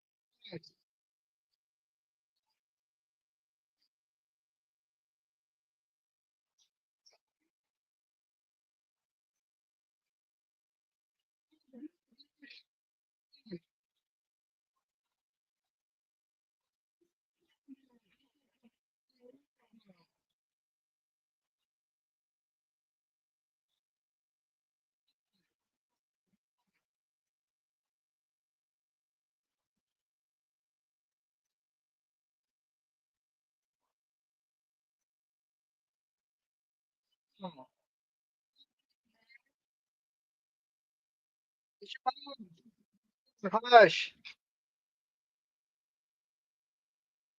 You have one dog with allergies that chews in his paws. You better stop being a big baby. It's your mama. She's coming in. Oh, now you're a mean sounder. They can use reasonable doubt now, dang. She ain't getting off. She ain't getting off. No worries.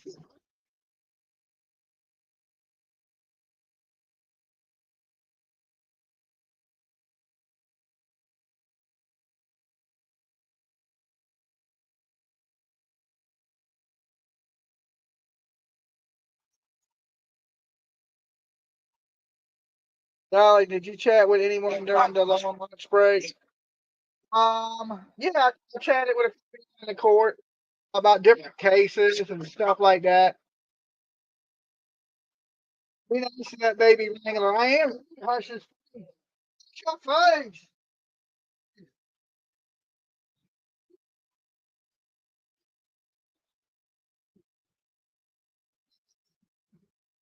Don't you dare think about jumping down. Stay. Stay.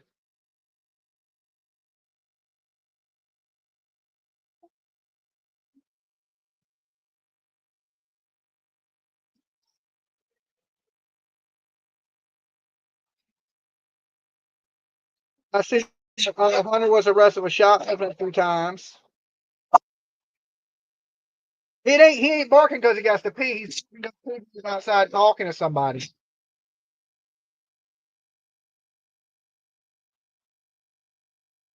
Yeah, I agree, Beck. I agree.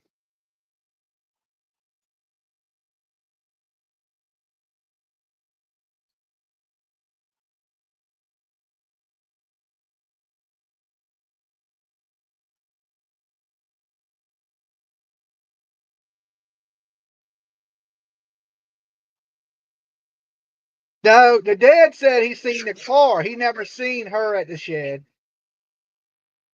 Yeah, they're on break. Barbara, the doggy don't have to pee. The doggy's already been out. He's barking because PJ's outside the camper talking.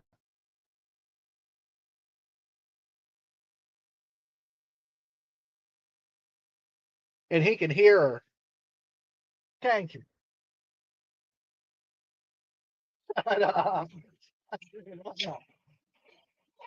You don't see Lolo doing all that whining. Later this evening, I will be. After court, I'm about 3 hours from there, so I'll leave here about 5. I'll be there about 8, 9 o'clock sometime tonight. If that's what PJ wants to do, she might want to stay here and cover this for another day. I don't know. So I'm going to see.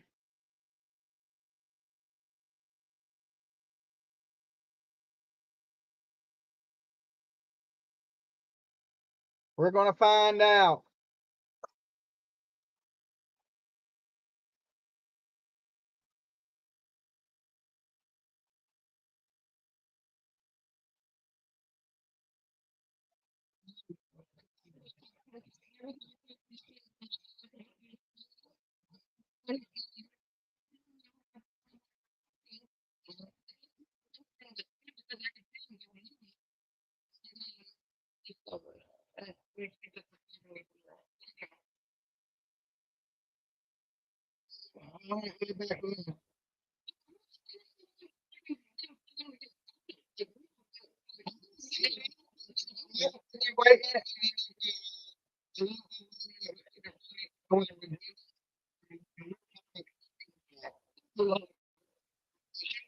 She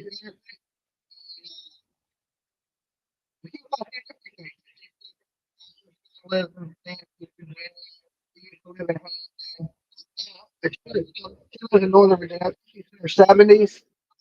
Because I told her, I said, we were talking about, YouTubers and most of it being women. And, oh, 70 watch true crime. And, like, well, it's great that you do what you do and blah, blah, blah. So she's a nice little lady. It's just all older women in there. Yeah. And it's probably like, I thought that was his grandma. I don't think it's the grandma now. Her grandma? Yeah. Oh, okay. I thought that was her I grandma. thought her grandma was there. I don't think it is now. Oh, okay. Because when we were sitting there talking, she was kind of in the conversation. Oh. So she wasn't really talking, but she was kind of listening to the conversation because everybody was just sitting in there talking. Why did they go on a break after they just had that longest break? I don't understand what's happening. I feel like Because something big is about to happen. I think they wrap up at 4. They got to give them 2 15-minute breaks. There it is. Yes, sir.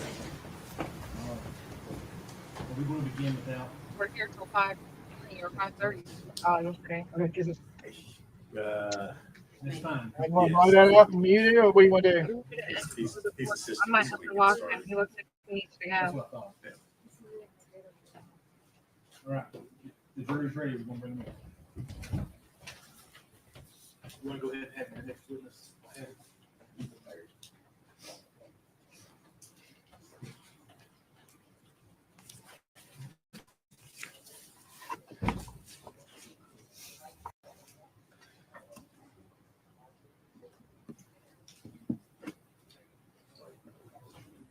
Everyone stand, please.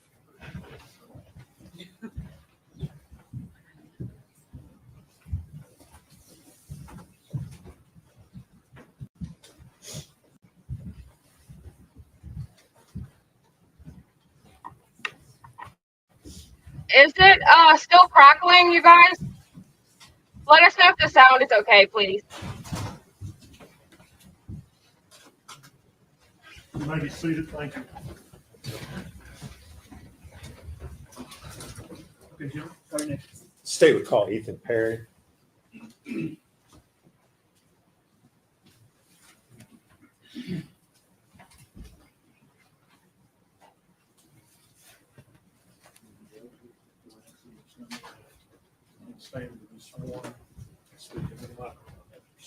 Raise your hand, sir. State your name. Ethan Perry.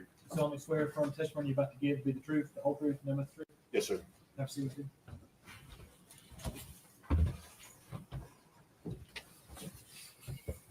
Good afternoon, Mr. Perry. Good afternoon. If you would scoot up close to that mic there so we can hear you good. Better? That's great. That's great. You are Ethan Perry, is that correct? Yes, sir. And Mr. Perry, how old are you? I'm 25. And where do you live? Kingsport. All right. Do you know the defendant, Megan Boswell? I do. And how do you know Miss Boswell? We dated in high school. All right. Do you see Miss Boswell seated in the courtroom here today? I do. If you would point her out and describe what she's wearing. A white top and glasses, All right. black hair. All right. Judge, let the record reflect he's identified the defendant. Record so. All right. So you indicated you all dated while you were in high school. Is that correct? Yes, sir. And when would that have been? I was about 15 and she was about 13. So I'd say about 2014, 2015. And where were you all in high school? Sullivan Central High School. That here in Blountville? Yes, sir. Okay. How long did you all have a dating relationship? I'd say at least until I got out of high school, whenever I joined the Army. Okay. Now, when you were in high school, where did you live? In Blountville. Okay. And who did you live with? With my grandfather and my step-grandmother. And who were they? Carl and Sherry Perry. All right. Did you also, as you were growing up, for a period of time, live with Paul Miller? Yes, sir. And who is Mr. Miller to you? He is my step-grandfather. And when did you live with him? Since birth until about 2010. Okay. And how old were you at that time? About 10 or 11. Okay. So at that point in time, did you go to live with Carl and Sherry? Yes, sir. Okay. Now, you mentioned you had a dating relationship with Miss Boswell until you graduated from high school. When was it that you graduated? 2017. And would that have been, what month did you graduate? May, and I believe it was May 21st. Okay, so end of May? Yeah. All right. What did you do after you graduated from high school? Joined the Army. And how soon after you graduated from high school did you join the Army? 10 days on May 31st. Did you go straight into basic training at that time, or? Not straight in. There were some hiccups along the way. I had some medical issues, but it was relatively quick. Yes. All right. Where were you stationed? I went to basic at Fort Benning, Georgia, and then I was sent to my unit in Fort Polk, Louisiana. Did you continue to keep in contact with Megan Boswell while you were at basic training? Yes. Okay. Would you say you were still in a dating relationship at that time? I'd say so, yeah. Okay. How were you keeping in contact with her? In basic training, mostly through letters. But by the time it was over, text. Okay. Yeah. You didn't have a phone while you were? It was like once a month we got our phone, but it was only for like 30 minutes. I can't really remember any conversations that we had specifically. But you were still continuing to communicate with her the old-fashioned way by writing letters. Correct. Okay. So as your time in the Army continued, did you continue to have a relationship with Miss Boswell? Yes. Okay. And at some point in time, did you come back home to Tennessee? Yes. And when was that? Probably the first time would have been in probably the winter of 2017. Okay. For Christmas. Okay, that's what I was going to ask. Yeah. All right. So you had leave. You came home at Christmas time. Is that right? Correct. All right. Where did you stay when you came back? With Carl and Sherry Perry. All right. Did you have contact with Miss Boswell while you were here? Can't remember for sure, but I'm sure. Yeah. Okay. Y'all were still in a relationship. Is that fair statement? Sure. Okay. Well, if it's not, tell me. I mean, I wouldn't call it a healthy relationship, but a relationship. Yeah. All right. You saw her while you were here in Tennessee? Yeah. Okay. Now, at some time in 2018, did you learn that she was pregnant? Yes. And when was that? I would just probably around March or April. Okay. Did the two of you have any discussion about who the father of the child was? Yes. Okay. And what was that discussion? Well, it was more of whenever she announced that she was pregnant, it seemed pretty delayed. It seems like she would have known sooner. Well, the time that I was in, but yeah. Okay. Well, let me ask it this way: was there discussion made about the fact that you were the father of the child? There was, yeah. Okay. And did you assume that you were the father of the child?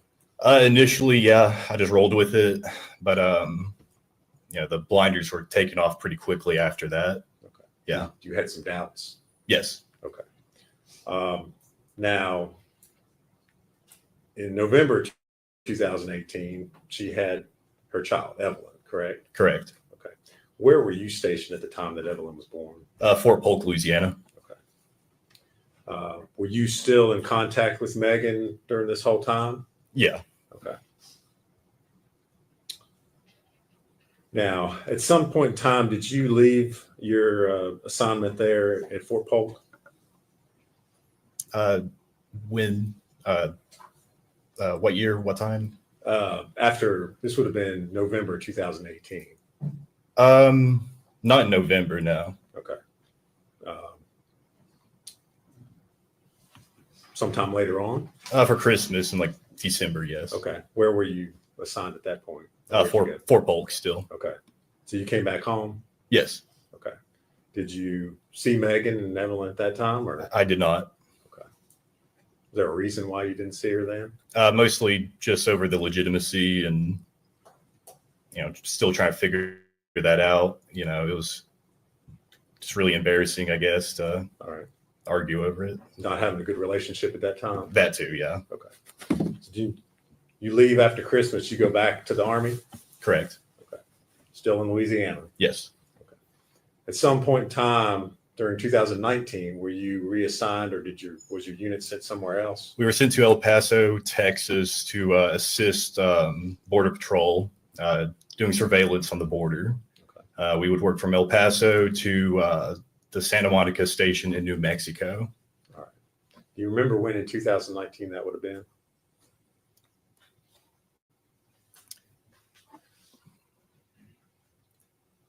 I'd guess March through September. Okay. That's my guess. All right. Now, at some time later on in 2019, did Miss Boswell show up to visit you while you were stationed in El Paso, Texas? She did. Okay. Was this a planned visit? Did you know she was coming? No, it was hasty. It's a hasty visit. Okay. Well, if you would kind of tell us how that happened or how it was that she ended up showing up down there. Well, the conversation started with her wanting me to take leave to go up to come back up here to Bluntville.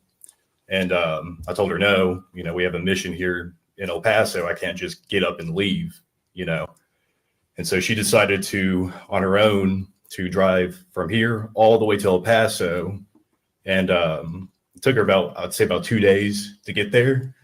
And all of a sudden, one morning while because we were staying in hotels, we weren't on a base or anything. I just get a picture from her. She was parked outside of the hotel and just took a picture of the hotel. So, yeah. You knew at that point she was in Texas. Yeah, it was pretty obvious at that point. Okay. So what did you do? Well, I mean, part of me just wanted to turn them away, but the other half was like, well, came all the way out here, may as well just stay. So I advised them to stay on the eastern end of El Paso because the western end is a little dangerous. And so, and then from we spent about 3 or 4 days together. Okay. So did you take some time off of your work assignment there and go spend time with Megan and Evelyn? Not officially, but yeah. Okay. What did you all do? I think the first day we just hanged out in the hotel room, just meeting Evelyn, playing patty cake, stuff like that, watching her walk around. And it was mostly that. We went to the El Paso Zoo. That was I think the second to last day. And then on the last day, we mostly just hanged out in the hotel. The last thing we did was we went to an IHOP. And that was the last time I physically saw Evelyn. Okay. And this is the first time that you've met Evelyn. Yes. Is that correct? That's correct. Yeah. Okay. She's not quite a year old at this point in time. I'm not sure. Okay. Was she walking or toddling or anything? She was, toddling, just, stumbling over herself. And okay. Yeah. All right. So at the end of the 3 days, you go back to doing your Army thing. Is that right? Okay. Where did Megan go? I believe she came back here to Bluntville. All right. Did you after she left? Did you continue to communicate with her? Yeah. All right. How were you all communicating during this time? Primarily through Facebook Messenger. All right. What sorts of things were you all talking about, or would you talk about? Mostly just arguing. Okay. All right. Yeah. Would she tell you things about Evelyn? Yeah. Did she ever ask you for money or assistance to help out in taking care of Evelyn? She did on at least one occasion. Okay. Did you ever send any money or assistance or anything? I sent a little bit. It wasn't much. I would say no more than $100. Okay. Now, at this point in time, you're still assuming that you're the father of Evelyn Boswell. Is that correct? At this point, I mean, I'm still just rolling with it. No, I don't. At that point, no, I didn't assume. Okay. I had my doubts definitely at that point. All right, but you're still, I guess, interested or invested in what's going on with that. Yes. That fair statement. Okay. Now, at some point in time at the end of 2019, did you come back to Tennessee? Yes. And when was that? For Christmas. Do you remember what date specifically you might have come back? Usually leave was about 2 weeks, and I think I was here until about New Year's or on New Year's. So I'd say, I don't know, 15th to the 30th. Okay. And where did you stay when you came back to Tennessee? At Carl and Sherry Perry's. All right. Did you see Evelyn while you were here? No. Did you ask to see Evelyn while you were here? Yes. And what were you told? Well, I was told that she had the flu because we were planning to go over to Paul Miller's for Christmas. And it made sense because that's whenever COVID started making its rounds around the country. And so it seems like a good excuse, made sense. Okay. And did you, in fact, go over to Paul Miller's? Yes. And did you go by yourself or did you go with Megan or how did that happen? I went with Megan. We met up at the Northeast State Community College parking lot.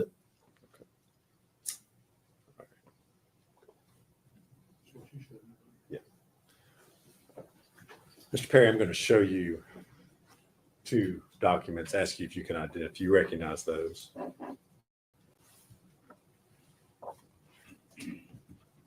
Yeah.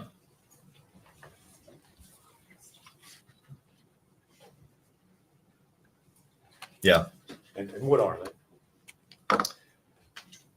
You want me to read it? No. I just want you to tell me what they are, just generally. It was trying to coordinate to get to Paul's. Okay. Are those the text messages that you had with Miss Boswell on December the 23rd, 2019? Yeah. Okay. And is that a true and accurate representation of the conversation that you had with her? Yes. All right. Judge, I'd move to make that exhibit 97. Objection. No objection. Be cool, exhibit 97.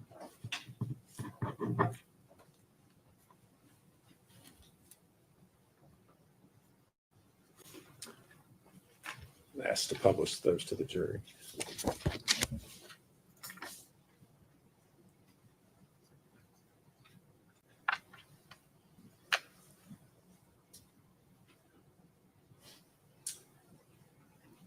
All right, Mr. Perry. So you are having a conversation with Ms. Boswell. You say your phone's messed up. I'm at Verizon. You tell her, yes, I'm still going to Paul's. What's her response to that? Evelyn is sick, so I'm not bringing her around everyone. If you want to see her tomorrow, just you can.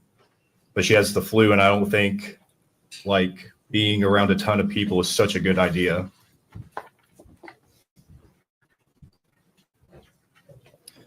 I took her to the doctor. They gave her some medicine. And then you say, okay, sounds good. My grandpa and would like to see her soon, though. Sherry's about to go into hospice soon. She stopped taking her chemo just whenever Evelyn feels better. You ask, is she okay? What's her response? Okay. Yeah, she's fine. All right. And you say, everyone has the damn flu around here. And then She's just sick, and I don't want her around everyone. You want to meet me, and we can ride together?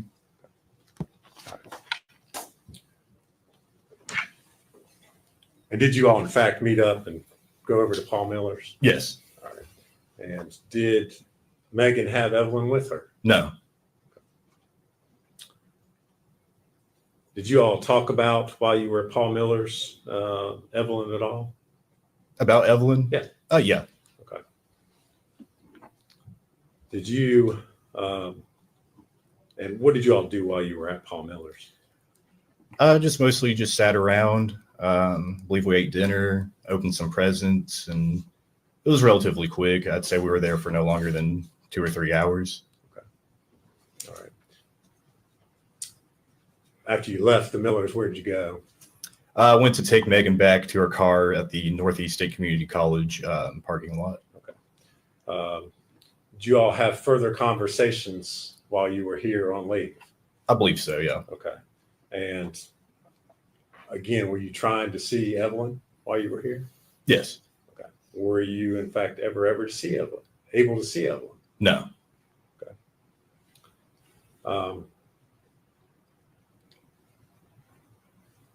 Did you see Megan again while you were home? Yes. Okay. And when was that? Can't remember the exact date, but it was after Paul Miller's. Sherry and my grandfather Carl bought her some gifts, Evelyn some gifts, some baby food, and little stuff like that. So I asked Megan to come over to my place and just pick them up. Okay. And you indicated you were staying there with Carl and Sherry Perry. Is that correct? Correct. And did Megan come to their house? She did. All right. And did you talk to her? Did you give her those items you just described, or? Yeah, the conversation was relatively short. I just gave her the gifts, and she told me that she was going to go to, I believe it was Pigeon Forge with Hunter Wood. Okay. Was Evelyn with her when she came to pick up those items? No. Okay. Did she say where Evelyn was? Chances are she said, I don't know for sure. Well, if you don't know or remember, that's fine. Yeah. Okay. How long was she there picking up those items? Like 10 minutes. Okay. All right. So did you have further communication or conversation with Megan Boswell while you were home? After that, it seemed like the conversation pretty much ended altogether. Okay. Were you all still communicating by text and Facebook? Yeah. Okay.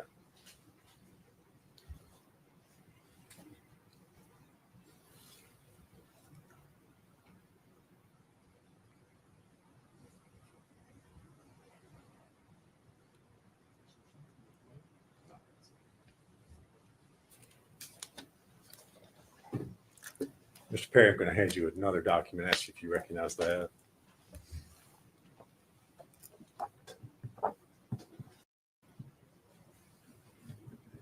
I recognize it, yeah. And what is it? It's Megan stating to me that her father just kicked her out of the house again, and that she won't have Evelyn back until she gets a place to stay. Okay. And then she said, "Never mind, I'm sorry." All right. The next day. Those text messages you received from her? Yes. All right. Is that a true and accurate copy of text messages you received from her on December 26th and 27th? Yes. All right. Judge, I'd move to make that exhibit 98. I'm sorry. 2019. No objection. Equal exhibit 98. And I move to publish that. Good.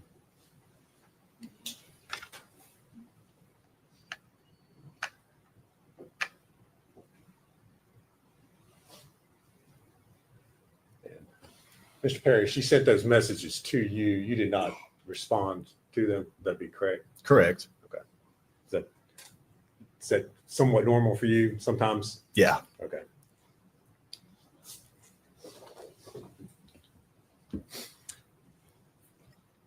Now, you said you were on leave from the Army over Christmas there in 2019. First part of January, did you return to your duties with the U.S. Army? Correct. And where were you all stationed at that time? Fort Polk, Louisiana. All right. Did you continue to communicate and receive communications from Miss Boswell after you returned to Fort Polk? It was pretty rare, but yes. Okay. And specifically, do you remember getting a message from Miss Rachel Owens? Yes. And without telling us what she said, did you, as a result of what you were told, communicate with Miss Boswell? Yes. Okay.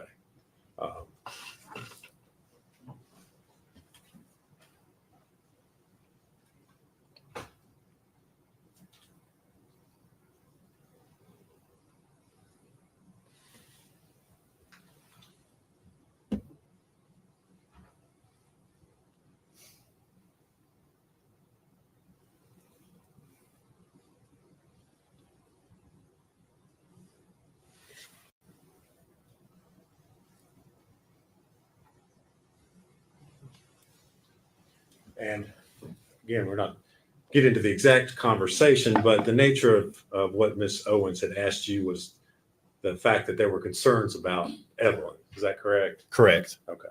And so then would it be fair to say you asked Miss Boswell what was going on with Evelyn? Correct. Do you have communications with her about that? Correct. All right. I'm going to hand you a document and ask if you can identify that.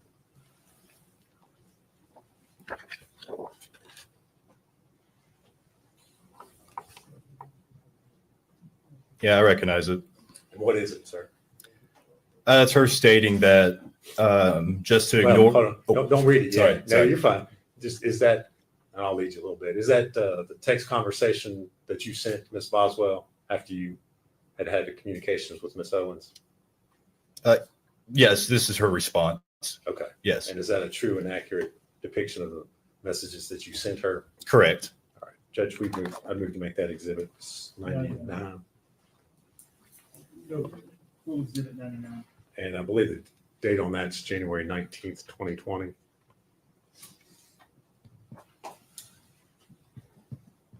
I moved to publish that this time, Judge.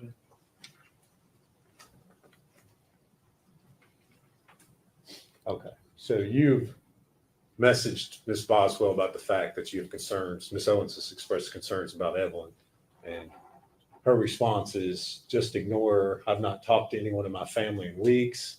Literally, I've cut all ties with them. That's why she's not seen her. She and Dad cussed me out. Dad took me car from me in the middle of work, left me in a bind and shit. Fuck them. They aren't my fucking family. They never were to begin with. That's what she said. Okay. All right. She ever tell you anything else about Evelyn or where Evelyn was? I can't remember. Okay. All right. So that was January 19th of 2020. In February of 2020, did you receive some phone calls? Well, let me ask you this. Were you still in the Army, still at Fort Polk at that time? Correct. Okay. Did you receive some phone calls from family members?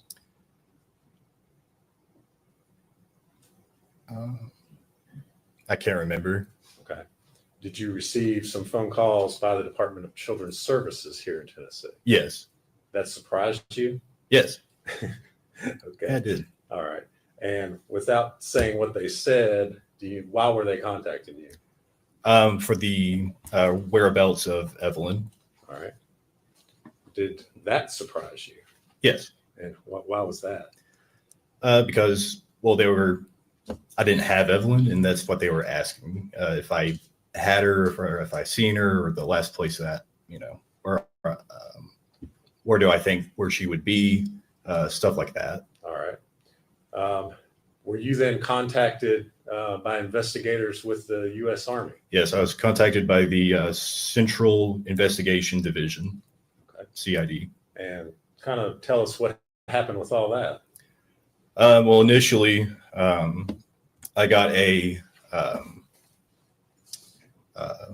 my officer of my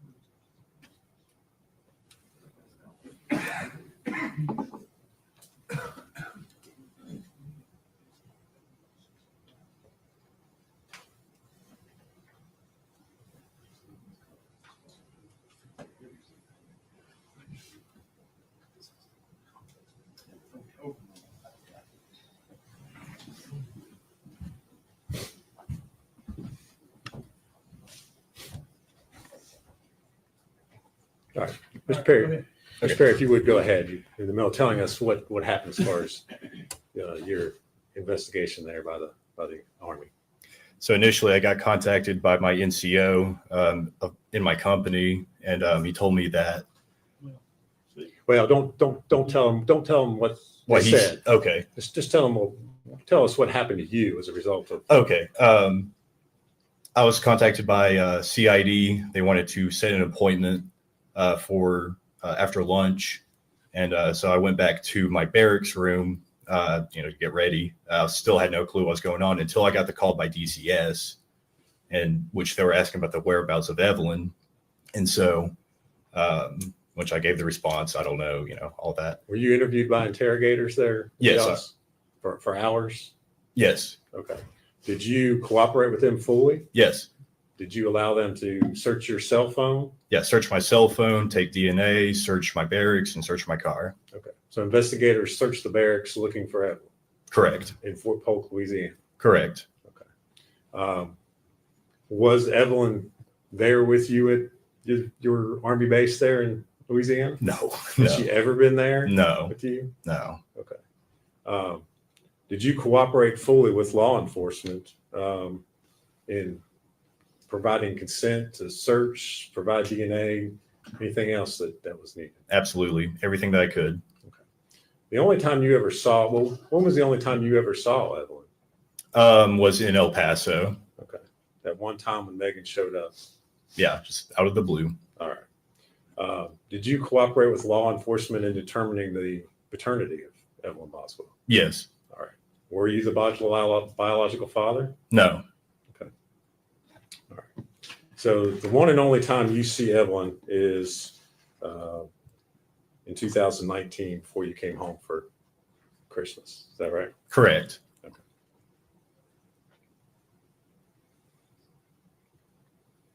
Thank you very much, Mr. Perry. If you would answer any questions, Mr. Scott has. Mr. Perry, my name is Gene Scott. How are you today? Doing good. How are you doing? Good, thank you. I have just a few questions for you. How many times did you actually see Evelyn? I saw her in El Paso through a span of 3 or 4 days. Okay. Was that it? Yes. Okay. And you said Megan just showed up at your hotel while you were staying there with the Army? Correct. Sent you a picture? Yes. You had told her where you were staying? Correct. Okay. So that's how she would know to find you there. Right. And what did you all do over those 3 days you spent there? Majority of the time was spent in the motel or hotel, whichever it was. And then we went out to eat. I think we just went out to pick up food. We went to the zoo and we went to IHOP. Did Evelyn appear healthy to you? Yeah. No signs of abuse or neglect?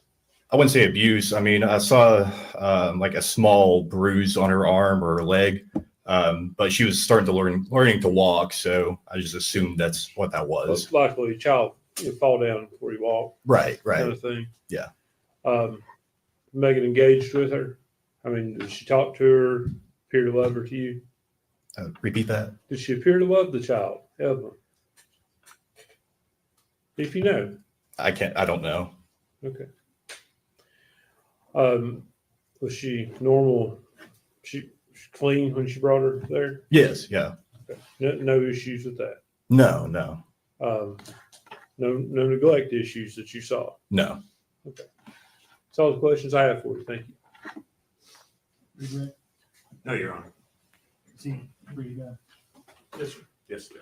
Mr. Terry, thank you for your testimony today. You're released from your subpoena, so you're free to go. Thank you, sir.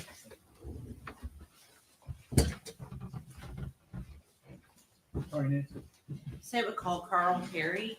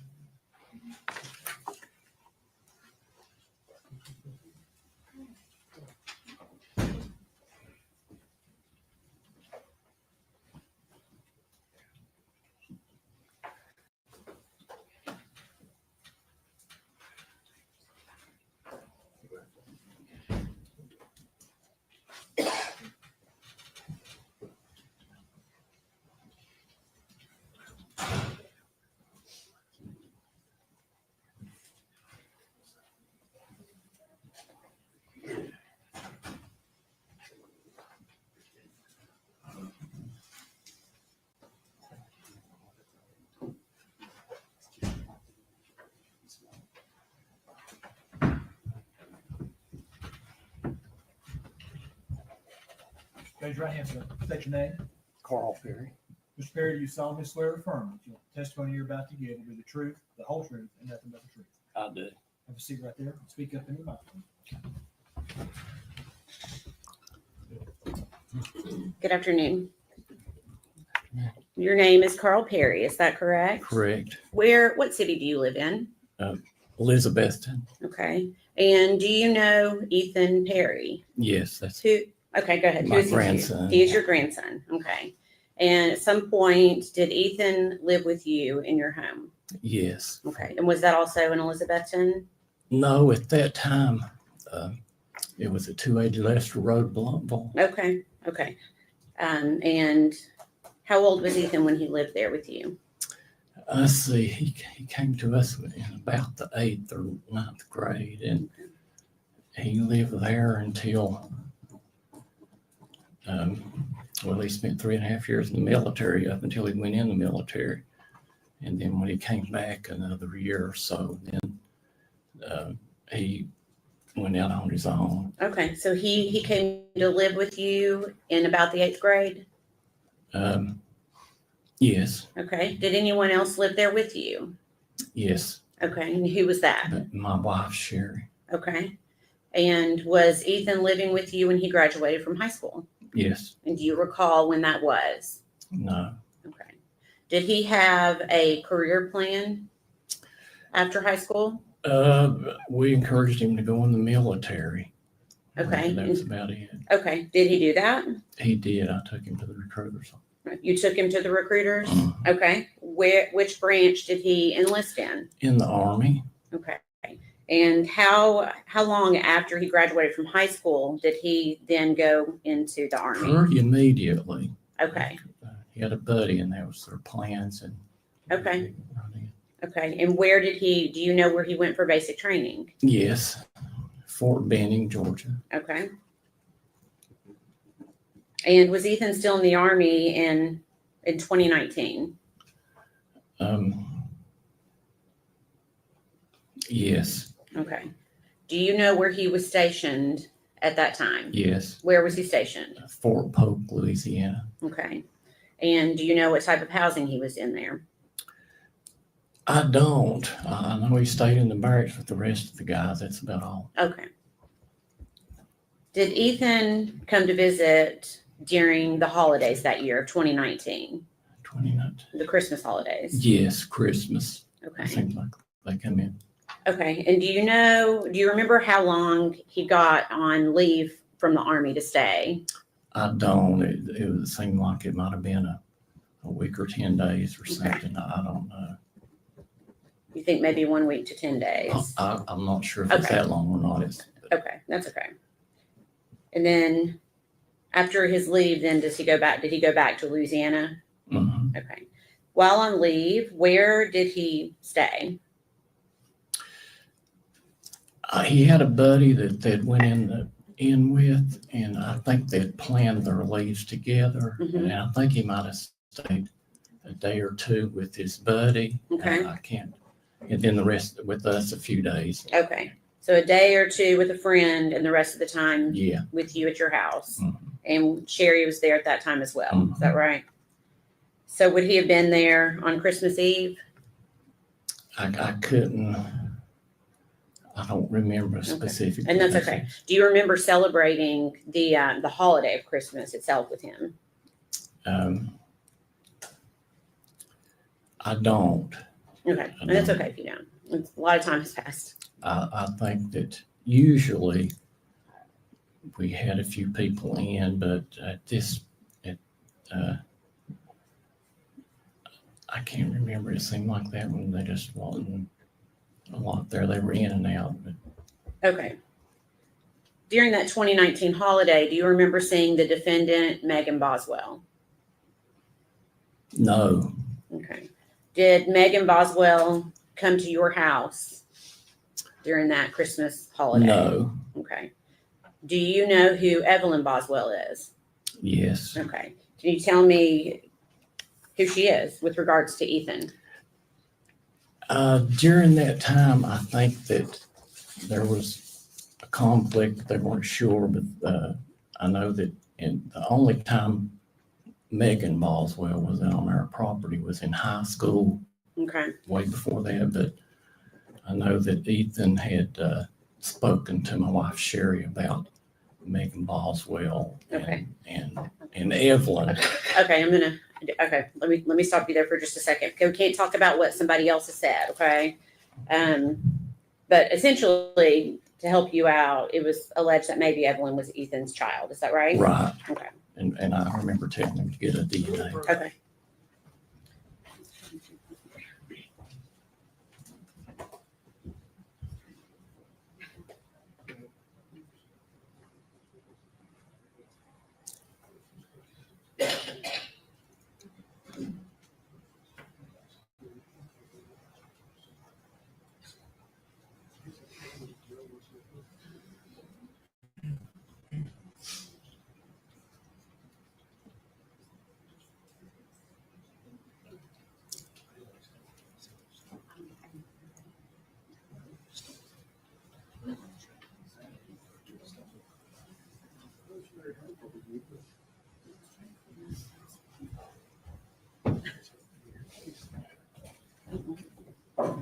Okay. Go ahead, Jim. Okay.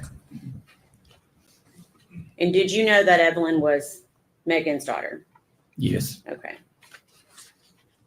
Did Evelyn ever visit your house? No. Did Evelyn ever visit your house in the holidays of 2019? Never. I was going to say I never seen Evelyn. Okay. Did you ever babysit Evelyn? Absolutely not. Did Evelyn ever spend the night at your house? Absolutely not. Did your wife Sherry, to your knowledge, ever babysit Evelyn? Never. Okay. She'd never seen Okay. Evelyn. Have you ever met Evelyn? No. Okay. Never. Okay. We Okay. we watch the news at night, and that's how we learn to love this. Okay, I'm sorry. child. Yeah. So you'll just yes, just try to answer the question I asked you, okay? I'm sorry. I know. And I know this is new for you. Okay. Were you present the day that Ethan left to go back to Louisiana? No. Okay. And do you remember when you first learned that Evelyn Boswell had been reported as a missing child? Yes. And how did you find this out? By watching the news. Okay. Did anybody ever come to your home? Yes. Okay. Who came to your home? After this allegation was made. Well, no, who came when you learned Evelyn was missing? Did anybody come to your home? Okay. No one ever came to ask you any questions about No, Evelyn? not until this allegation was made. Okay. What happened then? Who came to your home? Just reporters from all over Okay. would come in. Okay.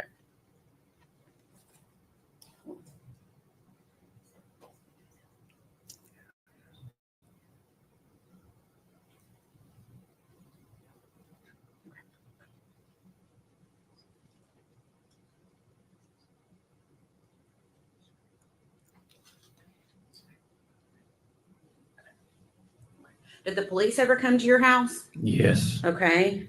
And that's what I'm asking you about. Okay. When did the police come to your house? I really don't. I don't know that date, but they did come. Okay. And were they kind when they came?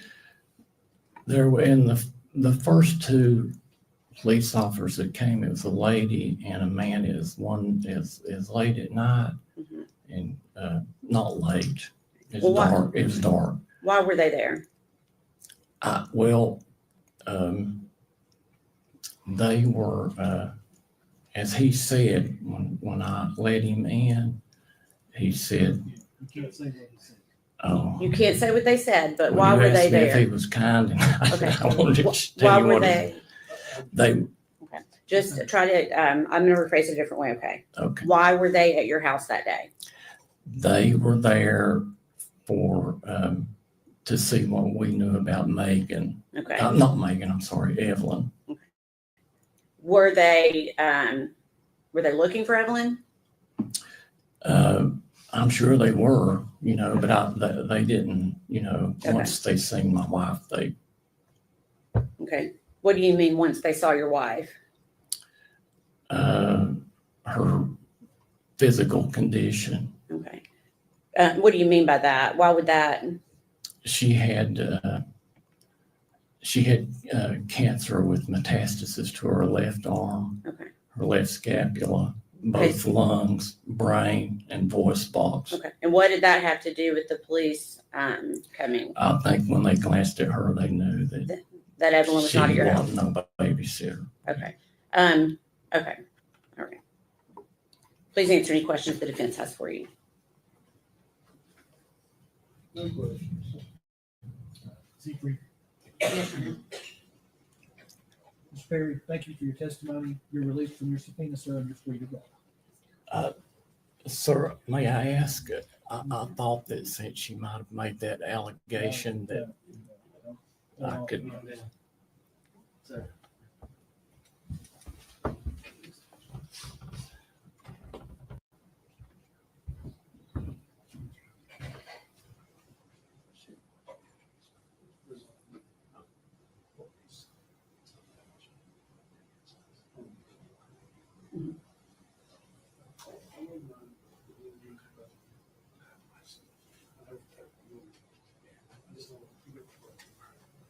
Pardon me?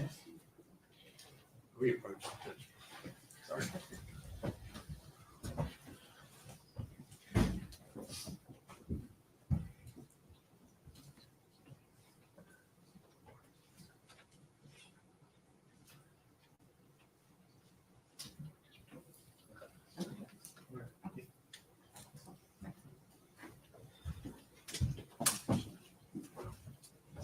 The next witness may take a little time. Does anybody need a break before we start? Anybody at all? All right, call your next gentleman. They would call Michelle Gillum.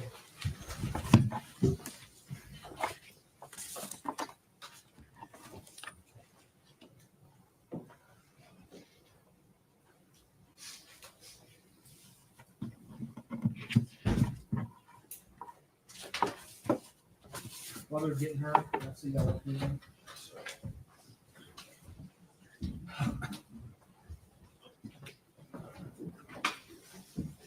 Yeah, it's just.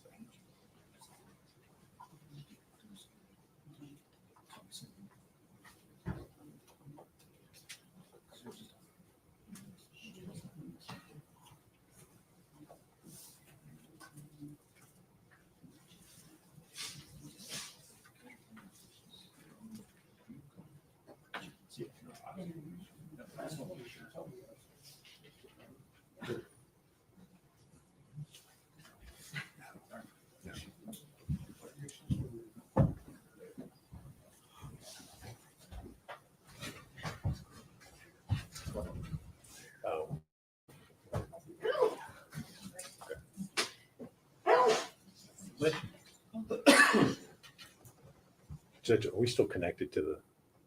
Should be. Well, I don't want it to be. I guess sort of, so we're trying to queue up on ours without showing. Not now. Okay, thank you.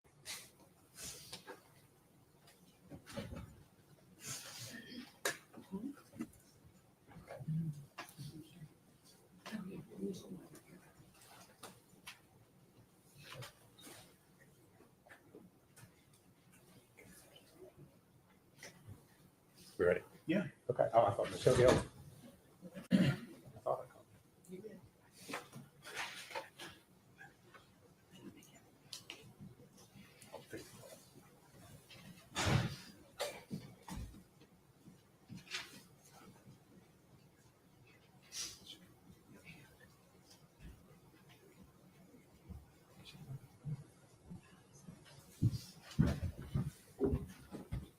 Raise your hand, state your name. Michelle Gillum. You solemnly swear affirm the testimony you're about to give will be the truth, the whole truth, and nothing but the truth. I do.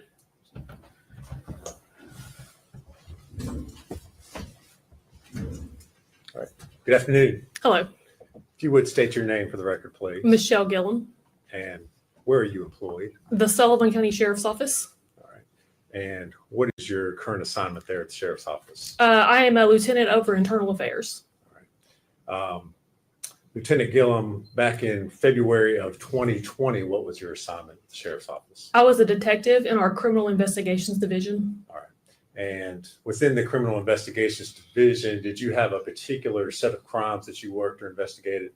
I did. During my 7 years in the detective division, I worked the child abuse and child sex abuse crimes. All right.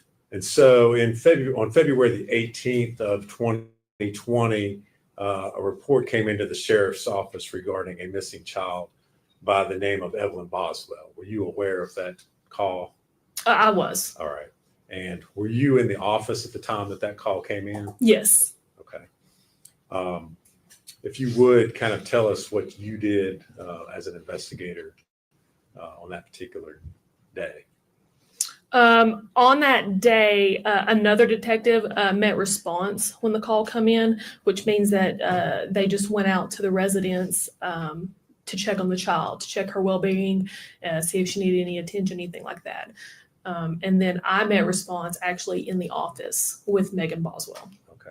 And the detective that met response, would that have been Tracy Haraz? It was. Okay. And do you all work with the Department of Children's Services when these referrals first come in? Yeah, so when a DCS referral first comes in, the Department of Children's Service investigator is the one who initially gets it and then sends it to law enforcement. And we team up with them and we meet response together, which in that case was Jimmy Lewis and Tracy Haraz. They went to the residence of Megan Boswell to check on Evelyn. Okay. At some point in time, did Detective Haraz and Jimmy Lewis arrive at the sheriff's office? They did. After they went to Megan's residence, they came back to the sheriff's office with Megan for her to be interviewed. And then that's when I met up with her. Okay. Now, were you involved? Did you interview Megan initially? No. The initial interview was conducted by Jimmy Lewis and Tracy Haraz for a brief time before I got to the sheriff's office. All right. Then I took over. Okay. Did you discuss with them what was going on in the case? Did you before you went in to talk with Megan, did you all share information? Me and Megan, or me and you and Detective Haraz? We did briefly, and pretty much all that conversation looked like was that Evelyn is missing. Okay.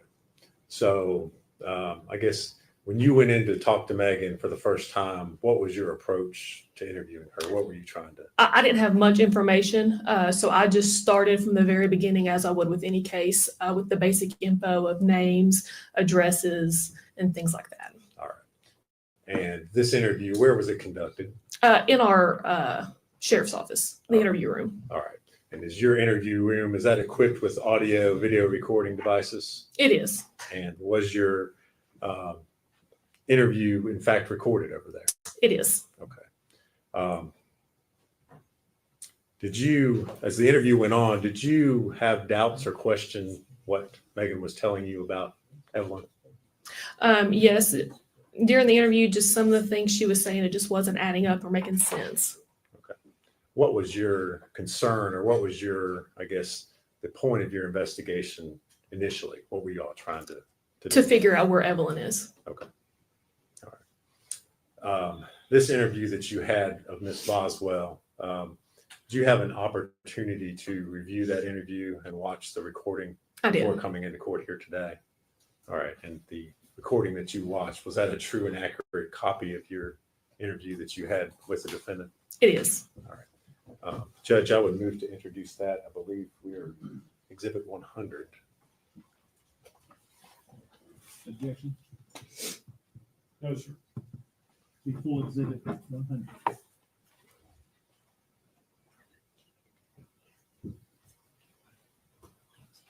Well,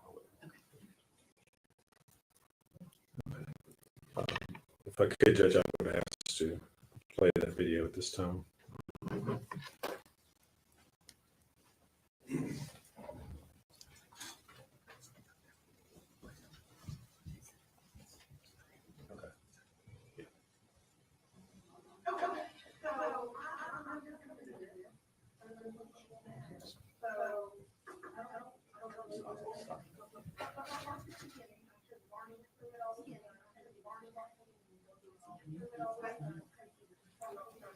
Hold on a second. Hold on. Pause it.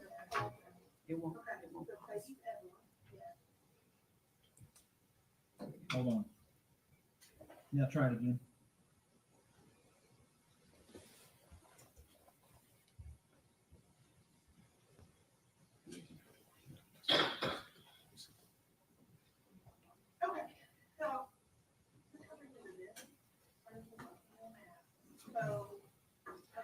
I don't really even know your name. So start from the beginning. I'm sure you've already went through it all with Tracy, but just start from the beginning and go through it all.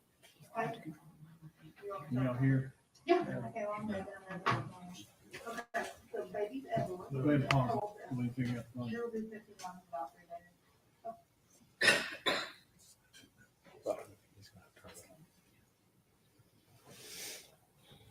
That's the only volume control that I have.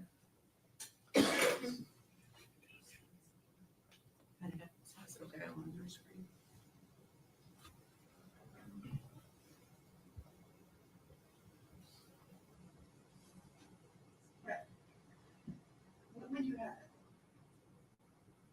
Well, I had her and then her dad came home from the army. No. When did you give birth? Can y'all hear me? Okay, 11/21. Anybody can't hear? And, did she come Barely over to hear, you? barely. Yes, I was a foster care. So I had to sign, what do you call it? I don't know if you know. It was like I was placing. I don't know what, there's no master volume switch up there that I have, that I know of.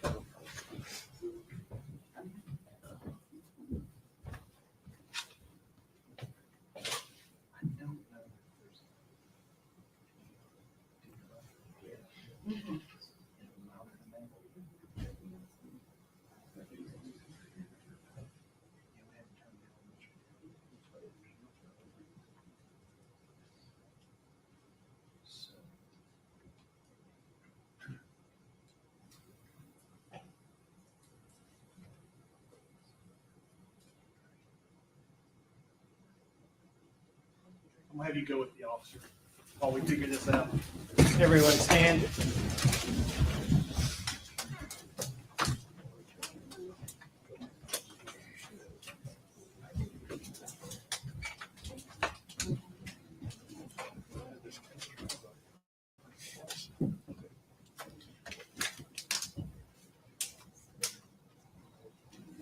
All right, the dogs are gonna start barking the second I want to come in.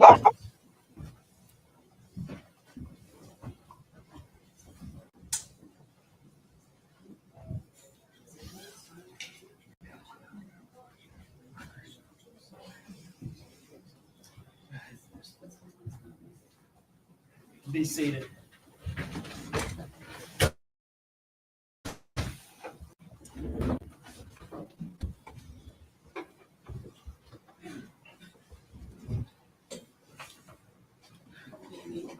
It's been 5 years. I wish they would have done a practice run or something.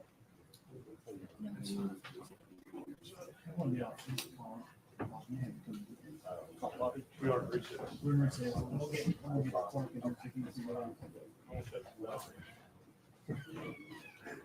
Yeah, that's what I thought. We're getting a small break. I don't really understand why. They didn't want that testimony shown for whatever reason. But then before they sat down with that witness, they said, we're going to be a while with this witness. Does anyone need a break? They've been doing this ever since you've left. And I've been muted.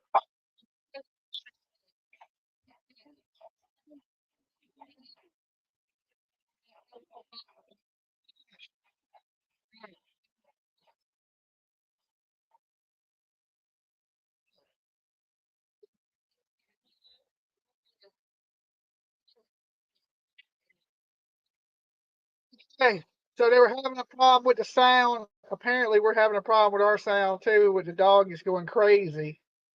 So let me put my glasses on so I can see what you guys are saying. There is 1,555 of you in the room. If you're just tuning in, make sure you hit the like button for us, of course. So apparently, the video they're trying to play from the detective, well, detective at the time, now she's part of Eternal Affairs. So they couldn't get the volume loud enough for everybody to hear it. So now they're working on the volume. So when they get that volume right, I'm sure they're gonna call everybody, back in. And they said this lady's gonna be going for a long time today. So I hope not too long. So there's probably gonna be another long day of court today. Please go lay down. The judge paused it for the prosecutor, so it might be messed up with the sound. Yeah, at first they had two videos playing, and then they got it down to one video, and then the one video the sound wasn't right. They should So have done a practice trial or something. They've had 5 years. yeah, they had 5 years. So what Stop looking out the PJ window. said. Dolly, do you have a volume booster box you could loan them?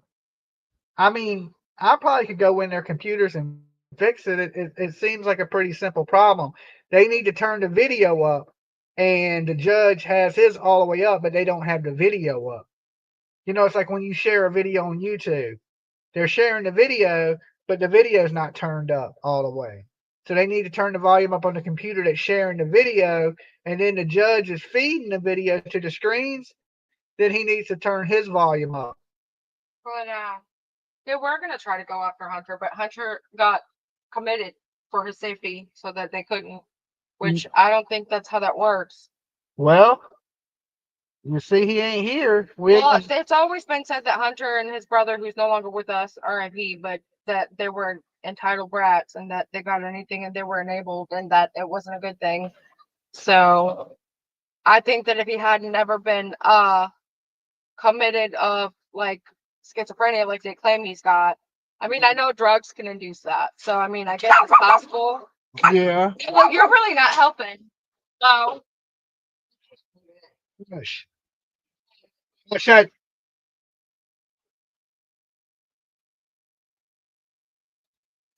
back to you. And then he puts it like, no. I'm gonna talk to the air conditioning on because they can't hear the outside noise. It's too annoying. I'm worried about the generator. Put the fan on. It's still gonna make the generator work harder. Yeah, well.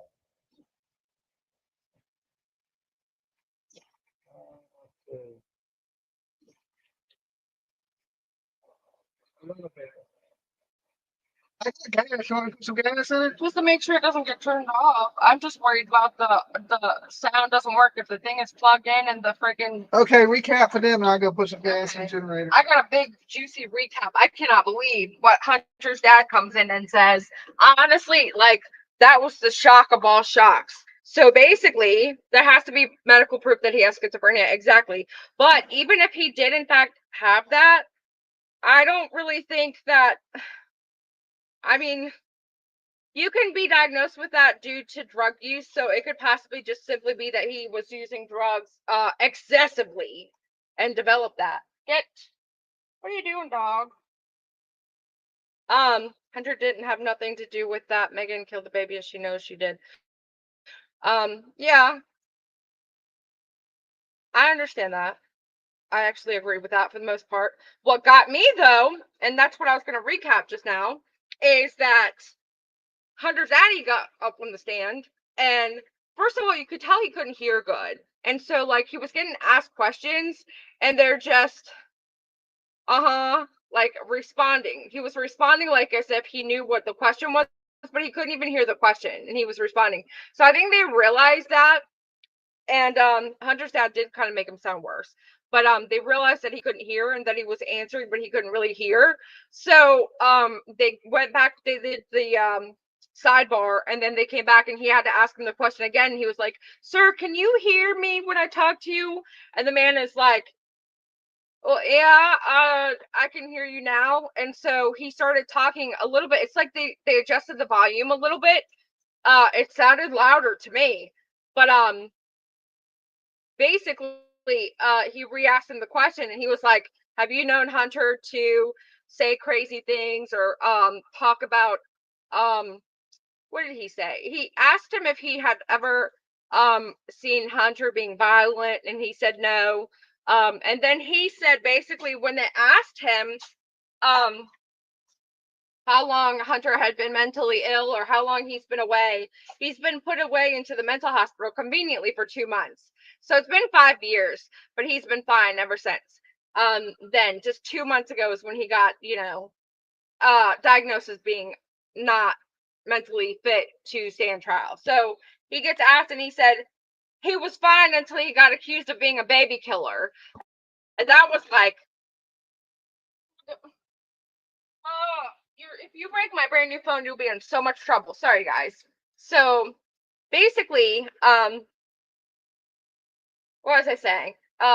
His dad, and you could tell his dad was like in defiance mode. He was like defensive of everything. He seemed like he was mad at Megan for making his kid have to face these charges.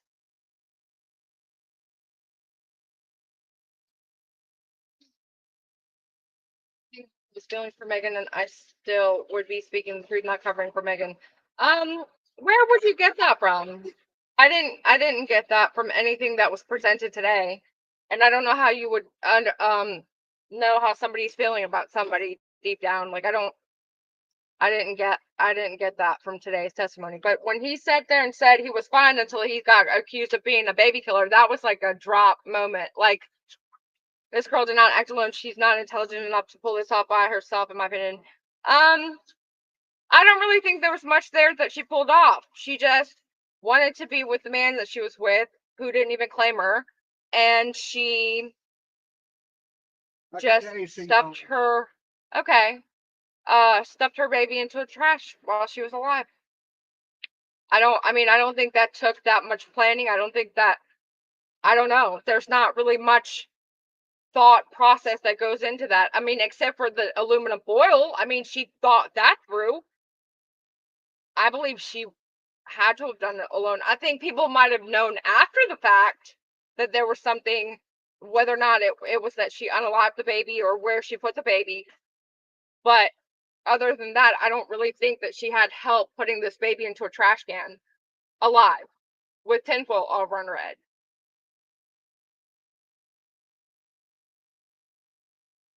Are they not a modern city? What do you mean a modern city? Like civilized? Like we have toilets? Modern city? Is that what that means? Oh, stealing his thoughts.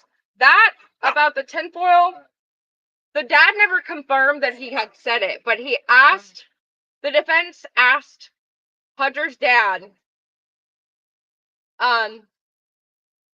if he had ever heard Hunter say that. What was the question, that he needed tinfoil because they were stealing his thoughts? Yeah, stealing his thoughts. I think they're going to come up with the fact that they analyzed the baby and it was his idea to wrap it up with the foil. There was some in chat earlier saying that they think the tinfoil might have came from the chicken shack, which I can see why you might think that. Because everybody said that foil did not come from her messy house. I could see where you would. I see the judge's head. In my opinion, Megan did it, lost her temper from Evelyn crying. Yeah,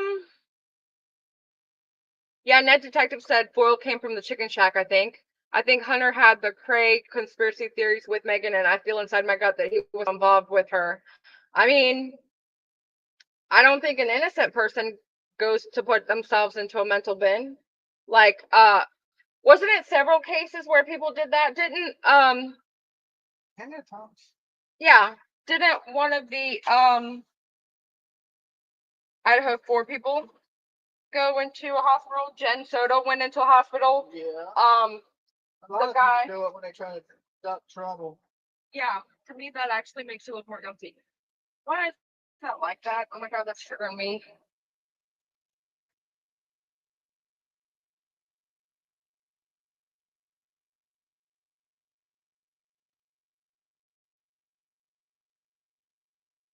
I had different bags for different things, but somehow when I keep readjusting things, it's like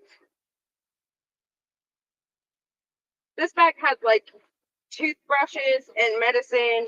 This bag had just makeup, and now it's like it's mixed together.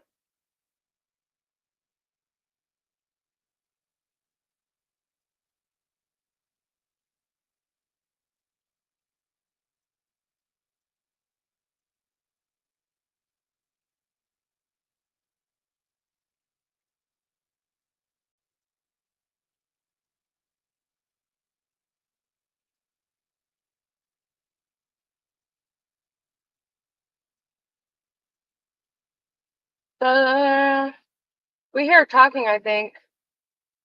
She was Hunter's Chili's boyfriend.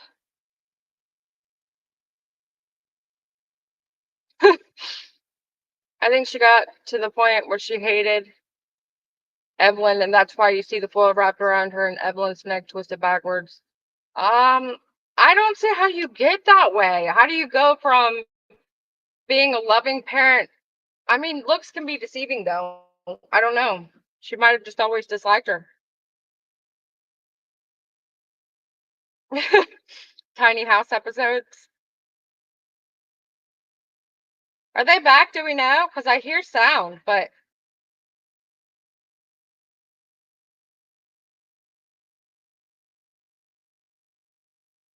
those foil bags could have scrunched up as she was asphyxiated. That's exactly.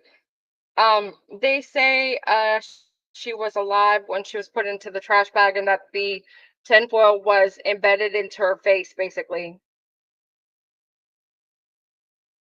Babies are accessories to gypsy women. I think I saw that. Wasn't there a show on TLC that had gypsies on it? And there's this one that got married. It was like a wedding, but then there's one that had a baby or something, and then she like decorated her all up like she was dolled out, had glitter, everything. Did they determine the manner of death? It was asphyxiation.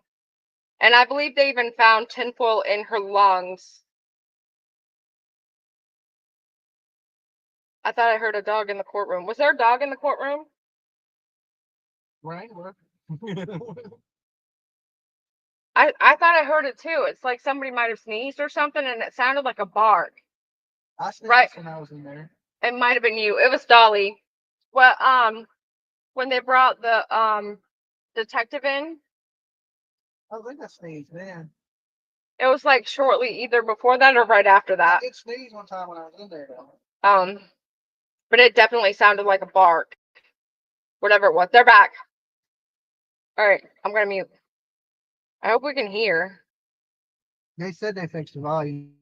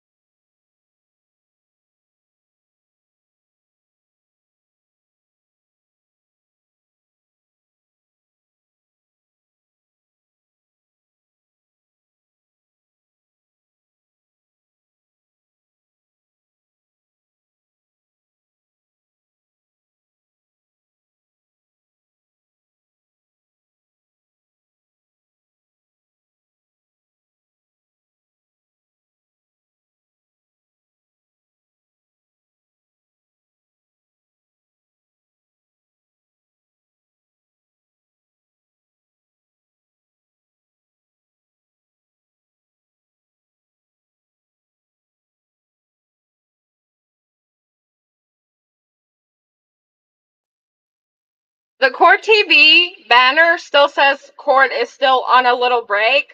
So I'm guessing they're still on break.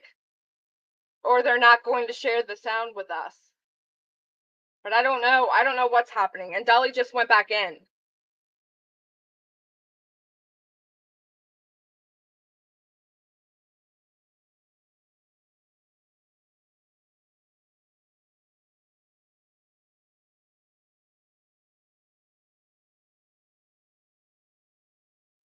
Okay, yeah, I just went to go check to make sure that it was not muted or anything, but it looks like they're gonna turn the sound off when they're ready.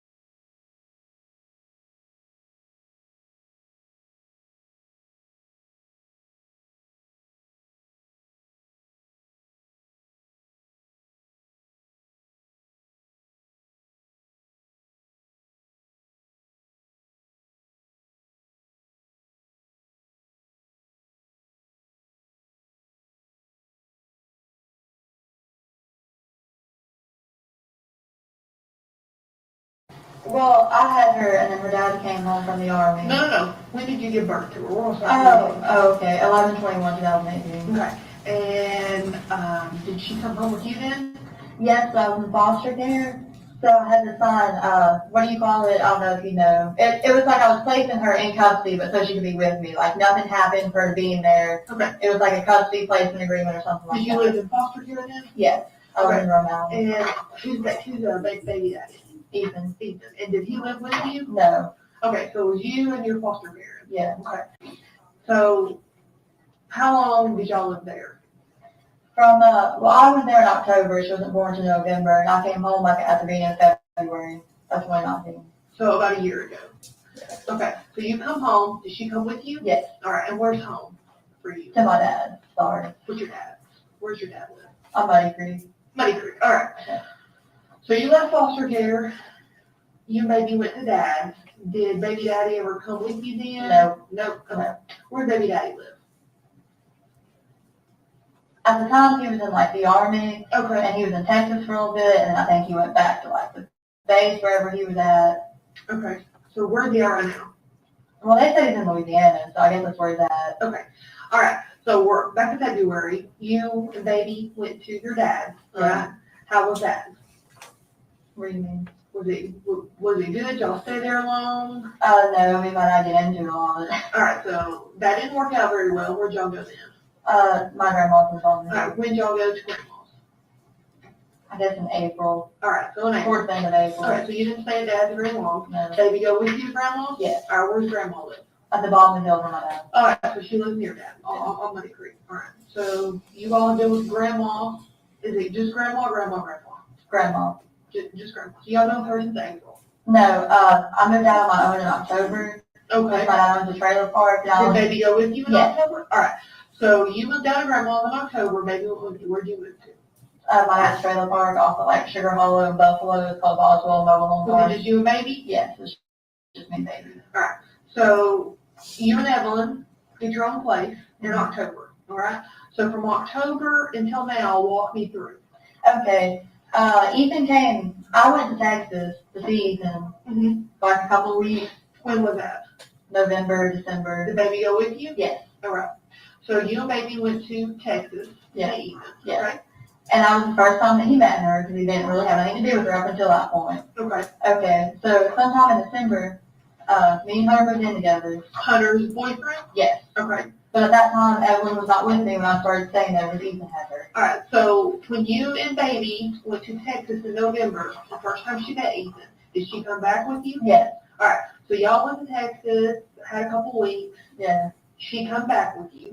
And then walk me through from November to December. Okay. I had her up until, me and her didn't start staying together until probably like the middle towards the end of December. Okay. So up until that point, I lived in the trailer with my dad. Right. I know it wasn't any longer than like December 25th because I was with Hunter on Christmas.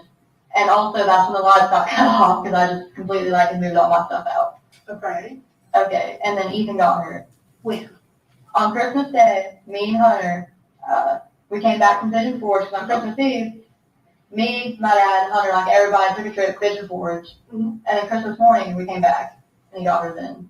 Did he come up and get her? Did you take her to? No, we took her to him. Where did you take her? Wherever his grandparents' house is, got like a long gravel driveway. Part town of Boswell. Okay, so it's local. All right. So what made you all take her to him? Because he's not been in her life. Well, because he was like complaining about wanting to know her. I mean, like that's her dad. I was trying to give him a fair shot. You know what I mean? Was your plan to leave her? No, I wanted to get her back. Okay, so. But I wanted to let her have time to bond with her dad. And then after, like. Did you stay there? Or did you just drop her off and say sayonara? I mean, I sat there for a little bit and then she was fine. She kind of remembered it from Texas. Okay, so let's back up. He texted you saying he wanted to be in her life. And he said, hey, I'm at Hardtown. I'm assuming. Yeah. So you say that would be great for you to be in your daughter's life. Yeah. So you and Hunter or just you? Me and Hunter. You and Hunter take Evelyn to where Ethan is. Mm-hmm. All right? What happened then? Well, Ethan would not let me come on the driveway. He made me walk all the way up his driveway, like, you know. And I walked up there first myself, and I was like, you're being ridiculous. Let me pull up the driveway. You know, because Matt Hunter was with me. And I told him Hunter was coming with me when I got there. Like, before I got there, I called him. This is when I still had my own phone. I called him, and I was like, hey, like, I'm going to come up there. You know, he got her some stuff for Christmas. And I was like, okay, that's fine. I went to my brother's and got what he had gotten her for Christmas and stuff, you know. And I was like, I'll send it with you. I will get her clothes and stuff, and we'll go up there. You know, I was like, that's fine. I was like, Hunter's going to come with me. And he's like, okay, that's fine. I get there, and he's like, no, I don't want to come up my driveway. Okay. So at first I walked up there by myself, you know, I tried to talk to him to let me pull up the driveway. So I really didn't walk her up there, you know what I'm saying. Walked myself back down, got her out of the car, and went back up there. Okay. And then I sat there for maybe like 23 minutes. She was fine. I left. When you and Hunter took the baby there, did you and Ethan have a talk about how long she was going to be staying with him? So you took your baby, correct me if I'm wrong on any of this. Okay. You took your baby that you've cared for since the day she was born to her dad's house that she's had nothing to do with, and you stayed for 30 minutes, and he was being an ass, made you walk all the way up the driveway, it was being difficult, and you left your baby with this man. Well, I mean, I trusted him, so I was like, it's her dad. So just because it's her dad, you trusted him, and he's not been in her life at all. Well, I mean, I try to give him benefit of the doubt. But I don't think Ethan's a bad person. But this is your baby. Right. You see where I'm coming from? I see that, but like, you also have to understand that was like her dad. Okay, so I'll give you the benefit of the doubt. I'm sorry, I'm not trying to argue with you. No, no. Sounds like I am. Well, Like, this story, I feel like you're being honest, but there's a big chunk that you're not telling us. And I'm just going to call it like it is, okay? Something within this story has happened. There's a huge chunk that you're just not telling us. I think you took her to me, probably around that time. But there's something missing, and we've got to find that missing piece, okay? And just looking at you, I can tell something ain't making sense. Can you gather that? Okay. She gathers it too. So you leave her with Ethan on Christmas, all right? Walk me through from Christmas till now. okay, he talked to me like the next day, and then he just kind of stopped, like, talking to me, not answering the phone, you know, and he got mad, and he got drunk, and he told me he was going to come kill me, because he does that. When was this? New Year's, I think. All right, so he had the baby. Did you try to get the baby back? I went by where I picked her up, and she wasn't there. Okay, so I'm trying to wrap my head around this again. You're a mom who's dropped your kid off with a dad that she don't know. Well, then I tried to, and now you can't find her, but you don't notify us. You just have a good New Year's and carry on with life? Well, I mean, he told me he was going to his friend's house. Okay, what friend? I don't know their names, but I kind of know around about where they live. So now this man that don't know your child is taking your child to someone's house that you don't even know their name? Well, it was his friend. Like, I understand where you're coming from, but also I was really trying to give him the benefit of the doubt, but he never helped me with that. How many benefits of the doubt are we gonna give him in the story before you start telling me the truth? Because there's two ways this can go, okay? In order to do our job, we gotta have your cooperation, and you've gotta be honest with us, okay? But if you sit here and you continue to lie, which I know you're doing, it's not gonna end well, okay? Because at the end of the day, we're gonna figure out what happened. We are. Okay? So, do we need to back up, Annie, and start over and have you start telling us the truth? He got mad because he didn't want Evelyn to be around Hunter, Okay. and then he just stopped talking to me. Like on New Year's, he got mad, and he used to get mad all the time at me and be like, well, I'm gonna kill you, blah, blah, blah. And then me and him broke up because he was like threatening my little brother. So you have not talked to him since New Year's, is what you're telling me. And he's messaged me maybe one time. I've tried leaving him several voicemails, he won't answer me. You got your phone on you? You don't have a phone. Where is your phone? Me and my dad got into it, I'll be honest with you, probably like a couple days after Christmas, because that's the last time I've been around my dad, and I just kind of smashed it, I want to talk to him, I just really not have the money over there around him. So within the messages you would send Ethan, how would you do that if you don't? From Hunter's phone. From Hunter's phone. Okay.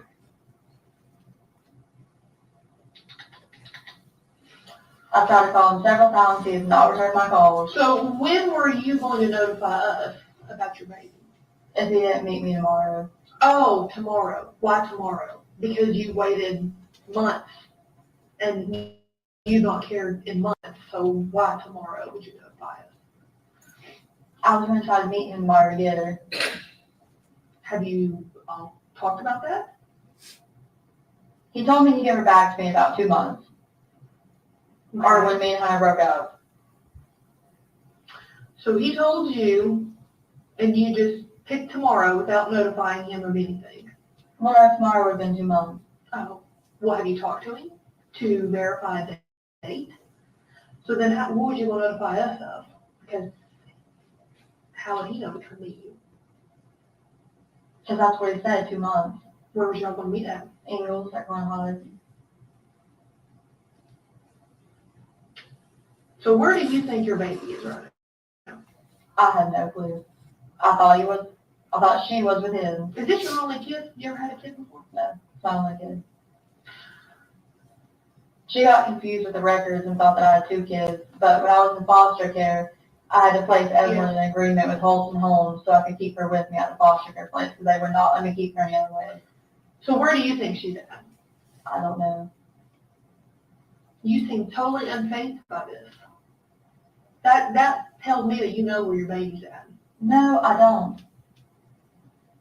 Megan, I've been doing this a long time. I've talked to a lot of mothers. I've talked to a lot of girls. Okay? What you're telling me very well could be partial truth. But like I said, there's a piece that you're not telling me. We're going to figure out what happened. We always do. Okay? Are you connected in any way? No. I'm going to straight up ask you, did you have anything to do with you not knowing where your daughter's at? I mean, I dropped her off at Ethan, so I mean, in a way, yes, but as far as like anything else, no.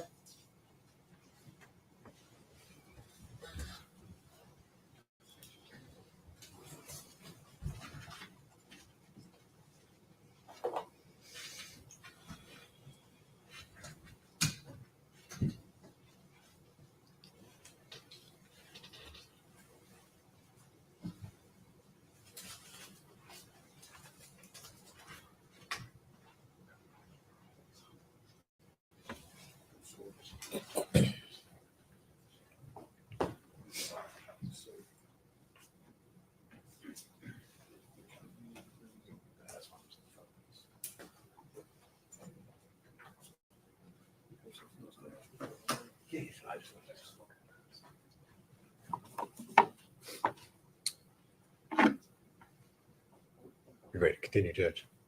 Lieutenant Gillum, in addition to interviewing the defendant on February 18th, 2020, did you continue to work on the investigation into the missing child? Yes.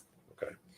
And on March the 6th of 2020, were you present when investigators learned that there was evidence that had been located at the residence of Tommy Boswell? Yes, I was on scene. Okay. And so did you go to his residence? I did. Okay. Where was that located? Off Muddy Creek. And what was it that you did once you arrived there at Tommy's property? We received consent from Tommy to search a storage shed and connecting dollhouse type structure. Okay. And were there other officers that assisted you in searching that property? Yes, there was 3 others. Okay. And did you in fact search that shed area? We did. All right. And what types of things did you find that were of evidentiary value there? Within the storage shed type structure, it was just various baby items, some medicines, clothing, bottles,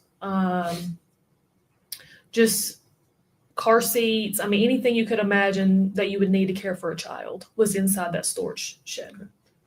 How did it look or appear? I mean, how were they placed in there, or how were they in there? No, it was very disorganized, just not in any sort of organizational structure. It was just kind of thrown in there. Things were upside down, boxes turned over, clothes just appeared to be thrown in there. No sort of structure at all inside.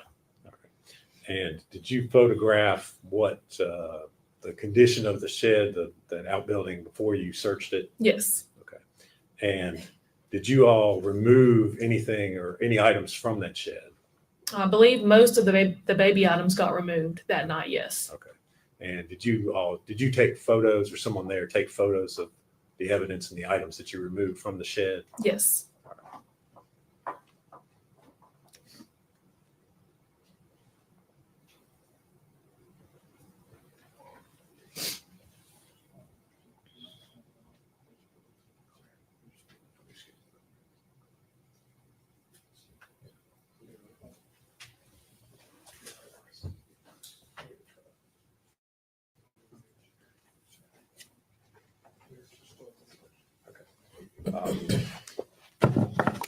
Lieutenant Gill, I'm going to hand you some photographs and ask you if you recognize them. Mr. Scott's still going through some of them, but if you would go ahead and take a look at those, see if you can identify what's been handed to you.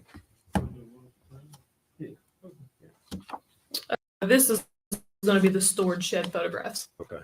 And are those, looking through those, are those the photos of the items that were recovered and removed from that outbuilding? They are. During your search? Mhm. All right.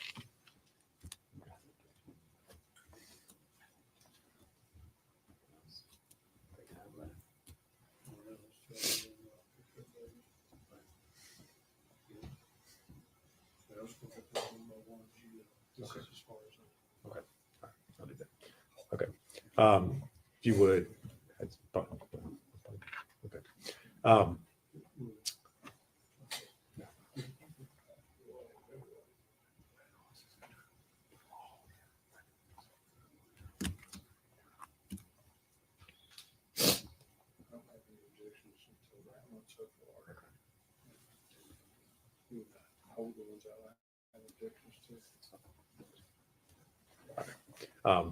We'll just kind of go through these one by one. We'll try to go quickly. Okay. The first photograph that's there on the top, what is it a photograph of? This is the outside of the storage shed, just with the door open, showing the contents inside and how they looked before anything was touched. Okay. And is that accurately depict the shed, that outbuilding there before you all removed any of the items? It does. Judge, we move to make that Exhibit 101.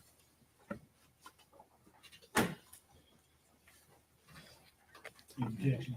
No, for example, 101.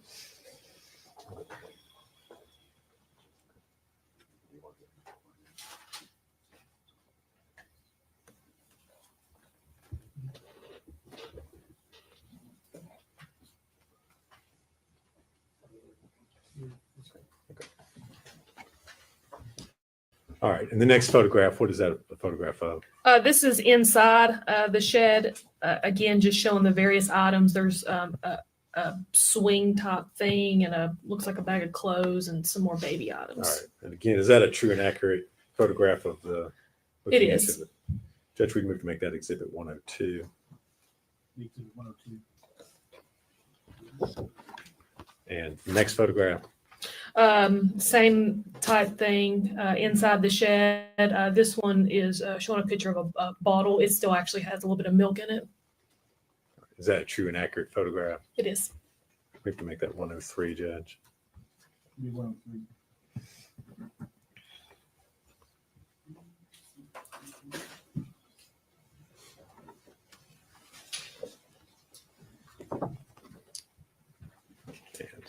Next photograph. Inside the shed, there's a box. It's got clothing, a ripped bag, a drink that looks like it's half drank. Okay. Is that a true and accurate photograph? Of, It is. Maybe make that 104. Be 104.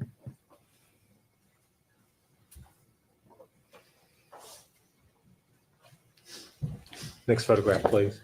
Zoomed in on that box. It shows the nipple to a bottle. It looks very dirty. Okay. And again, is that photograph taken before anything was removed? No. That's before anything was touched. All right. True and accurate photograph. Yes, sir. Move to make that exhibit 105.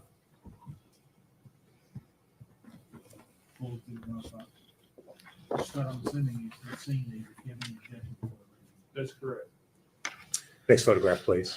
This is an even further zoomed in picture of the dirty nipple to the bottle in the box. All right. It's a true and accurate photograph. Yes. Move to make that 106. Full exhibit 106. And the next photograph. This is an item just used to take care of a baby in everyday needs. It had been removed from the shed. It's like a squeegee type thing. Is that a true and accurate photograph of that item? Yes, that one right there had been removed from the shed before the picture was took. All right. But it was located in the shed. It was. All right. Judge, we move to make that 107.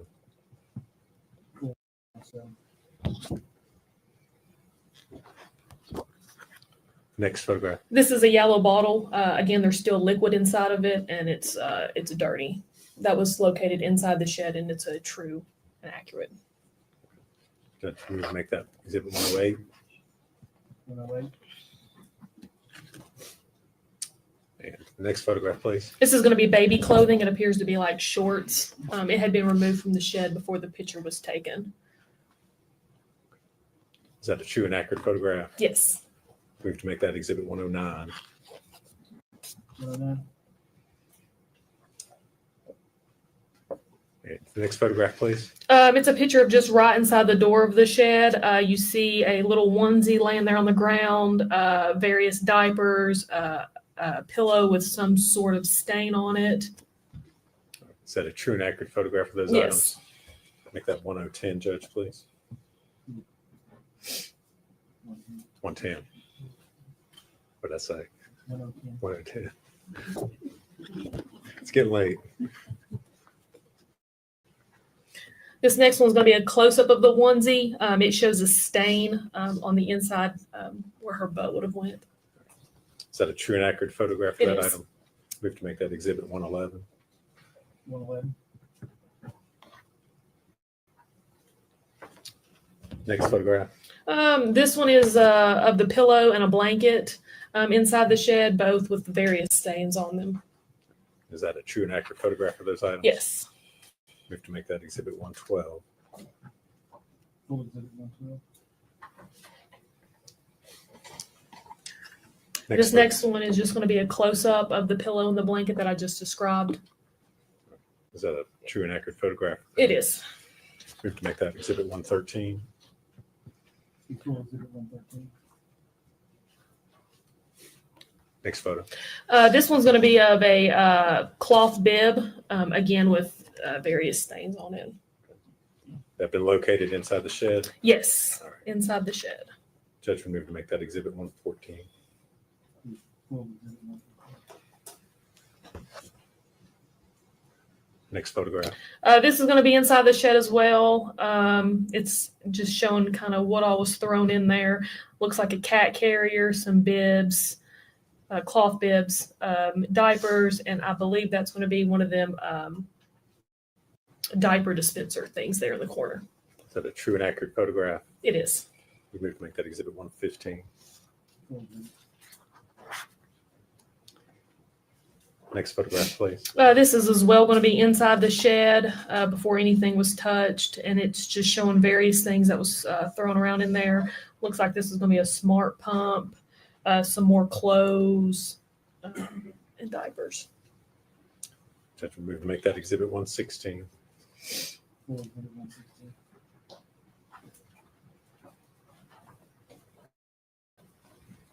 Next photograph. This is as well going to be inside the shed. There's a picture of a ladder, some more clothes tossed around. Is that a true and accurate photograph? It is. We have to make that 118. 118. I'm sorry, 117. Is it 117? I'm sorry. 117, sorry. I had myself.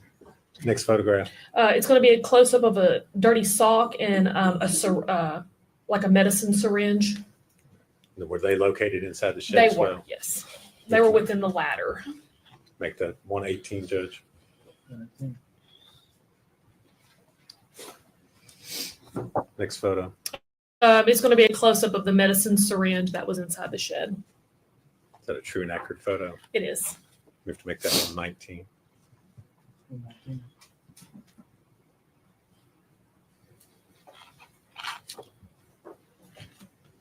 Next photograph, please. These next couple are taken from outside the shed once they had already been removed. And this is a picture of a baby swing, and it's got just a whole bunch of stains on it.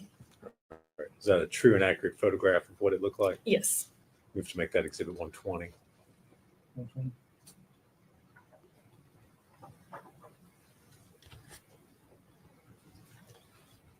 Next photo. This next one is just the close-up of the swing where the stains were on the outside, just showing that the stains went all the way through the swing.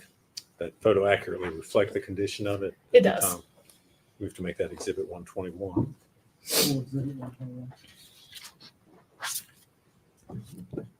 Next one. The next one is going to be a Mickey and Minnie bottle with what appears to be milk still in the bottom of it, and it had been removed from the shed when the picture was took.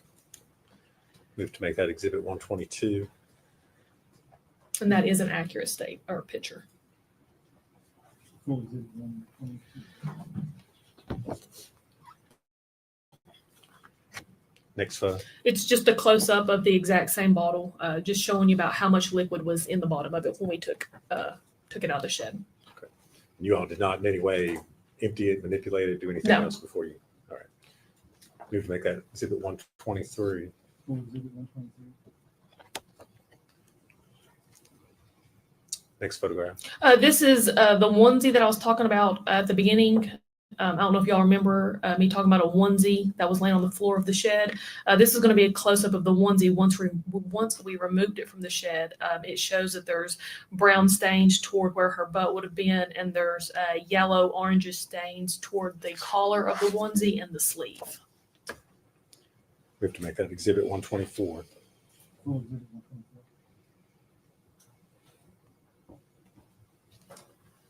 Next photo, please. And this is just going to be a close-up of the stain where her butt would have been on the onesie, where it's brownish green. Is that the same onesie that was from? It's the same prior? onesie, yeah. It's just a close-up. We have to make that exhibit 125. Full exhibit. Next photograph. Just various baby toys that was found from inside the shed that we removed. Is it a true and accurate photograph? Yes. We have to make that exhibit 126. Full exhibit 126. Next photo. The next photo is going to be the medicine syringe that we removed from the shed. We have to make that exhibit 127. Full exhibit 127. Next photo. It's going to be a bottle that we removed from the shed, and it's discolored with some sort of brown substance. Is that a true and accurate photograph? It is. You have to make that exhibit 128.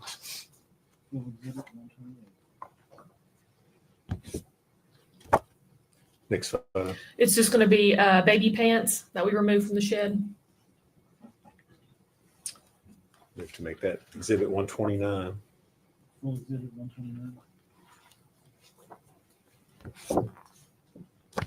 Next one. It's going to be the cloth bib that I talked about in a prior picture that we removed from the shed. Is that a true and accurate photograph? It is. We have to make that exhibit 130. Next photo. It's going to be a little baby sweater with various brownish, yellowish stains on it. Is that also removed from the shed? It was. We have to make that exhibit 131.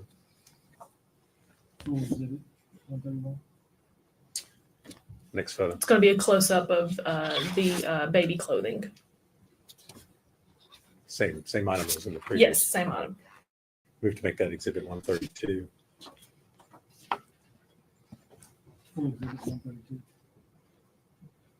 Next photo. Little baby shorts. It says 6 months old for the size. They're dark blue. And again, were those found in the shed? They all were, yes. Okay. We have to make that exhibit 133. Next photo. It's just going to be the top of a baby bottle. Is that a true and accurate photo? It is. Make that exhibit 134.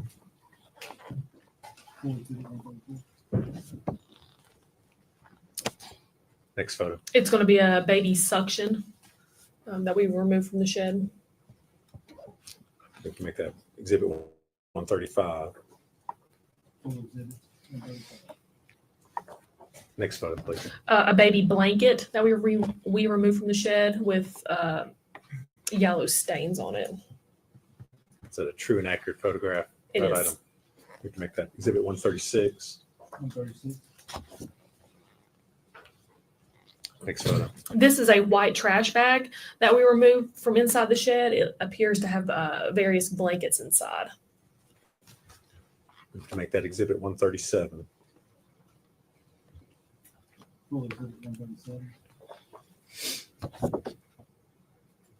Next photo. It's going to be the contents inside that white trash bag, and it looks like it's going to be a couple blankets and a cloth bib. And have those items been removed from the bag that they were originally in? Yes, they were removed from the bag. We have to make that exhibit 138.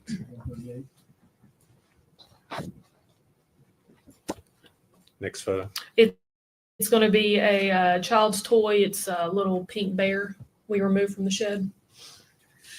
We have to make that exhibit 139.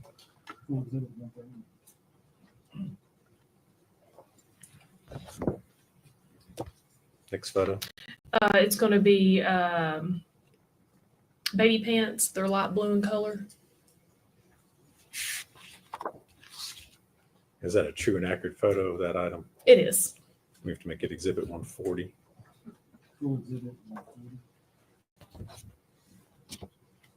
Next photo. It's going to be a cloth bib that we removed from the shed with various stains on it as well.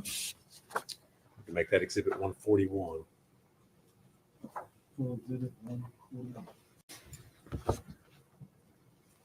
Next photo, please. It's going to be a red blanket we removed from the shed. We have to make that exhibit 142.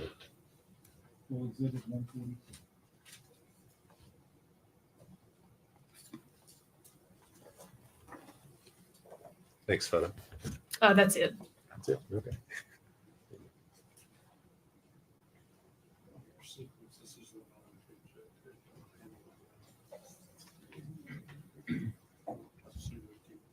Yeah, but we approached it.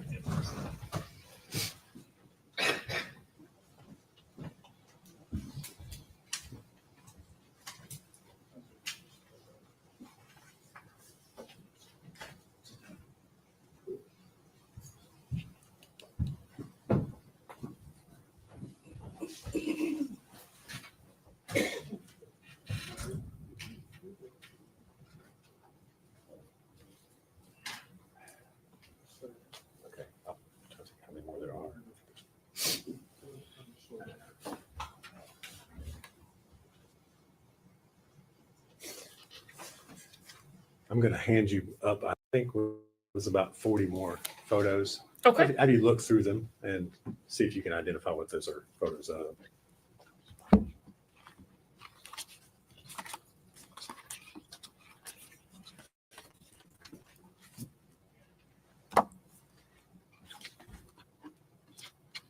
These all appear to come from inside that storage shed. Okay. Are they true and accurate photos of the items that you all removed and took from the shed out at the Boswell property that night? Yes. Okay. Judge, introduce them individually. I think that will take us numbers 143 through 181.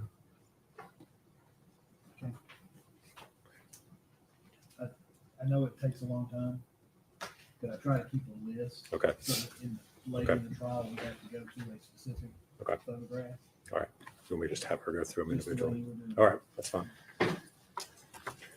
All right. Start back up, Lieutenant Gillum. If you would, for the first photograph there, tell me what you're looking at. It's going to be another medicine syringe.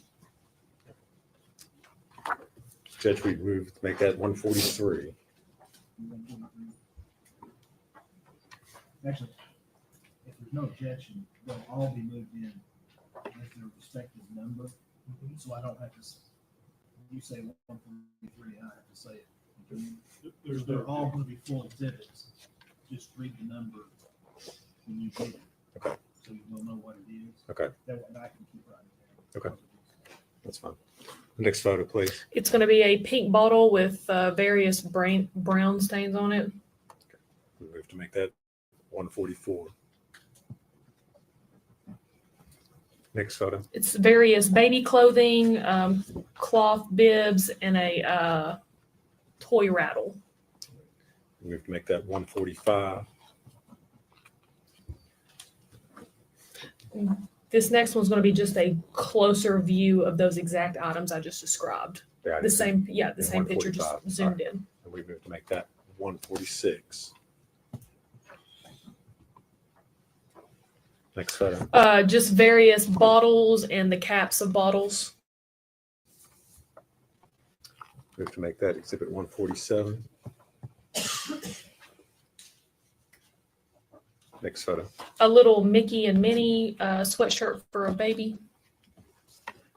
Move that in as exhibit 148.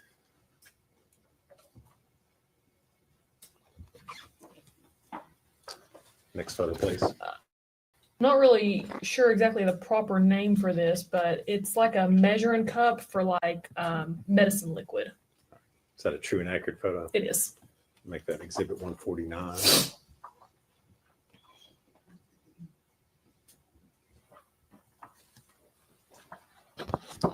Next photo. A little jumper, a little onesie. We have to make that 150.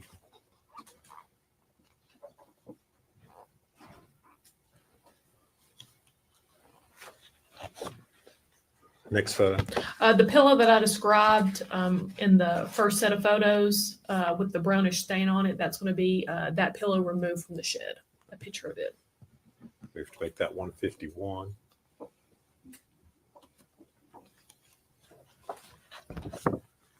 Next photograph, please. Another little onesie. We have to make that 152.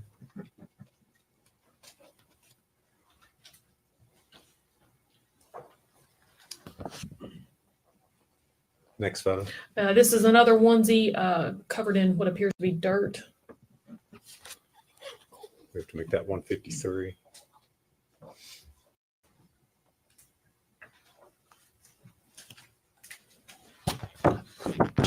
The next photo. This is another onesie. It's got some various stains on it. We have to make that 154.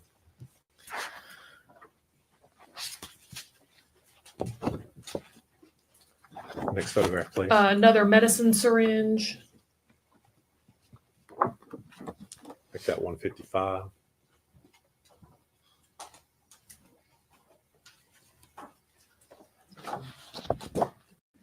Next photo.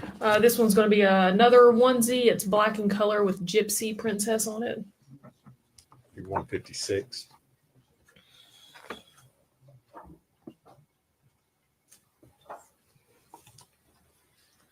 The next photo, please. This is going to be medicine. It looks like it's prescribed to Evelyn M. Boswell, and it's some sort of ointment. I can't pronounce that the name of the ointment. All right, is that a true and accurate photograph which It you is. collected? The exhibit 157.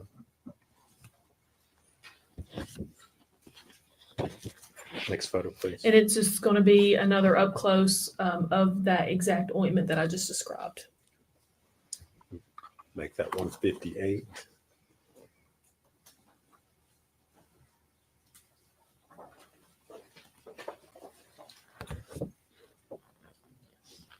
Next photograph, please. The tube of the ointment was brought out of the packaging, and that's what this is going to be a picture of. It looks like it's supposed to go in the eye. We have to make that exhibit 159.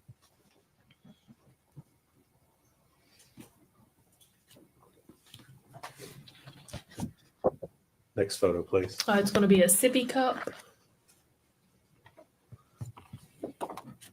Move that as 160.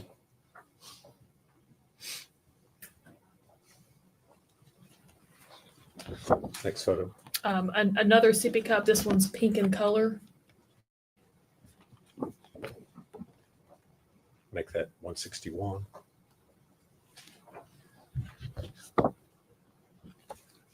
Next one, please. It's going to be a close up of that pink sippy cup that I just described. Move that as 162.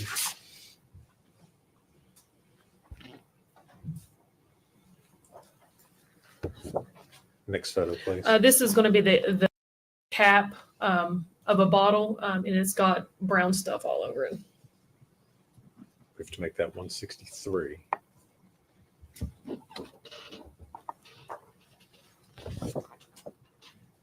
Next photo. It's going to be a passy.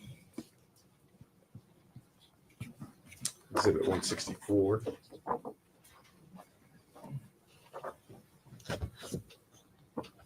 Next photograph, please. 2 baby spoons. Move to make that 165.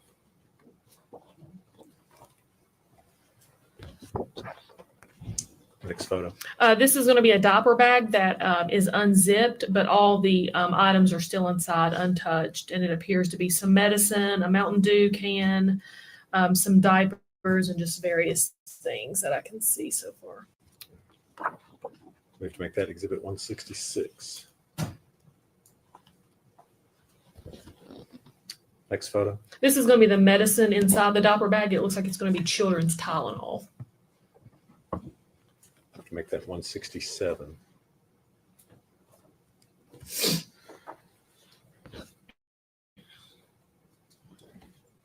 Next photo. It's going to be close up of the children's Tylenol in the diaper bag, and it looks like it's got some food and a cloth towel around it with some stains on it. Make that 168.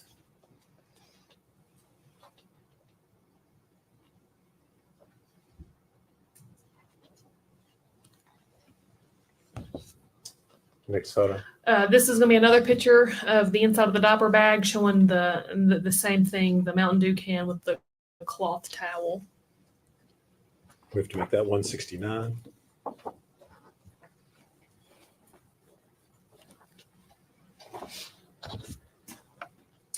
Next photo, please. This is going to be a children's spoon, and on one end of the spoon, it is got black residue on it. We have to make that number 170.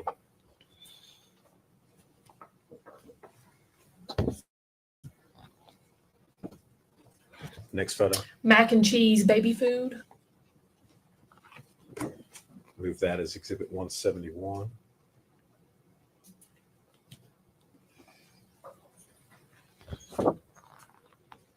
Next photo, please. This is going to be some sort of tissue paper with brownish red stains on it. Move that as exhibit 172. And next photo. It's just going to be another angle of the tissue paper with the brownish red stain. Move that as exhibit 173.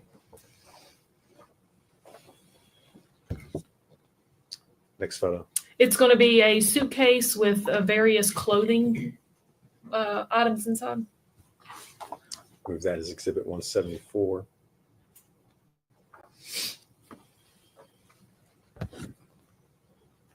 Next photo. It's going to be a red wagon, and inside the wagon there's a baby doll, some baby shampoo, wipes, and a suction. Move to make that Exhibit 175.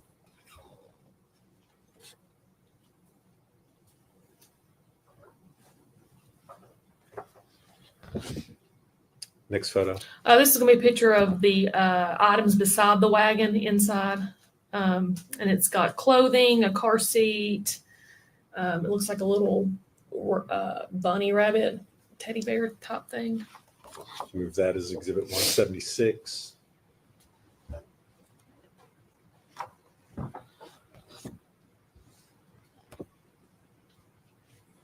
Next photo.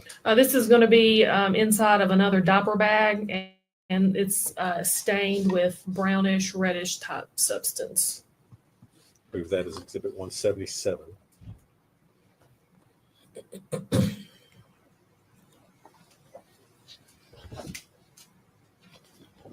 Next photo. This is a cardboard box, and inside the box is several white bags. Move that as Exhibit 178.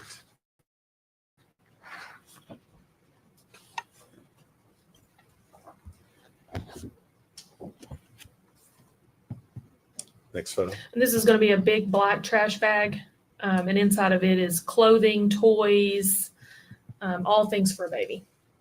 Move that as Exhibit 179.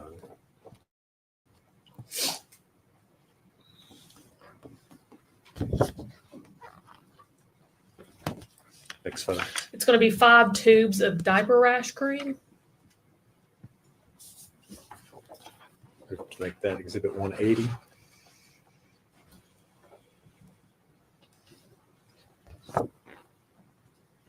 Next photo. It's going to be a Mickey mini blanket with a brownish red stain in the middle.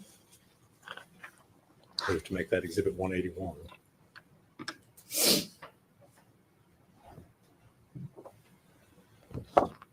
That's it. All right. Judge, I think they've all been admitted at this point. I would move to publish them to the jury.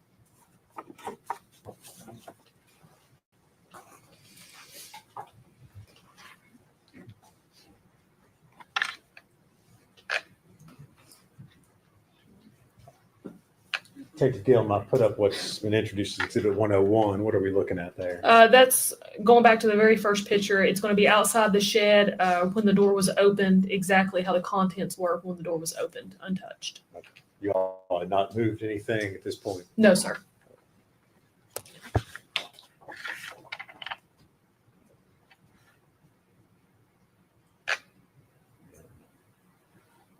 (102).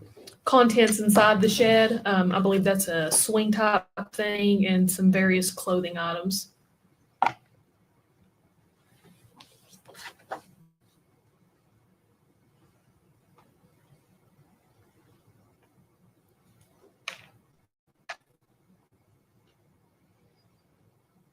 (103). That's going to be the contents inside the shed. There you can see a Mickey and Minnie bottle with some liquid still inside.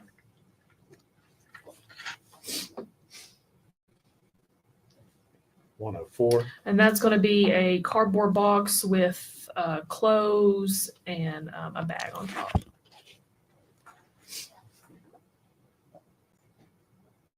(105). That's just going to be a close-up of that cardboard box, and it's kind of showing you there the top of a bottle.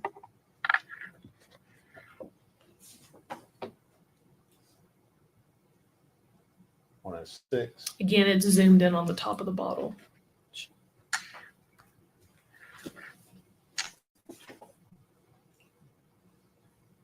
That's going to be 107. Sorry, that's going to be the suction thing that we removed from the shed.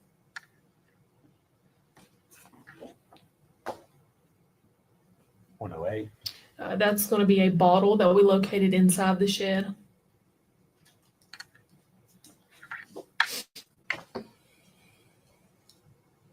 109. A piece of baby clothing.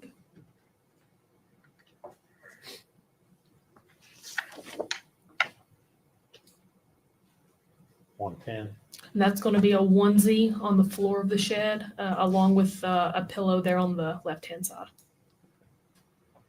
Are those the items that are sitting below the pillow? Can you tell what those are there? Looks like diapers. Or are you talking about right below the pillow? Yes. Yeah, those are diapers. I think you have a laser pointer sitting beside you there on the stand. It looks like a. Oh, yes. Sorry. If you could, on the screen up there, point out where we're talking about. Oh, right here, diapers. All right. And then it's going to be the pillow, and then there's the onesie. Thank you. And Exhibit 111. That's the one I described, and these are the stains that I talked about. 112. It's going to be the pillow with the brownish stain and then a blanket.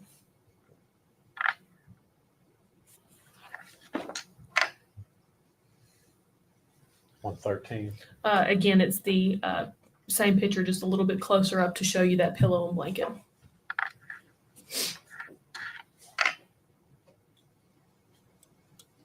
$114. There's going to be a cloth bib right there on the floor. Did you all collect that? We did. 115. Again, just showing you the contents there on the floor of that shed. And for the items that you collected, did you collect all the items that were identified as, or how did you make decisions as far as what you collected? No, we collected the cloth bib and then this little article of child's clothing. Pretty much anything baby related went. Exhibit 116. There was a ladder on the floor of the shed, and this is just a depiction of the contents around that ladder. 117. It zoomed in a little bit, but you'll see right here is a medical syringe. And you're indicating an area just inside the metal ladder that's depicted. Yes, The there should be a closer up photo of it next. 118. Can you see it better there? It's right there. Sorry, I'm a little shaky. All right. Is it the syringe? As we're looking at the photograph, it's kind of on the left-hand side. Is it slightly pinkish color? Is that what we're looking at? It is. There's a blue, what I think is a wipe case, and then it sits directly to the left of that blue wipe case. And I'm going to show you 119, which I think might be a little better. Yes.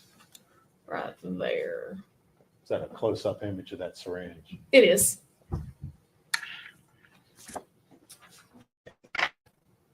Exhibit 120. That's going to be the child swing that was taken from inside the shed. 121. And then this is what I was talking about, if you recall, where I said it shows the stain went through the entire swing. You can see right there what I'm talking about. All right. So we're looking at the bottom. We're looking at the photograph. That's the bottom, the base of the. Yes. Okay.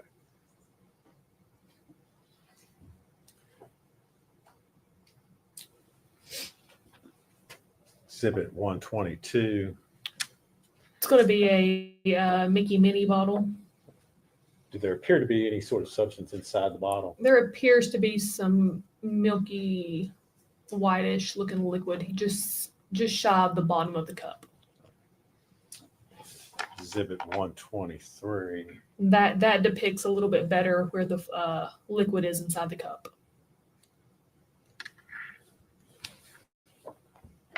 Exhibit 124. This is going to be the onesie that was on the floor of the shed. I see a stain on the cuff there of the arm, the collar up here, and then, of course, right toward the bottom. And looking at that same item, I believe, Exhibit 125. Yes, that's going to be a close-up of the stain. And is that Yeah, you lifted the flap there on the bottom of the outfit. Is that what we're looking at? Yes, that's exactly what it is. Exhibit 126. Just various baby toys.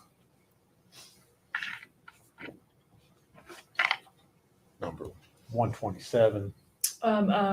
Medicine syringe.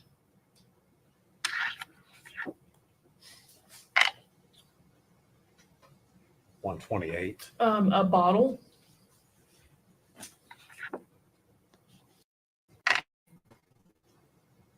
$129. Child pants.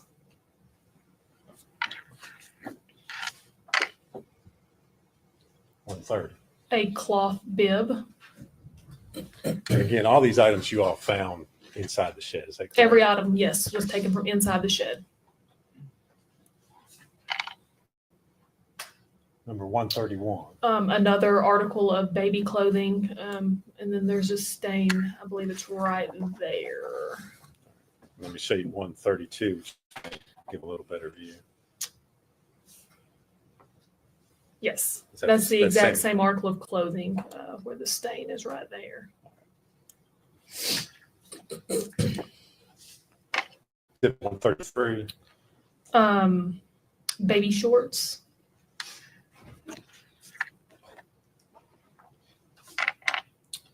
Number 134. The top of a bottle. 135. A baby's suction.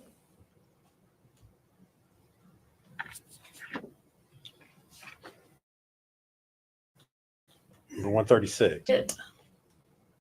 And these photos that are taken of these individual items, you all have removed them from the shed. Is that correct? Yes, that is correct. And took them back over to, it looks like, to the sheriff's office to photograph them. Yes, they were in our evidence.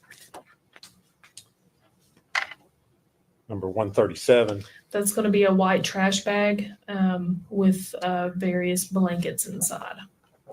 And showing you 138. Is that the same bag of blankets there? That's going to be the contents inside the bag, yes. All right. So you've removed them from the Correct. bag at that point. Number 139. Just a child's toy, little bear. Exhibit 140. Pants. Was it the condition of the pants when you found them? Were they turned inside out like that? Or did Yes. you all manipulate them? Okay. Yes. How they each show in the picture is exactly how we found them. Exhibit 141. It's a cloth bib.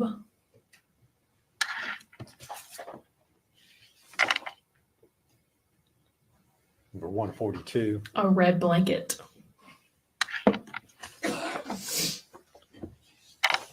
143. Another medicine syringe.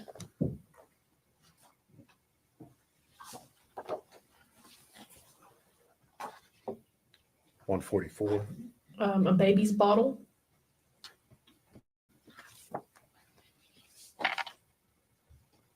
Number 145. Just various articles of clothing. I think there's a blanket, a little toy rattle.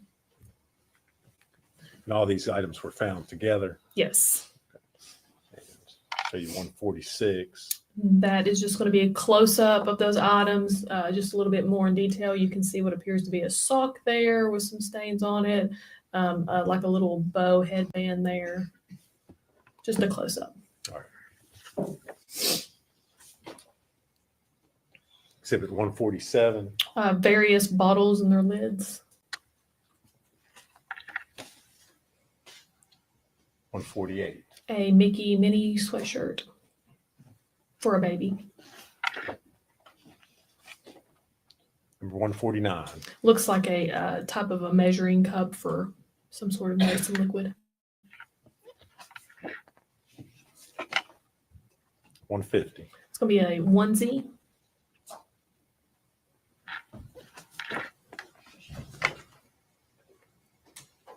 $151. That is going to be the pillow from inside the shed once it was removed.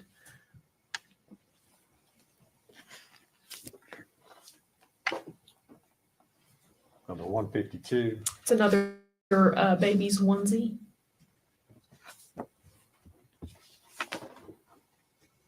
153. Another onesie.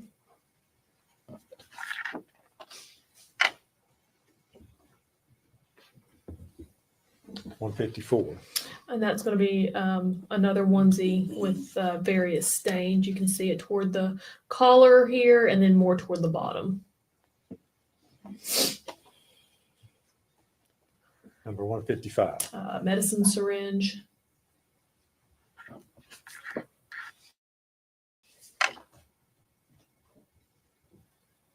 $156. Another onesie. Appears to still be on a hanger. Is that correct? Yes, yes.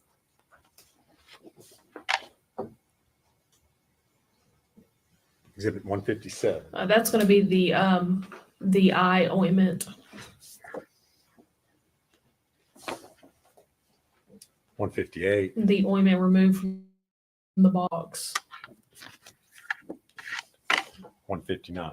A close-up of the ointment tube. All right. It looks like it says it's erythromycin Yes. ophthalmic ointment. Yes.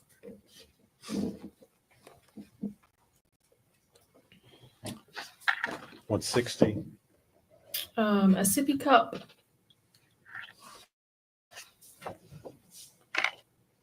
161. Another sippy cup.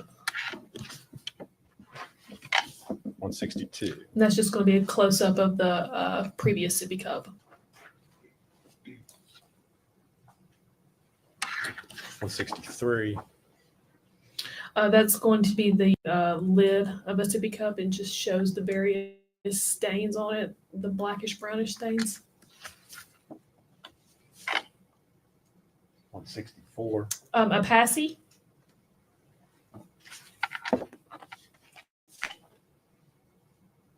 165. 2 baby spoons.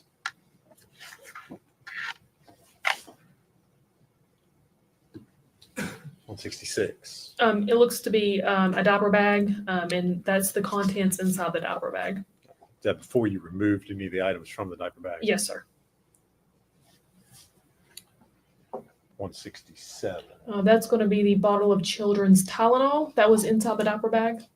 So that was found in the diaper bag that was shown in the previous. Yes, sir. exhibit. 168. There it is in the diaper bag beside the baby's food and the cloth.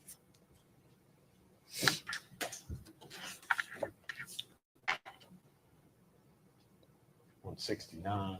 Just another angle of inside the diaper bag.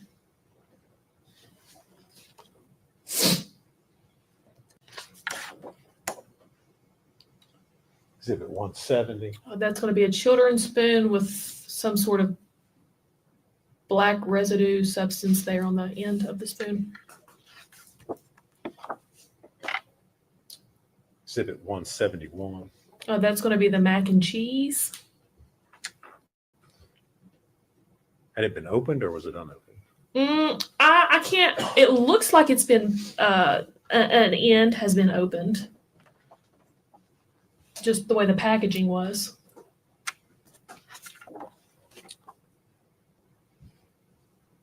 Exhibit 172. That is going to be the piece of tissue paper with the brownish red substance on it.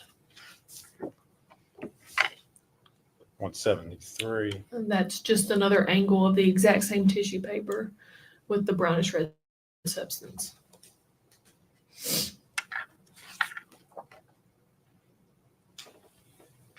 Number 174.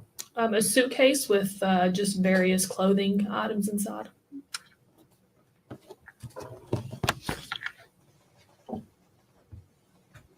$175. That's going to be the red wagon.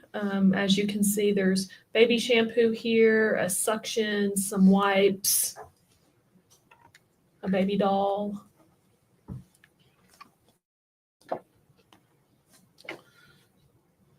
For 176. There's going to be a car seat and just some various clothing items.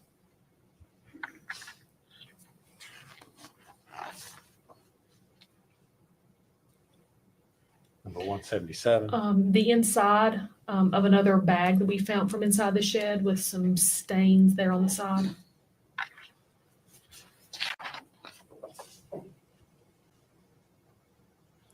Exhibit 178.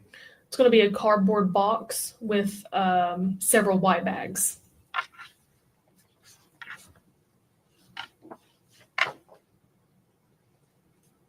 Exhibit 179. A black trash bag with various clothing and toys for a baby inside.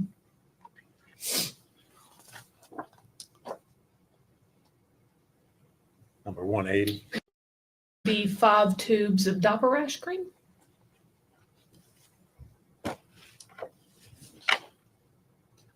Number 181. Appears to be a child's blanket with a brownish red stain on it. And all these items were collected and taken out of the shed. Yes, sir. Every item.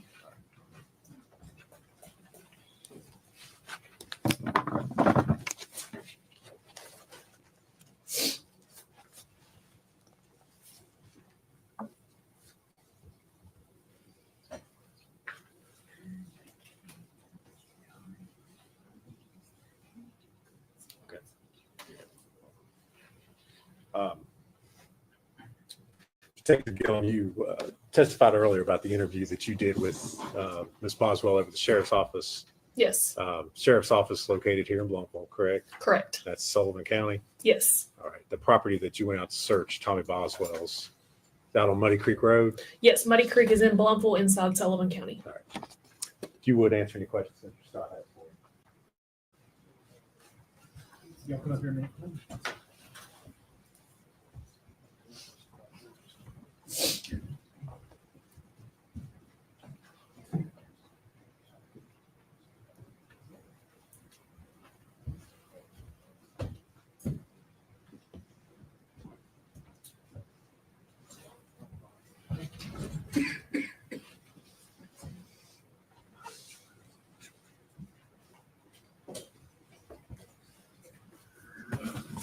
Detective Gilliam,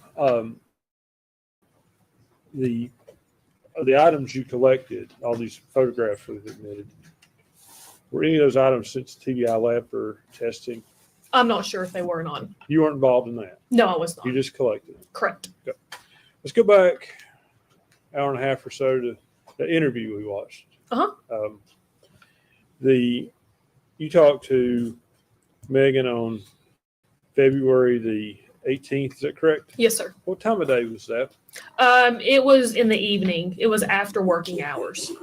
Okay, if you could help me narrow it down a little bit more than that. So when do working hours end? Between 4 and 5. That interview probably took place around 6:30, maybe even 7. Okay.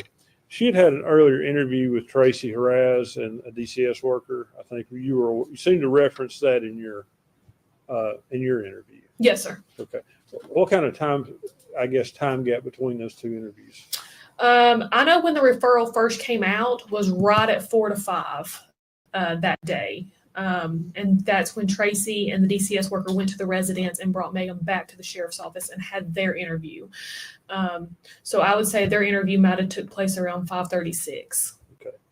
And your interview was basically just a follow-up on their interview? Yes, sir. Continuation, so to speak. Yes. All right. All the questions I have? Redirect. Nothing from the judge. Will she still be under the subpoena?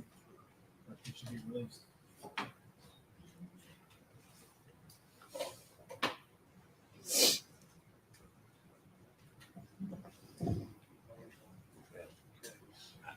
We'll keep her under subpoena, Judge, but she can be released at this time. You'll still be subject to subpoena. So don't, you can leave the courthouse, but make sure you're available. Do not discuss your testimony with any other witness or allow any other witness to discuss their testimony with you. All right? Thank you. All right, ladies and gentlemen, we're going to stop right there for today. You're going to get tired of hearing these admonitions. I'm just going to tell you that now. You're not to communicate with other jurors or anyone else regarding any subject connected with this trial. You're not to form or express any opinion about the case until it's finally submitted to you. You're to report promptly to the court any incident involving an attempt by any person to improperly influence any jury member or a juror's violation of the court's admonitions. You're not to read, watch, or listen to any news reports concerning this case. You're to decide this case solely on the evidence introduced in this trial. You go with the officer. Everyone, please stand.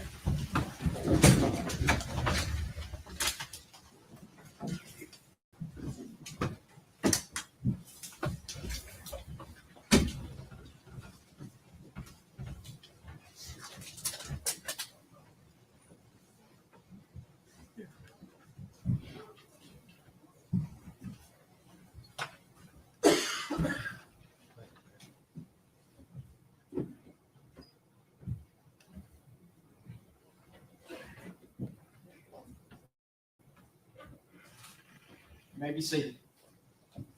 The lawyers at the sideline.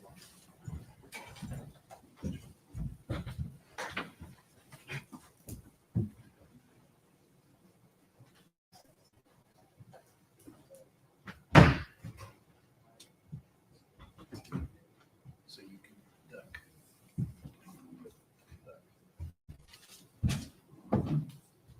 Look for what that means. And you don't want to get in the way. Oh, okay. All right, folks, with the media.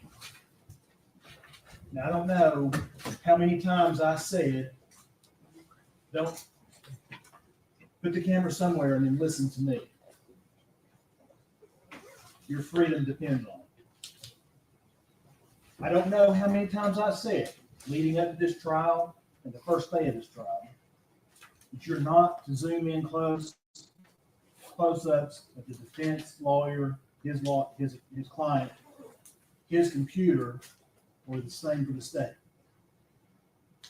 Now, I get a note from my assistant just a moment ago that you're zooming in on Mr. Scott's laptop to the point that you can see exactly what he was doing. That's an absolute violation of Rule 30. It's an absolute violation of this court's order. And I'm going to tell you right now, I'm going to give you one more. If it happens again, the media will be excluded from the rest of the trial, and you'll find yourself in jail. Now, I know that there was another person in here running the camera earlier today. At least I thought there was another person in here, not you. No, sir, I don't think that would be the case. Okay. You talk to whoever else is going to be operating that camera, and you had better heed my warning. Okay? And if I did do that, it was inadvertent. I wasn't trying to shoot anything on the computer screen. Well, I'm going to tell you right now, People. my assistant came in here and she wouldn't have done it. And I told her to have the feed up in there and be monitoring it because I'm worried about the jury, but now I'm worried about attorney-client privilege. Okay? Don't let it happen again. Now, we'll be in recess till, I think we're going to start at about, do y'all want to start at 10 or 10:30? I was thinking 10:30 to about 4 tomorrow. If you have that many witnesses, you can line up. Huh?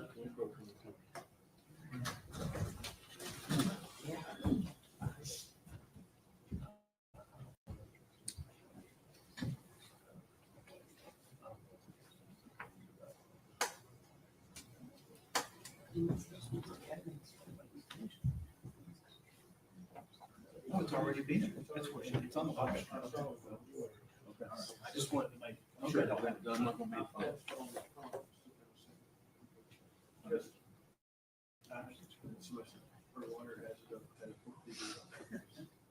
So you quickly change it up. All right. We'll start back at 10:30. Tomorrow morning. Court stands in recess.